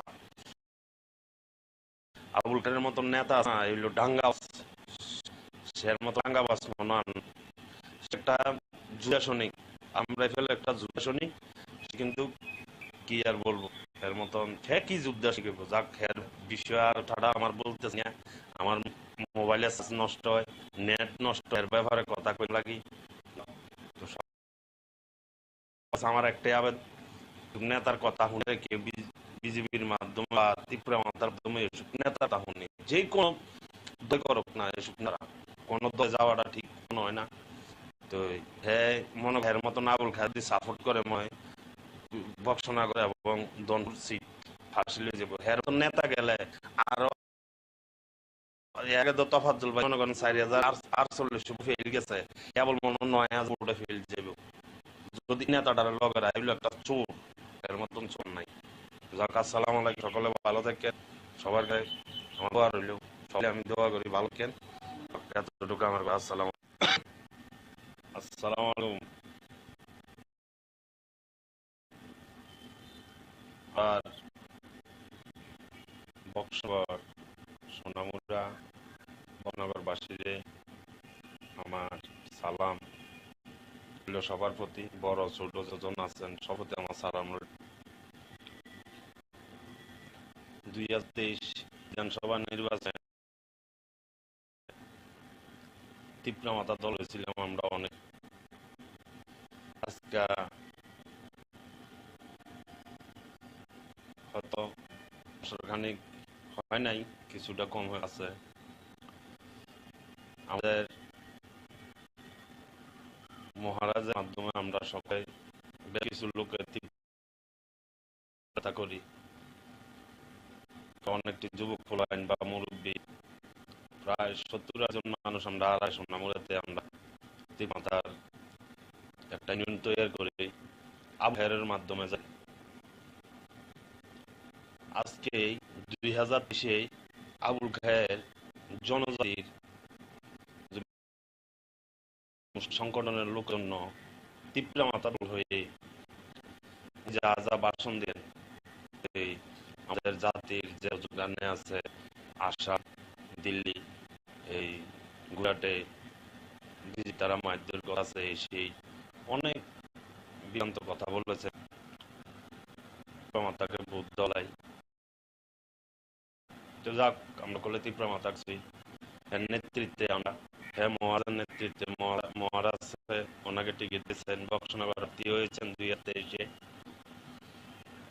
তো যাক দুর্ভাগ্য উনি পাস করেন নাই, পাস করেছিল পিএম প্রার্থী আমাদের যোগ্যতার একজন নাম তার শামসুক মহাশয় সাহেব। তো ওনার এই দুনিয়া জীবিত নাই। আজকে যে জনগণের কথা উনি বলেন যে বিজেপি তারা মাইদুর করছে, নির্বাচনে অবরোধ করছে, বক্সনগরে আগুন দিচ্ছে, কলম সুরেতে আগুন দিয়েছে। তখন তো আবুল খায়ের মুখ দিয়ে একটা কথা না যে জাতির ধ্বংস হইতে আছে। তফাজ্জল তো মুসলমান জাতের একজন, তাহলে আজকে কেন জাতির চিন্তা করে দনপুরবাসীর গতি আছে, বক্সনবাসীর গতি আছে, সোনামুড়া সাব ডিভিশনের মানুষের গতিছে বিবির বৌদ্ধ আল্লাহ। তাহলে আমি মনে করলাম 2023 সালে একটা দালাল বিজেপি দালালি করি মহারাজের টিকিটটা ফুসলে লইছে, মনে করেন দাঁড়াইছে বিজেপি এর কাজ করছে, কোনো তীব্র মাত্রা না। আমি তো মনে করি যে ত্রিপুরা রাজ্যে আমার যেই প্রিয় নেতা মহারাজ, এই মহারাজে আমার একটা আবেদন, নেতাটাকে যেন পুলিশের মাধ্যমে হোক, কোনো মাধ্যমে যেহেতু ঠুর সাজা দেয়, আমাদের একটা কথা জ্ঞানের দরকার ছিল। ডাইরেক্ট কেন গেল বিজেপিতে, কেন ডাইরেক্ট যাই এর ধরনের ভাষণ দিয়ে আছে। এর মতন কুলগার নেতা মনে হয় জায়গা জায়গা থাকে, তুলে এমনি ধ্বংস হয়ে যাবে। লোকটারা কেউ বিশ্বাস করেন না।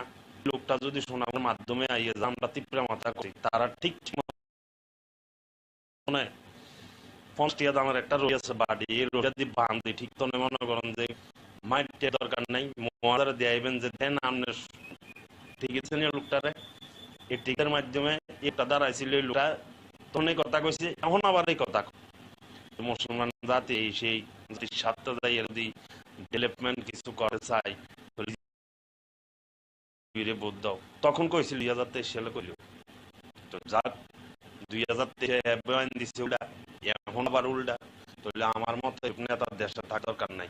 দিয়েছে না এডি কুলাঙ্গার, এগুলো ডাঙ্গাবাজ নেতা।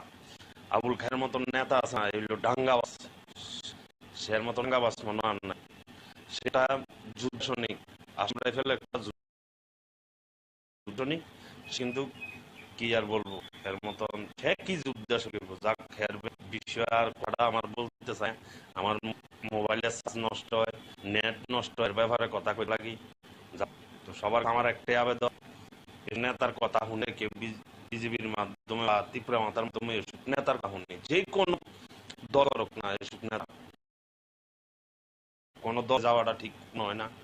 তো মনে করে এর মতন আবুল খায় যদি সাপোর্ট করে মনে বক্সনগর এবং দনপুর সিট আসলে যাব, হের নেতা গেলে আর এর তো তফাজ্জল ভাই 4048 ফেল গেছে, কেবল মনে 9000 উঠে ফেল যাব।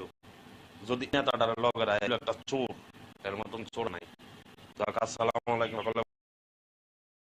ভালো থাকেন সবার গায়ে আমার দোয়া রইল, সবাই আমি দোয়া করি ভালো থাকেন। এতটুকু আমার কথা। আসসালামু আলাইকুম। আমার বক্সনগর সোনামুড়া বক্সনগরবাসীরে আমার সালাম, সবার প্রতি বড় ছোট যেজন আছেন সবাইতে আমার সালাম রইল। 2023 বিধানসভা নির্বাচনে তীব্র মাথা দল ছিলাম আমরা অনেক।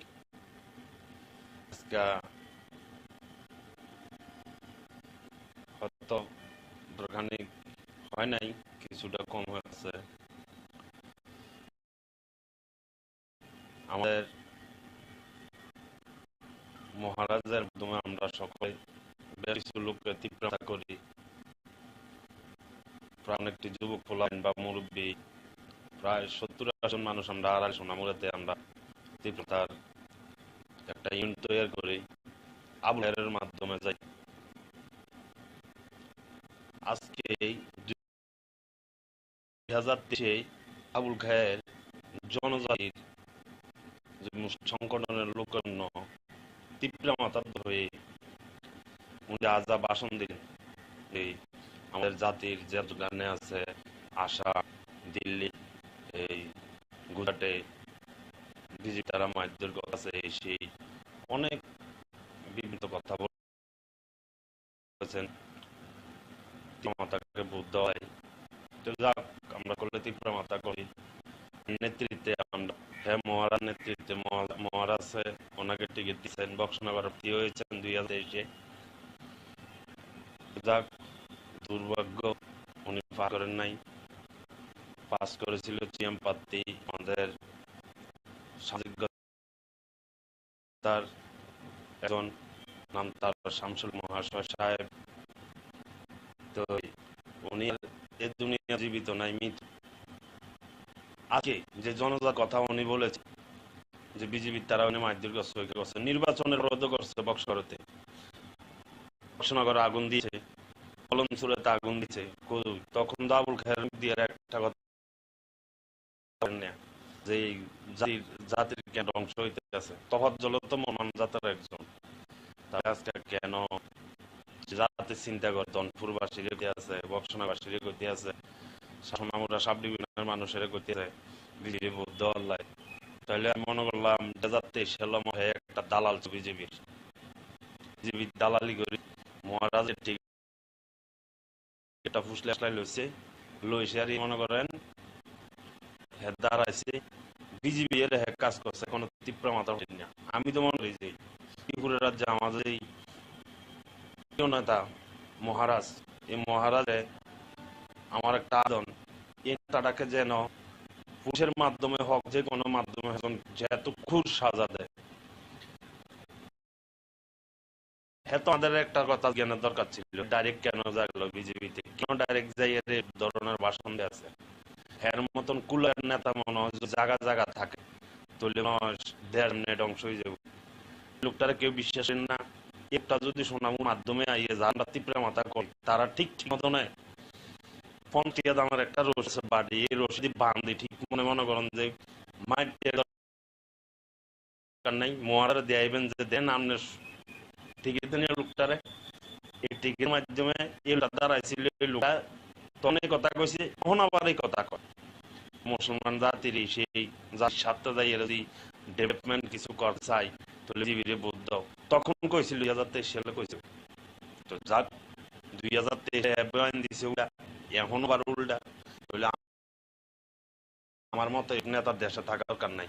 এসা না এডিও কুলাঙ্গার, এডিও ডাঙ্গাবাস নেতা, আবুল খায়ের মতন নেতা আছে না, এগুলো ডাঙ্গাবাস, সের মতন ডাবাস মনে আর নাই।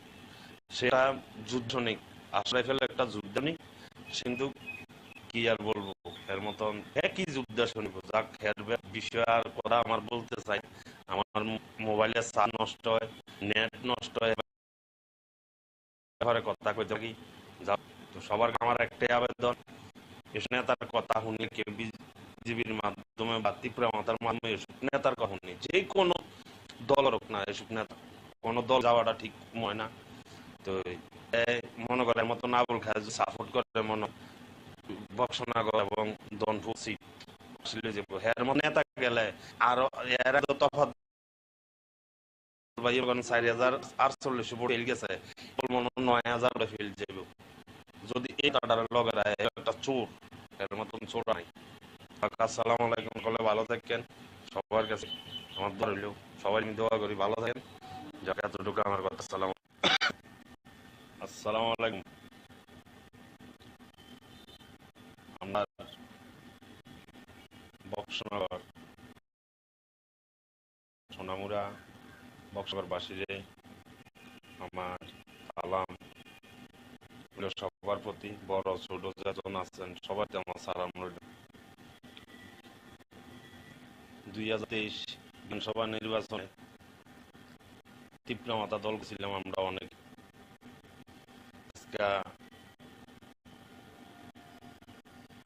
হয়তো হয় নাই, কিছুটা কম হয়েছে। আমাদের মহারাজের মাধ্যমে আমরা সকলে বেশ কিছু লোককে তীব্র করি, প্রায় একটি যুবক পোলাইন বা মুরব্বী প্রায় 70-80 মানুষ আমরা আড়ালি সোনামুড়াতে আমরা তীব্রতার একটা ইউনিট তৈরি করি, আবুল খায়ের মাধ্যমে যাই। আজকে 2023 আবুল খায়ের জনজাতির যে মুসলিম সংগঠনের লোকের তীব্র মাথার ধরে উনি আজা ভাষণ দিলেন যে আমাদের জাতির যত গানে আছে আসাম, দিল্লি, এই গুজরাটে বিজেপি তারা মারধর করছে, সেই অনেক বিভিন্ন কথা বলেছেন। মাতাকে বুদ্ধ হয় তো যাক, আমরা আসলে তীব্র মাতা করি নেতৃত্বে আমরা হ্যাঁ মহারাজ নেতৃত্বে মহারাজ ওনাকে টিকিট দিয়েছেন, বক্সনগর হয়েছেন 2023-এ। যাক, দুর্ভাগ্য উনি পাস করেন নাই। পাস করেছিল জিএম প্রার্থী আমাদের সাংবাদিকতার এখন তার শামসুল মহাশয় সাহেব। তো উনি এ দুনিয়া জীবিত নাই, মৃত্যু আছে। যে জনজার কথা উনি বলেছে যে বিজেপি তারা মারধর করছে, নির্বাচনের পদে করছে,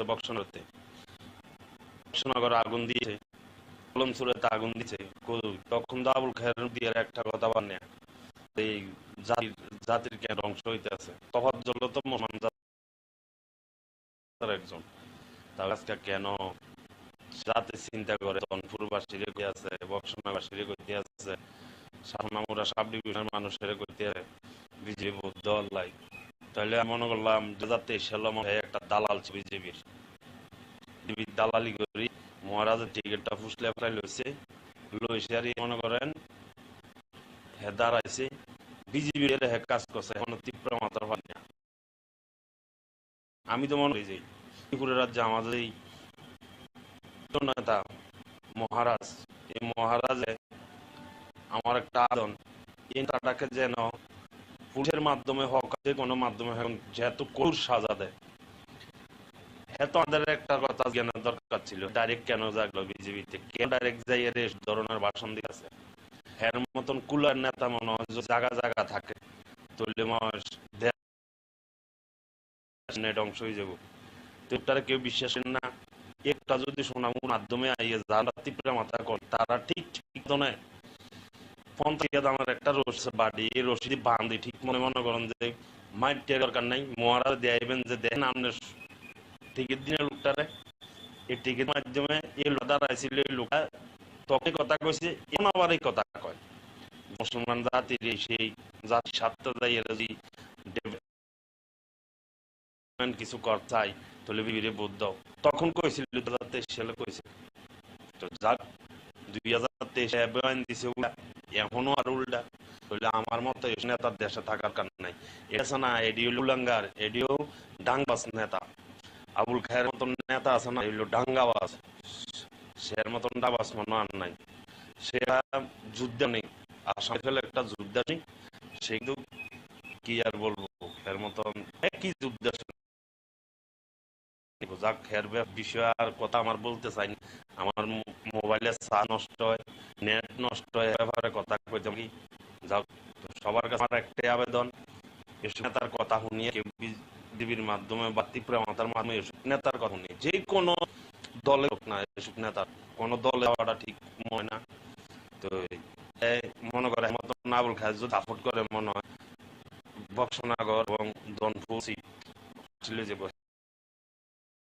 এর মতো নেতা গেলে আরো এর আগে তফাজ্জল ভাই 4048 ভোটে গেছে, এমন 9000 ফিল যাইব যদি এই নেতাটার লগের একটা চোর এর মতন চোরান। আসসালামু আলাইকুম, চলে ভালো থাকেন। সবার কাছে আমার দোয়া রইল, সবাই দোয়া করি ভালো থাকেন। যতটুকু আমার কথা। আসসালামু আলাইকুম। আমরা সোনামুরা বক্সরবাসীরে আমার সালাম, সবার প্রতি বড় ছোট যেতন আছেন সবার আমার সালাম রইল। 2023 বিধানসভা নির্বাচনে তীব্র মাথা দল করলাম আমরা অনেকে।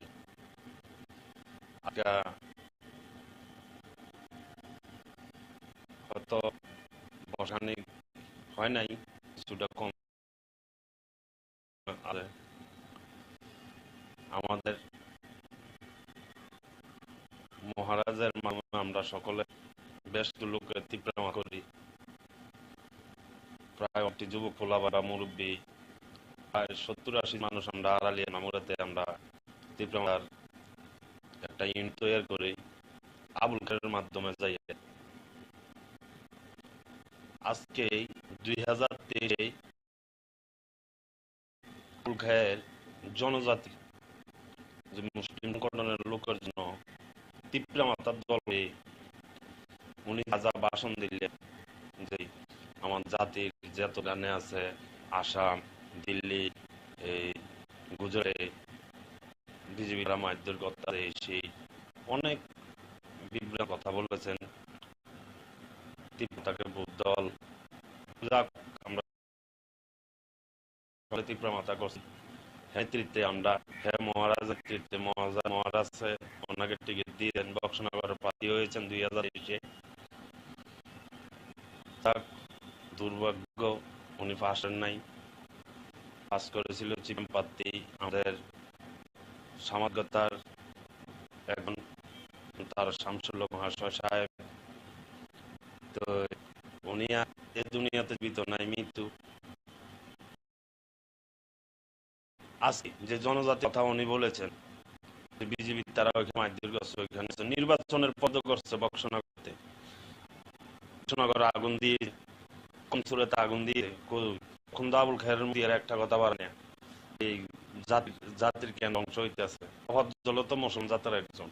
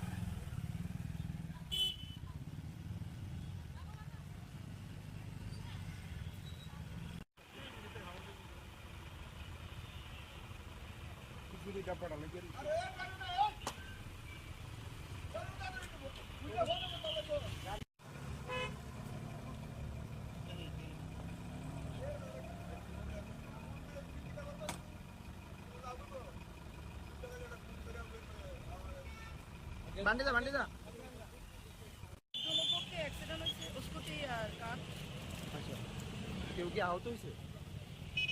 দুইজন তো এখন তো আমি কিছু করতে পারে না, মানে দুজনকে ফায়ার সার্ভিস লয়ে গেছে জীবিতে। আপনারা কি খবর পাইছেন? আমরা খবর পাইছি স্কুটি আর গাড়ি অ্যাক্সিডেন্ট হয়েছে, আর আমরা স্পটে আইয়া দেখলাম পেশেন্টকে লয়ে গেছে জীবিতে। এখন তো আপনারা কই থেকে আইছেন? আমরা তো এডিনগর থেকে আইছি। আগে গেলে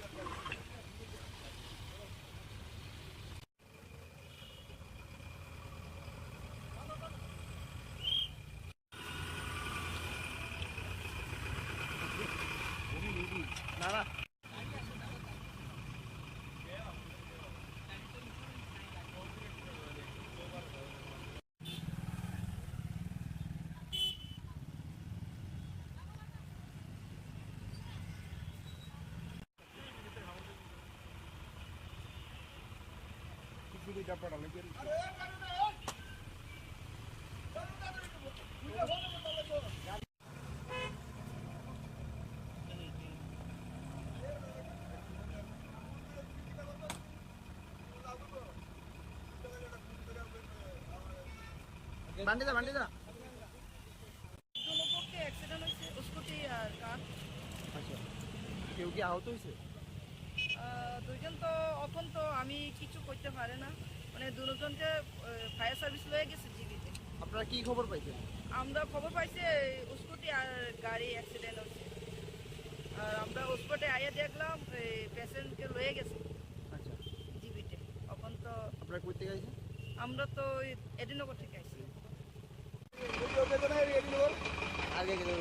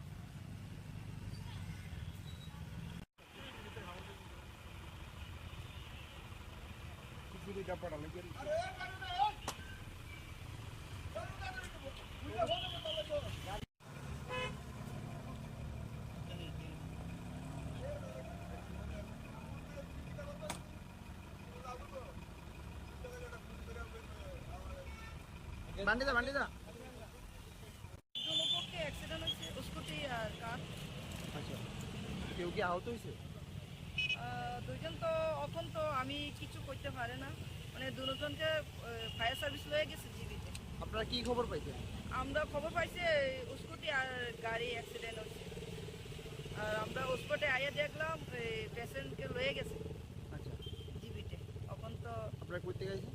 আমরা তো এডিনগর থেকে আইছি। আগে গেলে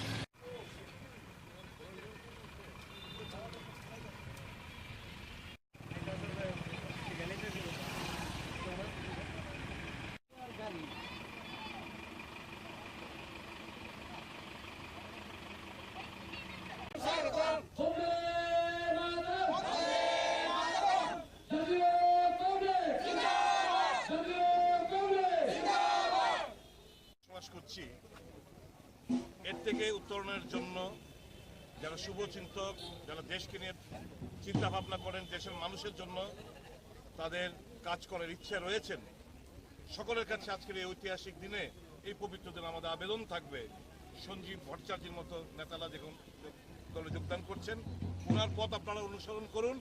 আমাদের দলের প্রতি বিশ্বাস রেখে, আস্থা রেখে আপনারা যোগদান করুন, যাতে করে দেশ এবং দেশের মানুষ রেহাই পায় এবং সত্যিকারের অর্থে গণতন্ত্রের স্বাদ পায়। উপনির্বাচনে প্রদেশ কংগ্রেস প্রচারে যাবে কি বাম প্রার্থীর সমর্থনে? এটা নিয়ে তো আমাদেরকে বামপন্থী বন্ধুরা বলেনও নি। আমার মনে হয় তারা ওখানে সেলফ সাফিসিয়েন্ট, কাজে আমরা আমাদের কর্মীরা অলরেডি ওখানে যে সিদ্ধান্ত আমরা নিয়েছি, উপনির্বাচন রাজ্য নেতৃত্বে যাওয়ার কোনো লাগে না। ওখানে জেলা কংগ্রেস সভাপতি সহ জেলার নেতৃত্বে রয়েছেন, ওনারা যা যা করার করবেন। প্রয়াত প্রধানমন্ত্রী ভারতরত্ন রাজীব গান্ধীর ৭৯তম জন্মতিথি। সারা দেশের সঙ্গে জাতীয় কংগ্রেসের কর্মসূচি হিসাবে ত্রিপুরা প্রদেশ কংগ্রেসের পক্ষ থেকে প্রধান কার্যালয়ে আজকে সদ্ভাবনা যাত্রার সমাপ্তি অনুষ্ঠানে আমরা মিলিত হয়েছি রাজীব গান্ধীর মর্মর মূর্তির তলে। রাজীব গান্ধীজির এই ভারতবর্ষের সমগ্র দেশব্যাপী জনগণের মনে তার প্রধানমন্ত্রীত্বে এবং দেশের সেবার কাজে আজও প্রাসঙ্গিক। দেশের আধুনিকতার, তথ্য প্রযুক্তির, টেলিকমিউনিকেশনের যুগে এবং ভারতবর্ষের যুব সমাজকে এগিয়ে নিয়ে যাওয়ার জন্য উনি যে স্বপ্ন দেখেছেন, সেই স্বপ্ন উনি ওনার প্রধানমন্ত্রীত্বের সময়কাল থেকে শুরু করে আজও এটা বর্তমান, এটা এগিয়ে চলেছে। রাজীব গান্ধী ছিলেন একজন শান্তির অগ্রদূত। বিশেষ করে উত্তর পূর্বাঞ্চল সহ সমগ্র দেশে এবং ভারতবর্ষের পার্শ্ববর্তী দেশগুলিতে শান্তি প্রতিষ্ঠার লক্ষ্যে ওনার প্রয়াস আজকে সর্বজন বিদিত। উত্তর পূর্বাঞ্চলকে শান্তি এবং সম্প্রীতিতে প্রতিষ্ঠা করার লক্ষ্যে উনি যেমন জাতীয় কংগ্রেসের হাল ধরে জাতীয় কংগ্রেসের জন্য সেখানে আত্মত্যাগ করেছিলেন, ভারতবর্ষের শান্তি প্রতিষ্ঠাতেও উনি আত্মবলিদান দিয়েছেন। এই দিবসে উনাকে স্মরণ করা, উনার প্রতি শ্রদ্ধাঞ্জলি প্রদান করা এবং ভারতবাসী হিসাবে আমরা গর্ববোধ করি যে এমন একজন প্রয়াত প্রধানমন্ত্রীকে আমরা এই দেশের জন্য পেয়েছিলাম।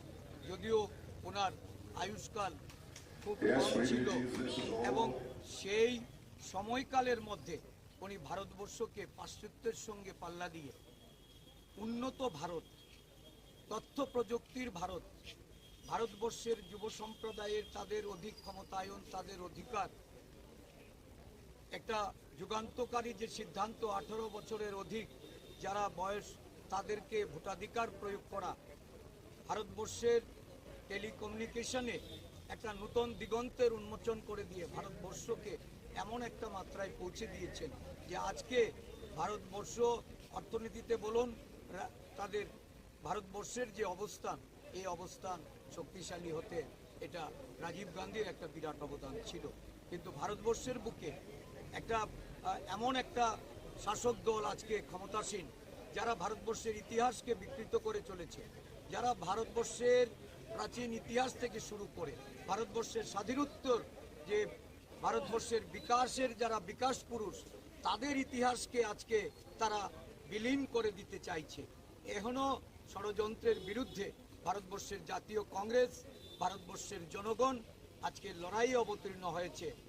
ভারতবর্ষের প্রয়াত প্রধানমন্ত্রী ভারতরত্ন রাজীব গান্ধীর জন্মদিনে আমরা অঙ্গীকারবদ্ধ হচ্ছি যে ভারতবর্ষকে এই দুঃশাসন থেকে, এই অগণতান্ত্রিক শাসন থেকে মুক্ত করার লক্ষ্যে আমরা ঐক্যবদ্ধভাবে প্রয়াস নেব এবং রাজীব গান্ধীর আদর্শিত পথে আমরা আগামী দিন এগিয়ে যাব।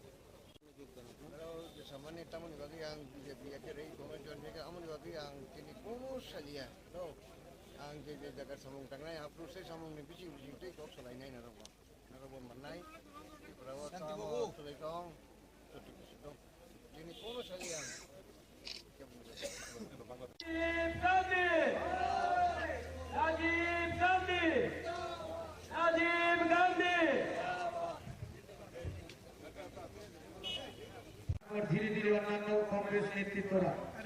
অত্যন্ত সুশৃঙ্খলভাবে আমরা আমাদের প্রিয় প্রধানমন্ত্রী ভারত রত্ন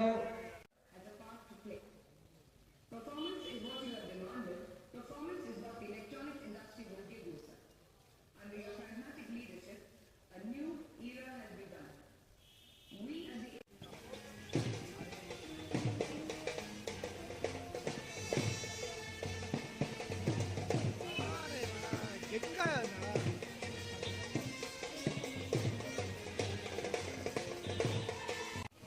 রাজ্যের যুব সম্প্রদায় নেশায় আকৃষ্ট হয়ে নেশায় আসক্ত হয়ে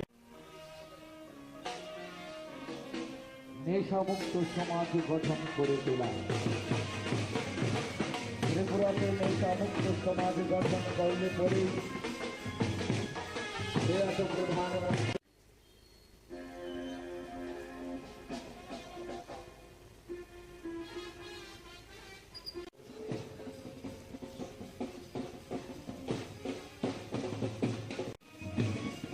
ভারত রত্ন রাজীব গান্ধীজির স্বপ্ন সফল হবে বলে আমরা বিশ্বাস করি।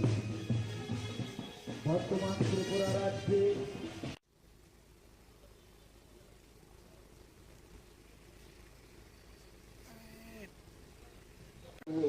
রাজীব গান্ধীজি অমর রহে।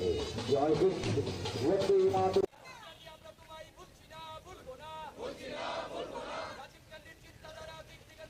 কংগ্রেসের মুখ্য কার্যালয়ের প্রাঙ্গণে আমাদের যে ফ্ল্যাগের ডায়াস রয়েছে তার আমরা রাজীব গান্ধীজিকে কোনোদিন ভুলতে পারি না, আমরা রাজীব গান্ধীজিকে কোনোদিন ভুলব।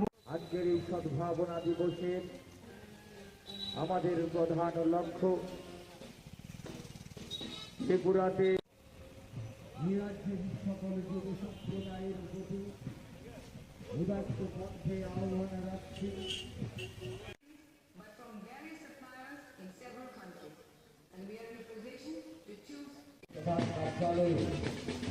আমরা সদ্ভাবনা বার্তা নিয়ে এখানে উপস্থিত হয়েছি। আর কিছুক্ষণের মধ্যেই অত্যন্ত করছি সেবা দলের পতাকা উত্তোলনের জন্য এগিয়ে যাওয়ার জন্য এবং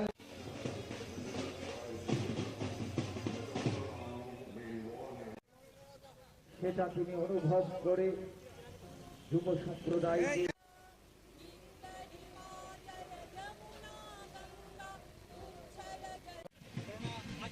আহ্বান জানাচ্ছি নেশা থেকে মুক্তি থাকার জন্য। রাজীব গান্ধীজি অমর রহে, রাজীব গান্ধীজি অমর রহে, রাজীব গান্ধীজি অমর রহে। আমরা অত্যন্ত কলুষিত করে তুলেছে সমাজের মধ্যে হিংসা বিশৃঙ্খলা।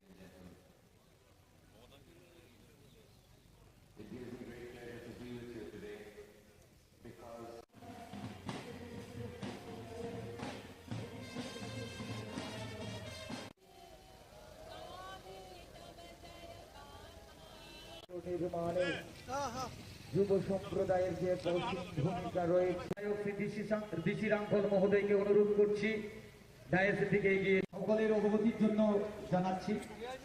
আমরা এখন ধীরে ধীরে আমরা রাজীব গান্ধীজিকে কোনোদিন ভুলতে পারি না, আমরা রাজীব গান্ধীজিকে কোনোদিন ভুলব। অনুরোধ করবো দলীয় পতাকা দিয়ে ওনাকে বরণ করে নেওয়ার জন্য।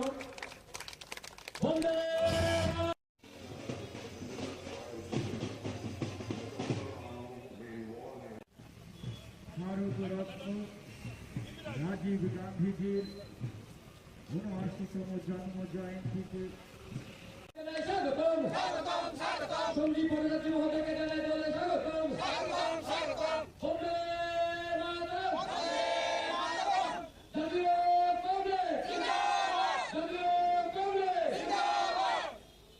করছি এর থেকে উত্তরণের জন্য যারা শুভচিন্তক, যারা দেশকে নিয়ে চিন্তা ভাবনা করেন, দেশের মানুষের জন্য তাদের কাজ করার ইচ্ছে রয়েছেন, সকলের কাছে আজকের এই ঐতিহাসিক দিনে এই পবিত্র দিন আমাদের আবেদন থাকবে সঞ্জীব ভট্টাচার্যের মতো নেতারা যখন দলে যোগদান করছেন ওনার পথ আপনারা অনুসরণ করুন। আমাদের দলের প্রতি বিশ্বাস রেখে আস্থা রেখে আপনারা যোগদান করুন, যাতে করে দেশ এবং দেশের মানুষ রেহাই পায় এবং সত্যিকারের অর্থে গণতন্ত্রের স্বাদ পায়। উপনির্বাচনে প্রদেশ কংগ্রেস প্রচারে যাবে কি বাম প্রার্থীর সমর্থনে?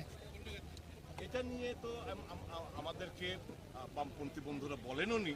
আমার মনে হয় তারাও ওখানে সেলফ সাফিসিয়েন্ট। কাজে আমরা আমাদের কর্মীরা অলরেডি ওখানে যে সিদ্ধান্ত আমরা নিয়েছি, উপনির্বাচন রাজ্য নেতৃত্ব যাওয়ার কোনো লাগে না। ওখানে জেলা কংগ্রেস সভাপতি সহ জেলা নেতৃত্বে রয়েছেন, ওনারা যা যা করার করবেন। প্রয়াত প্রধানমন্ত্রী ভারতরত্ন রাজীব গান্ধীর ৭৯তম জন্মতিথি। সারা দেশের সঙ্গে জাতীয় কংগ্রেসের কর্মসূচি হিসাবে ত্রিপুরা প্রদেশ কংগ্রেসের পক্ষ থেকে প্রধান কার্যালয়ে আজকে সদ্ভাবনা যাত্রার সমাপ্তি অনুষ্ঠানে আমরা মিলিত হয়েছি রাজীব গান্ধীর মর্মর মূর্তির তলে। রাজীব গান্ধীজির এই ভারতবর্ষের সমগ্র দেশব্যাপী জনগণের মনে তার প্রধানমন্ত্রীত্বে এবং দেশের সেবার কাজে আজও প্রাসঙ্গিক। দেশের আধুনিকতার, তথ্য প্রযুক্তির, টেলিকমিউনিকেশনের যুগে এবং ভারতবর্ষের যুব সমাজকে এগিয়ে নিয়ে যাওয়ার জন্য উনি যে স্বপ্ন দেখেছেন, সেই স্বপ্ন উনি ওনার প্রধানমন্ত্রীত্বের সময়কাল থেকে শুরু করে আজও এটা বর্তমান, এটা এগিয়ে চলেছে। রাজীব গান্ধী ছিলেন একজন শান্তির অগ্রদূত। বিশেষ করে উত্তর পূর্বাঞ্চল সহ সমগ্র দেশে এবং ভারতবর্ষের পার্শ্ববর্তী দেশগুলিতে শান্তি প্রতিষ্ঠার লক্ষ্যে ওনার প্রয়াস আজকে সর্বজন বিদিত। উত্তর পূর্বাঞ্চলকে শান্তি এবং সম্প্রীতিতে প্রতিষ্ঠা করার লক্ষ্যে উনি যেমন জাতীয় কংগ্রেসের হাল ধরে জাতীয় কংগ্রেসের জন্য সেখানে আত্মত্যাগ করেছিলেন, ভারতবর্ষের শান্তি প্রতিষ্ঠাতেও উনি আত্মবলিদান দিয়েছেন। এই দিবসে ওনাকে স্মরণ করা, ওনার প্রতি শ্রদ্ধাঞ্জলি প্রদান করা এবং ভারতবাসী হিসাবে আমরা গর্ববোধ করি যে এমন একজন প্রয়াত প্রধানমন্ত্রীকে আমরা এই দেশের জন্য পেয়েছিলাম।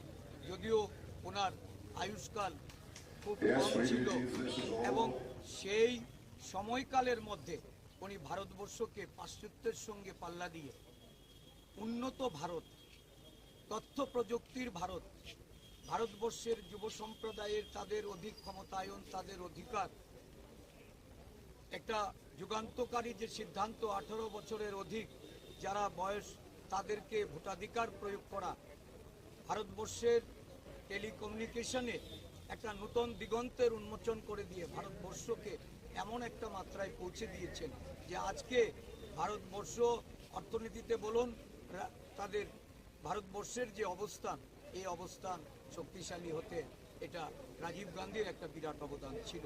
কিন্তু ভারতবর্ষের বুকে একটা এমন একটা শাসক দল আজকে ক্ষমতাসীন যারা ভারতবর্ষের ইতিহাসকে বিকৃত করে চলেছে, যারা ভারতবর্ষের প্রাচীন ইতিহাস থেকে শুরু করে ভারতবর্ষের স্বাধীনোত্তর যে ভারতবর্ষের বিকাশের যারা বিকাশ পুরুষ, তাদের ইতিহাসকে আজকে তারা বিলীন করে দিতে চাইছে।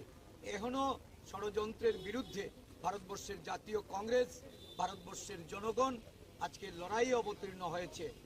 ভারতবর্ষের প্রয়াত প্রধানমন্ত্রী ভারতরত্ন রাজীব গান্ধীর জন্মদিনে আমরা অঙ্গীকারবদ্ধ হচ্ছি যে ভারতবর্ষকে এই দুঃশাসন থেকে, এই অগণতান্ত্রিক শাসন থেকে মুক্ত করার লক্ষ্যে আমরা ঐক্যবদ্ধভাবে প্রয়াস নেব এবং রাজীব গান্ধীর আদর্শিত পথে আমরা আগামী দিন এগিয়ে যাব। Samanya tamu ni ang BJP kere convention ni amun bagi ang kini komo salia no ang je jagar samung tangnai apru se samung ni bici te kok salai nai narabo manai prawa tamu tole kong kini komo salia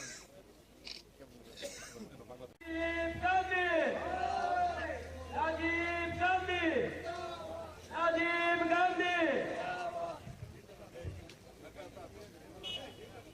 ধীরে ধীরে অন্যান্য কংগ্রেস নেতৃত্বরা অত্যন্ত সুশৃঙ্খলভাবে আমরা আমাদের প্রিয় প্রধানমন্ত্রী ভারত রত্ন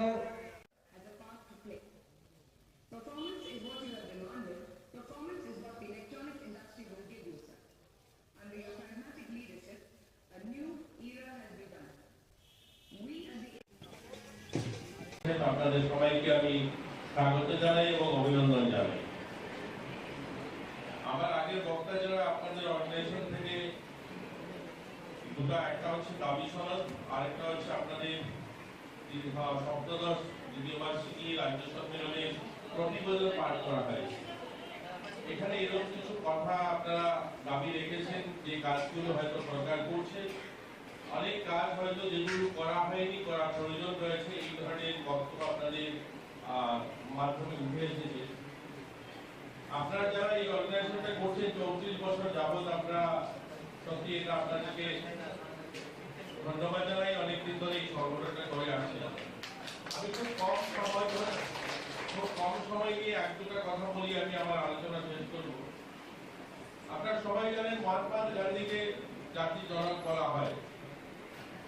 মহাত্মা গান্ধীকে জাতির জনক কেন বলা হয়?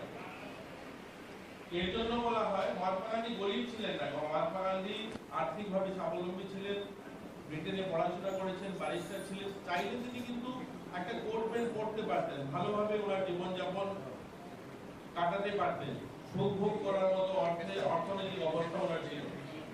কিন্তু তিনি সেভাবে জীবনটা কাটাননি, কারণ যখনকার সময় মহাত্মা গান্ধী গোটা ভারতের মানুষ, প্রান্তিক গ্রামের মানুষ খেতে পাচ্ছিল না, পড়ার জন্য বস্ত্র ছিল না। ওই সময় গরিব ভারতটাকে রিয়েলাইজ করেছেন, উপলব্ধি করেছেন, অর্থাৎ মানুষের জীবনটাকে তিনি রিয়েলাইজ করেছেন।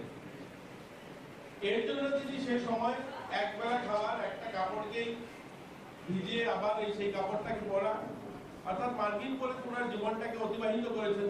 তার জন্য ওনাকে জাতির জনক বলা হয়। আমি এই কথাটা এর জন্য বলছি, আপনাদের কথার মধ্যে উঠে এসেছিল যে 34 বছর আপনারা অনেক লড়াই সংগ্রাম আন্দোলন করেছেন। যাদের সঙ্গে আপনারা লড়াই আন্দোলন সংগ্রাম করেছিলেন তাদের মধ্যে সেই রিয়েলাইজেশন ছিল না। তারা কোনো সময় আপনাদের যে আপনার প্রতিবন্ধী, আপনাদের জীবনের কষ্ট বা দুঃখ দুর্দশা, সেটা তারা রিয়েলাইজ করতে পারেনি। এই ত্রিপুরায় যে নিজ স্তরে যারা বসবাস করে, একদম গ্রামীণ অবস্থাতে যারা, একদম গরিব মানুষ যারা, তার একটা সম্প্রদায় হচ্ছে চা বাগান শ্রমিক যারা। এই চা পাতা বাগানে যারা কাজ করে 100 বছর ধরে কাজ করে, কিন্তু ওই মানুষগুলো তাদের জমির ব্যবস্থা করা হয়নি। যে ইকুয়ালিটির কথা আপনারা যে কথাগুলো তুলে আনছেন তার পরিপ্রেক্ষিতে বলছি, যে ইকুয়ালিটির কথা, যে সাম্যবাদের কথা তারা বলতো, অন্ন বস্ত্র শিক্ষা স্বাস্থ্য, মানুষের মৌলিক অধিকারের কথা বলতো, তারা মানুষের মৌলিক অধিকার কোনো সময় দেয়নি। যে চা বাগানগুলোতে শত বছর ধরে শ্রমিকরা কাজ করতো, তাদেরকে একটা জমির পাট্টার ব্যবস্থা করেনি। সেখানে তারা শোষিত ছিল, তাদেরকে জমির ব্যবস্থা না করার কারণে, জমির মালিকানা না থাকার কারণে তারা পড়াশোনা করতে পারেনি, তাদের ছেলেমেয়েরাও শিক্ষা দীক্ষায় এগোতে পারেনি। কারণ তারা যদি বাগানের কাজ ছেড়ে যে অন্য কোনো কাজ করে বাগান ছেড়ে পালিয়ে যেতে হবে, সেখান থেকে বের করে দেওয়া হবে। তো এই ধরনের একটা সরকারের সামনে আপনারা 34 বছর আপনাদের যে গল্প, অর্থাৎ আপনার 34 বছরের, আমি যদি বলি 38-39 বছর তাদের সামনে আপনারা আপনাদের দাবি সনদ পেশ করেছেন। তারা কোনোদিন আপনাদের জীবন মান উন্নয়ন হোক, আপনারাও স্বাবলম্বী হন।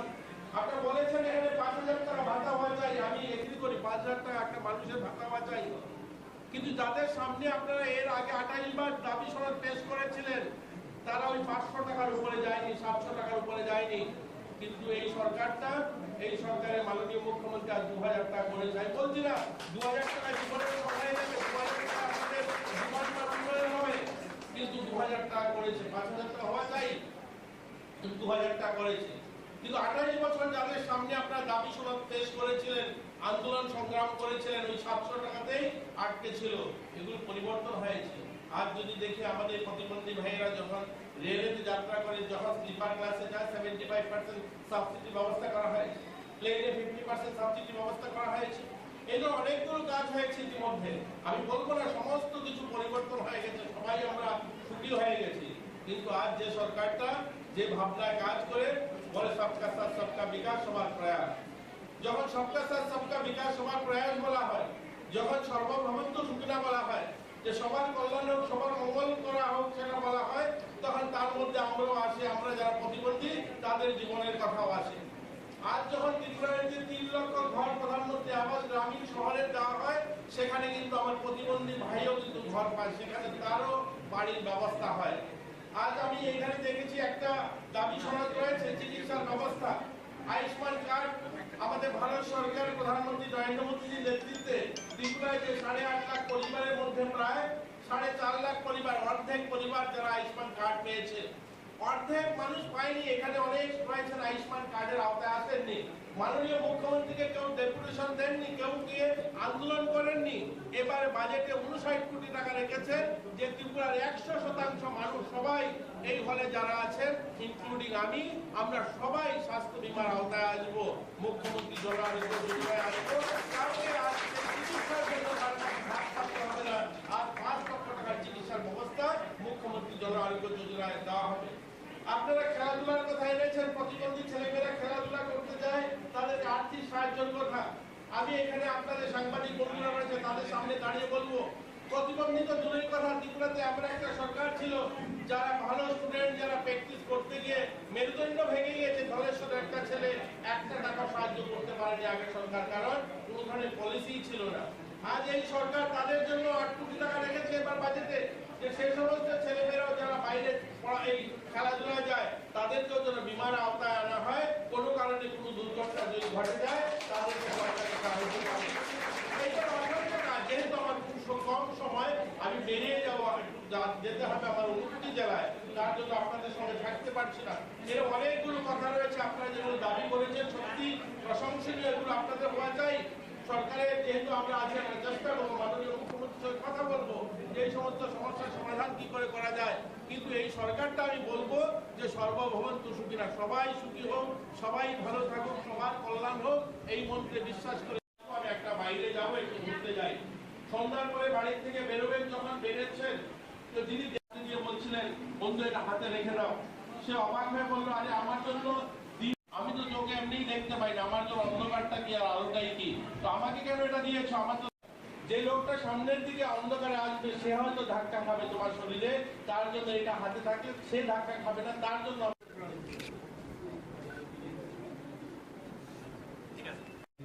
অর্পণ একজন ছাত্রী রয়েছে, তার একটি দাবি।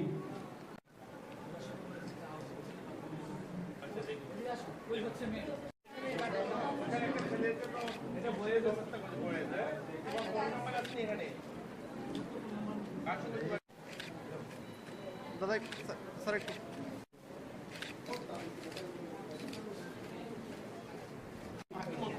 বাসুদেব আচার্য,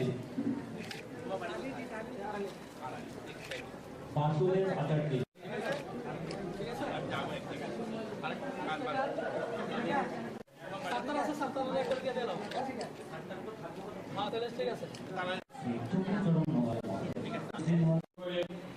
আমাদের বিভিন্ন রাজ্য সরকারি স্কিমে বিশেষ করে এই আমাদের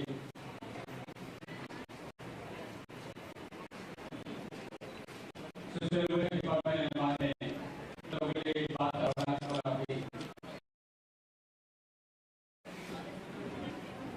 18 আগে ছিল মাত্র 500 থেকে বেরিয়ে 700 টাকা ছিল, এবং ওই মাত্র 5 বছরের মধ্যে আজকে প্রায় 1000 টাকা বাড়িয়ে দিয়ে,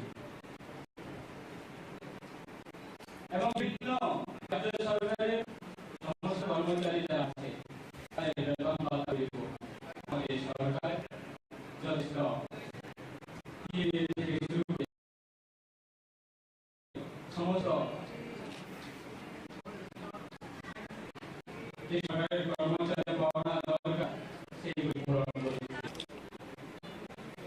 আজকে অল ডেভেলপমেন্ট কমিটির আজকে এই সম্মেলনের পক্ষ থেকে আমি অসংখ্য ধন্যবাদ জানাবো এই কমিটি যারা রয়েছে, এবং আজকে এই সম্মেলনের মাধ্যমে আমার অনুরোধ বিগত দিনে আমরা দেখি যে নিজের পরিবেশ অধিকারী পাওয়ার জন্য এবং বিভিন্ন সময়ে বিভিন্ন দলকে খুশি করার জন্য এবং বিভিন্ন দলকে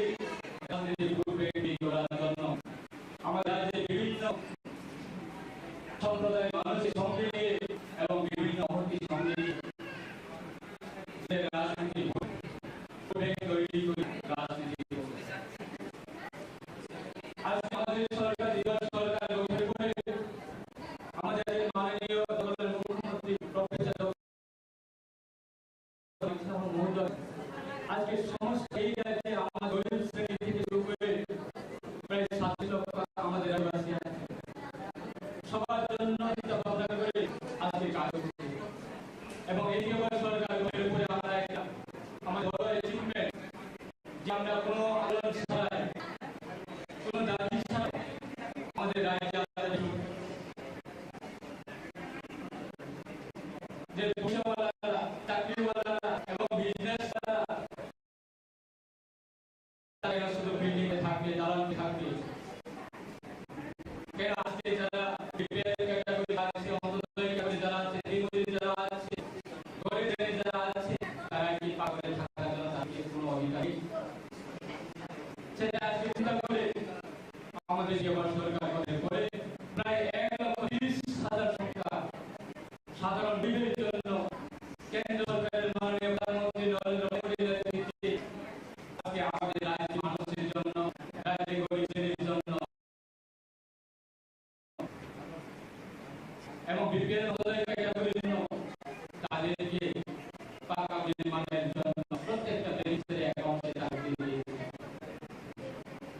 আমরা কোনোদিনে বলি যে আমাদের দলে যারা থাকবে তারা পাবে যে আমাদের সঙ্গে থাকবে তারা সুযোগ পাবে যে আমাদের যারা পতাকা নেতৃত্বে গেছে তারা সুযোগ পাবে আমাদের সরকারের ভবিষ্যৎ আমাদের মাননীয় মুখ্যমন্ত্রী যে ইতিহাস তৈরি করেছে বিগত দিনে পেশা চাকরি নিয়োগ গিয়েছিল জন্য সুযোগ সুবিধা করে দিতে আজকে আমাদের সরকার ক্ষমতা হাসিল করে মহিলাদের জন্য এবং বোনদের জন্য তাদেরকে এই চাকরি নিয়োগকে তাদেরকে সুযোগ সুবিধা দিতে হবে সেটা চিন্তা করে আজকে আমাদের সরকার রাজ্যের সমস্ত অংশের এবং সমস্ত শ্রেণীকে সঙ্গে নিয়ে কাজ করা মানসিকতা আমাদেরকে আমার অনুধাবন আজকে আপনারা যেগুলো দাবিতে দিয়েছেন আমরা অবশ্যই আমাদের রাজ্যের মাননীয় দলের মুখ্যমন্ত্রী ওনার সঙ্গে আমরা আলোচনা করব এবং এই দাবিগুলি নিয়ে আপনাদের আমরা সরকারের পক্ষে আমরা বিবেচনা করব রাজপথে গিয়ে অন্যদের উস্কানি নিয়ে জাতি রাজ্যের নিয়ে জাতির মানুষের শুনে আপনার কাছে আমার অনুরোধ আপনাদের সবাইকে আমি স্বাগত জানাই এবং অভিনন্দন জানাই আমার আগে কথা ছিল আপনার অর্গানাইজেশন থেকে একটা হচ্ছে দাবি আরেকটা হচ্ছে আপনাদের সপ্তদশ দ্বিতীয় বার্ষিকী রাজ্য সম্মেলনে প্রতিবল পাঠ করা হয় এখানে এরকম কথা আপনারা দাবি রেখেছেন যে কাজটি হয়তো সরকার করছে অনেক কাজ হয় যেগুলো করা হয়নি করা প্রয়োজন হয়েছে এই ধরনের বক্তব্য আপনাদের মাধ্যমে উঠে এসেছে আপনারা যারা এই অর্গানাইজেশনটা করছেন 24 বছর যাবত আপনারা সত্যি এটা আপনাকে ধন্যবাদ জানাই অনেক ধরে এই খবরটা করে আসছে আমি কম সময় নিয়ে একটা কথা বলে আমার আলোচনা শুরু করব আমরা সবাই জানেন মহাত্মা গান্ধীকে জাতির জনক বলা হয় মহাত্মা গান্ধী জাতির জনক কেন বলা হয় এর জন্য বলা হয় মহাত্মা গান্ধী এই ছিলেন না মহাত্মা গান্ধী আর্থিকভাবে স্বাবলম্বী ছিলেন ব্রিটেনে পড়াশোনা করেছেন ব্যারিস্টার ছিলেন চাইলেন কিন্তু পড়তে পারতেন ভালোভাবে জীবনযাপন কাটাতে পারতেন সুখ ভোগ করার মতো অর্থনৈতিক অবস্থা ছিল কিন্তু তিনি সেভাবে জীবন কাটাতে কারণ তখনকার সময় মহাত্মা গান্ধী ভারতের মানুষ প্রান্তিক গ্রামে খেতে পারত না পড়ার জন্য ছিল না ওই সময় গরিব ভাষাকে রিয়েলাইজ করেছে উপলব্ধি করেছে অর্থাৎ মানুষের জীবনটাকে রিয়েলাইজ করেছে এর জন্য তিনি সে সময় একবার আবার একটা কাপড়কে ভিজিয়ে আবার সেই কাপড়টা করা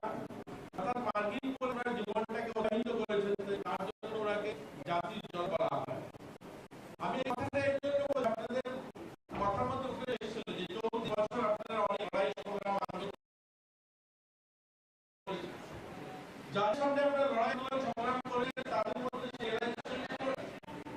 তারা কোনো আপনাদের প্রতিবন্ধী আপনাদের জীবনের কষ্ট দুঃখ দ্বন্দ্ব সেটা তারা রিয়েলাইজ করতে পারেনি।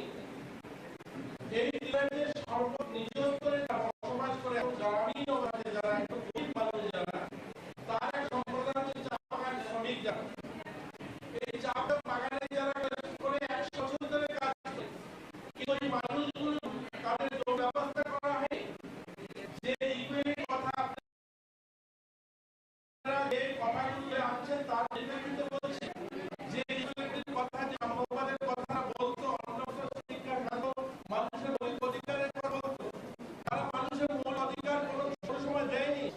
যে বাগানগুলোতে 100 বছর ধরে শ্রমিকরা কাজ করতো তাদেরকে একটা জমি কাটার ব্যবস্থা করি সেখানে তারা শস্য ছিল তাদের জমি ব্যবস্থা রাখার কারণে জমির মালিক না থাকার কারণে পড়াশোনা করতে পারেনি তাদের ছেলেমেয়েরা শিক্ষা যায় এগোতে পারেনি কারণ তাদের বাগানের ছেড়ে যে অন্য কাজ করে বাগানে পালিয়ে যেতে হয় সেখান থেকে বের করে দেওয়া হবে।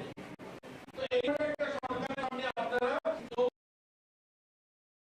34 বছর আপনাদের যে গল্প অর্থাৎ আপনারা 34 বছরের আমি যদি বলি আর 34 বছর তাদের সামনে আপনাদের মিশনাল পেশ করেছেন তারা কোনোদিন আপনাদের জীবন মঙ্গল হোক আপনারাও স্বাবলম্বী হন।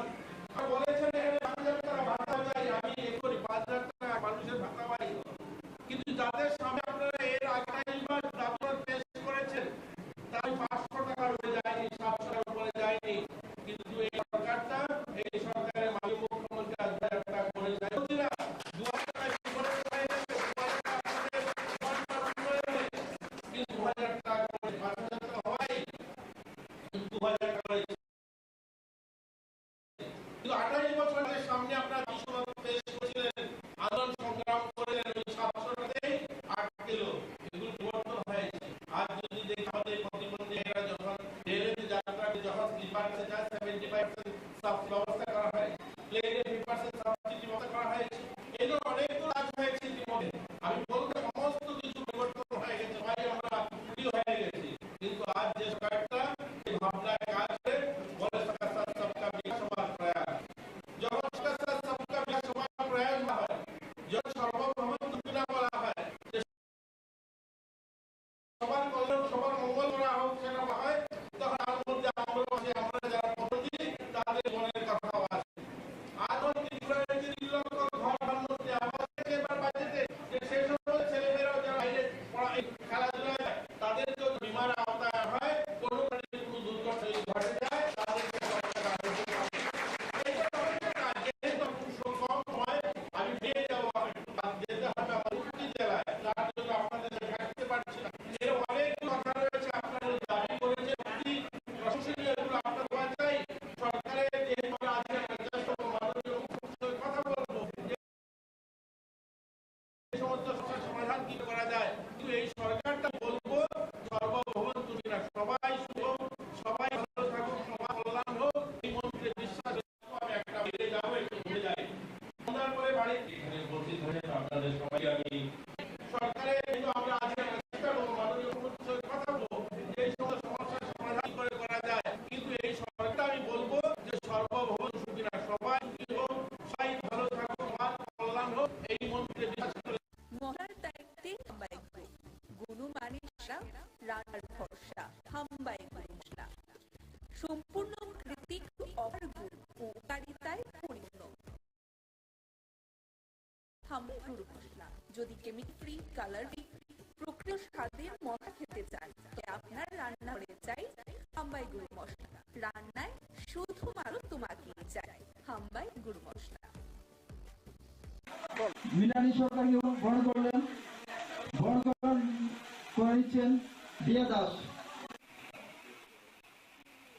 সুজিত সাহা রানা পাল রূপক দাস চন্দন দাস দুলাল দাস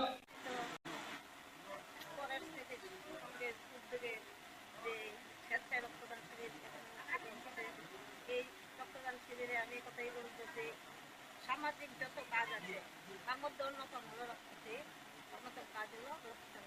কারণ রক্তদানের মাধ্যমে অনেক সময় মুমূর্ষু রোগীরা বেঁচে যায়, অনেক সময় কি রক্তের প্রয়োজন হয়।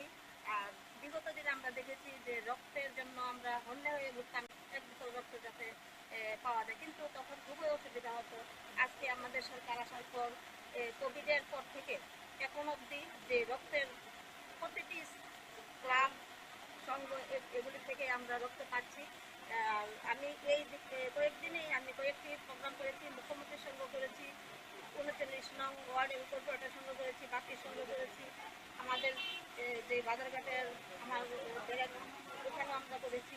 তাই রক্তপ্রত এখন আর অভাব নেই। যারা রক্তদান করছে সেটা তাদের জন্য আমি আজকে জেলা করছে, তাদের প্রতি আমার অসংখ্য আমার ব্যক্তিগত তরফ থেকে ধন্যবাদ। আর যাদের উদ্যোগে এটা হচ্ছে তাদের জন্য আমি ধন্যবাদ জানাচ্ছি। আশা করি ভবিষ্যতে আমরা রক্তের অভাব বোধ করবো না, কারণ আমাদের মুখ্যমন্ত্রী রক্তের প্রতি যে যাতে মানুষ রক্তের জন্য মারা না যায় সেই ব্যবস্থা করছে। প্রতিদিনই একটা না এখানে ক্যাম্প করছে এবং সেন্টার রক্তদান। তাই রক্তদানে আরও যারা আমাদের মধ্যে যারা এখানে ঘুরতে যায় তাদের প্রতি আমার আহ্বান থাকবে, আপনারা রক্তদান এগিয়ে আসুন।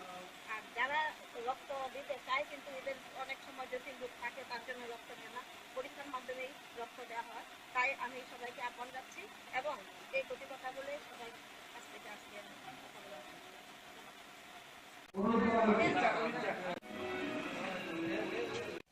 বরণ করে নেবেন মেয়র ইন কাউন্সিলর শ্রীযুক্ত মৃণালী সরকারকে।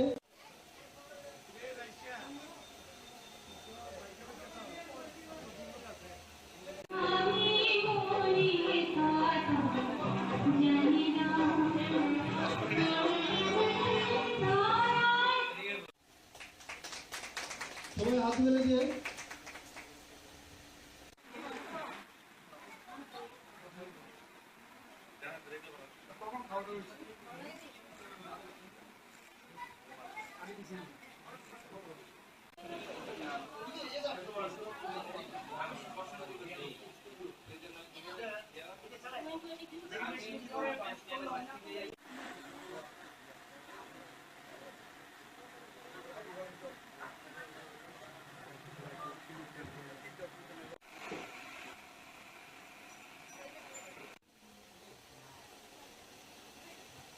উদ্বোধক 14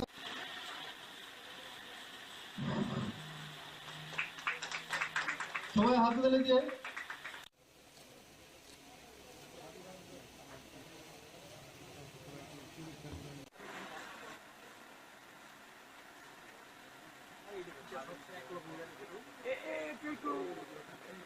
দিদি মাঝখানে যান, আপনি মাঝখানে। মশলার দায়িত্বে হাম্বাই গ্রুপ, গুণমানে সেরা, রান্নার ভরসা, হাম্বাই গুরু মশলা। সম্পূর্ণ প্রাকৃতিক, অপার গুণ ও উপকারিতায় পরিপূর্ণ হাম্বাই গুরু মশলা। যদি কেমিক্যাল ফ্রি, কালার ফ্রি, প্রকৃত স্বাদের মশলা খেতে চান তবে আপনার রান্নাঘরে চাই হাম্বাই গুরু মশলা। রান্নায় শুধুমাত্র তোমাকেই চাই হাম্বাই গুরু মশলা।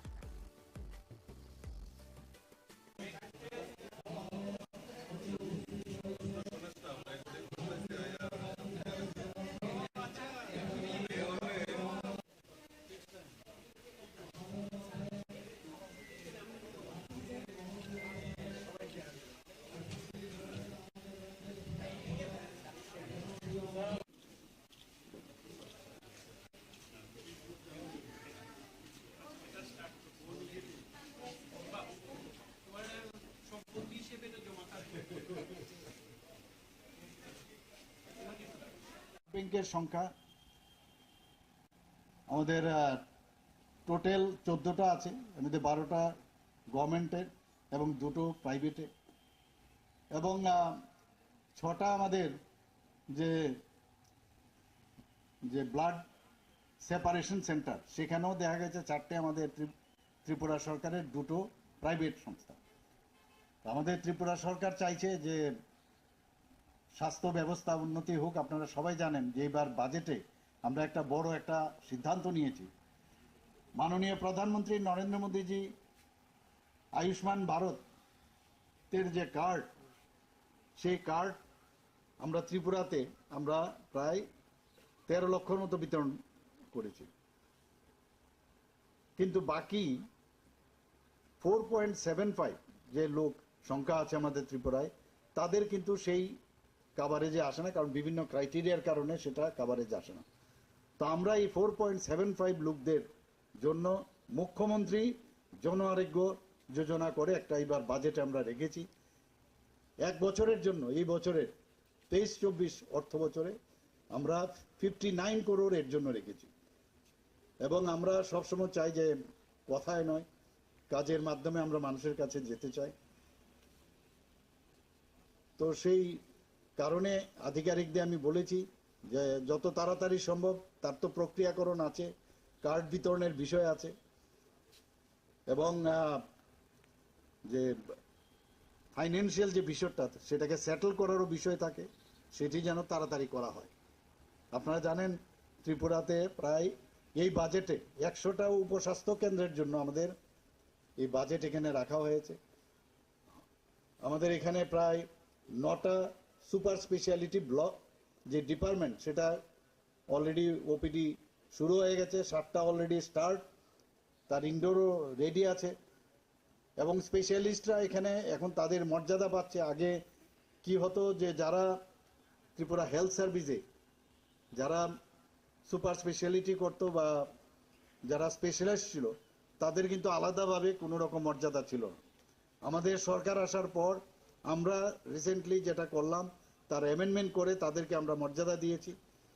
এটা ক্যাডার করেছি, মেডিকেল অফিসার নর্মাল যে ক্যাডার আছে সেটা, আর একটা স্পেশালিস্ট ক্যাডার। এবং তাতে করে আমাদের বহু লোক যারা ত্রিপুরার ভালো কৃতি স্টুডেন্ট, যারা ডাক্তারবাবুরা আছেন বাইরে, তারাও কিন্তু এখন ত্রিপুরায় ফিরে আসছে। তো আমাদের আগে কথায় কথায় মানুষ বাইরে চলে যেত ট্রিটমেন্টের জন্য, এখন কিন্তু এখানে সব ধরনের ট্রিটমেন্ট সুবিধা ওনারা পাচ্ছেন। নিউরো সার্জারি হোক, আমাদের ওপেন হার্ট সার্জারি হোক, আমাদের ইউরোলজি হোক, সব দিক দিয়ে এখানে ব্যবস্থা আছে আমাদের। তো সেই কাজগুলো আমাদের এখানে করছে। আমরা চাই যে সমস্ত যে ডিস্ট্রিক্টগুলো আছে তার স্ট্রেংথেনিং করার জন্য, ডিস্ট্রিক্ট যে হসপিটালগুলো আছে, যাতে করে আগরতলার যে স্টেট হসপিটাল সেখানে যেত লোড কম পড়ে, সেই ব্যবস্থা আমরা করছি। 3টা ডিস্ট্রিক্টে আমরা লেভেল 3 আমরা ট্রমা সেন্টার করেছি। আপনারা জানেন যে ট্রমা সেন্টার খুব ইম্পর্টেন্ট।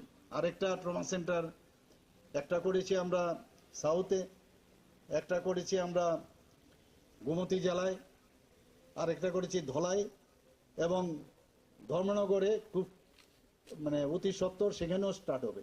তো সমস্ত ডিস্ট্রিক্টে আমরা এই ট্রমা সেন্টার আমরা করছি, কারণ রোড ট্রাফিক অ্যাক্সিডেন্ট বা অন্য অ্যাট্রোসিটিস হোক বা বিভিন্ন কারণে যখন ইমার্জেন্সির বিষয় দাঁড়ায়, আগরতলায় আস্তে আস্তে রাস্তার মধ্যেই দেখা যায় যে রোগী মারা যায়। তো তার থেকে পরিত্রাণ দেওয়ার জন্য এবং মর্টালিটি রেট যাতে কম করা যায়, ত্রিপুরা সরকার স্বাস্থ্য বিভাগ সেই বিষয়ে কাজ করে চলছে। এবং আমাদের কাছে প্রায়োরিটি সেক্টরের মধ্যে স্বাস্থ্য। এখানে আমি যে আজকে এই যে ব্লাড ডোনেশনের কথা বললেন, আমরা ত্রিপুরাতে যাতে প্রপারলি তার কালেকশনও হয় এবং তার প্রপার প্রিজার্ভ করে রাখা যায়, সেই ব্যবস্থা আমি আপনাদের সামনে রাখলাম। এবং আজকের এই যে ওল্ড ন্যাশনাল ক্লাবের উদ্যোগে এই যে ব্লাড ডোনেশনের ব্যবস্থা আপনারা করেছেন, আমি জানি আপনারা পুজো অর্চনাও করেন, বিভিন্ন ফিলান্থ্রপিক ওয়ার্কও আপনারা করেন, কিন্তু এর মধ্যে দি বেস্ট হচ্ছে এই রক্তদান। আজকাল বহু জায়গায় আমি যখন যাই, এখানে মাননীয় মেয়র সাহেব আছেন, ওনার নিজস্ব একটা ক্লাবও আছেন, উনি সেক্রেটারি সেখানে, সংহতি ক্লাব রামনগরে। সেখানে গিয়ে আরেকটা জিনিস আমি দেখলাম যে ব্লাড ডোনেশনের সাথে সাথে অনেক লোক দেহদানও করেছেন, অনেকে চক্ষুদানও করেছেন, অনেকে অনেক ব্লাড ডোনেশনও সেখানে করেছেন। এই যে ব্যবস্থা, এতে করে মানুষ উদ্বুদ্ধ হচ্ছে।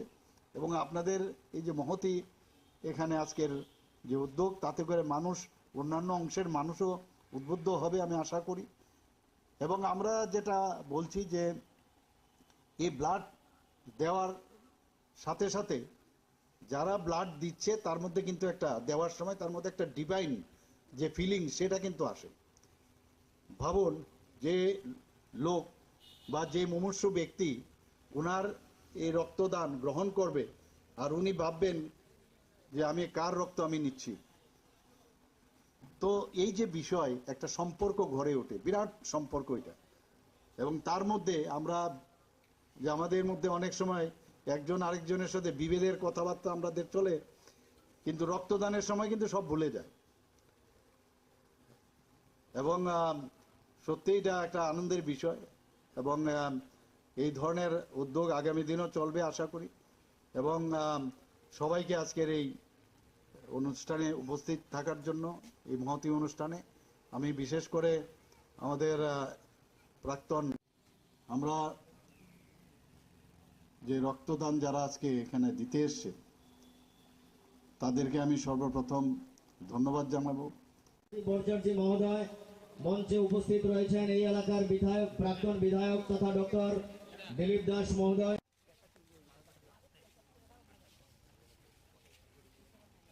মঞ্চে উপস্থিত আমাদের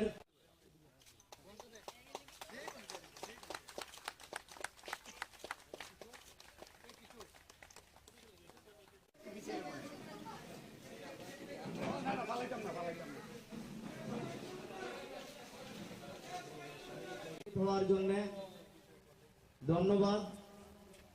এখন অতিথিদের গ্রহণ করার জন্য অনুরোধ করছি। মহোদয়কে অনুরোধ করছি মঞ্চে উপস্থিত হয়ে আসন গ্রহণ করার জন্য। এই এলাকার বিশিষ্ট সমাজসেবী মুকুল রায় মহোদয় মঞ্চে উপস্থিত রয়েছেন। সুপর্ণা দেবনাথ মহোদয়া বরণ করে নেওয়ার জন্য অনুরোধ করছি। আপনারা একে একে সমস্ত মশলার দায়িত্বে হাম্বাই গ্রুপ, গুণমানের সেরা, রান্নার ভরসা হাম্বাই গুরু মশলা। সম্পূর্ণ প্রাকৃতিক অপার গুণ ও উপকারিতায় পরিপূর্ণ হাম্বাই গুরু মশলা। যদি কেমিক্যাল ফ্রি, কালার ফ্রি, প্রকৃত স্বাদের মশলা খেতে চান তবে আপনার রান্নাঘরে চাই হাম্বাই গুরু মশলা। রান্নায় শুধুমাত্র তোমাকেই চাই হাম্বাই গুরু মশলা। শ্রী পঞ্জিত রাজি, উদয়পুর জেলা যুব কংগ্রেস সভাপতি ইন্দ্রজিৎ দাস মহাশয়ের নাম। একটা উজ্জ্বল নক্ষত্র সমগ্র দেশকে যিনি আলোকিত করতে চেয়েছেন, বিকাশের পথে নিয়ে যাওয়ার যে স্বপ্ন ওনার ছিল, এই স্বপ্ন পূরণ করার লক্ষ্যে ভারতবর্ষের মানুষকে পাশ্চাত্যের সঙ্গে পাল্লা দিয়ে কিভাবে আমাদের প্রযুক্তিতে এগিয়ে যাওয়া যায়, টেলিকমিউনিকেশনকে কিভাবে যোগাযোগের মাধ্যম হিসাবে সমস্ত বিশ্বের কাছে ভারতবর্ষকে কাছে নিয়ে যাওয়া যায়, ভারতবর্ষের গ্রামীণ উন্নয়নে পঞ্চায়েতের এবং নগরপালিকা আইন প্রণয়ন করে অধিক ক্ষমতা গ্রামীণ প্রতিনিধিদের হাতে তুলে দেওয়া যায়, ভারতবর্ষের যুব সম্প্রদায়কে কিভাবে তাদের অধিকার প্রতিষ্ঠা করার লক্ষ্যে তাদের ভোটাধিকার প্রয়োগের বয়স কমিয়ে এনে পার্লামেন্টে আইন পাশ করে 18 বছর ঊর্ধ্ব ভোটাধিকার পাইয়ে দেওয়ার লক্ষ্যে মধ্য দিয়ে আমরা ওনার বলিদানকে স্বীকার করে এই দেশের মানুষের জন্য যে মানব সেবার অনুপ্রেরণা ভারতীয় জাতীয় কংগ্রেস আজকে দেশব্যাপী এই অঙ্গীকারে আবদ্ধ হচ্ছে। উদয়পুর জেলা কংগ্রেস আজকে রক্তদানের মধ্য দিয়ে মানব সেবার আরেকটা মাইলস্টোন তারা প্রতিষ্ঠিত করতে যাচ্ছে। একটা সময় ছিল যখন এখানে ধারাবাহিকভাবে এই রক্তদান কর্মসূচিটা হতো, কিন্তু একটা সময়ে এখানকার যে রাজনৈতিক পরিমণ্ডল এটাকে বিষিয়ে তোলা হয়েছে। বিরোধী দলের রাজনৈতিক কর্মকাণ্ড করার তাদের অধিকার নানাভাবে এটা যেমন প্রতিরোধ হয়েছে এবং নানা ঘটনার মধ্য দিয়ে বিরোধী দলের নেতা কর্মীদের তাদের আক্রান্ত করে এটাকে রক্তাক্ত করা হয়েছে। সেই দিনও স্বাধীনতা দিবসে আমরা দেখেছি স্বাধীনতার পতাকা উত্তোলন করার জন্য যখন ভারতীয় জাতীয় কংগ্রেসের নেতা কর্মীরা তারা সারা রাত সেখানে কাজ করে সেখানকার পতাকা উত্তোলনের জন্য প্রস্তুতি নিয়েছিল, রাতের অন্ধকারে এসে ভাগমা অফিস ভেঙে দিয়ে জাতীয় পতাকাকে অবমানন করে সেখানে পতাকা আগুন ধরিয়ে দিয়ে পুড়িয়ে দিয়ে সেখানকার মনীষীদের ছবি ভেঙে দিয়ে আগুন ধরিয়ে দিয়ে একটা ঘৃণিত কাজ, নিন্দাজনক কাজ, এত বড় একটা গর্হিত কাজ স্বাধীনতা দিবসের প্রাক্কালে যারা করে তারা দেশের দেশপ্রেমী হতে পারে না, তারা দেশের পূজারী হতে পারে না। স্বাধীনতার আন্দোলনে যাদের কোনো ভূমিকা নেই তাদের দ্বারা দেশের সেবা এটা কখনো সম্ভব নয়। শ্রীলঙ্কার তামিল যে উগ্রবাদ, এই উগ্রবাদ দমন করে শান্তির পরিবেশ কিভাবে সেখানে ফিরিয়ে দেওয়া যায়, পার্শ্ববর্তী রাষ্ট্রগুলির ক্ষেত্রে রাজীব গান্ধীর এই বলিষ্ঠ পদক্ষেপ আজও মানুষ যেমন স্মরণ করে ইতিহাসের পাতায় স্বর্ণাক্ষরে দেখা হয়েছে। এমন একটি ব্যক্তিত্বকে তার জন্মদিনে আমরা স্মরণ করছি যিনি আজও ভারতের মাটিতে প্রাসঙ্গিক। কারণ সমগ্র দেশ জুড়ে চলছে একটা অশান্তির বাতাবরণ, সমগ্র দেশের মধ্যে চলছে বিভাজনবাদ, সারা দেশ জুড়ে আজকে জাত বর্ণ ধর্মের লড়াইয়ে একটা শাসক দল, একটা রাষ্ট্রশক্তি যখন মদত জুটিয়ে যাচ্ছে, যখন দেশের মধ্যে উত্তর পূর্বাঞ্চলের মণিপুর অগ্নিগর্ভ, উত্তর ভারতের হরিয়ানাতে জাতি দাঙ্গা, উত্তর প্রদেশে ধর্মীয় সাম্প্রদায়িক দাঙ্গা, এহেন পরিস্থিতিতে আমরা রাজীবজিকে স্মরণ করতে যাচ্ছি, মূল্য দিতে হয়েছে। আসামে একটা নির্বাচিত সরকারকে সেদিন সরিয়ে দিয়ে সেখানকার আন্দোলনকারী অপর সরকার গড়ার জন্য সেখানকার ছাত্র সমাজের সঙ্গে সমঝোতা করে দায়িত্ব অর্পণ করা হয়েছে। মিজোরামে শান্তি চুক্তি করে লালডাঙ্গার নেতৃত্বে কংগ্রেস সরকারকে বলিদান দিয়ে সেখানে লালডাঙ্গার নেতৃত্বে সরকার গঠনের রাস্তা প্রশস্ত করা হয়েছে। পাঞ্জাবে উগ্রবাদ দমনে রাজীব গান্ধী যে বিশেষ ভূমিকা নিয়েছেন, খালিস্তান আন্দোলনে জবনিকাপাত করে সেখানে শান্তি প্রতিষ্ঠার লক্ষ্যে কংগ্রেস সরকারকে বিসর্জিত করেছে। এটা এই দেশের মানুষ আজও তারা মনে রেখেছে। বিশেষ করে এই দেশের শান্তির অগ্রদূত হিসাবে রাজীবজিকে আমরা এখনো আমাদের মনের মণিকুঠরে জায়গা করে রেখেছি। এই উত্তর পূর্বাঞ্চলের ত্রিপুরা সহ যখন বিচ্ছিন্নতাবাদ উগ্রবাদীদের নানাভাবে আমাদের জাতীয় জীবনে একটা বড় ধরনের প্রতিবন্ধকতা তৈরি হয়েছে, আমাদের জীবনযাত্রা বিপর্যস্ত হয়েছে। উত্তর পূর্বাঞ্চলের আসাম থেকে শুরু করে মিজোরাম, ত্রিপুরা, প্রত্যেকটি রাজ্যে বিচ্ছিন্নতাবাদ মাথাচাড়া দিয়েছিল। রাজীব গান্ধী তার শান্তির যে প্রক্রিয়া, সেই প্রক্রিয়ায় উত্তর পূর্বাঞ্চলকে সেখানে শান্তি সম্প্রীতির একটা পীঠস্থান করেছে। দেশব্যাপী জাগরণ তৈরি করছে।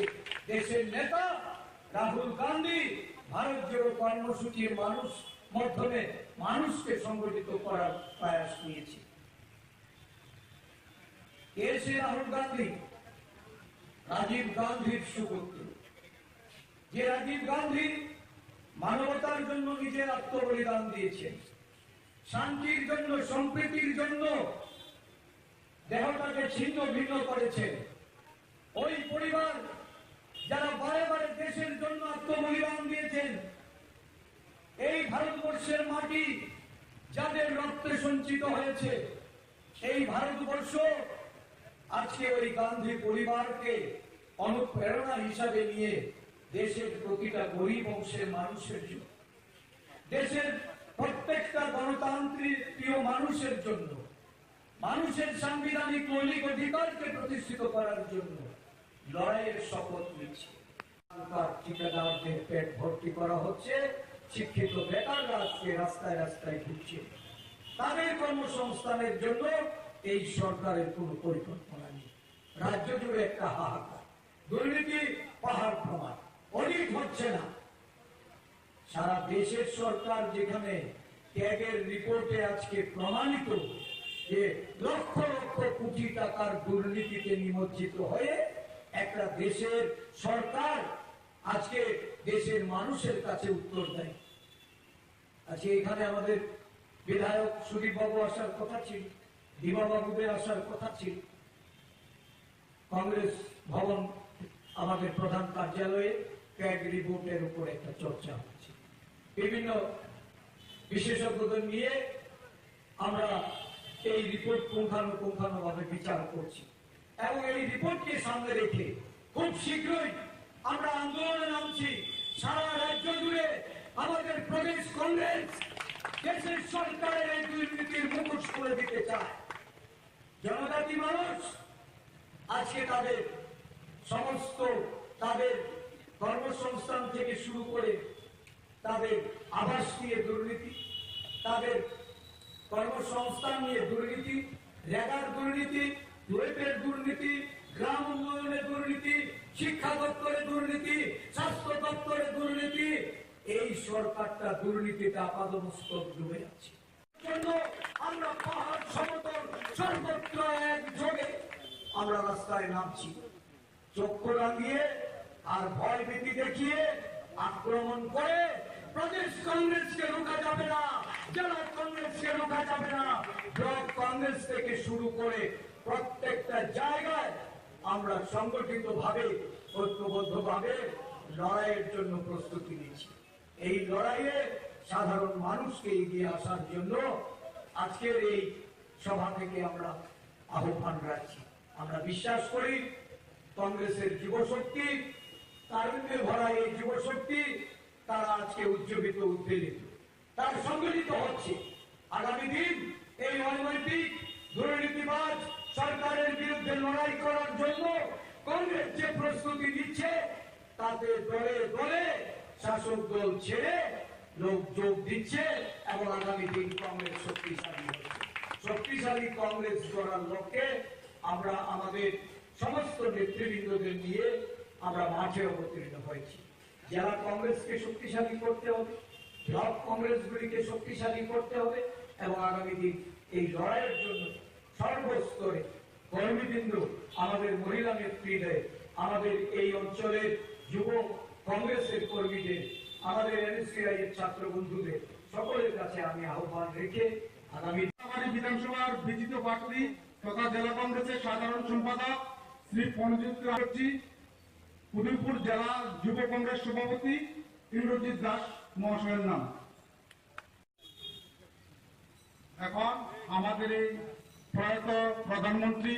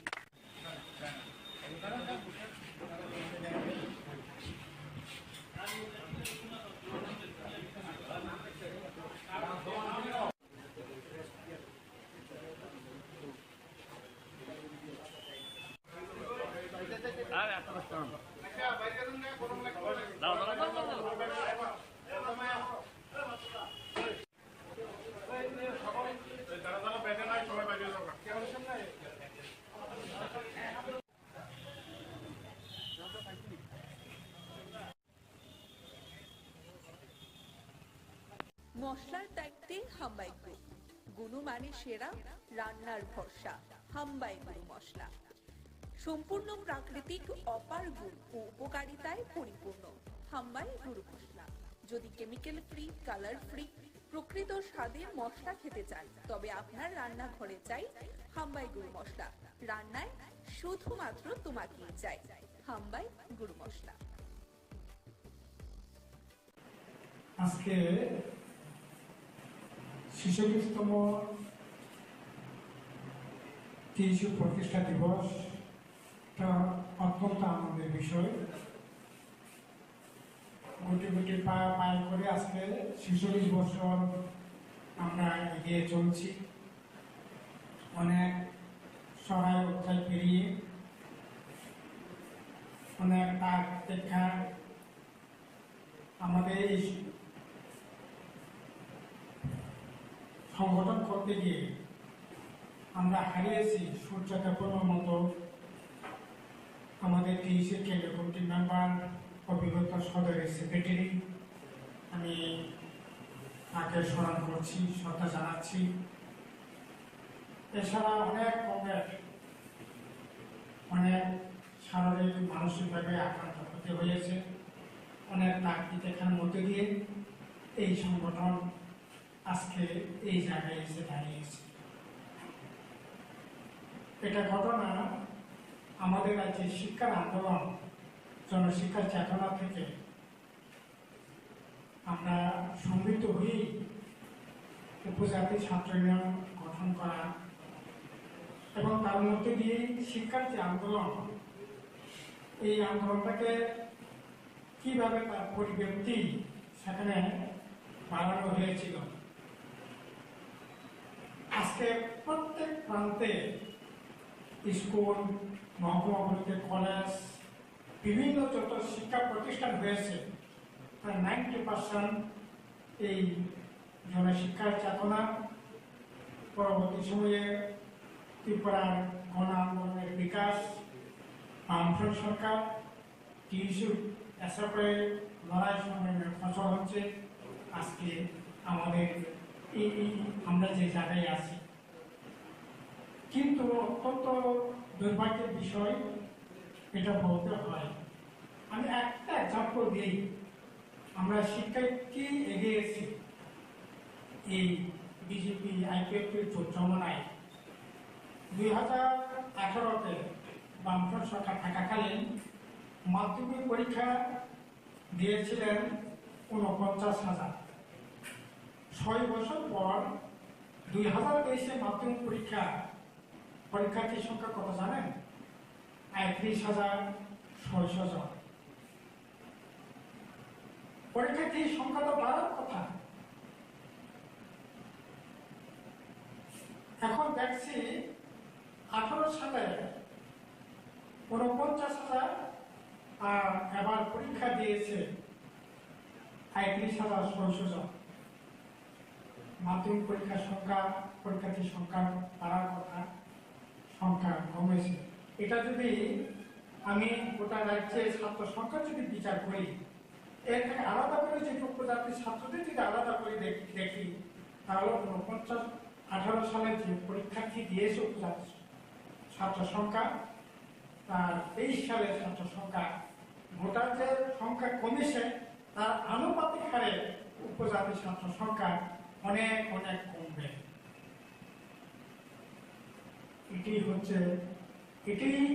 এই হিসাবটি আমাদের কাছে যদি মিলিয়ে দেখি শিক্ষার কি হার আজকে চলছে। আমরা গত কিছুদিন আগে কোনোদিনই পূর্ণাঙ্গ বিকাশ ঘটানো যায় না, যেখানে খাবার জোগায় না। আমরা আগরতলায় বসে সব ঘটনা, সব বিষয় পরখ করতে পারি না। আমরা গিয়েছিলাম, আমি আজকে থেকে 23 তারিখ যাবো ওই গ্রামে। লুমতে বলে একটা গ্রাম আছে খেলাশোনা এলাকা। কি জানেন, ওরা বলেছে আমাদের ওই গ্রামের অভিভাবকরা এখন দুবেলা বেশি ভাত খাওয়া ছেড়ে দিয়েছে। আমি বললাম ছেলেদের কি অবস্থা, যারা লেখাপড়া করছে ওরা তো সকালে খেয়ে যাবে, স্কুল ছুটি হলে আবার ফিরে এসে খাবে, রাত্রে খাবে, কাটা না এরকম হওয়া কি করে খাওয়াবো? আমরা সকালে 8টায় খেয়ে কাজে বেরিয়ে যাই, বাচ্চারাও স্কুল টাইমে ওরা খেয়ে বেরিয়ে যায়, তারপরে আবার যখন সন্ধ্যা যখন হয় তখন 6টা-7টার মধ্যে আমরা খেয়ে নিই। এর ফাঁকে আর কোনো খাওয়ার ব্যবস্থা থাকে না। তো ছাত্ররা হয়তো মিড ডে মিল কিছু খাবার পায়, কিন্তু প্রাইমারি স্কুল সিনিয়র স্কুলগুলোতে মিড ডে মিলও ঠিক মতো চলছে না, স্কুলেই চলছে না ঠিক মতো, মিড ডে মিল চলবে কি করে? এরকম ভয়ঙ্কর অবস্থা গ্রাম ত্রিপুরায় আজকে, করুণ অবস্থা। খাবারের জোগাড়, দোকান দেওয়া, পোশাক আশাক এগুলোতে ভাবে দিন। এখন এই জায়গার মধ্যে যদি এই অবস্থা চলতে থাকে তাহলে এই যে এবার 35 সালের শৈশব মাধ্যমিক পরীক্ষা দিয়েছে, এই সংখ্যাটা আরো কম। এই সাথে যুক্ত হয়েছে এখন অভাবে চলছে যে বাচ্চাদের ভবিষ্যৎ, যুবদের ভবিষ্যৎ, সেখানে ভয়ঙ্কর একটা বিপদের দিকে ঠেলা দেওয়া হচ্ছে। সেই বিভিন্ন ধরনের নেশা, এটাও ছাত্র সমাজ, যুব সমাজকে সেখানে ক্ষতবিক্ষত করছে, আক্রান্ত হচ্ছে। এখন এটা মেইন করিডোর হচ্ছে এই যে মিজোরাম, আসাম, এই সমস্ত বর্ডার এলাকা, আর দামচল খেতার হচ্ছে এই মিজোরাম বর্ডার এলাকাতে। কাজে ওই এলাকাগুলিতে এখন লেখাপড়ার কি পরিবেশ, এটা এখানে বসে এটা পাওয়ার কোনো সুযোগ। আমি সশাকে দেখেছি কি ভয়ঙ্কর অবস্থা, মানে শিক্ষা বা সামাজিক অবস্থা চলছে। কাজে এখন সমস্ত দিক থেকেই শিক্ষা, স্বাস্থ্য, সমস্ত দিক থেকেই আক্রমণ মুখে এসে দাঁড়িয়েছে।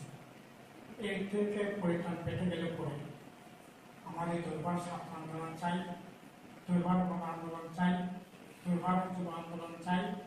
যদি বিশেষ করে আমি অত্যন্ত যেও বলেছি, সুজিতকেও বলেছি গত কিছুদিন আগে, এখানে বিশেষ করে এসএফআই টিএসইউ আপনারা প্রতিদিন এই এলাকার ছাত্র সমাজের সমস্যা নিয়ে যেভাবে আন্দোলন করছেন, কথা বলছেন, ছাত্র সমাজের বিপদে আপদে পাশে দাঁড়িয়েছেন, এটা বিগত দিনে আমি খুবই কমই দেখতে পেয়েছি। ইভেন আমাদের সরকার থাকাকালীনও, পরিবেশ পরিস্থিতি থাকাকালীনও এইরকমটা একেবারে প্রত্যেকটা ঘটনা আপনারা যেভাবে রিয়াক্ট করেন, সত্যি আমার খুব ভালো লাগে। আমি আপনাদের যে আন্দোলন, এটা অত্যন্ত সাধুবাদ জানাই, এটা খুব ভালো। যেহেতু এটা বাংলা হয়তো যত তাদের বুঝিলেন সুবিধারে ভাবে বাংলা হয়তো বিশেষ হওয়া। আমাদের টিএসইউ ছাত্র সংগঠন 1978 সালের কয়েক আন্দোলনে 19 এবং 20 আগস্ট 2 দিন ব্যাপী সম্মেলনের মধ্য দিয়ে আমাদের এই সংগঠনের যাত্রা পথ শুরু। আমরা ভেবেছি আগামীকাল ত্রিপুরা রাজ্যের প্রত্যেকটা জায়গায়, প্রত্যেকটা বিভাগ মহকুমায় নানান অনুষ্ঠানের মধ্য দিয়ে আমাদের সংগঠনের প্রতিষ্ঠা দিবস আমরা পালন করেছি। এরকম একটা কঠিন সময়ে দাঁড়িয়ে আমরা সিদ্ধান্ত নিয়েছি সদর সেন্টারে যারা রয়েছেন তাদেরকে নিয়ে আমরা একটা সুস্থ একটা আলোচনা যদি সভা না করি সেন্টারে, তাহলে এই প্রতিষ্ঠা দিবসের যে পরিপূর্ণতা সেটা সম্পূর্ণ হবে না। যার উদ্দেশ্যে বা লক্ষ্যে আজকে আমরা সংখ্যায় কম হতে পারি, কিন্তু মনোবল দিক থেকে এবং উদ্দেশ্যের দিক থেকে আমরা অনেক শক্ত এবং অনেক দূরদর্শী। এটাই আমি আশা ভরসা রেখে আজকে এই আলোচনা শুরু করতে যাচ্ছি। প্রথমে আমরা জানি ত্রিপুরা রাজ্যের এবং দেশের কি অবস্থা। সমগ্র শিক্ষা ব্যবস্থাকে নিয়ে যে স্লোগানকে আমরা সামনে নিয়ে আমাদের এই প্রতিষ্ঠা দিবস পালন করছি, যে স্লোগান হলো আমাদের সংবিধান বাঁচাও, শিক্ষা বাঁচাও এবং দেশ বাঁচাও। ত্রিপুরা রাজ্যে এবং দেশ বর্তমানে শিক্ষা যে ডাবল ইঞ্জিনের সরকার, শিক্ষার যে বেসরকারীকরণের হাতিয়ার তারা হাতে নিয়েছে। বিশেষ করে জাতীয় শিক্ষানীতি বলুন, বিদ্যাজ্যোতি প্রকল্পই বলুন, অথবা অন্য যে কোনো প্রকল্পই বলুন, যেটা আমাদের পুরো ভারতবর্ষের সাথে রাজ্যের শিক্ষার ক্ষেত্রেও অত্যন্ত ছাত্রছাত্রী ছাত্র সমাজের কাছে দুর্ভাগ্যের বিষয় এবং বিপজ্জনক ভবিষ্যতের জন্য হয়ে দাঁড়িয়েছে। এই লড়াইয়ের পাশাপাশি আমরা যারা টিএসইউ করি, শুধুমাত্র আমরা ছাত্র ছাত্রীদের শিক্ষার অধিকার নিয়ে আমরা লড়াই সংগ্রাম করি না। এই ছাত্র সংগঠনের শিক্ষা অধিকারের লড়াইয়ের বাইরেও একটা বাহ্যিক অধিকার এবং যেটা বাহ্যিক কর্তব্য বলা যায়, সেটা হলো আমাদের ত্রিপুরাতে বা ট্রাইবাল শিডিউল অংশের লোকের তার ভাষার বিকাশ, তার সংস্কৃতির বিকাশ, তার পরিকাঠামোর ওভারঅল বিকাশের ক্ষেত্রে উন্নতি করার জন্য অনবরত আমরা টিএসইউ লড়াই করে যাচ্ছি। আজকে 1978 সাল থেকে শুরু করে আজকে 2023 আমাদের সংগঠনের 46তম প্রতিষ্ঠা দিবস। আজকের এই 46তম প্রতিষ্ঠা দিবসে দাঁড়িয়ে আমরা দেখতে পাচ্ছি ত্রিপুরা রাজ্যের আমরা আগামী 19 আগস্টে আমরা দেখতে পেয়েছি উদয়পুর মহকুমার বিভিন্ন স্থানে কিল্লা থেকে শুরু করে উদয়পুর এমন একটা জায়গা যে জায়গাতে প্রতিনিয়ত 2018 পরে 2023 পরে সন্ত্রাস কবলিত এলাকা, কিন্তু এইরকম একটা এলাকা হওয়া সত্ত্বেও ওইখানে আমরা প্রায় 100-150 উপরে ছাত্র জমায়েত করার চেষ্টা সার্থকতা এসে আমরা কিল্লা এবং উদয়পুর কারণে আমরা আমাদের টিএসইউ সংগঠনের পতাকা উত্তোলনের মধ্য দিয়ে সংগঠন আমরা প্রতিষ্ঠা দিবস পালন করেছি। আরেকটা সবচেয়ে গুরুত্বপূর্ণ জায়গা সদর আগরতলার লাগোয়া জায়গা, যেটা জিরানিয়া মহকুমা। আমরা জানি জিরানিয়া মহকুমার অনেক ঐতিহ্য রয়েছে, বিশেষ করে গণ আন্দোলনের ক্ষেত্রে আমাদের ট্রাইবাল অংশের যারা রয়েছেন তাদের গণ আন্দোলনের ভূমিকার ক্ষেত্রে জিরানিয়া সাব ডিভিশন অনেক সেখানে ভূমিকা রাখেন। তো এই ক্ষেত্রে আমরা দেখেছি গতকালকে জিরানিয়ার মতন একটা জায়গা, বিশেষ করে খুমলুকের মতন একটা জায়গাতে আমাদের টিএসইউর পতাকা উত্তোলন করা, সেটাও আমাদের কাছে একটা অ্যাচিভমেন্ট বলতে পারি। কারণ কেন অ্যাচিভমেন্ট বলা যায়, কারণ এরকম একটা কঠিন পরিস্থিতি, যে পরিস্থিতিতে একদিকে সমতলে বিজেপির প্রতিনিয়ত আক্রমণ, অন্যদিকে পাহাড়ের ত্রিপুরা মাথার প্রতিনিয়ত আক্রমণ, এবং পাশাপাশি রাজনৈতিক আক্রমণের পাশাপাশি অর্থনৈতিকের যে দুর্বলতা, ইনকামের সোর্স নেই, পড়াশোনার ক্ষেত্রে বেসরকারীকরণ, বিদ্যাজ্যোতি প্রকল্পের নামে 10,000 টাকা করে প্রত্যেক বছরে দেওয়া, তারপরে প্রাইভেট স্কুলে ভর্তি হতে এবং সরকারি স্কুলে ভর্তি হতে গেলে প্রাইভেট স্কুলের ঢাঁচাতে ভর্তি হওয়া, সমস্ত কিছু সংগ্রাম করেও আজকে এই কঠিন পরিস্থিতিতে দাঁড়িয়ে যে সময়ে বিশেষ করে আমাদের ত্রিপুরা ইয়াং জেনারেশন যারা কলেজ পড়ুয়া, স্কুল পড়ুয়া, যারা আজকে বিভ্রান্তির শিকার, এরকম একটা কঠিন পরিস্থিতিতে দাঁড়িয়ে খুমলুঙের মতন একটা জায়গাতে টিএসইউর পতাকা উত্তোলন করতে পেরেছি, সেটা আমাদের কাছে এই পরিস্থিতিতে সফলতাও আমরা বলতে, এই জন্য আমি বলছি যে এটা আমাদের জন্য একটা গর্ব বা সফলতার বিষয়। কারণ সঠিক বাস্তব খবরে পড়ে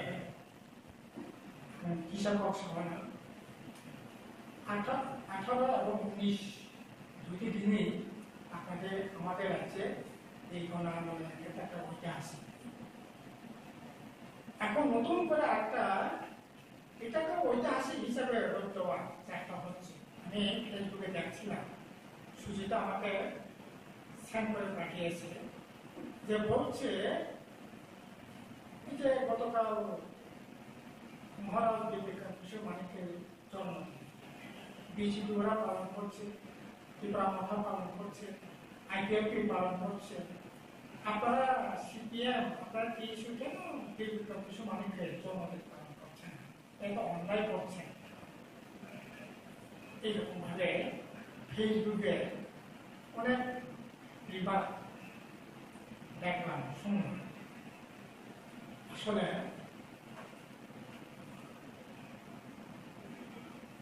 এই বিবেকানন্দ মানিক্য জন্মদিন যারা পালন করবে, এটা আমাদের বলা কিছু নেই। আমাদের কাদের জন্মদিন আমরা পালন করব, কাদের মৃত্যুদিন আমরা পালন করব, এটা আমাদেরটা আমরা ঠিক করবো, ওদেরটা ওরা ঠিক করবে। কারণ এটা প্রশ্নটা দুই দিক থেকে কিন্তু অত্যন্ত গুরুত্বপূর্ণ। সাদামাটা ভাবে যদি দেখি সে একরকম, আর এটা যদি বিশ্লেষণ করে যদি আমি দেখি এটা আরেক রকম হবে। আমাদের যে লড়াইটা, আমাদের লড়াইটা স্বাধীনতা, গণতন্ত্র, সমাজ। স্বাধীনতাটা কি? অর্থনীতি স্বাধীনতা। গণতন্ত্রটা কি? ৮০% মানুষের যে কণ্ঠস্বর, তো এটা কি করে এটা হবে?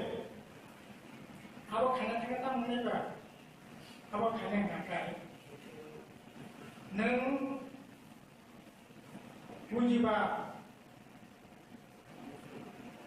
सामन्तबाद,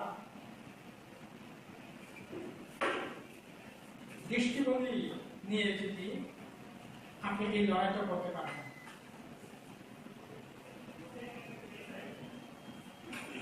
এই লড়াইটা করতে পারেন। সামন্তবাদ চিন্তা, পুঁজিবাদী চিন্তা, ধনবাদী চিন্তা, পুরনো মানে কি বলবো, এটা কনজারভেটিভ চিন্তা নিরেখে চিন্তা নিয়ে আপনি যে স্লোগানটা লিখেছেন ইন্ডিপেন্ডেন্ট ডেমোক্রেসি সোশ্যালিজম, এটা করতে পারবেন। এক পক্ষে যদি উত্তরটা দেয়, আপনার লড়াইটা হবে প্রগতিশীল বৈজ্ঞানিক দৃষ্টিভঙ্গি থেকে, সমাজবাদী দৃষ্টিভঙ্গি থেকে। আর ওরা যেটা যে প্রতিষ্ঠা নীতি পালন করছেন, এটা হলো কনজারভেটিভ, সংরক্ষণশীল ভাবনা, সামন্তবাদী ভাবনা, পুঁজিবাদী ভাবনা। এই ভাবনা থেকে ওরা এই দিকটা করতে হবে। ঐতিহাসিকভাবে মহারাজ কিছু মানিক্য যেটা পাওয়ার দরকার, এটা নিশ্চয়ই আমরা সম্মান জানাবো, নিশ্চয়ই সম্মান জানাবো। যে সম্মান পাওয়া দরকার এই সম্মান আমরা জানাবো। আর জন্যই তো আমরা এই মহারাজা কিছু মানিকের নামে ইউনিভার্সিটি করলাম, মহারাজা ইউনিভার্সিটি। আর জন্যই তো মহারাজা কিছু মানিকের নামে ক্রিকেট স্টেডিয়াম, রাজ্য ক্রিকেট স্টেডিয়াম করলাম। এটা একটা সময় নেহারু স্টেডিয়ামের পর এটা অন্যতম স্টেডিয়াম ছিল। গুয়াহাটি নেহারু স্টেডিয়ামের অন্যতম স্টেডিয়াম। কিছু মানিককে শতবার্ষিকী ভবন, মানে শতবার্ষ ১০০ বছর পূর্ণ যেদিন হয় সেদিন, তখন ত্রিপুরা ইউনিভার্সিটি, এখন কেন্দ্রীয় ইউনিভার্সিটি, এটা রাজ্য সরকারের অধীনে ছিল ত্রিপুরা ইউনিভার্সিটি। এই ইউনিভার্সিটিতে মহারাজ কিছু মানিক করে শতবার্ষিক ভবন সেদিন তৈরি হয়েছে। যে বিষয়ে যাকে যে সম্মান দেওয়া দরকার, এই সম্মান আমরা নিশ্চয়ই জানাবো।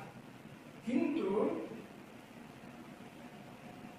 তার জন্মদিন এভাবে আমাদের যে নীতিগত অবস্থান থেকে যদি বিচার করি, এই যে কনজারভেটিভ যে দৃষ্টিভঙ্গি, সামন্তবাদী দৃষ্টিভঙ্গি যারা পোষণ করেন, যারা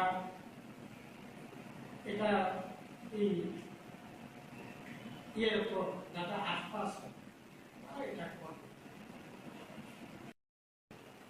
এডিসিকে এখন কাদের ক্ষমতায় রয়েছেন বা কাদের হাতে প্রশাসন রয়েছেন, সেই ত্রিপুরাসা দরদি যারা, তারা ছাড়া ত্রিপুরাসার কথা বলে না, সে দরদিদের হাতে প্রশাসন রয়েছে। কিন্তু অত্যন্ত দুর্ভাগ্যের বিষয়, যখন আমরা টিএসইউ জিরানিয়ার মহকুমা কমিটির উদ্যোগে, আমরা যখন প্রতিষ্ঠা দিবসের উদ্যোগে, আমরা যখন খুমলুঙ্গের জিরানিয়া সাব ডিভিশনের চম্পকনগর স্কুলে যখন আমরা ছাত্রছাত্রীদের মধ্যে খাতা, কলম, বই বিতরণ করার জন্য চেষ্টা করি, তখন সেই ত্রিপুরা দরদি নেতারাই আমাদেরকে বাধা সৃষ্টি করে, না তোমরা এখানে দিতে পারবে না।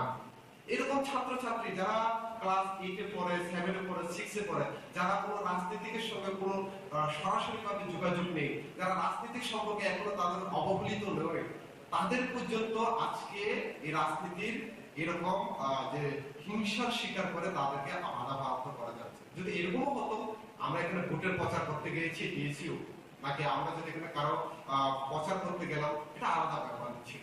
কিন্তু আমরা প্রতিষ্ঠা দিবস উপলক্ষে আমরা ছাত্রছাত্রীদেরকে বই খাতা কলম বিতরণ করবো, এখানেও বাধা দিচ্ছে কেনা ত্রিপুরা সারা, আর নিবে কেনা ত্রিপুরা সারা, আর বাধা সৃষ্টি কে করছে ত্রিপুরা সারা।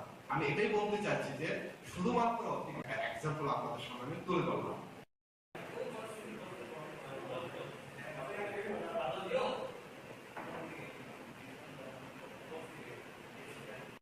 এগিয়ে নিয়ে যায়।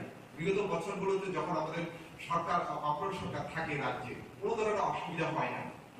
ভারতবর্ষ না, পুরো ভারতবর্ষের কাছে আমাদের ত্রিপুরার ছাত্রছাত্রীরা আমরা লজ্জা বোধ করছি যে শিক্ষার মডেল থেকে পুরো ভারতবর্ষে আমরা রাজ্য অনেক শ্রীমন্তম এবং অনেক বাঙালি হয়ে বা চবা খায় তিনি অনেক ভূমিকা, এবং তিনি প্রাক্তন সাধারণ সম্পাদক তথা জেপি কেন্দ্রীয় কমিটির সাধারণ সম্পাদক সর্দীয় কমরেড দাদা চরণ দেখুন। এই হলো অবস্থা এই বিদ্যালয়গুলো। তারা বলছে যে দাদা আমরা ডিএসইউ কে বিশ্বাস করি। ব্যবস্থা এটা শুধু শিক্ষা ব্যবস্থা নয়, এটার সাথে জড়িয়ে আছে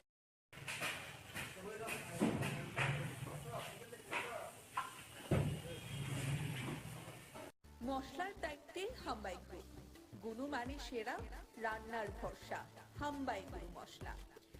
সম্পূর্ণ প্রাকৃতিক, অপার গুণ ও উপকারিতায় পরিপূর্ণ হাম্বাই গুরু মশলা। যদি কেমিক্যাল ফ্রি, কালার ফ্রি, প্রকৃত স্বাদের মশলা খেতে চান, তবে আপনার রান্নাঘরে চাই হাম্বাই গুরু মশলা। রান্নায় শুধুমাত্র তোমাকেই চাই হাম্বাই গুরু মশলা।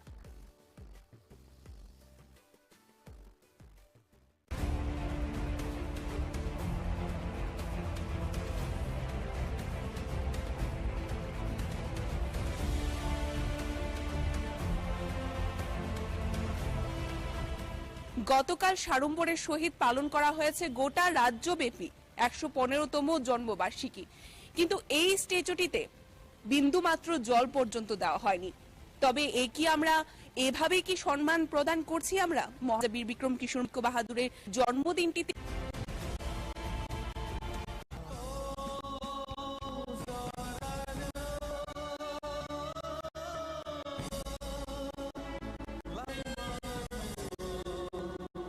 মহারাজা বীর বিক্রম কিশোর মানিক বাহাদুর, আমরা যদি বলি তিনি শুধুমাত্র আমাদের রাজ্যের গর্ব নয়, তিনি গোটা দেশে উনার কীর্তি রয়েছে, দেশ উনার কীর্তি।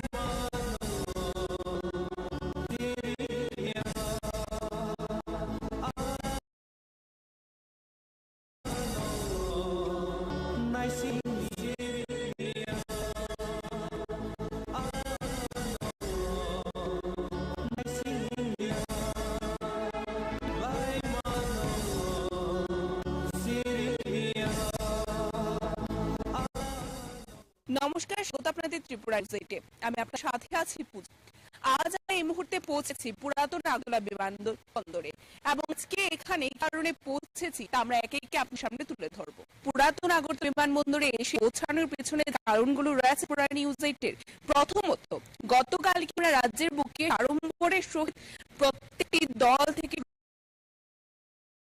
করে আমরা যদি দেখি প্রত্যেকটি সংস্থা সংগঠন পালন করছে ১১৫তম মহারাজা বিক্রম কিশোর মানিক বাহাদুরের জন্মবার্ষিকী। কিন্তু বিষয়টি হচ্ছে আমরা কতটুকু সম্মান করছি তোতে মহারাজা বিক্রম কিশোর মানিক বাহাদুরের।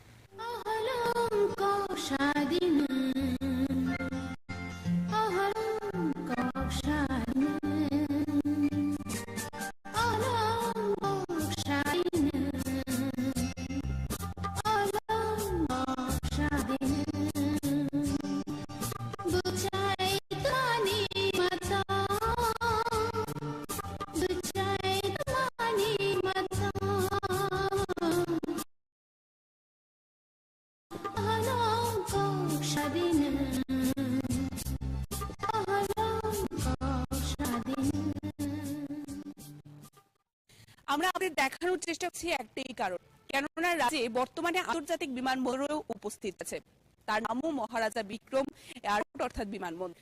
কিন্তু সেখানে এখনো পর্যন্ত কেন স্ট্যাচুটিকে স্থানান্তরিত করা হয়নি বা কেন এখনো পর্যন্ত আন্তর্জাতিক বিমানবন্দরে মহারাজা বীর বিক্রম কিশোর মানের নাম তো অবশ্যই আছে, কিন্তু সেখানে একটা স্ট্যাচু নেই, মূর্তি বা প্রতিকৃতি নেই। এখানে কিন্তু অবশ্যই প্রশ্ন উঠে আসে যে মহারাজা বীর বিক্রম কিশোর মানিক্য বাহাদুর নামই শুধু রয়েছে শো অফের জন্য বিমানবন্দর, নাকি সেখানে সম্মানও প্রদান করা হচ্ছে মহারাজা বীর বিক্রম কিশোর মানিক্য বাহাকে। তাছাড়া যদি আমরা দেখি প্রাসাদ জনগণের ইমোশন কিন্তু রয়েছে মহারাজা বা রাজা মহারাজাদের যে আমরা যদি দেখি তাদের যে তোমার পিড়ি ছিল সেই একের পর রাজার উপর প্রাসাদ জনগণের একটি ইমোশন জড়িয়ে রয়েছে। তবে কি সেই ইমোশনের সাথেও খেলাটা হচ্ছে, শুধুমাত্র শো করা হচ্ছে? কেন এত বড় স্ট্যাচু যারা যে দেশের প্রধানমন্ত্রী নরেন্দ্র মোদী উদ্বোধন করে গিয়েছেন সেই মুহূর্তে কেউ স্থানান্তরিত হয়নি আজ পর্যন্ত, এবং কেন এখনো পর্যন্ত আন্তর্জাতিক বিমানবন্দরে কোনো মহারাজা বিক্রম কিশোর মানিক্য বাহাদুরের স্ট্যাচু প্রতিকৃতি নেই, তাকে নিয়েও কি বর্তমানে বড় প্রশ্ন রয়েছে।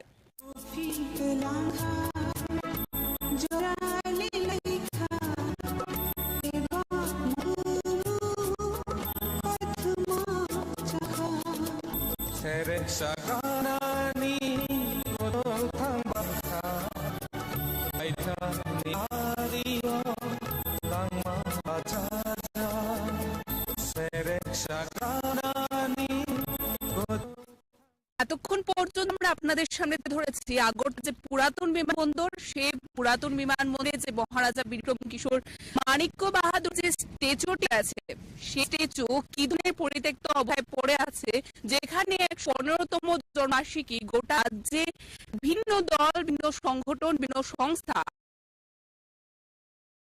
শহীদ পালন হচ্ছে, কিন্তু প্রত্যেকটি দল, প্রতি সংস্থা, সংগঠন, প্রত্যেকে বা নেতৃত্বরা বা প্রাসা যারা জনগণেরা রয়েছে, যারা সর্বসময় বুবাগরাদের সম্মান দিয়ে থাকে, তা কেউই সেখানে মনে নেই বা তাদের কারোরই সেখানে মনেই যে আগরতলা পুরাতন বিমানবন্দর একটি স্ট্যাচু বর্তমানে আছে মহারাজা বিক্রম কিশোর মানিক্য বাহাদুরের।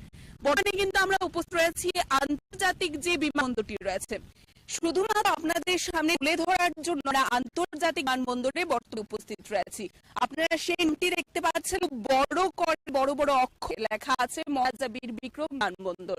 তো আপনাদের দেখানোর চেষ্টা করব যে এই আন্তর্জাতিক বিমানবন্দর কোথাও কোনো চিহ্ন নেই মহারাজা বীর বিক্রম কিশোর মানিক্য বাহাদুরের, নেই কোনো স্ট্যাচু, নেই কোনো প্রকৃতি, তাকে কিন্তু একটা বড় প্রশ্ন চিহ্ন রয়েছে। এবং সেখানে আমরা আমাদের এই সংবাদ পরিবেশনের মাধ্যমে আমাদের একটাই উদ্দেশ্য আছে, আমাদের অনুরোধ থাকবে রাজ্যের সরকার পক্ষের নিকট, যারা বর্তমানে শাসন ক্ষমতায় রয়েছে, রাজ্যের বর্তমান মুখ্যমন্ত্রী প্রফেসর ডক্টর মানিক যেন এই বিষয়গুলো দেখেন এবং অতি সত্বর এই যে পরিত্যক্ত অবস্থায় পড়ে রয়েছে পুরাতন আগরতলা বিমানবন্দরে মহারাজা বীর বিক্রম কিশোর মানিক্যের একটি বড় স্ট্যাচু, তাকে যেন স্থানান্তরিত করা হয়, নতুবা যেন যথাযোগ্য সম্মান বা মর্যাদা দিয়ে সেটা যেখানে প্রয়োজন যে থাকলে সেই স্ট্যাচুটি তার যথাযোগ্য মর্যাদা পাবে সেই ব্যবস্থা যেন করা হয়। রাজরাজত্বের আমলের কথা আমরা প্রত্যেকে জানি,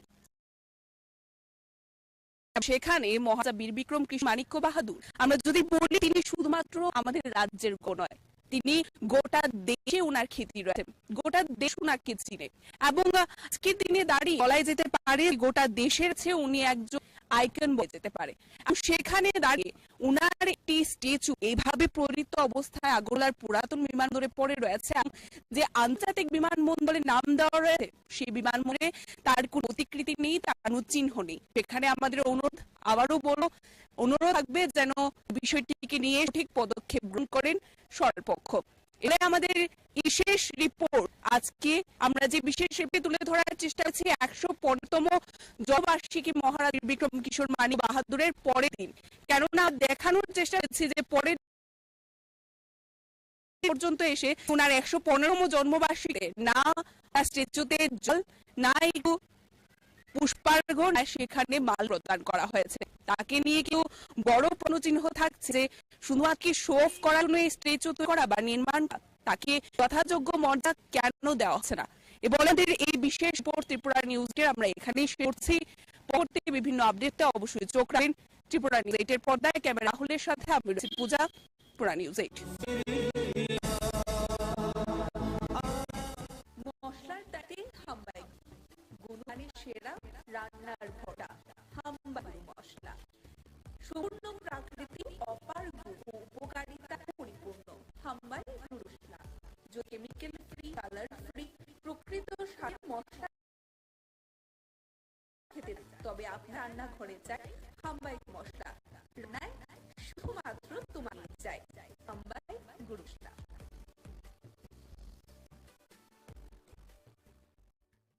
চলে গেলেন এক প্রতিভাবান সাংবাদিক সুনামুরার আব্দুল সাত্তার। তার এই অকাল প্রয়াণ সুনামুরা প্রেস ক্লাবের সমস্ত সদস্যরা বর্তমানে গভীরভাবে মর্মাহত, শোকাহত। তার অকাল প্রয়াণে শুধুমাত্র সাংবাদিক মহলই নয়, গোটা সোনামুড়া শহরবাসী আজ শোকাহত। দীর্ঘদিন জটিল রোগের পর রবিবার সকাল 8:20 শেষ নিঃশ্বাস ত্যাগ করেন। তিনি ছিলেন অত্যন্ত প্রতিভাবান সাংবাদিক। তিনি সরাসরি দৈনিক সংবাদ পত্রিকার সাথে যুক্ত ছিলেন। দৈনিক সংবাদ পত্রিকা সকালবেলায় সোনামুড়ায় আসলেই প্রথম গ্রাহকরা আব্দুল সাত্তারকে লিখেছেন চোখ বুলিয়ে নিতেন। তার লেখা ছিল সমাজের পিছিয়ে পড়া জনগোষ্ঠীর নিত্যদিনের সমস্যাগুলি তুলে ধরার জন্য, সমাজকে নেশামুক্ত করার জন্য, মনে প্রাণে সংবাদ পরিবেশন করার জন্য সপ্তাহখানেক পরপর তিনি খবর তৈরি করতেন। তার কাছ থেকে জুনিয়র সিনিয়র অনেকেই অনুপ্রেরণা নিয়েছেন। তার হৃদয়ে ছিল বিশাল। উনি সোনামুড়া প্রেস ক্লাবের সাথে যুক্ত থেকে বলিষ্ঠ ভূমিকাও নিতেন। তার এই অসামান্য গুণাবলী জুনিয়র সাংবাদিক যারা, তারা আব্দুল সাত্তারের মৃত্যুকে মেনে নিতে পারছেন না। তিনি যেন মৃত্যুর পরেও অমর হয়ে থাকবেন সোনামুড়া প্রেস ক্লাবের সদস্যদের কাছে। রবিবার তার মৃত্যুর খবর শুনে কেন্দ্রীয় প্রতিমন্ত্রী প্রতিমা ভৌমিক তার বাড়িতে গিয়ে প্রয়াত সাংবাদিক আব্দুল সাত্তারকে শেষবারের মতো এক নজরে দেখেন। শুধু তাই নয়, প্রয়াত সাংবাদিকের স্ত্রীকে ও তার শিশু সন্তানকে সমবেদনা জানান। কেন্দ্রীয় প্রতিমন্ত্রী প্রতিমা ভৌমিককে কাছে পেয়ে প্রয়াত আব্দুল সাত্তারের স্ত্রী জড়িয়ে ধরে কান্নায় ভেঙে পড়েন এবং হাউমাউ করে গগনমুখী চিৎকার জুড়ে দেন। প্রতিমা ভৌমিক সান্ত্বনা দিয়ে পাশে থাকার প্রতিশ্রুতি দেন। এদিকে সোনামুড়া প্রেস ক্লাবের পক্ষ থেকে ফুলের মালা দিয়ে মরদেহে শেষবারের মতো শ্রদ্ধার অর্পণ করা হয়। সেখানে উপস্থিত ছিলেন সোনামুড়া প্রেস ক্লাবের সভাপতিও। Bureau report, Tripura news 8। আমাদের একজন সহকর্মীকে হারিয়েছি। খুব অকাল প্রয়াণ, অসময়ে চলে যাওয়াটা অনেক বেদনাদায়ক, অনেক ছোট এবং নোংরা নয়, শুধু রাজ্যের সংবাদ জগতের একটা কৃতি সন্তান কপালে চলে যাওয়াটা সবার জন্য দুঃখের এবং একটা অপূরণীয় ক্ষতি। ভগবানের কাছে প্রার্থনা করি ওনার পরিবারকে শক্তি দেবে এই কষ্ট থেকে বেরিয়ে আসার জন্য এবং ওনার মশলার দায়িত্বে হাম্বাই গুঁড়ো, গুণমানে সেরা রান্নার ভরসা হাম্বাই গুঁড়ো মশলা, সম্পূর্ণ প্রাকৃতিক অপার গুণ ও উপকারিতায় পরিপূর্ণ হাম্বাই গুঁড়ো মশলা। যদি কেমিক্যাল ফ্রি, কালার ফ্রি, প্রকৃত স্বাদের মশলা খেতে চান, তবে আপনার রান্নাঘরে চাই হাম্বাই গুঁড়ো মশলা, রান্নায় শুধুমাত্র তোমাকেই চাই হাম্বাই গুঁড়ো মশলা। তিপ্রা মাতাকে ভোট দেওয়ার লাই তো যাক, আমরা সকলে তিপ্রা মাতা করছি। হ্যাঁ নেতৃত্বে আমরা, হ্যাঁ মহারাজের নেতৃত্বে মহারাজে ওনাকে টিকিট দিয়েছেন, বক্সনগরের প্রার্থী হয়েছেন 2023-এ। তো যাক, দুর্ভাগ্য উনি পাস করেন নাই। পাস করেছিল সিপিএম প্রার্থী, আমাদের সামাজিকতার একজন, নাম তার শামসুলক মহাশয় সাহেব। তো উনি আর এ দুনিয়াতে জীবিত নাই, মৃত্যু। আজকে যে জনজাতির কথা উনি বলেছেন যে বিজেপির তারা ওইখানে মারধর করছে, ওইখানে করছে, নির্বাচনের পর তো করছে। বক্সনগরে আগুন দিয়েছে, কলমচুরেতে আগুন দিয়েছে। তখন তো আবুল খায়েরের মুখ দিয়ে একটা কথা পারেন না যে এই জাতির কেন ধ্বংস হইতেছে। তফাজ্জল তো মুসলমান জাতের একজন, তাহলে আজকে কেন সেই জাতির চিন্তা করে দনপুরবাসীরে কইতে আছে, বক্সনগরবাসী কইতে আছে, সারা সময় সাব ডিভিশনের মশারে কইতে আছে বিজেপির দল লাই। তাহলে আমি বললাম 2023 সালে মনে হয় দালাল ছিল বিজেপির, বিজেপি দালালি করি মহারাজের টেটটা ফুসলে ফাসলাইছে লইসারিয়ার মনে হয় দাঁড়াইছে বিজেপির এর কাজ করছে এখন মাথা ফাটেনি। আমি তো মনে করি ত্রিপুরার যে আমাদের যে প্রিয় না মহারাজ, মহারাজের আমার একটা আবেদন, এই নেতাকে যেন পুলিশের মাধ্যমে হোক আর যেন মাধ্যমে একজন এত কঠোর সাজা দেয়। হ্যাঁ তো আমাদের একটা কথা জিজ্ঞাসা দরকার ছিল, হ্যাঁ ডাক কেন ডাক গেল জীবিতে, কেন ডাক যাই এর এসব ভাষণ দিতে আসে। হ্যাঁ মতন কুলাঙ্গার না মনে যদি জায়গা থাকে তাহলে মনে দেশ এমনি অংশ হয়ে যাবো। তো এই লোককে বিশ্বাস করি না। এই লোক যদি সোনামুড়ার মাধ্যমে আইয়ে যারা আমরা মাথা করছি ঠিক ঠিক মতন 50টি আমার একটা রশি ছাড়ি, এই রশিটা দিয়ে বান্ধি ঠিক মতন করেন যে মাইক টেরের দরকার মহারাজারা দেবেন যে দেখেন আর টিকিট দিচ্ছেন এটারে, এই টিকিটদের মাধ্যমে এই লোকটা জাতির এই সেই জাতির স্বার্থে যাই এরা যদি ডেভেলপমেন্ট কিছু করতে চাই তাহলে বিজেপির ভোট দাও। তখন কইছিল 2023 সালে কইছিল, তো যাক 2023-এ বয়ান দিছে উল্টা, এখনো আবার উল্টা। তাহলে আমার মতো এসব নেতা দেশে থাকার দরকার নাই। এডি আছে না, এডি হইলো কুলাঙ্গার, এডি হইলো ডাঙ্গাবাজ নেতা। আবুল খায়ের মতন নেতা আছে না, এগুলো ডাঙ্গাবাজ, সের মতন ডাঙ্গাবাজ মনে আর নাই। সে একটা যোদ্ধা সৈনিক, আসাম রাইফেল একটা যোদ্ধা সৈনিক। সে কিন্তু কি আর বলবো, এর মতন কি যোদ্ধা সৈনিক হইব। যাক এর বিষয় আর কথাটা আমার বলতে চাই না, আমার মোবাইলের চার্জ নষ্ট হয়, নেট নষ্ট হয়, এর ব্যাপারে কথা কইতাম লাগি। যাক, তো সবার কাছে আমার একটাই আবেদন, এসব নেতার কথা শুনিয়ে রেখে বিজেপির মাধ্যমে বা ত্রিপুরা মাতার মাধ্যমে এসব নেতার কথা শুনি, যে কোনো দলে করুক না এসব নেতারা, কোনো দলে যাওয়াটা ঠিক মনে হয় না। তো হ্যাঁ মনে করে হ্যার মতন আবুল খায় যদি সাপোর্ট করে মনে হয় বক্সনগর এবং দনপুর সিট হাসিলে যাব। হ্যার মতন নেতা গেলে। আসসালামু আলাইকুম। আমরা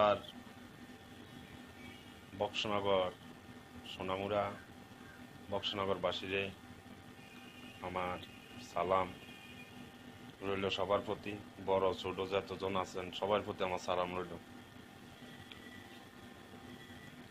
2023 বিধানসভা নির্বাচনে ত্রিপুরা মাতা দল করেছিলাম আমরা অনেকে। আজকে হয়তো বছরখানিক হয় নাই, কিছুটা কম আছে। আমাদের মহারাজের মাধ্যমে আমরা সকলে বেশ কিছু লোকের ত্রিপুরা মাতা করি। প্রায় অনেকটি যুবক পোলাবাইন বা মুরব্বী, প্রায় 70-80 জন মানুষ আমরা আড়ালিয়া সোনামুড়াতে আমরা ত্রিপুরা মাতার একটা ইউনিয়ন তৈরি করি আবুল খায়ের মাধ্যমে যাই।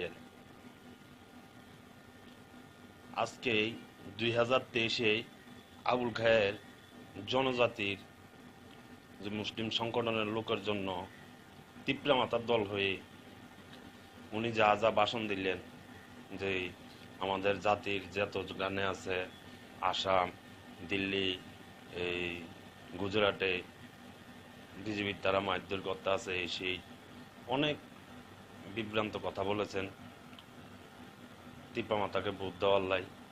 তো যাক, আমরা সকলে ত্রিপুরা মাতা করছি হ্যাঁ নেতৃত্বে, আমরা হ্যাঁ মহারাজের নেতৃত্বে, মহারাজে ওনাকে টিকিট দিয়েছেন, বক্সনগরের প্রার্থী হয়েছেন 2023-এ। তো যাক, দুর্ভাগ্য উনি পাস করেন নাই, পাস করেছিল সিপিএম প্রার্থী আমাদের সামাজিকতার একজন, নাম তার শামসুলক মহাশয় সাহেব। তো উনি আর এ দুনিয়াতে জীবিত নাই, মৃত্যু। আজকে যে জনজাতির কথা উনি বলেছেন যে বিজেপির তারা ওইখানে মারধর করছে, ওইখানে করছে, নির্বাচনের পরও তো করছে। বক্সনগরে আগুন দিয়েছে, কলমসুরেতে আগুন দিয়েছে, তখন তো আবুল খায়ের মুখ দিয়ে একটা কথা পারেন না যে জাতির কেন ধ্বংস হইতেছে। তফাজ্জল তো মুসলমান জাতের একজন, তাহলে আজকে কেন সেই জাতির চিন্তা করে দনপুরবাসীরে কইতে আছে, বক্সনগরবাসীরে কইতে আছে, সারা সোনামুড়া সাব ডিভিশনের মানুষের কইতে আছে বিজেপির ভোট দেওয়ার লাই। তাহলে আমি মনে করলাম 2023 সালে মনে হয় একটা দালাল ছিল বিজেপির, বিজেপির দালালি করি মহারাজের টিকিটটা ফাসলাই লইছে আর এর মনে করেন হে দাঁড়াইছে বিজেপির ইয়ের হে কাজ করছে, হে কোনো ত্রিপুরা মাথার পার্টির না। আমি তো মনে করি যে ত্রিপুরা রাজ্যে আমাদের যেই প্রিয় নেতা মহারাজ, এই মহারাজের আমার একটা আবেদন, এই নেতাটাকে যেন পুলিশের মাধ্যমে হোক আর যে কোনো মাধ্যমে একজন যেহেতু কঠোর সাজা দেয়। হ্যাঁ, তো আমাদের একটা কথা জিজ্ঞানের দরকার ছিল, হ্যাঁ ডাইরেক্ট কেন গেল বিজেপিতে, কেন ডাইরেক্ট যাই এর এসব ধরনের ভাষণ দিতে আছে। হ্যার মতন কুলাঙ্গার নেতা মনে হয় যদি জায়গা থাকে তাহলে মনে হয় দেশ এমনি ধ্বংস হয়ে যাব। তো এই লোকটারে কেউ বিশ্বাস করেন না। এই লোকটা যদি সোনামুড়ার মাধ্যমে আইয়ে যারা আমরা ত্রিপুরা মাথা করছি তারা ঠিক মতো নেয় 50 টাকা দামের একটা রশি আছে বাড়ি, এই রশিটা দিয়ে বাঁধি ঠিক মতনে মনে করেন যে মাইক টেরের দরকার নাই, মহারাজারে দেয়াইবেন যে দেখেন আপনি টিকিট দিচ্ছেন এই লোকটারে। এই টিকিটের মাধ্যমে এই লোকটা দাঁড়াইছিল, এই লোকটা তখন এই কথা কইছে, এখন আবার এই কথা কয় যে মুসলমান জাতির এই সেই জাতির স্বার্থে যাই এরা যদি ডেভেলপমেন্ট কিছু করতে চাই তাহলে বিজেপির ভোট দাও। তখন কইছিল 2023 সালে কইছিল। তো যাক 2023 বয়ান দিছে উল্টা, এখনো আবার উল্টা। তাহলে আমার মতো এসব নেতা দেশে থাকার দরকার নাই। এডি আছে না, এডি হইলো কুলাঙ্গার, এডি হইলো ডাঙ্গাবাজ নেতা। আবুল খায়ের মতন নেতা আছে না, হইলো ডাঙ্গাবাজ। সের মতন ডাঙ্গাবাজ মনে আর নাই। সে একটা যোদ্ধা সৈনিক, আসাম রাইফেল একটা যোদ্ধা সৈনিক। সে কিন্তু কি আর বলবো, এর মতন কি যোদ্ধা সৈনিক হইব। যাক, এর বিষয়ে আর কথাটা আমার বলতে চাই না। আমার মোবাইলের চার্জ নষ্ট হয়, নেট নষ্ট হয়, এর ব্যাপারে কথা কইতাম লাগি। যাক, তো সবার কাছে আমার একটাই আবেদন, এসব নেতার কথা শুনিয়ে কেউ বিজেপির মাধ্যমে বা ত্রিপুরা মাতার মাধ্যমে এসব নেতার কথা শুনি, যে কোনো দলে করুক না এসব নেতারা, কোনো দলে যাওয়াটা ঠিক মনে হয় না। তো হ্যাঁ মনে করে হের মতন আবুল খায় যদি সাপোর্ট করে মনে হয় বক্সনগর এবং দনপুর সিট হাসিলে যাব। হের মতন নেতা গেলে আর এর আগে তো তফাজ্জল ভাই মনে করেন 4048 ভোটে ফেল গেছে, এবার মনে 9000 ভোটে ফেল যাব। যদি এই নেতাটার লগের আয় এগুলো একটা চোর, এর মতন চোর আর নাই। যাক, আসসালামু আলাইকুম, সকলে ভালো থাকেন। সবার কাছে আমার দোয়া রইল, সবাই আমি দোয়া করি ভালো থাকেন। যাক, এতটুকু আমার কথা। আসসালামু আলাইকুম। আমরা বক্সনগর সোনামুড়া বক্সনগর বাসীরে আমার সালাম রইল সবার প্রতি, বড় ছোট যতজন আছেন সবার প্রতি আমার সালাম রইল। 2023 বিধানসভা নির্বাচনে ত্রিপুরা মাতা দল করেছিলাম আমরা অনেকে। আজকে হয়তো বছরখানিক হয় নাই, কিছুটা কম আছে। আমাদের মহারাজের মাধ্যমে আমরা সকলে বেশ কিছু লোকের ত্রিপুরা মাথা করি, প্রায় অনেকটি যুবক পোলাবাইন বা মুরব্বী, প্রায় 70-80 জন মানুষ আমরা আড়ালিয়া সোনামুড়াতে আমরা ত্রিপুরা মাতার একটা ইউনিয়ন তৈরি করি আবুল খায়ের মাধ্যমে যাই। আজকে 2023 আবুল খায়ের জনজাতির যে মুসলিম সংগঠনের লোকের জন্য ত্রিপুরা মাতার দল হয়ে উনি যা ভাষণ দিলেন, যে আমাদের জাতির যত গানে আছে আসাম, দিল্লি, এই গুজরাটে বিজেপির তারা মারধর করতে আছে, সেই অনেক বিভ্রান্ত কথা বলেছেন ত্রিপুরা মাতাকে ভোট দেওয়ার লাই। তো যাক, আমরা সকলে ত্রিপুরা মাতা করছি। হ্যাঁ নেতৃত্বে আমরা, হ্যাঁ মহারাজের নেতৃত্বে মহারাজে ওনাকে টিকিট দিয়েছেন, বক্সনগরের প্রার্থী হয়েছেন 2023। তো যাক, দুর্ভাগ্য উনি পাস করেন নাই, পাস করেছিল সিপিএম প্রার্থী আমাদের সামাজিকতার একজন, নাম তার শামসুলক মহাশয় সাহেব। তো উনি আর এ দুনিয়াতে জীবিত নাই, মৃত্যু। আজকে যে জনজাতির কথা উনি বলেছেন যে বিজেপির তারা ওইখানে মারধর করছে, ওইখানে করছে, নির্বাচনের পরও তো করছে। বক্সনগরে আগুন দিয়েছে, কলম চুরেতে আগুন দিয়েছে, তখন তো আবুল খায়েরের মুখ দিয়ে একটা কথা বাড়েন না যে এই জাতির কেন ধ্বংস হইতেছে। তফাজ্জল তো মুসলমান জাতের একজন, তাহলে আজকে কেন সেই জাতির চিন্তা করে দনপুরবাসীরে কইতে আছে, বক্সনগরবাসীরে কইতে আছে, সারা সোনামুড়া সাব ডিভিশনের মানুষের কইতে আছে বিজেপির ভোট দেওয়ার লাই।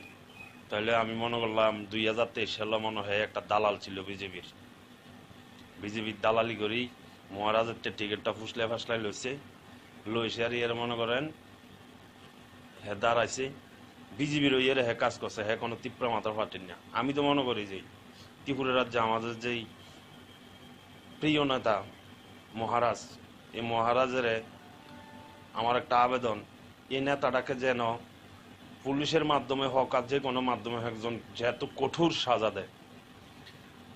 হে তো আমাদের একটা কথা জিজ্ঞানের দরকার ছিল, হে ডাইরেক্ট কেন গেল বিজেপিতে, কেন ডাইরেক্ট যাই এর এসব ধরনের ভাষণ দিতে আছে। হের মতন কুলাঙ্গার নেতা মনে হয় যদি জায়গা থাকে তাহলে মনে হয় দেশ এমনি ধ্বংস হয়ে যাব। তো এই লোকটারে কেউ বিশ্বাস করেন না। এই লোকটা যদি সোনামুড়ার মাধ্যমে আইয়ে যারা আমরা তীব্র মাথা করছি তারা ঠিক মতনে 50 টাকা দামের একটা রশি আছে বাড়ি, এই রশিটা দিয়ে বাঁধি ঠিক মতনে মনে করেন যে মাইট টেরের দরকার নাই, মহারাজারে দেয়াইবেন যে দেখেন আপনি টিকিট দিচ্ছেন এই লোকটারে। এই টিকিটের মাধ্যমে এই লোকটা দাঁড়াইছিল, এই লোকটা তখনই কথা কইছে, এখন আবার এই কথা কয় যে মুসলমান জাতির এই সেই জাতির স্বার্থে যাই এরা যদি ডেভেলপমেন্ট কিছু করতে চাই তাহলে বিজেপির ভোট দাও। তখন কইছিল 2023 সালে কইছিল। তো যাক 2023-এ বয়ান দিছে উল্টা, এখনো আবার উল্টা। তাহলে আমার মতো এসব নেতার দেশে থাকার দরকার নাই। এডি আছে না, এডি হইলো কুলাঙ্গার, এডি হইলো ডাঙ্গাবাজ নেতা। আবুল খায়েরের মতন নেতা আছে না, এই হইলো ডাঙ্গাবাজ। সের মতন ডাঙ্গাবাজ মনে আর নাই। সে একটা যোদ্ধা সৈনিক, আসাম রাইফেল একটা যোদ্ধা সৈনিক। সে কিন্তু কি আর বলবো, এর মতন কি যোদ্ধা সৈনিক হইব। যাক এর বিষয় আর কথাটা আমার বলতে চাই না, আমার মোবাইলের চার্জ নষ্ট হয়, নেট নষ্ট হয়, এর ব্যাপারে কথা কইতাম লাগি। যাক, তো সবার কাছে আমার একটাই আবেদন, এসব নেতার কথা শুনিয়ে রেখে বিজেপির মাধ্যমে বা ত্রিপুরা মাতার মাধ্যমে এসব নেতার কথা শুনি, যে কোনো দলে করুক না এসব নেতারা, কোনো দলে যাওয়াটা ঠিক মনে হয় না। তো হ্যাঁ মনে করে হের মতন আবুল খায়ের যদি সাপোর্ট করে মনে হয় বক্সনগর এবং দনপুর সিট হাসিলে যাব। হের মতন নেতা গেলে আর এর আগে তো তফাজ্জল ভাই মনে করেন 4048 ভোটে ফেল গেছে, বল মনে 9000 ভোটে ফেল যাব যদি এই নেতাটার লগেরা। এগুলো একটা চোর, এর মতন চোর আর নাই। যাক, আসসালামু আলাইকুম, সকলে ভালো থাকেন। সবার কাছে আমার দোয়া রইল, সবাই আমি দোয়া করি ভালো থাকেন। যাক, এতটুকু আমার কথা। আসসালামু আলাইকুম। আমরা বক্সনগর সোনামুড়া বক্সনগরবাসীরে আমার সালাম রইল, সবার প্রতি, বড় ছোট যতজন আছেন সবার প্রতি আমার সালাম রইল। 2023 বিধানসভা নির্বাচনে তীব্র মাথা দল করেছিলাম আমরা অনেকে। আজকে হয়তো বছরখানিক হয় নাই, কিছুটা কম আছে। আমাদের মহারাজের মাধ্যমে আমরা সকলে বেশ কিছু লোকে তীব্র মাথা করি,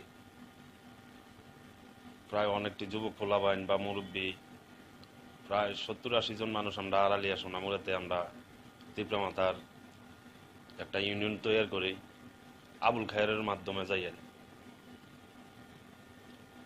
আজকে 2023-এ আবুল খায়ের জনজাতির যে মুসলিম সংগঠনের লোকের জন্য তীব্র মাথার দল হয়ে উনি যা যা ভাষণ দিলেন যে আমাদের জাতির যত গানে আছে, আসাম, দিল্লি, এই গুজরাটে বিজেপির তারা মারধর করতে আছে, সেই অনেক বিভ্রান্ত কথা বলেছেন তীব্র মাতাকে ভোট দেওয়ার লাই। তো যাক, আমরা সকলে তীব্র মাতা করছি হ্যাঁ নেতৃত্বে, আমরা হ্যাঁ মহারাজের নেতৃত্বে। মহারাজে ওনাকে টিকিট দিয়েছেন, বক্সনগরের প্রার্থী হয়েছেন 2023-এ। তো যাক, দুর্ভাগ্য উনি পাস করেন নাই, পাস করেছিল সিপিএম প্রার্থী আমাদের সামাজিকতার একজন, নাম তার শামসুল হক মহাশয় সাহেব। তো উনি আর এ দুনিয়াতে জীবিত নাই, মৃত্যু। আজকে যে জনজাতির কথা উনি বলেছেন যে বিজেপির তারা ওইখানে মাইদুর করছে, ওইখানে করছে, নির্বাচনের পরও তো করছে। বক্সনগরে আগুন দিয়েছে, কলমসুরেতে আগুন দিয়েছে। তখন তো আবুল খায়েরের মুখ দিয়ে একটা কথা পারেন না যে এই জাতির কেন ধ্বংস হইতেছে। তফাজ্জল তো মুসলমান জাতের একজন, তাহলে আজকে কেন সেই জাতির চিন্তা করে দনপুরবাসীরে কইতে আছে, বক্সনগরবাসীরে কইতে আছে, সারা সোনামুড়া সাব ডিভিশনের মানুষের কইতে আছে বিজেপির ভোট দেওয়ার লাই। তাহলে আমি মনে করলাম 2023 সালে মনে হয় একটা দালাল ছিল বিজেপির দালালি করি মহারাজের টিকিটটা ফাসলাই লইছে আর এর মনে করেন হে দাঁড়াইছে বিজেপির ওইয়ের হে কাজ করছে, হে কোনো ত্রিপুরা মাথার ফাটেন না। আমি তো মনে করি যে ত্রিপুরা রাজ্যে আমাদের যেই প্রিয় নেতা মহারাজ, এই মহারাজের আমার একটা আবেদন, এই নেতাটাকে যেন পুলিশের মাধ্যমে হোক আর যে কোনো মাধ্যমে একজন যেহেতু কঠোর সাজা দেয়।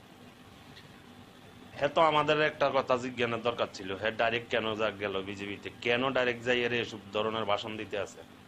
হ্যার মতন কুলাঙ্গার নেতা মনে হয় যদি জায়গা থাকে তাহলে মনে হয় দেশ এমনি ধ্বংস হয়ে যাব। তো এই লোকটারে কেউ বিশ্বাস করেন না। এই লোকটা যদি সোনামুড়ার মাধ্যমে আইয়ে যারা আমরা ত্রিপুরা মাথা করছি তারা ঠিক মতনে 50 টাকা দামের একটা রশি আছে বাড়ি, এই রশিটা দিয়ে বাঁধি ঠিক মতনে মনে করেন যে মাইট টেরের দরকার নাই, মহারাজারে দেয়াইবেন যে দেখেন আপনি টিকিট দিচ্ছেন এই লোকটারে। এই টিকিটের মাধ্যমে এই লোকটা দাঁড়াইছিল, এই লোকটা তখনই কথা কইছে, এখন আবার এই কথা কয় যে মুসলমান জাতির এই সেই জাতির স্বার্থে যাই এরা যদি ডেভেলপমেন্ট কিছু করতে চাই তাহলে বিজেপির ভোট দাও। তখন কইছিল 2023 সালে কইছিল। তো যাক 2023-এ বয়ান দিছে উল্টা, এখনো আবার উল্টা। তাহলে আমার মতো এসব নেতার দেশে থাকার দরকার নাই। এডি আছে না, এডি হইলো কুলাঙ্গার, এডি হইলো ডাঙ্গাবাজ নেতা। আবুল খায়েরের মতন নেতা আছে না, এগুলো ডাঙ্গাবাজ, সের মতন ডাঙ্গাবাজ মনে আর নাই। সে একটা যোদ্ধা সৈনিক, আসাম রাইফেল একটা যোদ্ধা সৈনিক। সে কিন্তু কি আর বলবো, এর মতন কি যোদ্ধা সৈনিক হইব। যাক, এর বিষয় আর কথাটা আমার বলতে চাই না। আমার মোবাইলের চার্জ নষ্ট হয়, নেট নষ্ট হয়, এর ব্যাপারে কথা কইতাম লাগি। যাক, তো সবার কাছে আমার একটাই আবেদন, এসব নেতার কথা শুনিয়ে কেউ বিজেপির মাধ্যমে বা ত্রিপুরা মাতার মাধ্যমে এসব নেতার কথা শুনি, যে কোনো দলে করুক না, এসব নেতারা কোনো দলে যাওয়াটা ঠিক মনে হয় না। তো হ্যাঁ মনে করে হ্যার মতন আবুল খায়ের যদি সাপোর্ট করে মনে হয় বক্সনগর এবং দনপুর সিট হাসিলে যাব। হ্যার মতন নেতা গেলে আর এর আগে তো তফাজ্জল ভাই মনে করেন 4048 ভোটে ফেল গেছে, এবার মনে 9000 ভোটে ফেল যাব। যদি এই নেতাটার লগের আয়, এগুলো একটা চোর, এর মতন চোর আর নাই। যাক, আসসালামু আলাইকুম, সকলে ভালো থাকেন। সবার কাছে আমার দোয়া রইল, সবাই আমি দোয়া করি ভালো থাকেন। যাক, এতটুকু আমার কথা। আসসালামু আলাইকুম। আমরা বক্সনগর সোনামুড়া বক্সনগরবাসীরে আমার সালাম রইল সবার প্রতি, বড় ছোট যতজন আছেন সবার প্রতি আমার সালাম রইল। 2023 বিধানসভা নির্বাচনে ত্রিপুরা মাতা দল করেছিলাম আমরা অনেকে। আজকে হয়তো বছরখানিক হয় নাই, কিছুটা কম আছে। আমাদের মহারাজের মাধ্যমে আমরা সকলে বেশ কিছু লোকের ত্রিপুরা মাতা করি। প্রায় অনেকটি যুবক ফোলাবাইন বা মুরব্বী, প্রায় 70-80 জন মানুষ আমরা আড়ালিয়া সোনামুড়াতে আমরা ত্রিপুরা মাতার একটা ইউনিয়ন তৈরি করি আবুল খায়েরের মাধ্যমে যাই। আজকে 2023-এ আবুল খায়ের জনজাতির যে মুসলিম সংগঠনের লোকের জন্য ত্রিপুরা মাতার দল হয়ে উনি যা ভাষণ দিলেন, যে আমাদের জাতির যত গানে আছে আসাম, দিল্লি, এই গুজরাটে বিজেপির তারা মারধর করতে আছে, সেই অনেক বিভ্রান্ত কথা বলেছেন। ত্রিপুরা মাতাকে ভোট দেওয়ার লাই। তো যাক, আমরা সকলে ত্রিপুরা মাতা করছি। হ্যাঁ নেতৃত্বে আমরা, হ্যাঁ মহারাজের নেতৃত্বে মহারাজে ওনাকে টিকিট দিয়েছেন, বক্সনগরের প্রার্থী হয়েছেন 2023-এ। তো যাক, দুর্ভাগ্য উনি পাস করেন নাই। পাস করেছিল সিপিএম প্রার্থী, আমাদের সামাজিকতার একজন, নাম তার শামসুল হক মহাশয় সাহেব। তো উনি আর এ দুনিয়াতে জীবিত নাই, মৃত্যু। আজকে যে জনজাতির কথা উনি বলেছেন যে বিজেপির তারা ওইখানে মারধর করছে, ওইখানে করছে, নির্বাচনের পরও করছে। বক্সনগরে আগুন দিয়েছে, কলমচুরেতে আগুন দিয়েছে। তখন তো আবুল খায়েরের মুখ দিয়ে একটা কথা বাড়েন না যে এই জাতির কেন ধ্বংস হইতেছে। তফাজ্জল তো মুসলমান জাতের একজন, তাহলে আজকে কেন সেই জাতির চিন্তা করে দনপুরবাসীরে কইতে আছে, বক্সনগরবাসীরে কইতে আছে, সারা সোনামুড়া সাব ডিভিশনের মানুষের কইতে আছে বিজেপির ভোট দেওয়ার লাই। তাহলে আমি মনে করলাম 2023 সালে মনে হয় একটা দালাল ছিল বিজেপির দালালি করি মহারাজের টিকিটটা ফাসলাই লইছে আর ইয়ের মনে করেন হ্যাঁ দাঁড়াইছে বিজেপির ইয়ের হ্যাঁ কাজ করছে, হ্যাঁ কোনো ত্রিপুরা মাতার পার্টির না। আমি তো মনে করি যে ত্রিপুরা রাজ্যে আমাদের যেই প্রিয় নেতা মহারাজ, এই মহারাজের আমার একটা আবেদন, এই নেতাটাকে যেন পুলিশের মাধ্যমে হোক আর যে কোনো মাধ্যমে একজন যেহেতু কঠোর সাজা দেয়।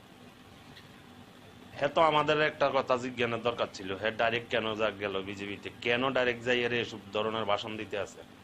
হ্যার মতন কুলাঙ্গার নেতা মনে হয় যদি জায়গা থাকে তাহলে মনে হয় দেশ এমনি ধ্বংস হয়ে যাব। তো এই লোকটারে কেউ বিশ্বাস করেন না। এই লোকটা যদি সোনামুড়ার মাধ্যমে আইয়ে যারা আমরা ত্রিপুরা মাতা করছি তারা ঠিক মতনে 50 টাকা দামের একটা রশি আছে বাড়ি, এই রশিটা দিয়ে বাঁধি ঠিক মতনে মনে করেন যে মাইট টেরের দরকার নাই, মহারাজারে দেয়াইবেন যে দেখেন আপনি টিকিট দিচ্ছেন এই লোকটারে। এই টিকিটের মাধ্যমে এই লোকটা দাঁড়াইছিল, এই লোকটা তখন এই কথা কইছে, এখন আবার এই কথা কয় যে মুসলমান জাতির এই সেই জাতির স্বার্থে যাই এরা যদি ডেভেলপমেন্ট কিছু করতে চাই তাহলে বিজেপির ভোট দাও। তখন কইছিল 2023 সালে কইছিল। তো যাক 2023-এ বয়ান দিছে উল্টা, এখনো আবার উল্টা। তাহলে আমার মতো এসব নেতার দেশে থাকার দরকার নাই। এডি আছে না, এডি হইলো কুলাঙ্গার, এডি হইলো ডাঙ্গাবাজ নেতা। আবুল খায়েরের মতন নেতা আছে না, এগুলো ডাঙ্গাবাজ, সের মতন ডাঙ্গাবাজ মনে আর নাই। সে একটা যোদ্ধা সৈনিক, আসাম রাইফেল একটা যোদ্ধা সৈনিক। সে কিন্তু কি আর বলবো, এর মতন কি যোদ্ধা সৈনিক হইব। যাক, এর বিষয়ে আর কথাটা আমার বলতে চাই না। আমার মোবাইলের চার্জ নষ্ট হয়, নেট নষ্ট হয়, এর ব্যাপারে কথা কইতাম লাগি। যাক, তো সবার কাছে আমার একটাই আবেদন, এসব নেতার কথা শুনিয়ে কেউ বিজেপির মাধ্যমে বা ত্রিপুরা মাতার মাধ্যমে এসব নেতার কথা শুনি, যে কোনো দলে করুক না, এসব নেতারা কোনো দলে যাওয়াটা ঠিক মনে হয় না। তো হ্যাঁ মনে করে হ্যার মতন আবুল খায়ের যদি সাপোর্ট করে মনে হয় বক্সনগর এবং দনপুর সিট হাসিলে যাব। হ্যার মতন নেতা গেলে আর এর আগে তো তফাজ্জল ভাই মনে করেন 4048 ভোটে ফেল গেছে, এবার মনে 9000 ভোটে ফেল যাব। যদি এই নেতাটার লগের আয় এগুলো একটা চোর, এর মতন চোর আর নাই। যাক, আসসালামু আলাইকুম, সকলে ভালো থাকেন। সবার কাছে আমার দোয়া রইল, সবাই আমি দোয়া করি ভালো থাকেন। যাক, এতটুকু আমার কথা। আসসালামু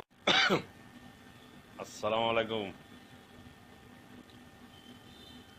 আমরা বক্সনগর সোনামুড়া বক্সনগরবাসীরে আমার সালাম রইল সবার প্রতি, বড় ছোট যতজন আছেন সবার প্রতি আমার সালাম রইল।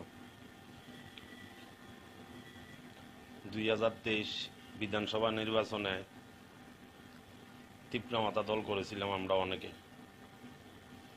আজকে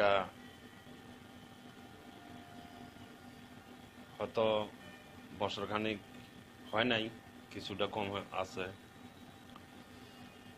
আমাদের মহারাজের মাধ্যমে আমরা সকলে বেশ কিছু লোকের ত্রিপুরা মাতা করি।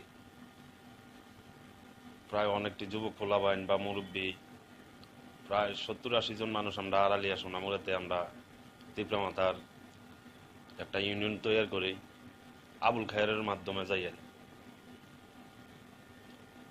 আজকে 2023-এ আবুল খায়ের জনজাতির যে মুসলিম সংগঠনের লোকের জন্য ত্রিপুরা মাতার দল হয়ে উনি যা যা ভাষণ দিলেন, যে আমাদের জাতির যত গানে আছে, আসাম, দিল্লি, এই গুজরাটে বিজেপির তারা মারধর করতে আছে, সেই অনেক বিভ্রান্ত কথা বলেছেন ত্রিপুরা মাতাকে ভোট দেওয়ার লাই।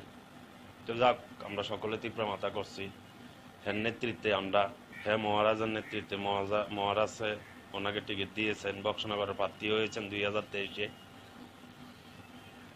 তো যাক, দুর্ভাগ্য উনি পাস করেন নাই, পাস করেছিল সিপিএম প্রার্থী, আমাদের সামাজিকতার একজন, নাম তার শামসুলক মহাশয় সাহেব।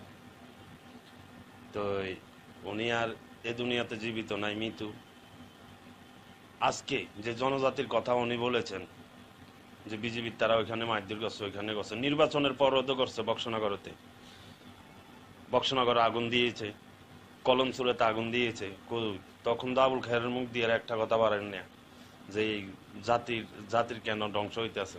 তফাজ্জল তো মুসলমান জাতের একজন, তাহলে আজকে কেন সেই জাতির চিন্তা করে দনপুরবাসীরে কইতে আছে, বক্সনগরবাসীরে কইতে আছে, সারা সোনামুড়া সাব ডিভিশনের মানুষের কইতে আছে বিজেপির ভোট দেওয়ার লাই। তাহলে আমি মনে করলাম 2023 সালে মনে হয় একটা দালাল ছিল বিজেপির দালালি করি মহারাজের টিকিটটা ফুসলে ফাসলাই লইছে আর ইয়ে মনে করেন হ্যাঁ দাঁড়াইছে বিজেপির ইয়ে হ্যাঁ কাজ করছে, হ্যাঁ কোনো ত্রিপুরা মাতার পার্টির না। আমি তো মনে করি যে ত্রিপুরা রাজ্যে আমাদের যেই প্রিয় নেতা মহারাজ, এই মহারাজের আমার একটা আবেদন, এই নেতাটাকে যেন পুলিশের মাধ্যমে হোক আর যে কোনো মাধ্যমে একজন যেহেতু কঠোর সাজা দেয়। হ্যাঁ তো আমাদের একটা কথা জিজ্ঞানের দরকার ছিল, হ্যাঁ ডাইরেক্ট কেন গেল বিজেপিতে, কেন ডাইরেক্ট যাই এর এসব ধরনের ভাষণ দিতে আছে। হ্যার মতন কুলাঙ্গার নেতা মনে হয় যদি জায়গা জায়গা থাকে তাহলে মনে হয় দেশ এমনি ধ্বংস হয়ে যাব। তো এই লোকটারে কেউ বিশ্বাস করেন না। এই লোকটা যদি সোনামুড়ার মাধ্যমে আইয়ে যারা আমরা ত্রিপুরা মাতা করছি তারা ঠিক মতনে 50 টাকা দামের একটা রশি আছে বাড়ি, এই রশিটা দিয়ে বাঁধি ঠিক মতনে মনে করেন যে মাইট টেরের দরকার নাই, মহারাজারে দেয়াইবেন যে দেখেন আপনি টিকিট দিচ্ছেন এই লোকটারে। এই টিকিটের মাধ্যমে এই লোকটা দাঁড়াইছিল, এই লোকটা তখন এই কথা কইছে, এখন আবার এই কথা কয় যে মুসলমান জাতির এই সেই জাতির স্বার্থে যাই এরা যদি ডেভেলপমেন্ট কিছু করতে চাই তাহলে বিজেপির ভোট দাও। তখন কইছিল 2023 সালে কইছিল। তো যাক 2023-এ বয়ান দিছে উল্টা, এখনো আবার উল্টা। তাহলে আমার মতো এসব নেতার দেশে থাকার দরকার নাই। এডি আছে না, এডি হইলো কুলাঙ্গার, এডি হইলো ডাঙ্গাবাজ নেতা। আবুল খায়েরের মতন নেতা আছে না, এই হইলো ডাঙ্গাবাজ। সের মতন ডাঙ্গাবাজ মনে আর নাই। সে একটা যোদ্ধা সৈনিক, আসাম রাইফেল একটা যোদ্ধা সৈনিক। সে কিন্তু কি আর বলবো, এর মতন কি যোদ্ধা সৈনিক হইব। যাক, এর বিষয় আর কথাটা আমার বলতে চাই না। আমার মোবাইলের চার্জ নষ্ট হয়, নেট নষ্ট হয়, এর ব্যাপারে কথা কইতাম লাগি। যাক, তো সবার কাছে আমার একটাই আবেদন, এসব নেতার কথা শুনিয়ে রেখে বিজেপির মাধ্যমে বা ত্রিপুরা মাতার মাধ্যমে এসব নেতার কথা শুনি, যে কোনো দলে করুক না, এসব নেতারা কোনো দলে যাওয়াটা ঠিক মনে হয় না।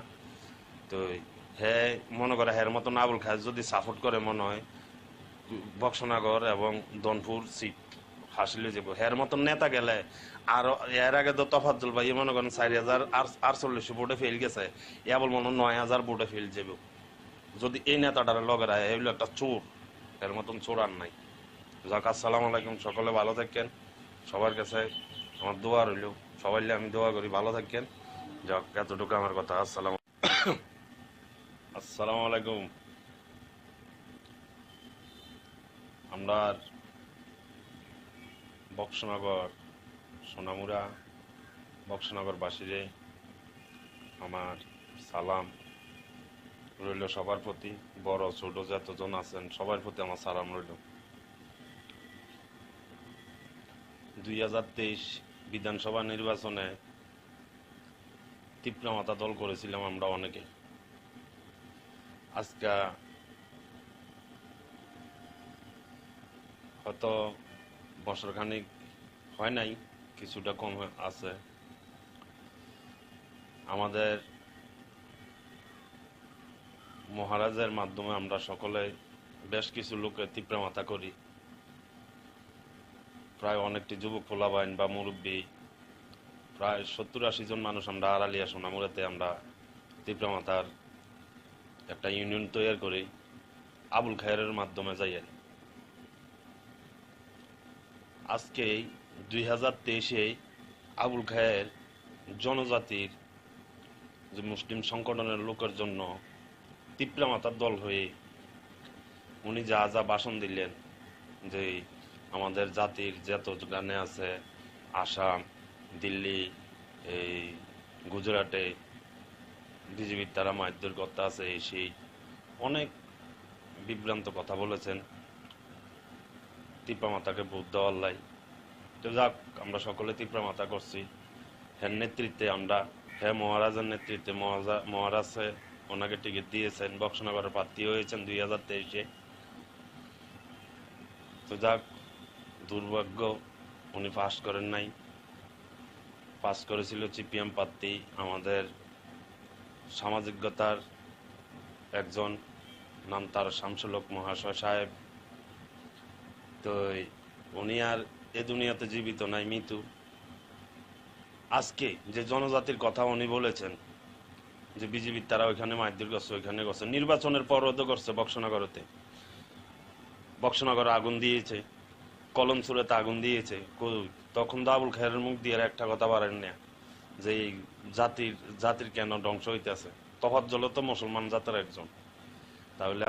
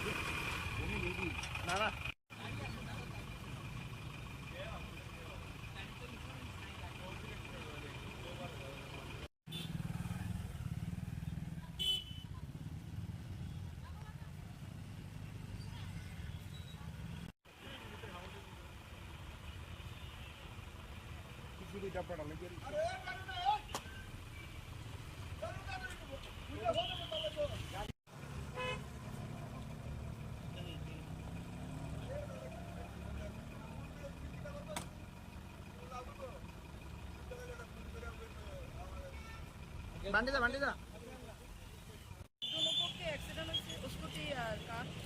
আচ্ছা, কেউ কি আহত হয়েছে? দুইজন তো এখন তো আমি কিছু করতে পারে না, মানে দুজনকে ফায়ার সার্ভিস লয়ে গেছে জীবিতে। আপনারা কি খবর পাইছেন?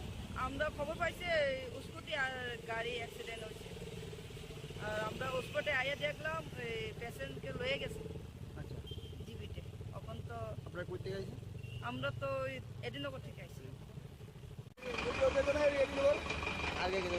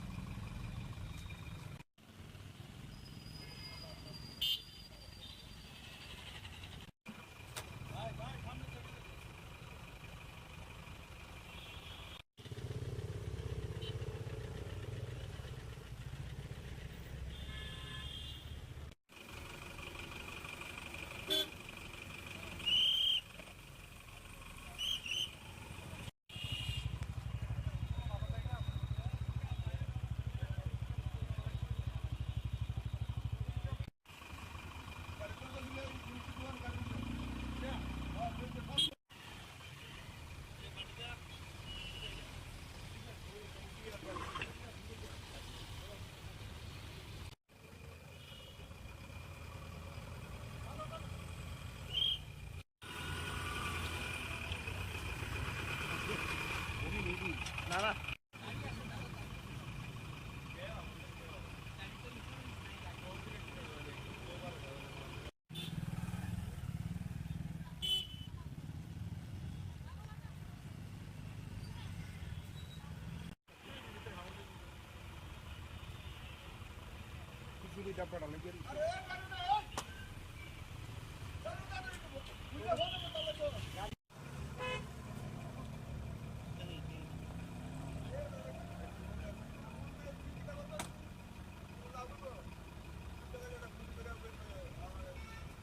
বান্ডিদা বান্ডিদা দুপক্ষে অ্যাক্সিডেন্ট হয়েছে স্কুটি আর কার। আচ্ছা কেউ কি আহত হয়েছে? দুইজন তো এখন তো আমি কিছু করতে পারে না, মানে দুজনকে ফায়ার সার্ভিস লয়ে গেছে জীবিতে। আপনারা কি খবর পাইছেন? আমরা খবর পাইছি স্কুটি আর গাড়ি অ্যাক্সিডেন্ট হচ্ছে, আর আমরা স্পটে আইয়া দেখলাম পেশেন্টকে লয়ে গেছে আচ্ছা জীবিতে। এখন তো আপনারা কই থেকে আইছেন? আমরা তো এডিনগর থেকে আইছি। আগে গেলে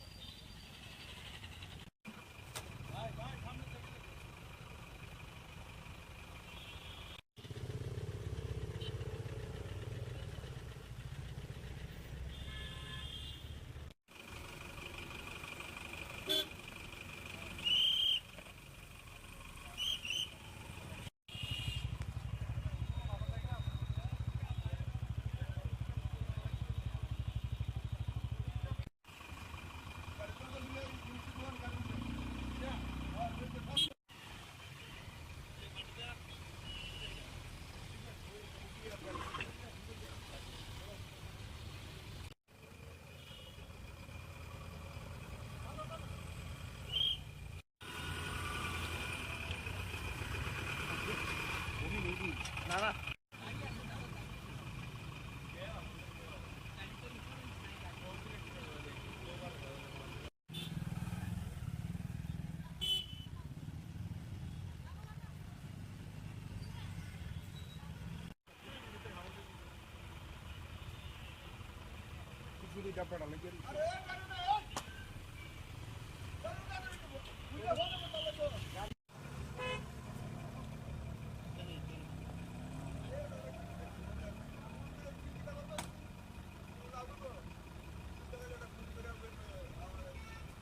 বান্ডিদা বান্ডিদা দুপক্ষে অ্যাক্সিডেন্ট হয়েছে স্কুটি আর কার।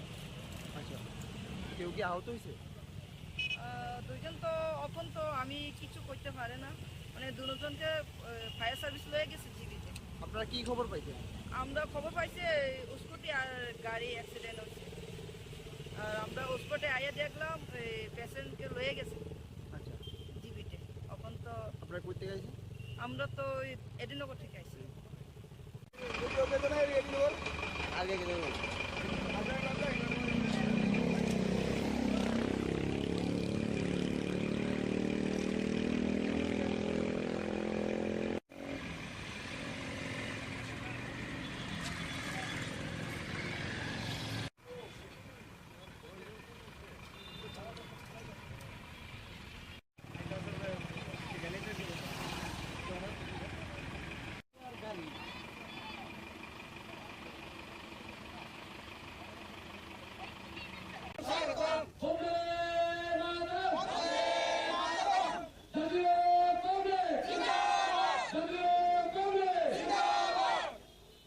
করছি এর থেকে উত্তরণের জন্য যারা শুভচিন্তক, যারা দেশকে নিয়ে চিন্তা ভাবনা করেন, দেশের মানুষের জন্য, তাদের কাজ করার ইচ্ছে রয়েছেন, সকলের কাছে আজকের এই ঐতিহাসিক দিনে এই পবিত্র দিনে আমাদের আবেদন থাকবে, সঞ্জীব ভট্টাচার্যের মতো নেতারা যখন দলে যোগদান করছেন, ওনার পথ আপনারা অনুসরণ করুন।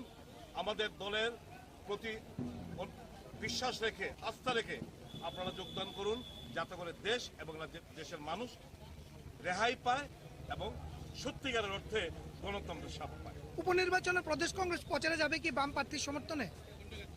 এটা নিয়ে তো আমাদেরকে বামপন্থী বন্ধুরা বলেনও নি।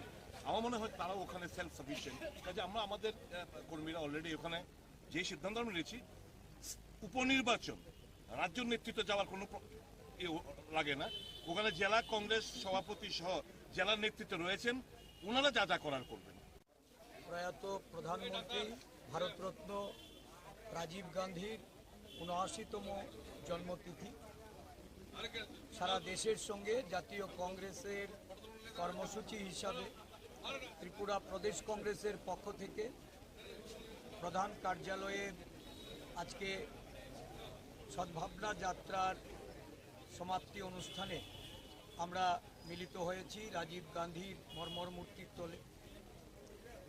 রাজীব গান্ধীজি এই ভারতবর্ষের সমগ্র দেশব্যাপী জনগণের মনে তার প্রধানমন্ত্রীত্বে এবং দেশের সেবার কাজে আজও প্রাসঙ্গিক। দেশের আধুনিকতার, তথ্য প্রযুক্তির, টেলিকমিউনিকেশনের যুগে এবং ভারতবর্ষের যুব সমাজকে এগিয়ে নিয়ে যাওয়ার জন্য উনি যে স্বপ্ন দেখিয়েছেন, সেই স্বপ্ন উনি ওনার প্রধানমন্ত্রীত্বের সময়কাল থেকে শুরু করে আজও এটা বর্তমান, এটা এগিয়ে চলেছে। রাজীব গান্ধী ছিলেন একজন শান্তির অগ্রদূত। বিশেষ করে উত্তর পূর্বাঞ্চল সহ সমগ্র দেশে এবং ভারতবর্ষের পার্শ্ববর্তী দেশগুলিতে শান্তি প্রতিষ্ঠার লক্ষ্যে ওনার প্রয়াস আজকে সর্বজন বিদিত। উত্তর পূর্বাঞ্চলকে শান্তি এবং সম্প্রীতিতে প্রতিষ্ঠা করার লক্ষ্যে উনি যেমন জাতীয় কংগ্রেসের হাল ধরে জাতীয় কংগ্রেসের জন্য সেখানে আত্মত্যাগ করেছিলেন, ভারতবর্ষের শান্তি প্রতিষ্ঠাতেও উনি আত্মবলিদান দিয়েছেন।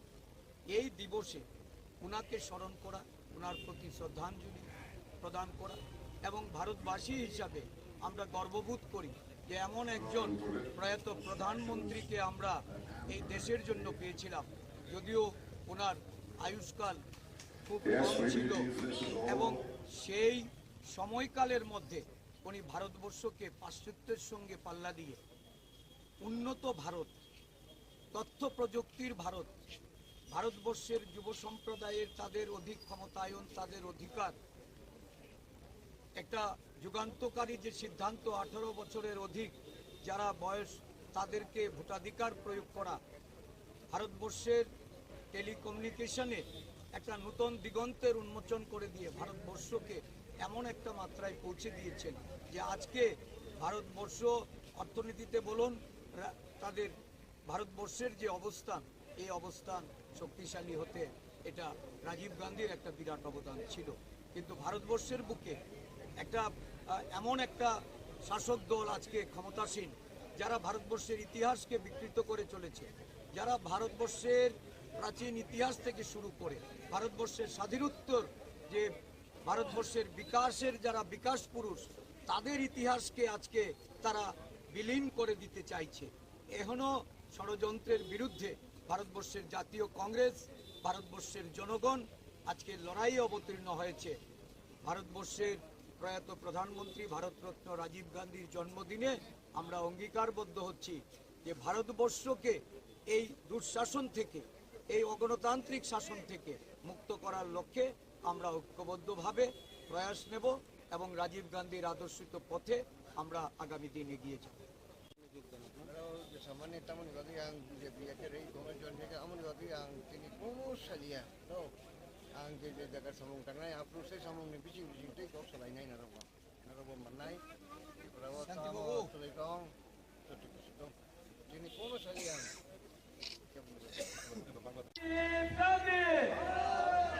Rajiv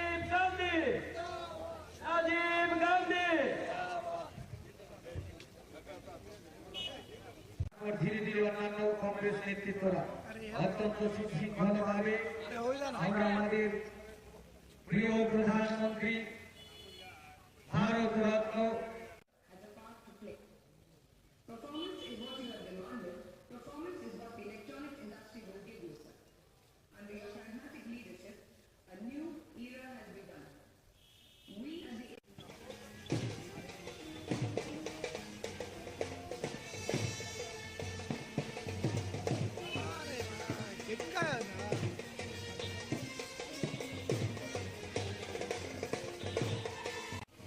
রাজ্যের যুব সম্প্রদায় নেশায় আকৃষ্ট হয়ে নেশায় আসক্ত হয়ে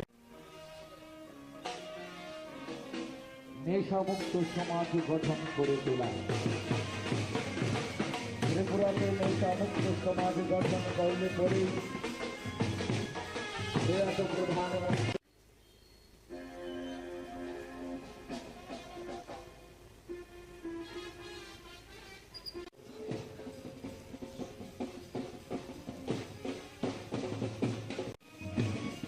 ভারতের রত্ন রাজীব গান্ধীজির সফল হবে বলে আমরা বিশ্বাস করি।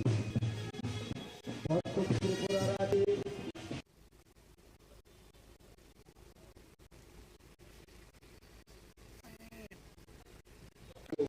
রাজ গান্ধীজি অমর রয়েছে। জয় হিন্দ।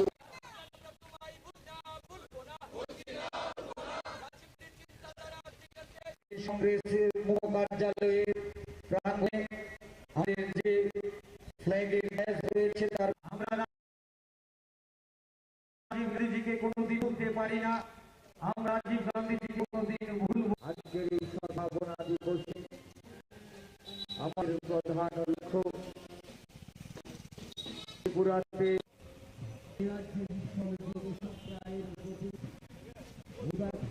আহ্বান রাখছি।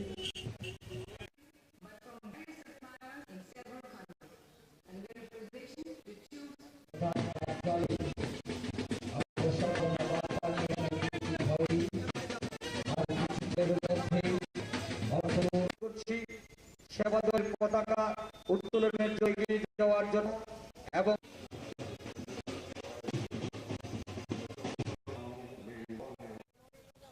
সেদিকে অনুভব করে যুব সম্প্রদায়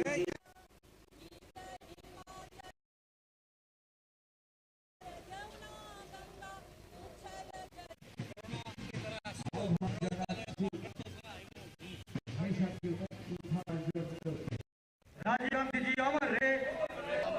राजीव गांधी जी अमर रहे। राजीव गांधी जी अमर रहे। আমরা অত্যন্ত সমাজের মধ্যে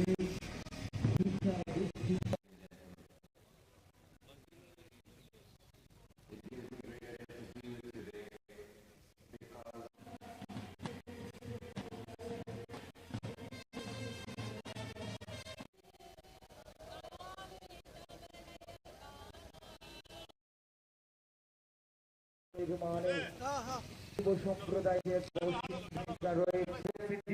ডিসি রামফল মহোদয়কে অনুরোধ করছি চারিদিকে এগিয়ে অবগতির জন্য জানাচ্ছি। আমরা এখন ধীরে ধীরে আমরা রাজীব গান্ধীজিকে কোনোদিন ভুলতে পারি না। আমরা রাজীব গান্ধীকে কোনোদিন ভুল পতাকা বহন করে নেওয়ার জন্য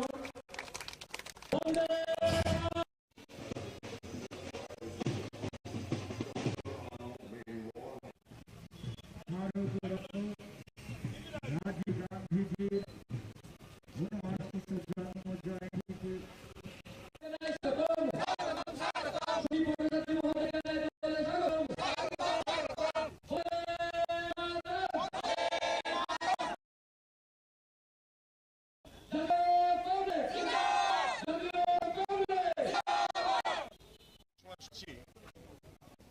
থেকে উত্তরণের জন্য যারা সুবোধক যারা চিন্তা ভাবনা করেছেন মানুষের জন্য কাজের ইচ্ছে রয়েছেন সকলের কাছে আজকের এই ঐচ্ছিক দিনে পবিত্র দিন আমাদের আনন্দ থাকবে।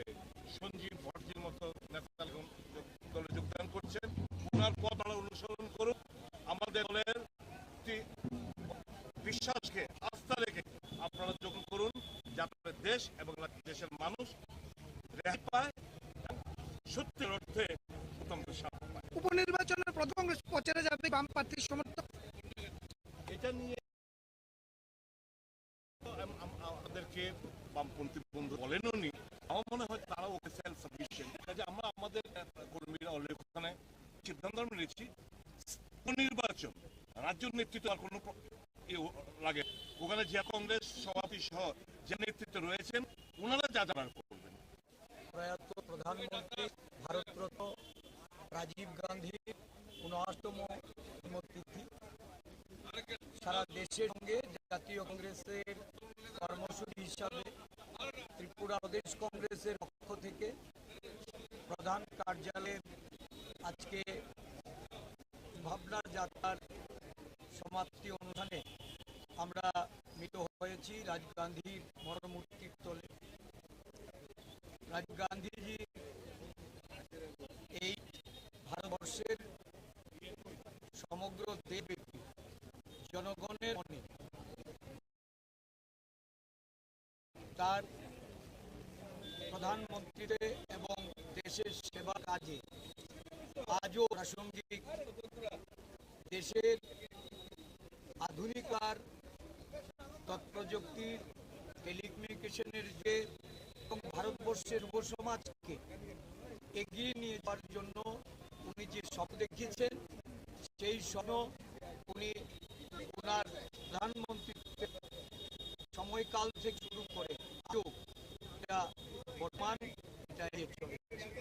রাজীব গান্ধী ছিলেন একজন শান্তি গ্রদূত। বিশেষ করে উত্তর পূর্বাঞ্চল সহ সমগ্র দেশে এবং ভারতবর্ষের পার্শ্ববর্তী দেশগুলিতে শান্তি প্রতিষ্ঠার লক্ষ্যে ওনার প্রয়াস আজকে সর্বজনবিদিত। উত্তর পূর্বাঞ্চলকে শান্তি এবং সম্প্রীতিতে প্রতিষ্ঠা করার লক্ষ্যে উনি যেমন জাতীয় কংগ্রেসের হাল ধরে জাতীয় কংগ্রেস জন্য সেখানে তো ত্যাগ করেছে, ভারতবর্ষের শান্তি প্রতিষ্ঠাতেও উনি আত্মবলিদান দিয়েছেন। এই দিবসে উনাকে স্মরণ করা, উনার প্রতি শ্রদ্ধাঞ্জলি প্রদান করা এবং ভারতবাসী হিসেবে আমরা গর্ববোধ করি যে এমন একজন প্রয়াত প্রধানমন্ত্রীকে আমরা দেশের জন্য পেলাম।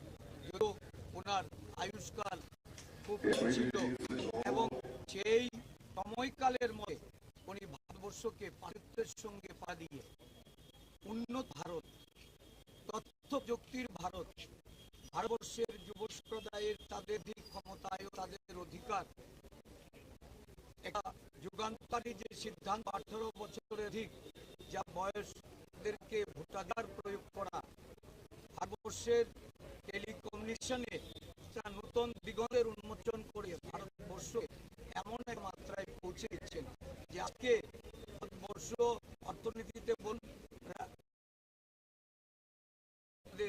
ভারতবর্ষের যে অবদান, এই অবদান শক্তিশালী হতে যা রাজীব গান্ধীর একটা বিরাট অবদান ছিল।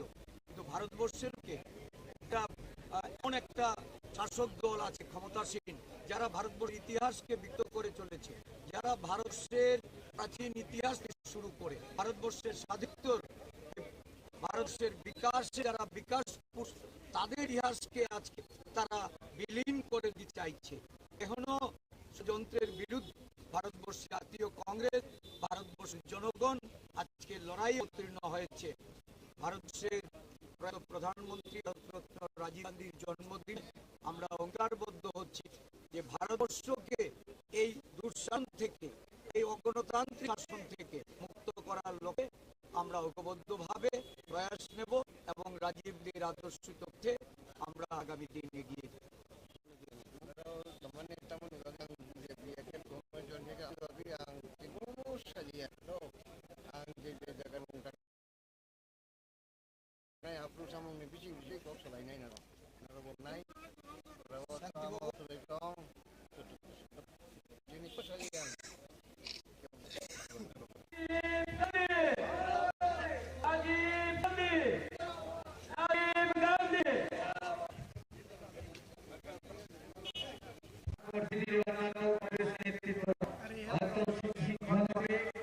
আমাদের প্রিয় প্রধান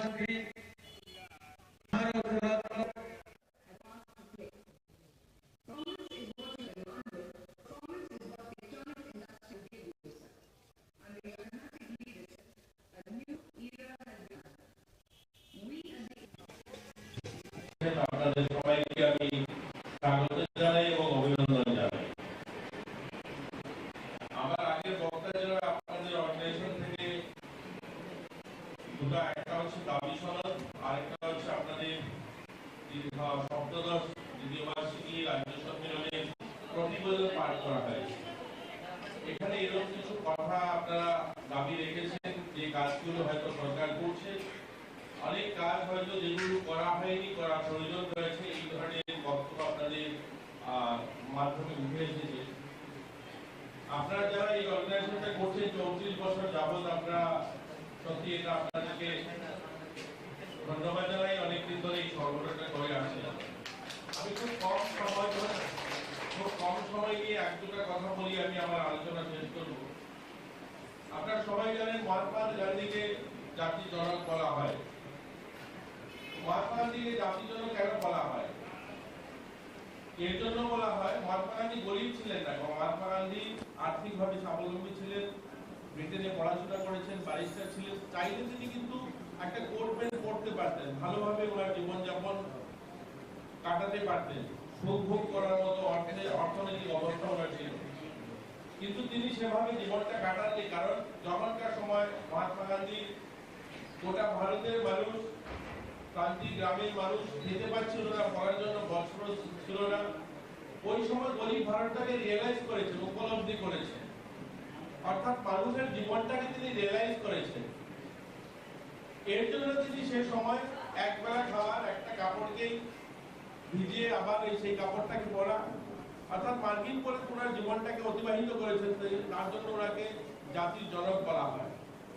আমি এই কথাটা এর জন্য বলছি, আপনাদের কথার মধ্যে উঠে এসেছিল যে 34 বছর আপনারা অনেক লড়াই সংগ্রাম আন্দোলন করেছেন। যাদের সামনে আপনারা লড়াই আন্দোলন সংগ্রাম করেছিলেন তাদের মধ্যে সেই রিয়েলাইজেশন ছিল না। তারা কোনো সময় আপনাদের যে আপনার প্রতিবন্ধী, আপনাদের জীবনের কষ্ট বা দুঃখ দুর্দশা, সেটা তারা রিয়েলাইজ করতে পারেনি। এই ত্রিপুরায় যে নিজ স্তরে যারা বসবাস করে, একদম গ্রামীণ অবস্থাতে যারা, একদম গরিব মানুষ যারা, তার একটা সম্প্রদায় হচ্ছে চা বাগান শ্রমিক যারা। এই চা পাতা বাগানে যারা কাজ করে 100 বছর ধরে কাজ করে, কিন্তু ওই মানুষগুলো তাদের জমির ব্যবস্থা করা হয়নি। যে ইকুয়ালিটির কথা আপনারা যে কথাগুলো তুলে আনছেন তার পরিপ্রেক্ষিতে বলছি, যে ইকুয়ালিটির কথা, যে সাম্যবাদের কথা তারা বলতো, অন্ন বস্ত্র শিক্ষা স্বাস্থ্য, মানুষের মৌলিক অধিকারের কথা বলতো, তারা মানুষের মৌলিক অধিকার কোনো সময় দেয়নি। যে চা বাগানগুলোতে শত বছর ধরে শ্রমিকরা কাজ করতো, তাদেরকে একটা জমির পাট্টার ব্যবস্থা করেনি। সেখানে তারা শোষিত ছিল, তাদেরকে জমির ব্যবস্থা না করার কারণে, জমির মালিকানা না থাকার কারণে তারা পড়াশোনা করতে পারেনি, তাদের ছেলেমেয়েরাও শিক্ষা দীক্ষায় এগোতে পারেনি। কারণ তারা যদি বাগানের কাজ ছেড়ে যে অন্য কোনো কাজ করে, বাগান ছেড়ে পালিয়ে যেতে হবে, সেখান থেকে বের করে দেওয়া হবে। তো এই ধরনের একটা সরকারের সামনে আপনারা 34 বছর আপনাদের যে গল্প, অর্থাৎ আপনারা 34 বছরের, আমি যদি বলি 38 বছর তাদের সামনে আপনারা আপনাদের দাবি সনদ পেশ করেছেন। তারা কোনোদিন আপনাদের জীবন মান উন্নয়ন হোক, আপনারাও স্বাবলম্বী হন। আপনারা বলেছেন এখানে 5,000 টাকা ভাতা হওয়া যায়, আমি এগ্রি করি, 5,000 টাকা একটা মানুষের ভাতা হওয়া চাই।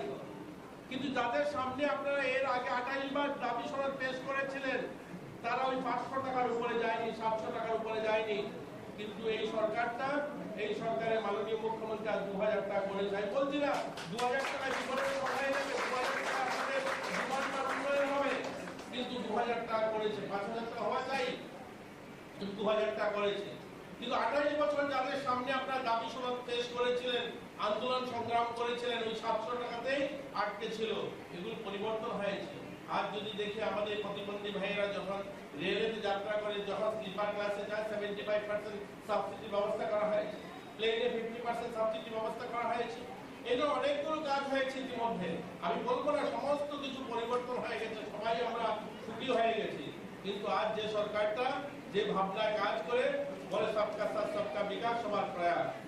যখন সবকা সাথ সবকা বিকাশ সবার প্রয়াস বলা হয়, যখন সর্বভৌমত্ব সূচনা বলা হয়, যে সবার কল্যাণ হোক, সবার মঙ্গল করা হোক, সেটা বলা হয়, তখন তার মধ্যে আমরাও আসি, আমরা যারা প্রতিবন্ধী তাদের জীবনের কথাও আসে। আজ যখন ত্রিপুরায় 3 লক্ষ ঘর প্রধানমন্ত্রী আবাস গ্রামীণ শহরে দেওয়া হয়, সেখানে কিন্তু আমার প্রতিবন্ধী ভাইও কিন্তু ঘর পায়, সেখানে তারও বাড়ির ব্যবস্থা হয়। আজ আমি এখানে দেখেছি একটা দাবি সনদ রয়েছে, চিকিৎসার ব্যবস্থা, আয়ুষ্মান কার্ড। আমাদের ভারত সরকার প্রধানমন্ত্রী নরেন্দ্র মোদীর নেতৃত্বে ত্রিপুরায় যে 8.5 লাখ পরিবারের মধ্যে প্রায় 4.5 লাখ পরিবার, অর্ধেক পরিবার যারা আয়ুষ্মান কার্ড পেয়েছে, অর্ধেক মানুষ পায়নি। এখানে অনেক রয়েছেন আয়ুষ্মান কার্ডের আওতায় আসেননি। মাননীয় মুখ্যমন্ত্রীকে কেউ ডেপুটেশন দেননি, কেউ গিয়ে আন্দোলন করেননি। এবারে বাজেটে 59 কোটি টাকা রেখেছে যে ত্রিপুরার 100% মানুষ সবাই এই হলে যারা আছেন ইনক্লুডিং আমি, আমরা সবাই স্বাস্থ্য বীমার আওতায় আসবো, মুখ্যমন্ত্রী জন আরোগ্য যোজনায় আসবো। কাউকে আজ চিকিৎসার জন্য ভাগ থাকতে হবে না। আর 5 লক্ষ টাকার চিকিৎসার ব্যবস্থা মুখ্যমন্ত্রী জন আরোগ্য যোজনায় দেওয়া হবে। আপনারা খেলাধুলার কথা এনেছেন, প্রতিবন্ধী ছেলেমেয়েরা খেলাধুলা করতে যায়, তাদেরকে আর্থিক সাহায্যের কথা। আমি এখানে আপনাদের সাংবাদিক বন্ধুরা রয়েছে, তাদের সামনে দাঁড়িয়ে বলবো, প্রতিবন্ধী তো দূরের কথা, ত্রিপুরাতে এমন একটা সরকার ছিল যারা ভালো স্টুডেন্ট যারা প্র্যাকটিস করতে গিয়ে মেরুদণ্ড ভেঙে গিয়েছে, ধলেশ্বরে একটা ছেলে 1 টাকা সাহায্য করতে পারেনি আগে সরকার, কারণ কোনো ধরনের পলিসি ছিল না। আজ এই সরকার তাদের জন্য 8 কোটি টাকা রেখেছে এবার বাজেটে, যে সেই সমস্ত ছেলেমেয়েরাও যারা বাইরে এই খেলাধুলায় যায় তাদেরকেও যেন বিমার আওতায় আনা হয়। কোনো কারণে কোনো দুর্ঘটনা যদি ঘটে যায় তাদেরকে সরকারের সাহায্য পাবে। এইটা অসংখ্য কাজ। যেহেতু আমার খুব কম সময়, আমি বেরিয়ে যাবো, যেতে হবে আমার 29 জেলায়, তার জন্য আপনাদের সঙ্গে থাকতে পারছি না। এর অনেকগুলো কথা রয়েছে, আপনারা যেগুলো দাবি করেছেন সত্যি প্রশংসনীয়, এগুলো আপনাদের হওয়া চাই। সরকারের যেহেতু আমরা আজকে চেষ্টা করবো, মাননীয় মুখ্যমন্ত্রীর সঙ্গে কথা বলবো যে এই সমস্ত সমস্যার সমাধান কি করে করা যায়। কিন্তু এই সরকারটা আমি বলবো যে সর্বভৌমত্ব সুখীরা, সবাই সুখী হোক, সবাই ভালো থাকুক, সবার কল্যাণ হোক, এই মন্ত্রে বিশ্বাস করে আমি একটা বাইরে যাবো, একটু ঘুরতে যাই। সন্ধ্যার পরে বাড়ির থেকে বেরোবেন, যখন বেরোচ্ছেন তো যিনি দিয়ে বলছিলেন বন্ধু এটা হাতে রেখে দাও, সে অবাক হয়ে বললো, আরে আমার জন্য আমি তো চোখে এমনিই দেখতে পাই না, আমার জন্য অন্ধকারটা কি আর আলোটাই কি, তো আমাকে কেন এটা দিয়েছো? আমার তো যে লোকটা সামনের দিকে অন্ধকারে আসবে সে হয়তো ধাক্কা খাবে তোমার শরীরে, তার জন্য এটা হাতে থাকলে সে ধাক্কা খাবে না, তার জন্য।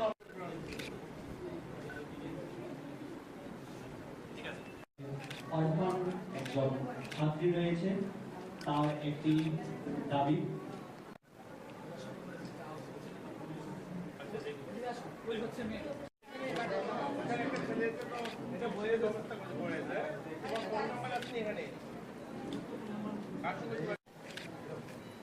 দাদা স্যার একটু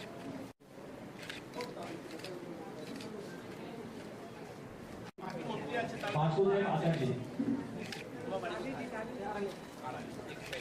বাসুদেব আচার্য।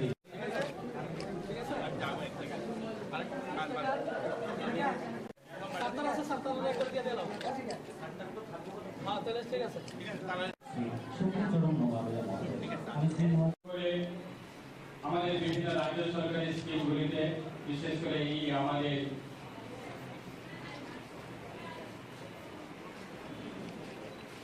সোশ্যাল ওয়েলফেয়ার ডিপার্টমেন্টের মাধ্যমে যতগুলি বার্তা প্রদান করা হয়েছে। 18 আগে ছিল মাত্র 500 থেকে বেরিয়ে 7 টাকা ছিল, এবং উইদিন মাত্র 5 বছরের মধ্যে আজকে দিনে দাঁড়িয়ে প্রায় 2000 টাকা বাড়িয়ে দিয়েছে। এবং বিভিন্ন রাজ্য সরকারের সমস্ত কর্মচারী যারা আছে তাদের বেতন ভাতাগুলি আমাদের সরকার যথেষ্ট টিএডিএ থেকে শুরু করে সমস্ত যে সরকারের কর্মচারীরা পাওনা দরকার সেগুলি পূরণ করেছে। তাই আজকে অল ত্রিপুরা কমিটির আজকে এই সম্মেলনের পক্ষ থেকে আমি অসংখ্য ধন্যবাদ জানাবো যে কমিটিগুলি যারা রয়েছে, এবং আজকে এই সম্মেলনের মাধ্যমে আমার অনুরোধ থাকুক, এবং বিগত দিনে আমরা দেখি যে নিজের মৌলিক অধিকারগুলি পাওয়ার জন্য এবং বিভিন্ন সময়ে বিভিন্ন দলকে খুশি করার জন্য এবং বিভিন্ন দলগুলি রাজনীতি ভোটব্যাংক তৈরি করার জন্য আমাদের রাজ্যে বিভিন্ন সম্প্রদায় মানুষকে সঙ্গে নিয়ে এবং বিভিন্ন মহলকে সঙ্গে নিয়ে নিজের রাজনীতি ভোট ব্যাংক তৈরি করে রাজনীতি করছে। আজকে আমাদের সরকার দ্বিতীয়বার সরকার গঠনের পরে আমাদের রাজ্যের মাননীয় জনগণের মুখ্যমন্ত্রী প্রফেসর ডক্টর মানিক সাহা মহোদয় আজকে সমস্ত এই রাজ্যে আমাদের গরিব শ্রেণী থেকে শুরু করে প্রায় 37 লক্ষ আমাদের রাজ্যবাসী আছে, সবার জন্য চিন্তা ভাবনা করে আজকে কাজ করছে। এবং এই দ্বিতীয়বার সরকার গঠনের উপরে আমরা একটা আমাদের বড় অ্যাচিভমেন্ট যে আমরা কোনো আন্দোলন ছাড়াই, কোনো দাবি ছাড়াই আমাদের রাজ্যে আমরা দেখি যে পয়সাওয়ালারা, চাকরিওয়ালারা এবং বিজনেসওয়ালারা তারা কেন শুধু বিল্ডিং করে থাকবে, দালান করে থাকবে,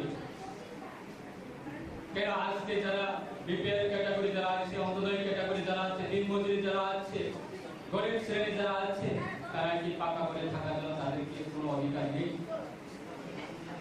সেটা আজকে চিন্তা করে আমাদের দ্বিতীয়বার সরকার গঠনের পরে প্রায় 1,30,000 সংখ্যা সাধারণ গরিবের জন্য কেন্দ্র সরকারের মাননীয় প্রধানমন্ত্রী নরেন্দ্র ভাই মোদীর নেতৃত্বে আজকে আমাদের রাজ্যের মানুষের জন্য, রাজ্যের গরিব শ্রেণীর জন্য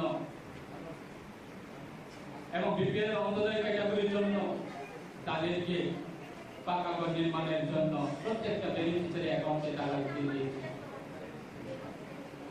আমরা কোনোদিনে বলিনি যে আমাদের দলে যারা থাকবে তারা পাবে, যে আমাদের সঙ্গে যারা থাকবে তারা সুযোগ সুবিধা পাবে, যে আমাদের দলে যারা পতাকা দিয়ে মুসলিম দিকে যাবে তারা সুযোগ সুবিধা পাবে। আমাদের সরকারের উদ্দেশ্য সেটা মূলত এবং মাননীয় মুখ্যমন্ত্রী যে ইতিহাস তৈরি করেছে, বিগত দিনে 83 চাকরি নিয়োগ করতে গিয়েছিল যুবক ভাইদের জন্য সুযোগ সুবিধা করে দিল। আজকে আমাদের সরকার ক্ষমতা আসার পরে মহিলাদের জন্য এবং মহিলাদের জন্য তাদেরকেও আমাদের এই 83 চাকরি নিয়োগ ক্ষেত্রে তাদেরকেও সুযোগ সুবিধা দিতে হবে। সেটা চিন্তাই করে আজকে আমাদের সরকার রাজ্যের সমস্ত অংশের এবং সমস্ত শ্রেণীকে সঙ্গে নিয়ে কাজ করা মানসিকতা। তাই আপনাদেরকে আমার অনুরোধ থাকবে, আজকে আপনারা যেগুলি দাবি তুলে দিয়েছেন আমরা অবশ্যই আমাদের রাজ্যের মাননীয় জনগণের মুখ্যমন্ত্রী ওনার সঙ্গে আমরা আলোচনা বসবো এবং এই দাবিগুলি নিয়ে আপনাদের মূল্য অধিকার সেটাকে আমরা বাস্তবায়ন করার জন্য আমরা সরকারের পক্ষে আমরা বিবেচনা করব। রাস্তাপথে গিয়ে অন্য দলের উস্কানি নিয়ে জাতি রাজ্যের মধ্যে জাতির কোনো ধরনের মানুষের কথা শুনে সেটা আপনার কাছে আমার অনুরোধ থাকবো। সরকার এখানে উপস্থিত হয়েছেন আপনাদের সবাইকে আমি স্বাগত জানাই এবং অভিনন্দন জানাই। আমার আগের বক্তা যারা আপনাদের অর্গানাইজেশন থেকে দুটো, একটা হচ্ছে দাবি সনদ, আরেকটা হচ্ছে আপনাদের সপ্তদশ দ্বিতীয় বার্ষিকী রাজ্য সম্মেলনের প্রতিবেদন পাঠ করা হয়েছে। এখানে এরকম কিছু কথা আপনারা দাবি রেখেছেন যে কাজগুলো হয়তো সরকার করছে, অনেক কাজ হয়তো যেগুলো করা হয়নি, করার প্রয়োজন রয়েছে, এই ধরনের বক্তব্য আপনাদের মাধ্যমে উঠে এসেছে। আপনারা যারা এই অর্গানাইজেশনটা করছেন 34 বছর যাবৎ, আপনারা সত্যি এটা আপনাদেরকে ধন্যবাদ জানাই। অনেকদিন ধরে এই সংগঠনটা করে আসছেন। আমি খুব কম সময় নিয়ে এক দুটা কথা বলি, আমি আমার আলোচনা শেষ করব। আপনারা সবাই জানেন মহাত্মা গান্ধীকে জাতির জনক বলা হয়। মহাত্মা গান্ধীকে জাতির জনক কেন বলা হয়? এর জন্য বলা হয়, মহাত্মা গান্ধী গরিব ছিলেন না, মহাত্মা গান্ধী আর্থিকভাবে স্বাবলম্বী ছিলেন, ব্রিটেনে পড়াশোনা করেছেন, ব্যারিস্টার ছিলেন। চাইলে তিনি কিন্তু একটা কোট প্যান্ট পরতে পারতেন, ভালোভাবে ওনার জীবনযাপন কাটাতে পারতেন, সুখ ভোগ করার মতো অর্থনৈতিক অবস্থা ওনার ছিল। কিন্তু তিনি সেভাবে জীবনটা কাটাননি, কারণ যখনকার সময় মহাত্মা গান্ধী গোটা ভারতের মানুষ, প্রান্তিক গ্রামের মানুষ খেতে পাচ্ছিল না, পড়ার জন্য বস্ত্র ছিল না। ওই সময় গরিব ভারতটাকে রিয়েলাইজ করেছেন, উপলব্ধি করেছেন, অর্থাৎ মানুষের জীবনটাকে তিনি রিয়েলাইজ করেছেন। এর জন্য তিনি সে সময় একবেলা খাবার, একটা কাপড়কে ভিজিয়ে আবার সেই কাপড়টাকে পরা, অর্থাৎ মার্কিন করে ওনার জীবনটাকে অতিবাহিত করেছেন। তার জন্য ওনাকে জাতির জনক বলা হয়। আমি এই কথাটা এর জন্য বলছি, আপনাদের কথার মতো প্রয়োজন এসেছিল যে 34 বছর আপনারা অনেক লড়াই সংগ্রাম আন্দোলন করেছেন। যাদের সামনে আপনারা লড়াই আন্দোলন সংগ্রাম করেছিলেন তাদের মধ্যে সেই রিয়েলাইজেশন ছিল না। তারা কোনো সময় আপনাদের যে আপনার প্রতিবন্ধী আপনাদের জীবনের কষ্ট বা দুঃখ দুর্দশা সেটা তারা রিয়েলাইজ করতে পারেনি। এই ত্রিপুরার যে নিচস্তরে যারা বসবাস করে একদম গ্রামীণ অবস্থাতে যারা একদম গরিব মানুষ যারা, তার একটা সম্প্রদায় হচ্ছে চা বাগান শ্রমিক যারা। এই চা পাতা বাগানে যারা কাজ করে 100 বছর ধরে কাজ করে, কিন্তু ওই মানুষগুলো তাদের জমির ব্যবস্থা করা হয়নি। যে ইকুয়ালিটির কথা আপনারা যে কথাগুলো তুলে আনছেন তার পরিপ্রেক্ষিতে বলছি, যে ইকুয়ালিটির কথা যে সাম্যবাদের কথা তারা বলতো, অন্ন বস্ত্র শিক্ষা স্বাস্থ্য মানুষের মৌলিক অধিকারের কথা বলতো, তারা মানুষের মৌলিক অধিকার কোনো সময় দেয়নি। যে চা বাগানগুলোতে শত বছর ধরে শ্রমিকরা কাজ করতো তাদেরকে একটা জমির পাট্টার ব্যবস্থা করেনি। সেখানে তারা সন্তুষ্ট ছিল, তাদেরকে জমির ব্যবস্থা না করার কারণে, জমির মালিকানা না থাকার কারণে তারা পড়াশোনা করতে পারেনি, তাদের ছেলে মেয়েরাও শিক্ষা দীক্ষায় এগোতে পারেনি। কারণ তারা যদি বাগানের কাজ ছেড়ে যে অন্য কোনো কাজ করে বাগান ছেড়ে পালিয়ে যেতে হবে, সেখান থেকে বের করে দেওয়া হবে। তো এই ধরনের একটা সরকারের সামনে আপনারা 34 বছর আপনাদের যে গল্প, অর্থাৎ আপনারা 34 বছরের, আমি যদি বলি 28-29 বছর তাদের সামনে আপনারা আপনাদের দাবি সনদ পেশ করেছেন। তারা কোনোদিন আপনাদের জীবন মান উন্নয়ন হোক, আপনারাও স্বাবলম্বী হন। আপনারা বলেছেন এখানে 5,000 টাকা ভাতা হওয়া চাই, আমি এগ্রি করি, 5,000 টাকা একটা মানুষের ভাতা হওয়া চাই। কিন্তু যাদের সামনে আপনারা এর আগে 28 বার দাবি সনদ পেশ করেছিলেন, তারা ওই 500 টাকার উপরে যায়নি, 700 টাকার উপরে যায়নি। কিন্তু এই সরকারটা, এই সরকারের মাননীয় মুখ্যমন্ত্রী আজ 2,000 টাকা করে যায়। বলছি না 2,000 টাকায় জীবনের সহায় নেবে, 2,000 টাকা আপনাদের জীবন মান উন্নয়ন হবে। কিন্তু 2,000 টাকা করেছে, 5,000 টাকা হওয়া চাই, কিন্তু 2,000 টাকা করেছে। কিন্তু 28 বছর যাদের সামনে আপনারা দাবি সনদ পেশ করেছিলেন, আন্দোলন সংগ্রাম করেছিলেন, ওই 700 টাকাতেই আটকে ছিল। এগুলো পরিবর্তন হয়েছে। আজ যদি দেখি আমাদের প্রতিবন্ধী ভাইয়েরা যখন রেলেতে যাত্রা করে, যখন স্লিপার ক্লাসে যায় 75% সাবসিডি ব্যবস্থা করা হয়েছে, প্লেনে 50% সাবসিডি ব্যবস্থা করা হয়েছে। এগুলো অনেকগুলো কাজ হয়েছে ইতিমধ্যে। আমি বলবো না সমস্ত কিছু পরিবর্তন হয়ে গেছে, সবাই আমরা সুখী হয়ে গেছি। কিন্তু আজ যে সরকারটা যে ভাবনায় কাজ করে বলে সবকা সাথ সবকা বিকাশ সবার প্রয়াস, যখন সবকা সাথ সবকা বিকাশ সবার প্রয়াস বলা হয়, যখন সর্বভৌমত্ব সুবিধা বলা হয়, যে সবার কল্যাণ হোক, সবার মঙ্গল করা হোক, সেটা বলা হয়, তখন তার মধ্যে আমরাও আসি, আমরা যারা প্রতিবন্ধী তাদের জীবনের কথাও আসে। আজ যখন ত্রিপুরায় যে 3 লক্ষ ঘর প্রধানমন্ত্রী আবাস রেখেছে এবার বাজেটে, যে সেই সমস্ত ছেলেমেয়েরাও যারা বাইরে এই খেলাধুলা যায় তাদেরকেও যেন বিমার আওতায় আনা হয়, কোনো কারণে কোনো দুর্ঘটনা যদি ঘটে যায় তাদেরকে সরকারের সাহায্য পাবে। এইটা অন্য না, যেহেতু আমার খুব কম সময়, আমি বেরিয়ে যাবো, যেতে হবে আমার উন্নতি জেলায়, তার জন্য আপনাদের সঙ্গে থাকতে পারছি না। এর অনেকগুলো কথা রয়েছে, আপনারা যেগুলো দাবি করেছেন সত্যি প্রশংসনীয়, এগুলো আপনাদের হওয়া চাই।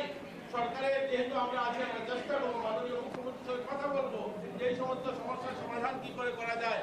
কিন্তু এই সরকারটা আমি বলবো যে সর্বভৌমত্ব সুখী না, সবাই সুখী হোক, সবাই ভালো থাকুক, সবার কল্যাণ হোক, এই মন্ত্রে বিশ্বাস করে আমি একটা বাইরে যাবো, একটু ঘুরতে যাই, সন্ধ্যার পরে বাড়ি থেকে এখানে উপস্থিত হয়েছেন আপনাদের সবাইকে আমি সরকারের যেহেতু আমরা আছি, আমরা চেষ্টা করবো, মাননীয় মুখ্যমন্ত্রীর সঙ্গে কথা বলবো যে এই সমস্ত সমস্যার সমাধান কি করে করা যায়। কিন্তু এই সরকারটা আমি বলবো যে সর্বভৌমত্ব সুখী না, সবাই সুখী হোক, সবাই ভালো থাকুক, সবার কল্যাণ হোক, এই মন্ত্রে বিশ্বাস করে। মশলার দায়িত্বে হাম্বাই গ্রুপ, গুণমানে সেরা, রান্নার ভরসা, হাম্বাই গুরু মশলা। সম্পূর্ণ প্রাকৃতিক, অপার গুণ ও উপকারিতায় পরিপূর্ণ হাম্বাই গুরু মশলা। যদি কেমিক্যাল ফ্রি, কালার ফ্রি, প্রকৃত স্বাদের মশলা খেতে চান, তবে আপনার রান্নাঘরে চাই হাম্বাই গুরু মশলা। রান্নায় শুধুমাত্র তোমাকেই চাই হাম্বাই গুরু মশলা।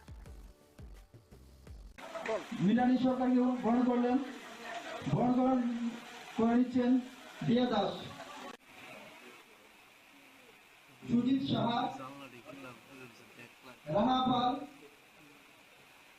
রূপক দাস, চন্দন দাস, দুলাল দাস।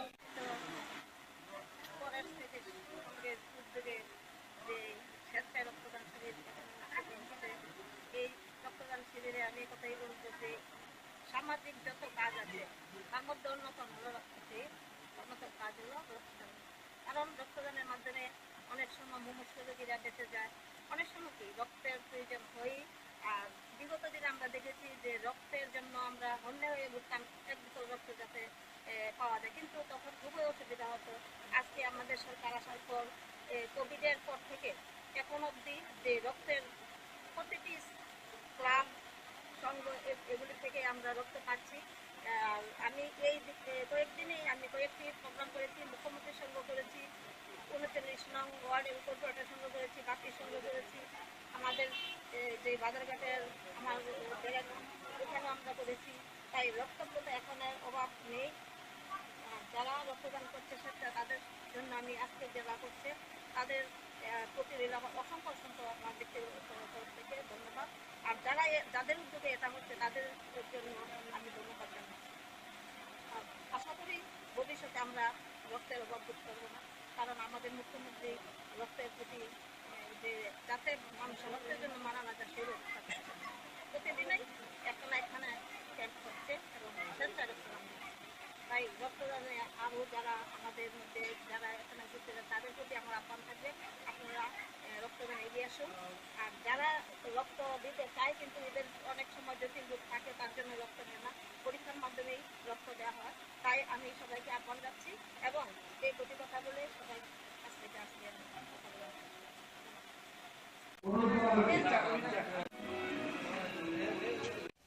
বরণ করে নেবেন মেয়র ইন কাউন্সিলর শ্রীযুক্ত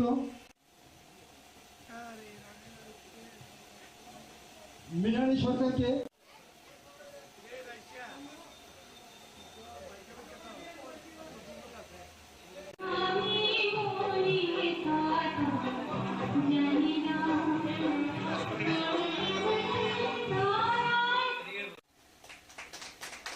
সবাই হাত তুলে গিয়ে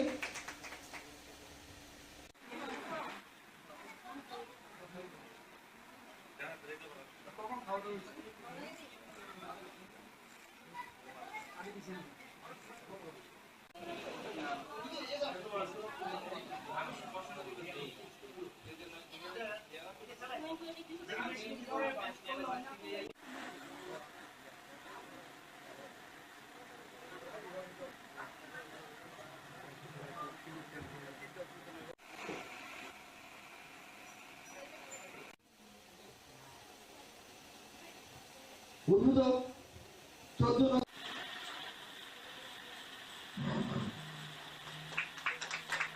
সবাই হাত তুলে দিয়ে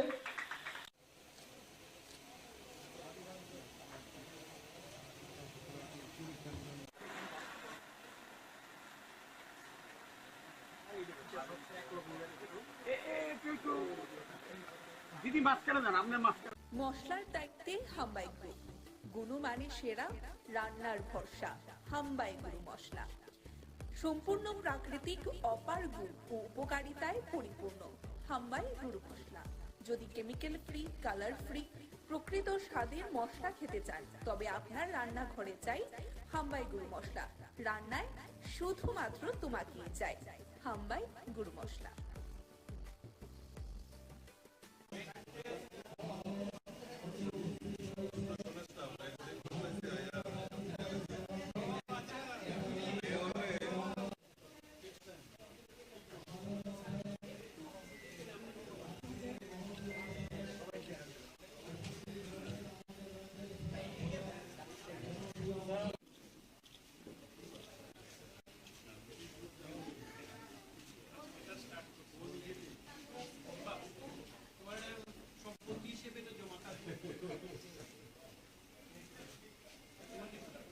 ব্যাংকের সংখ্যা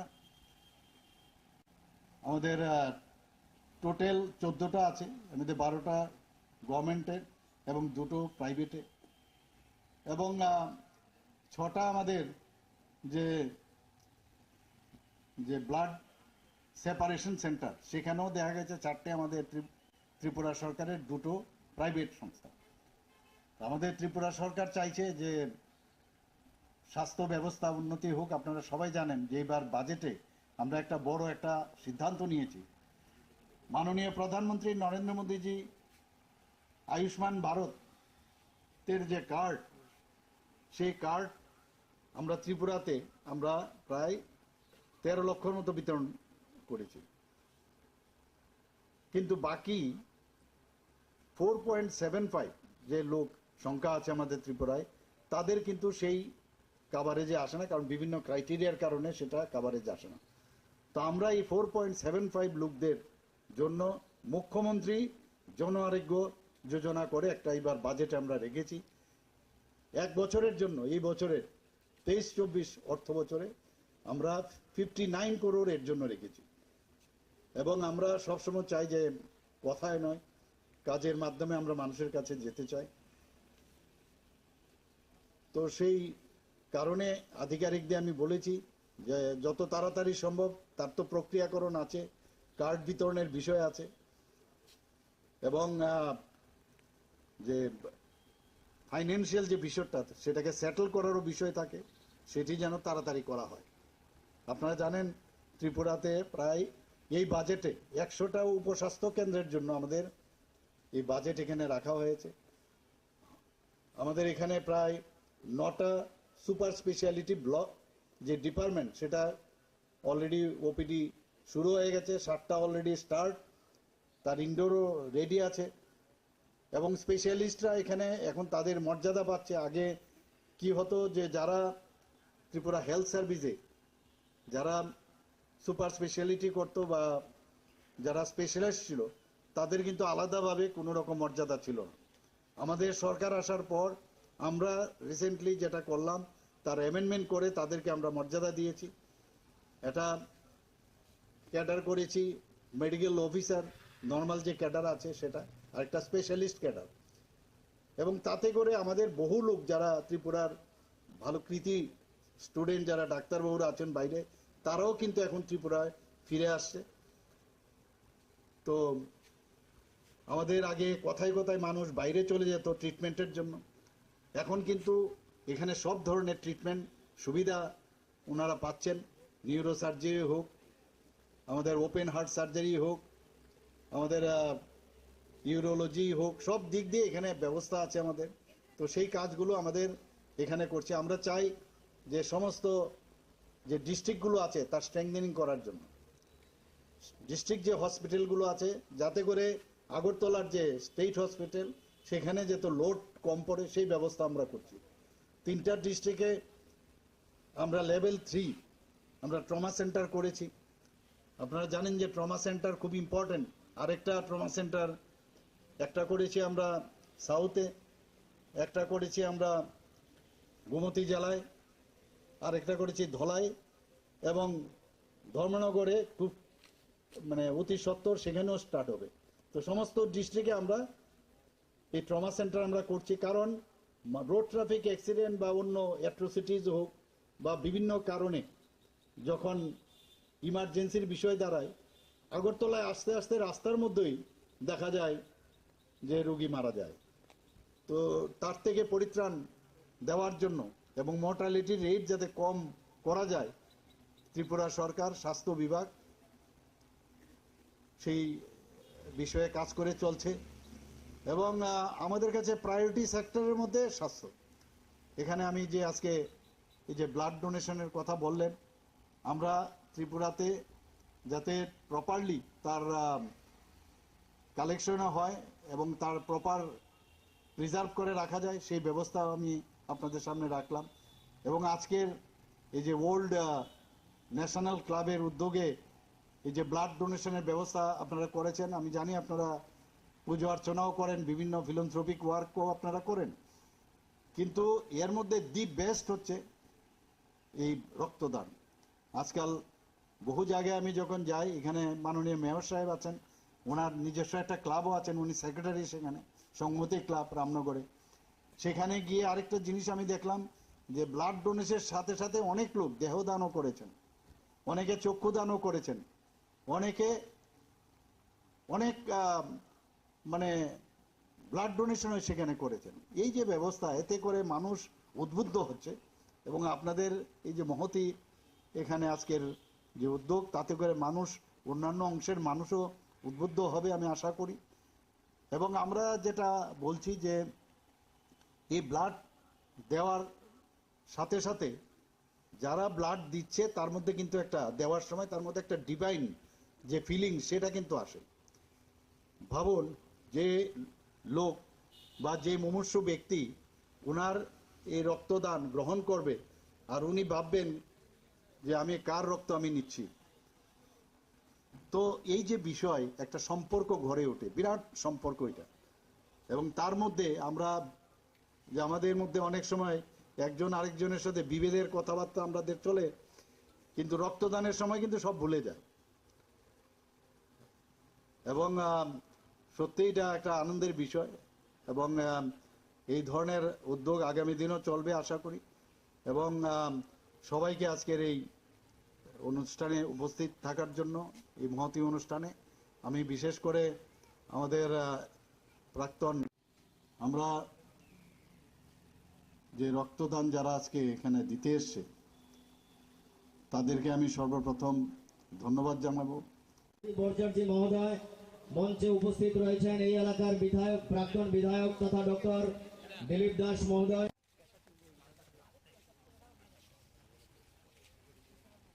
মঞ্চে উপস্থিত আমাদের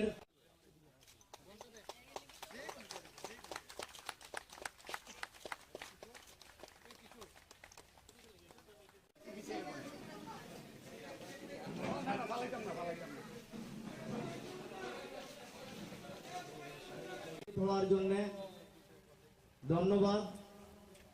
এখন অতিথিদের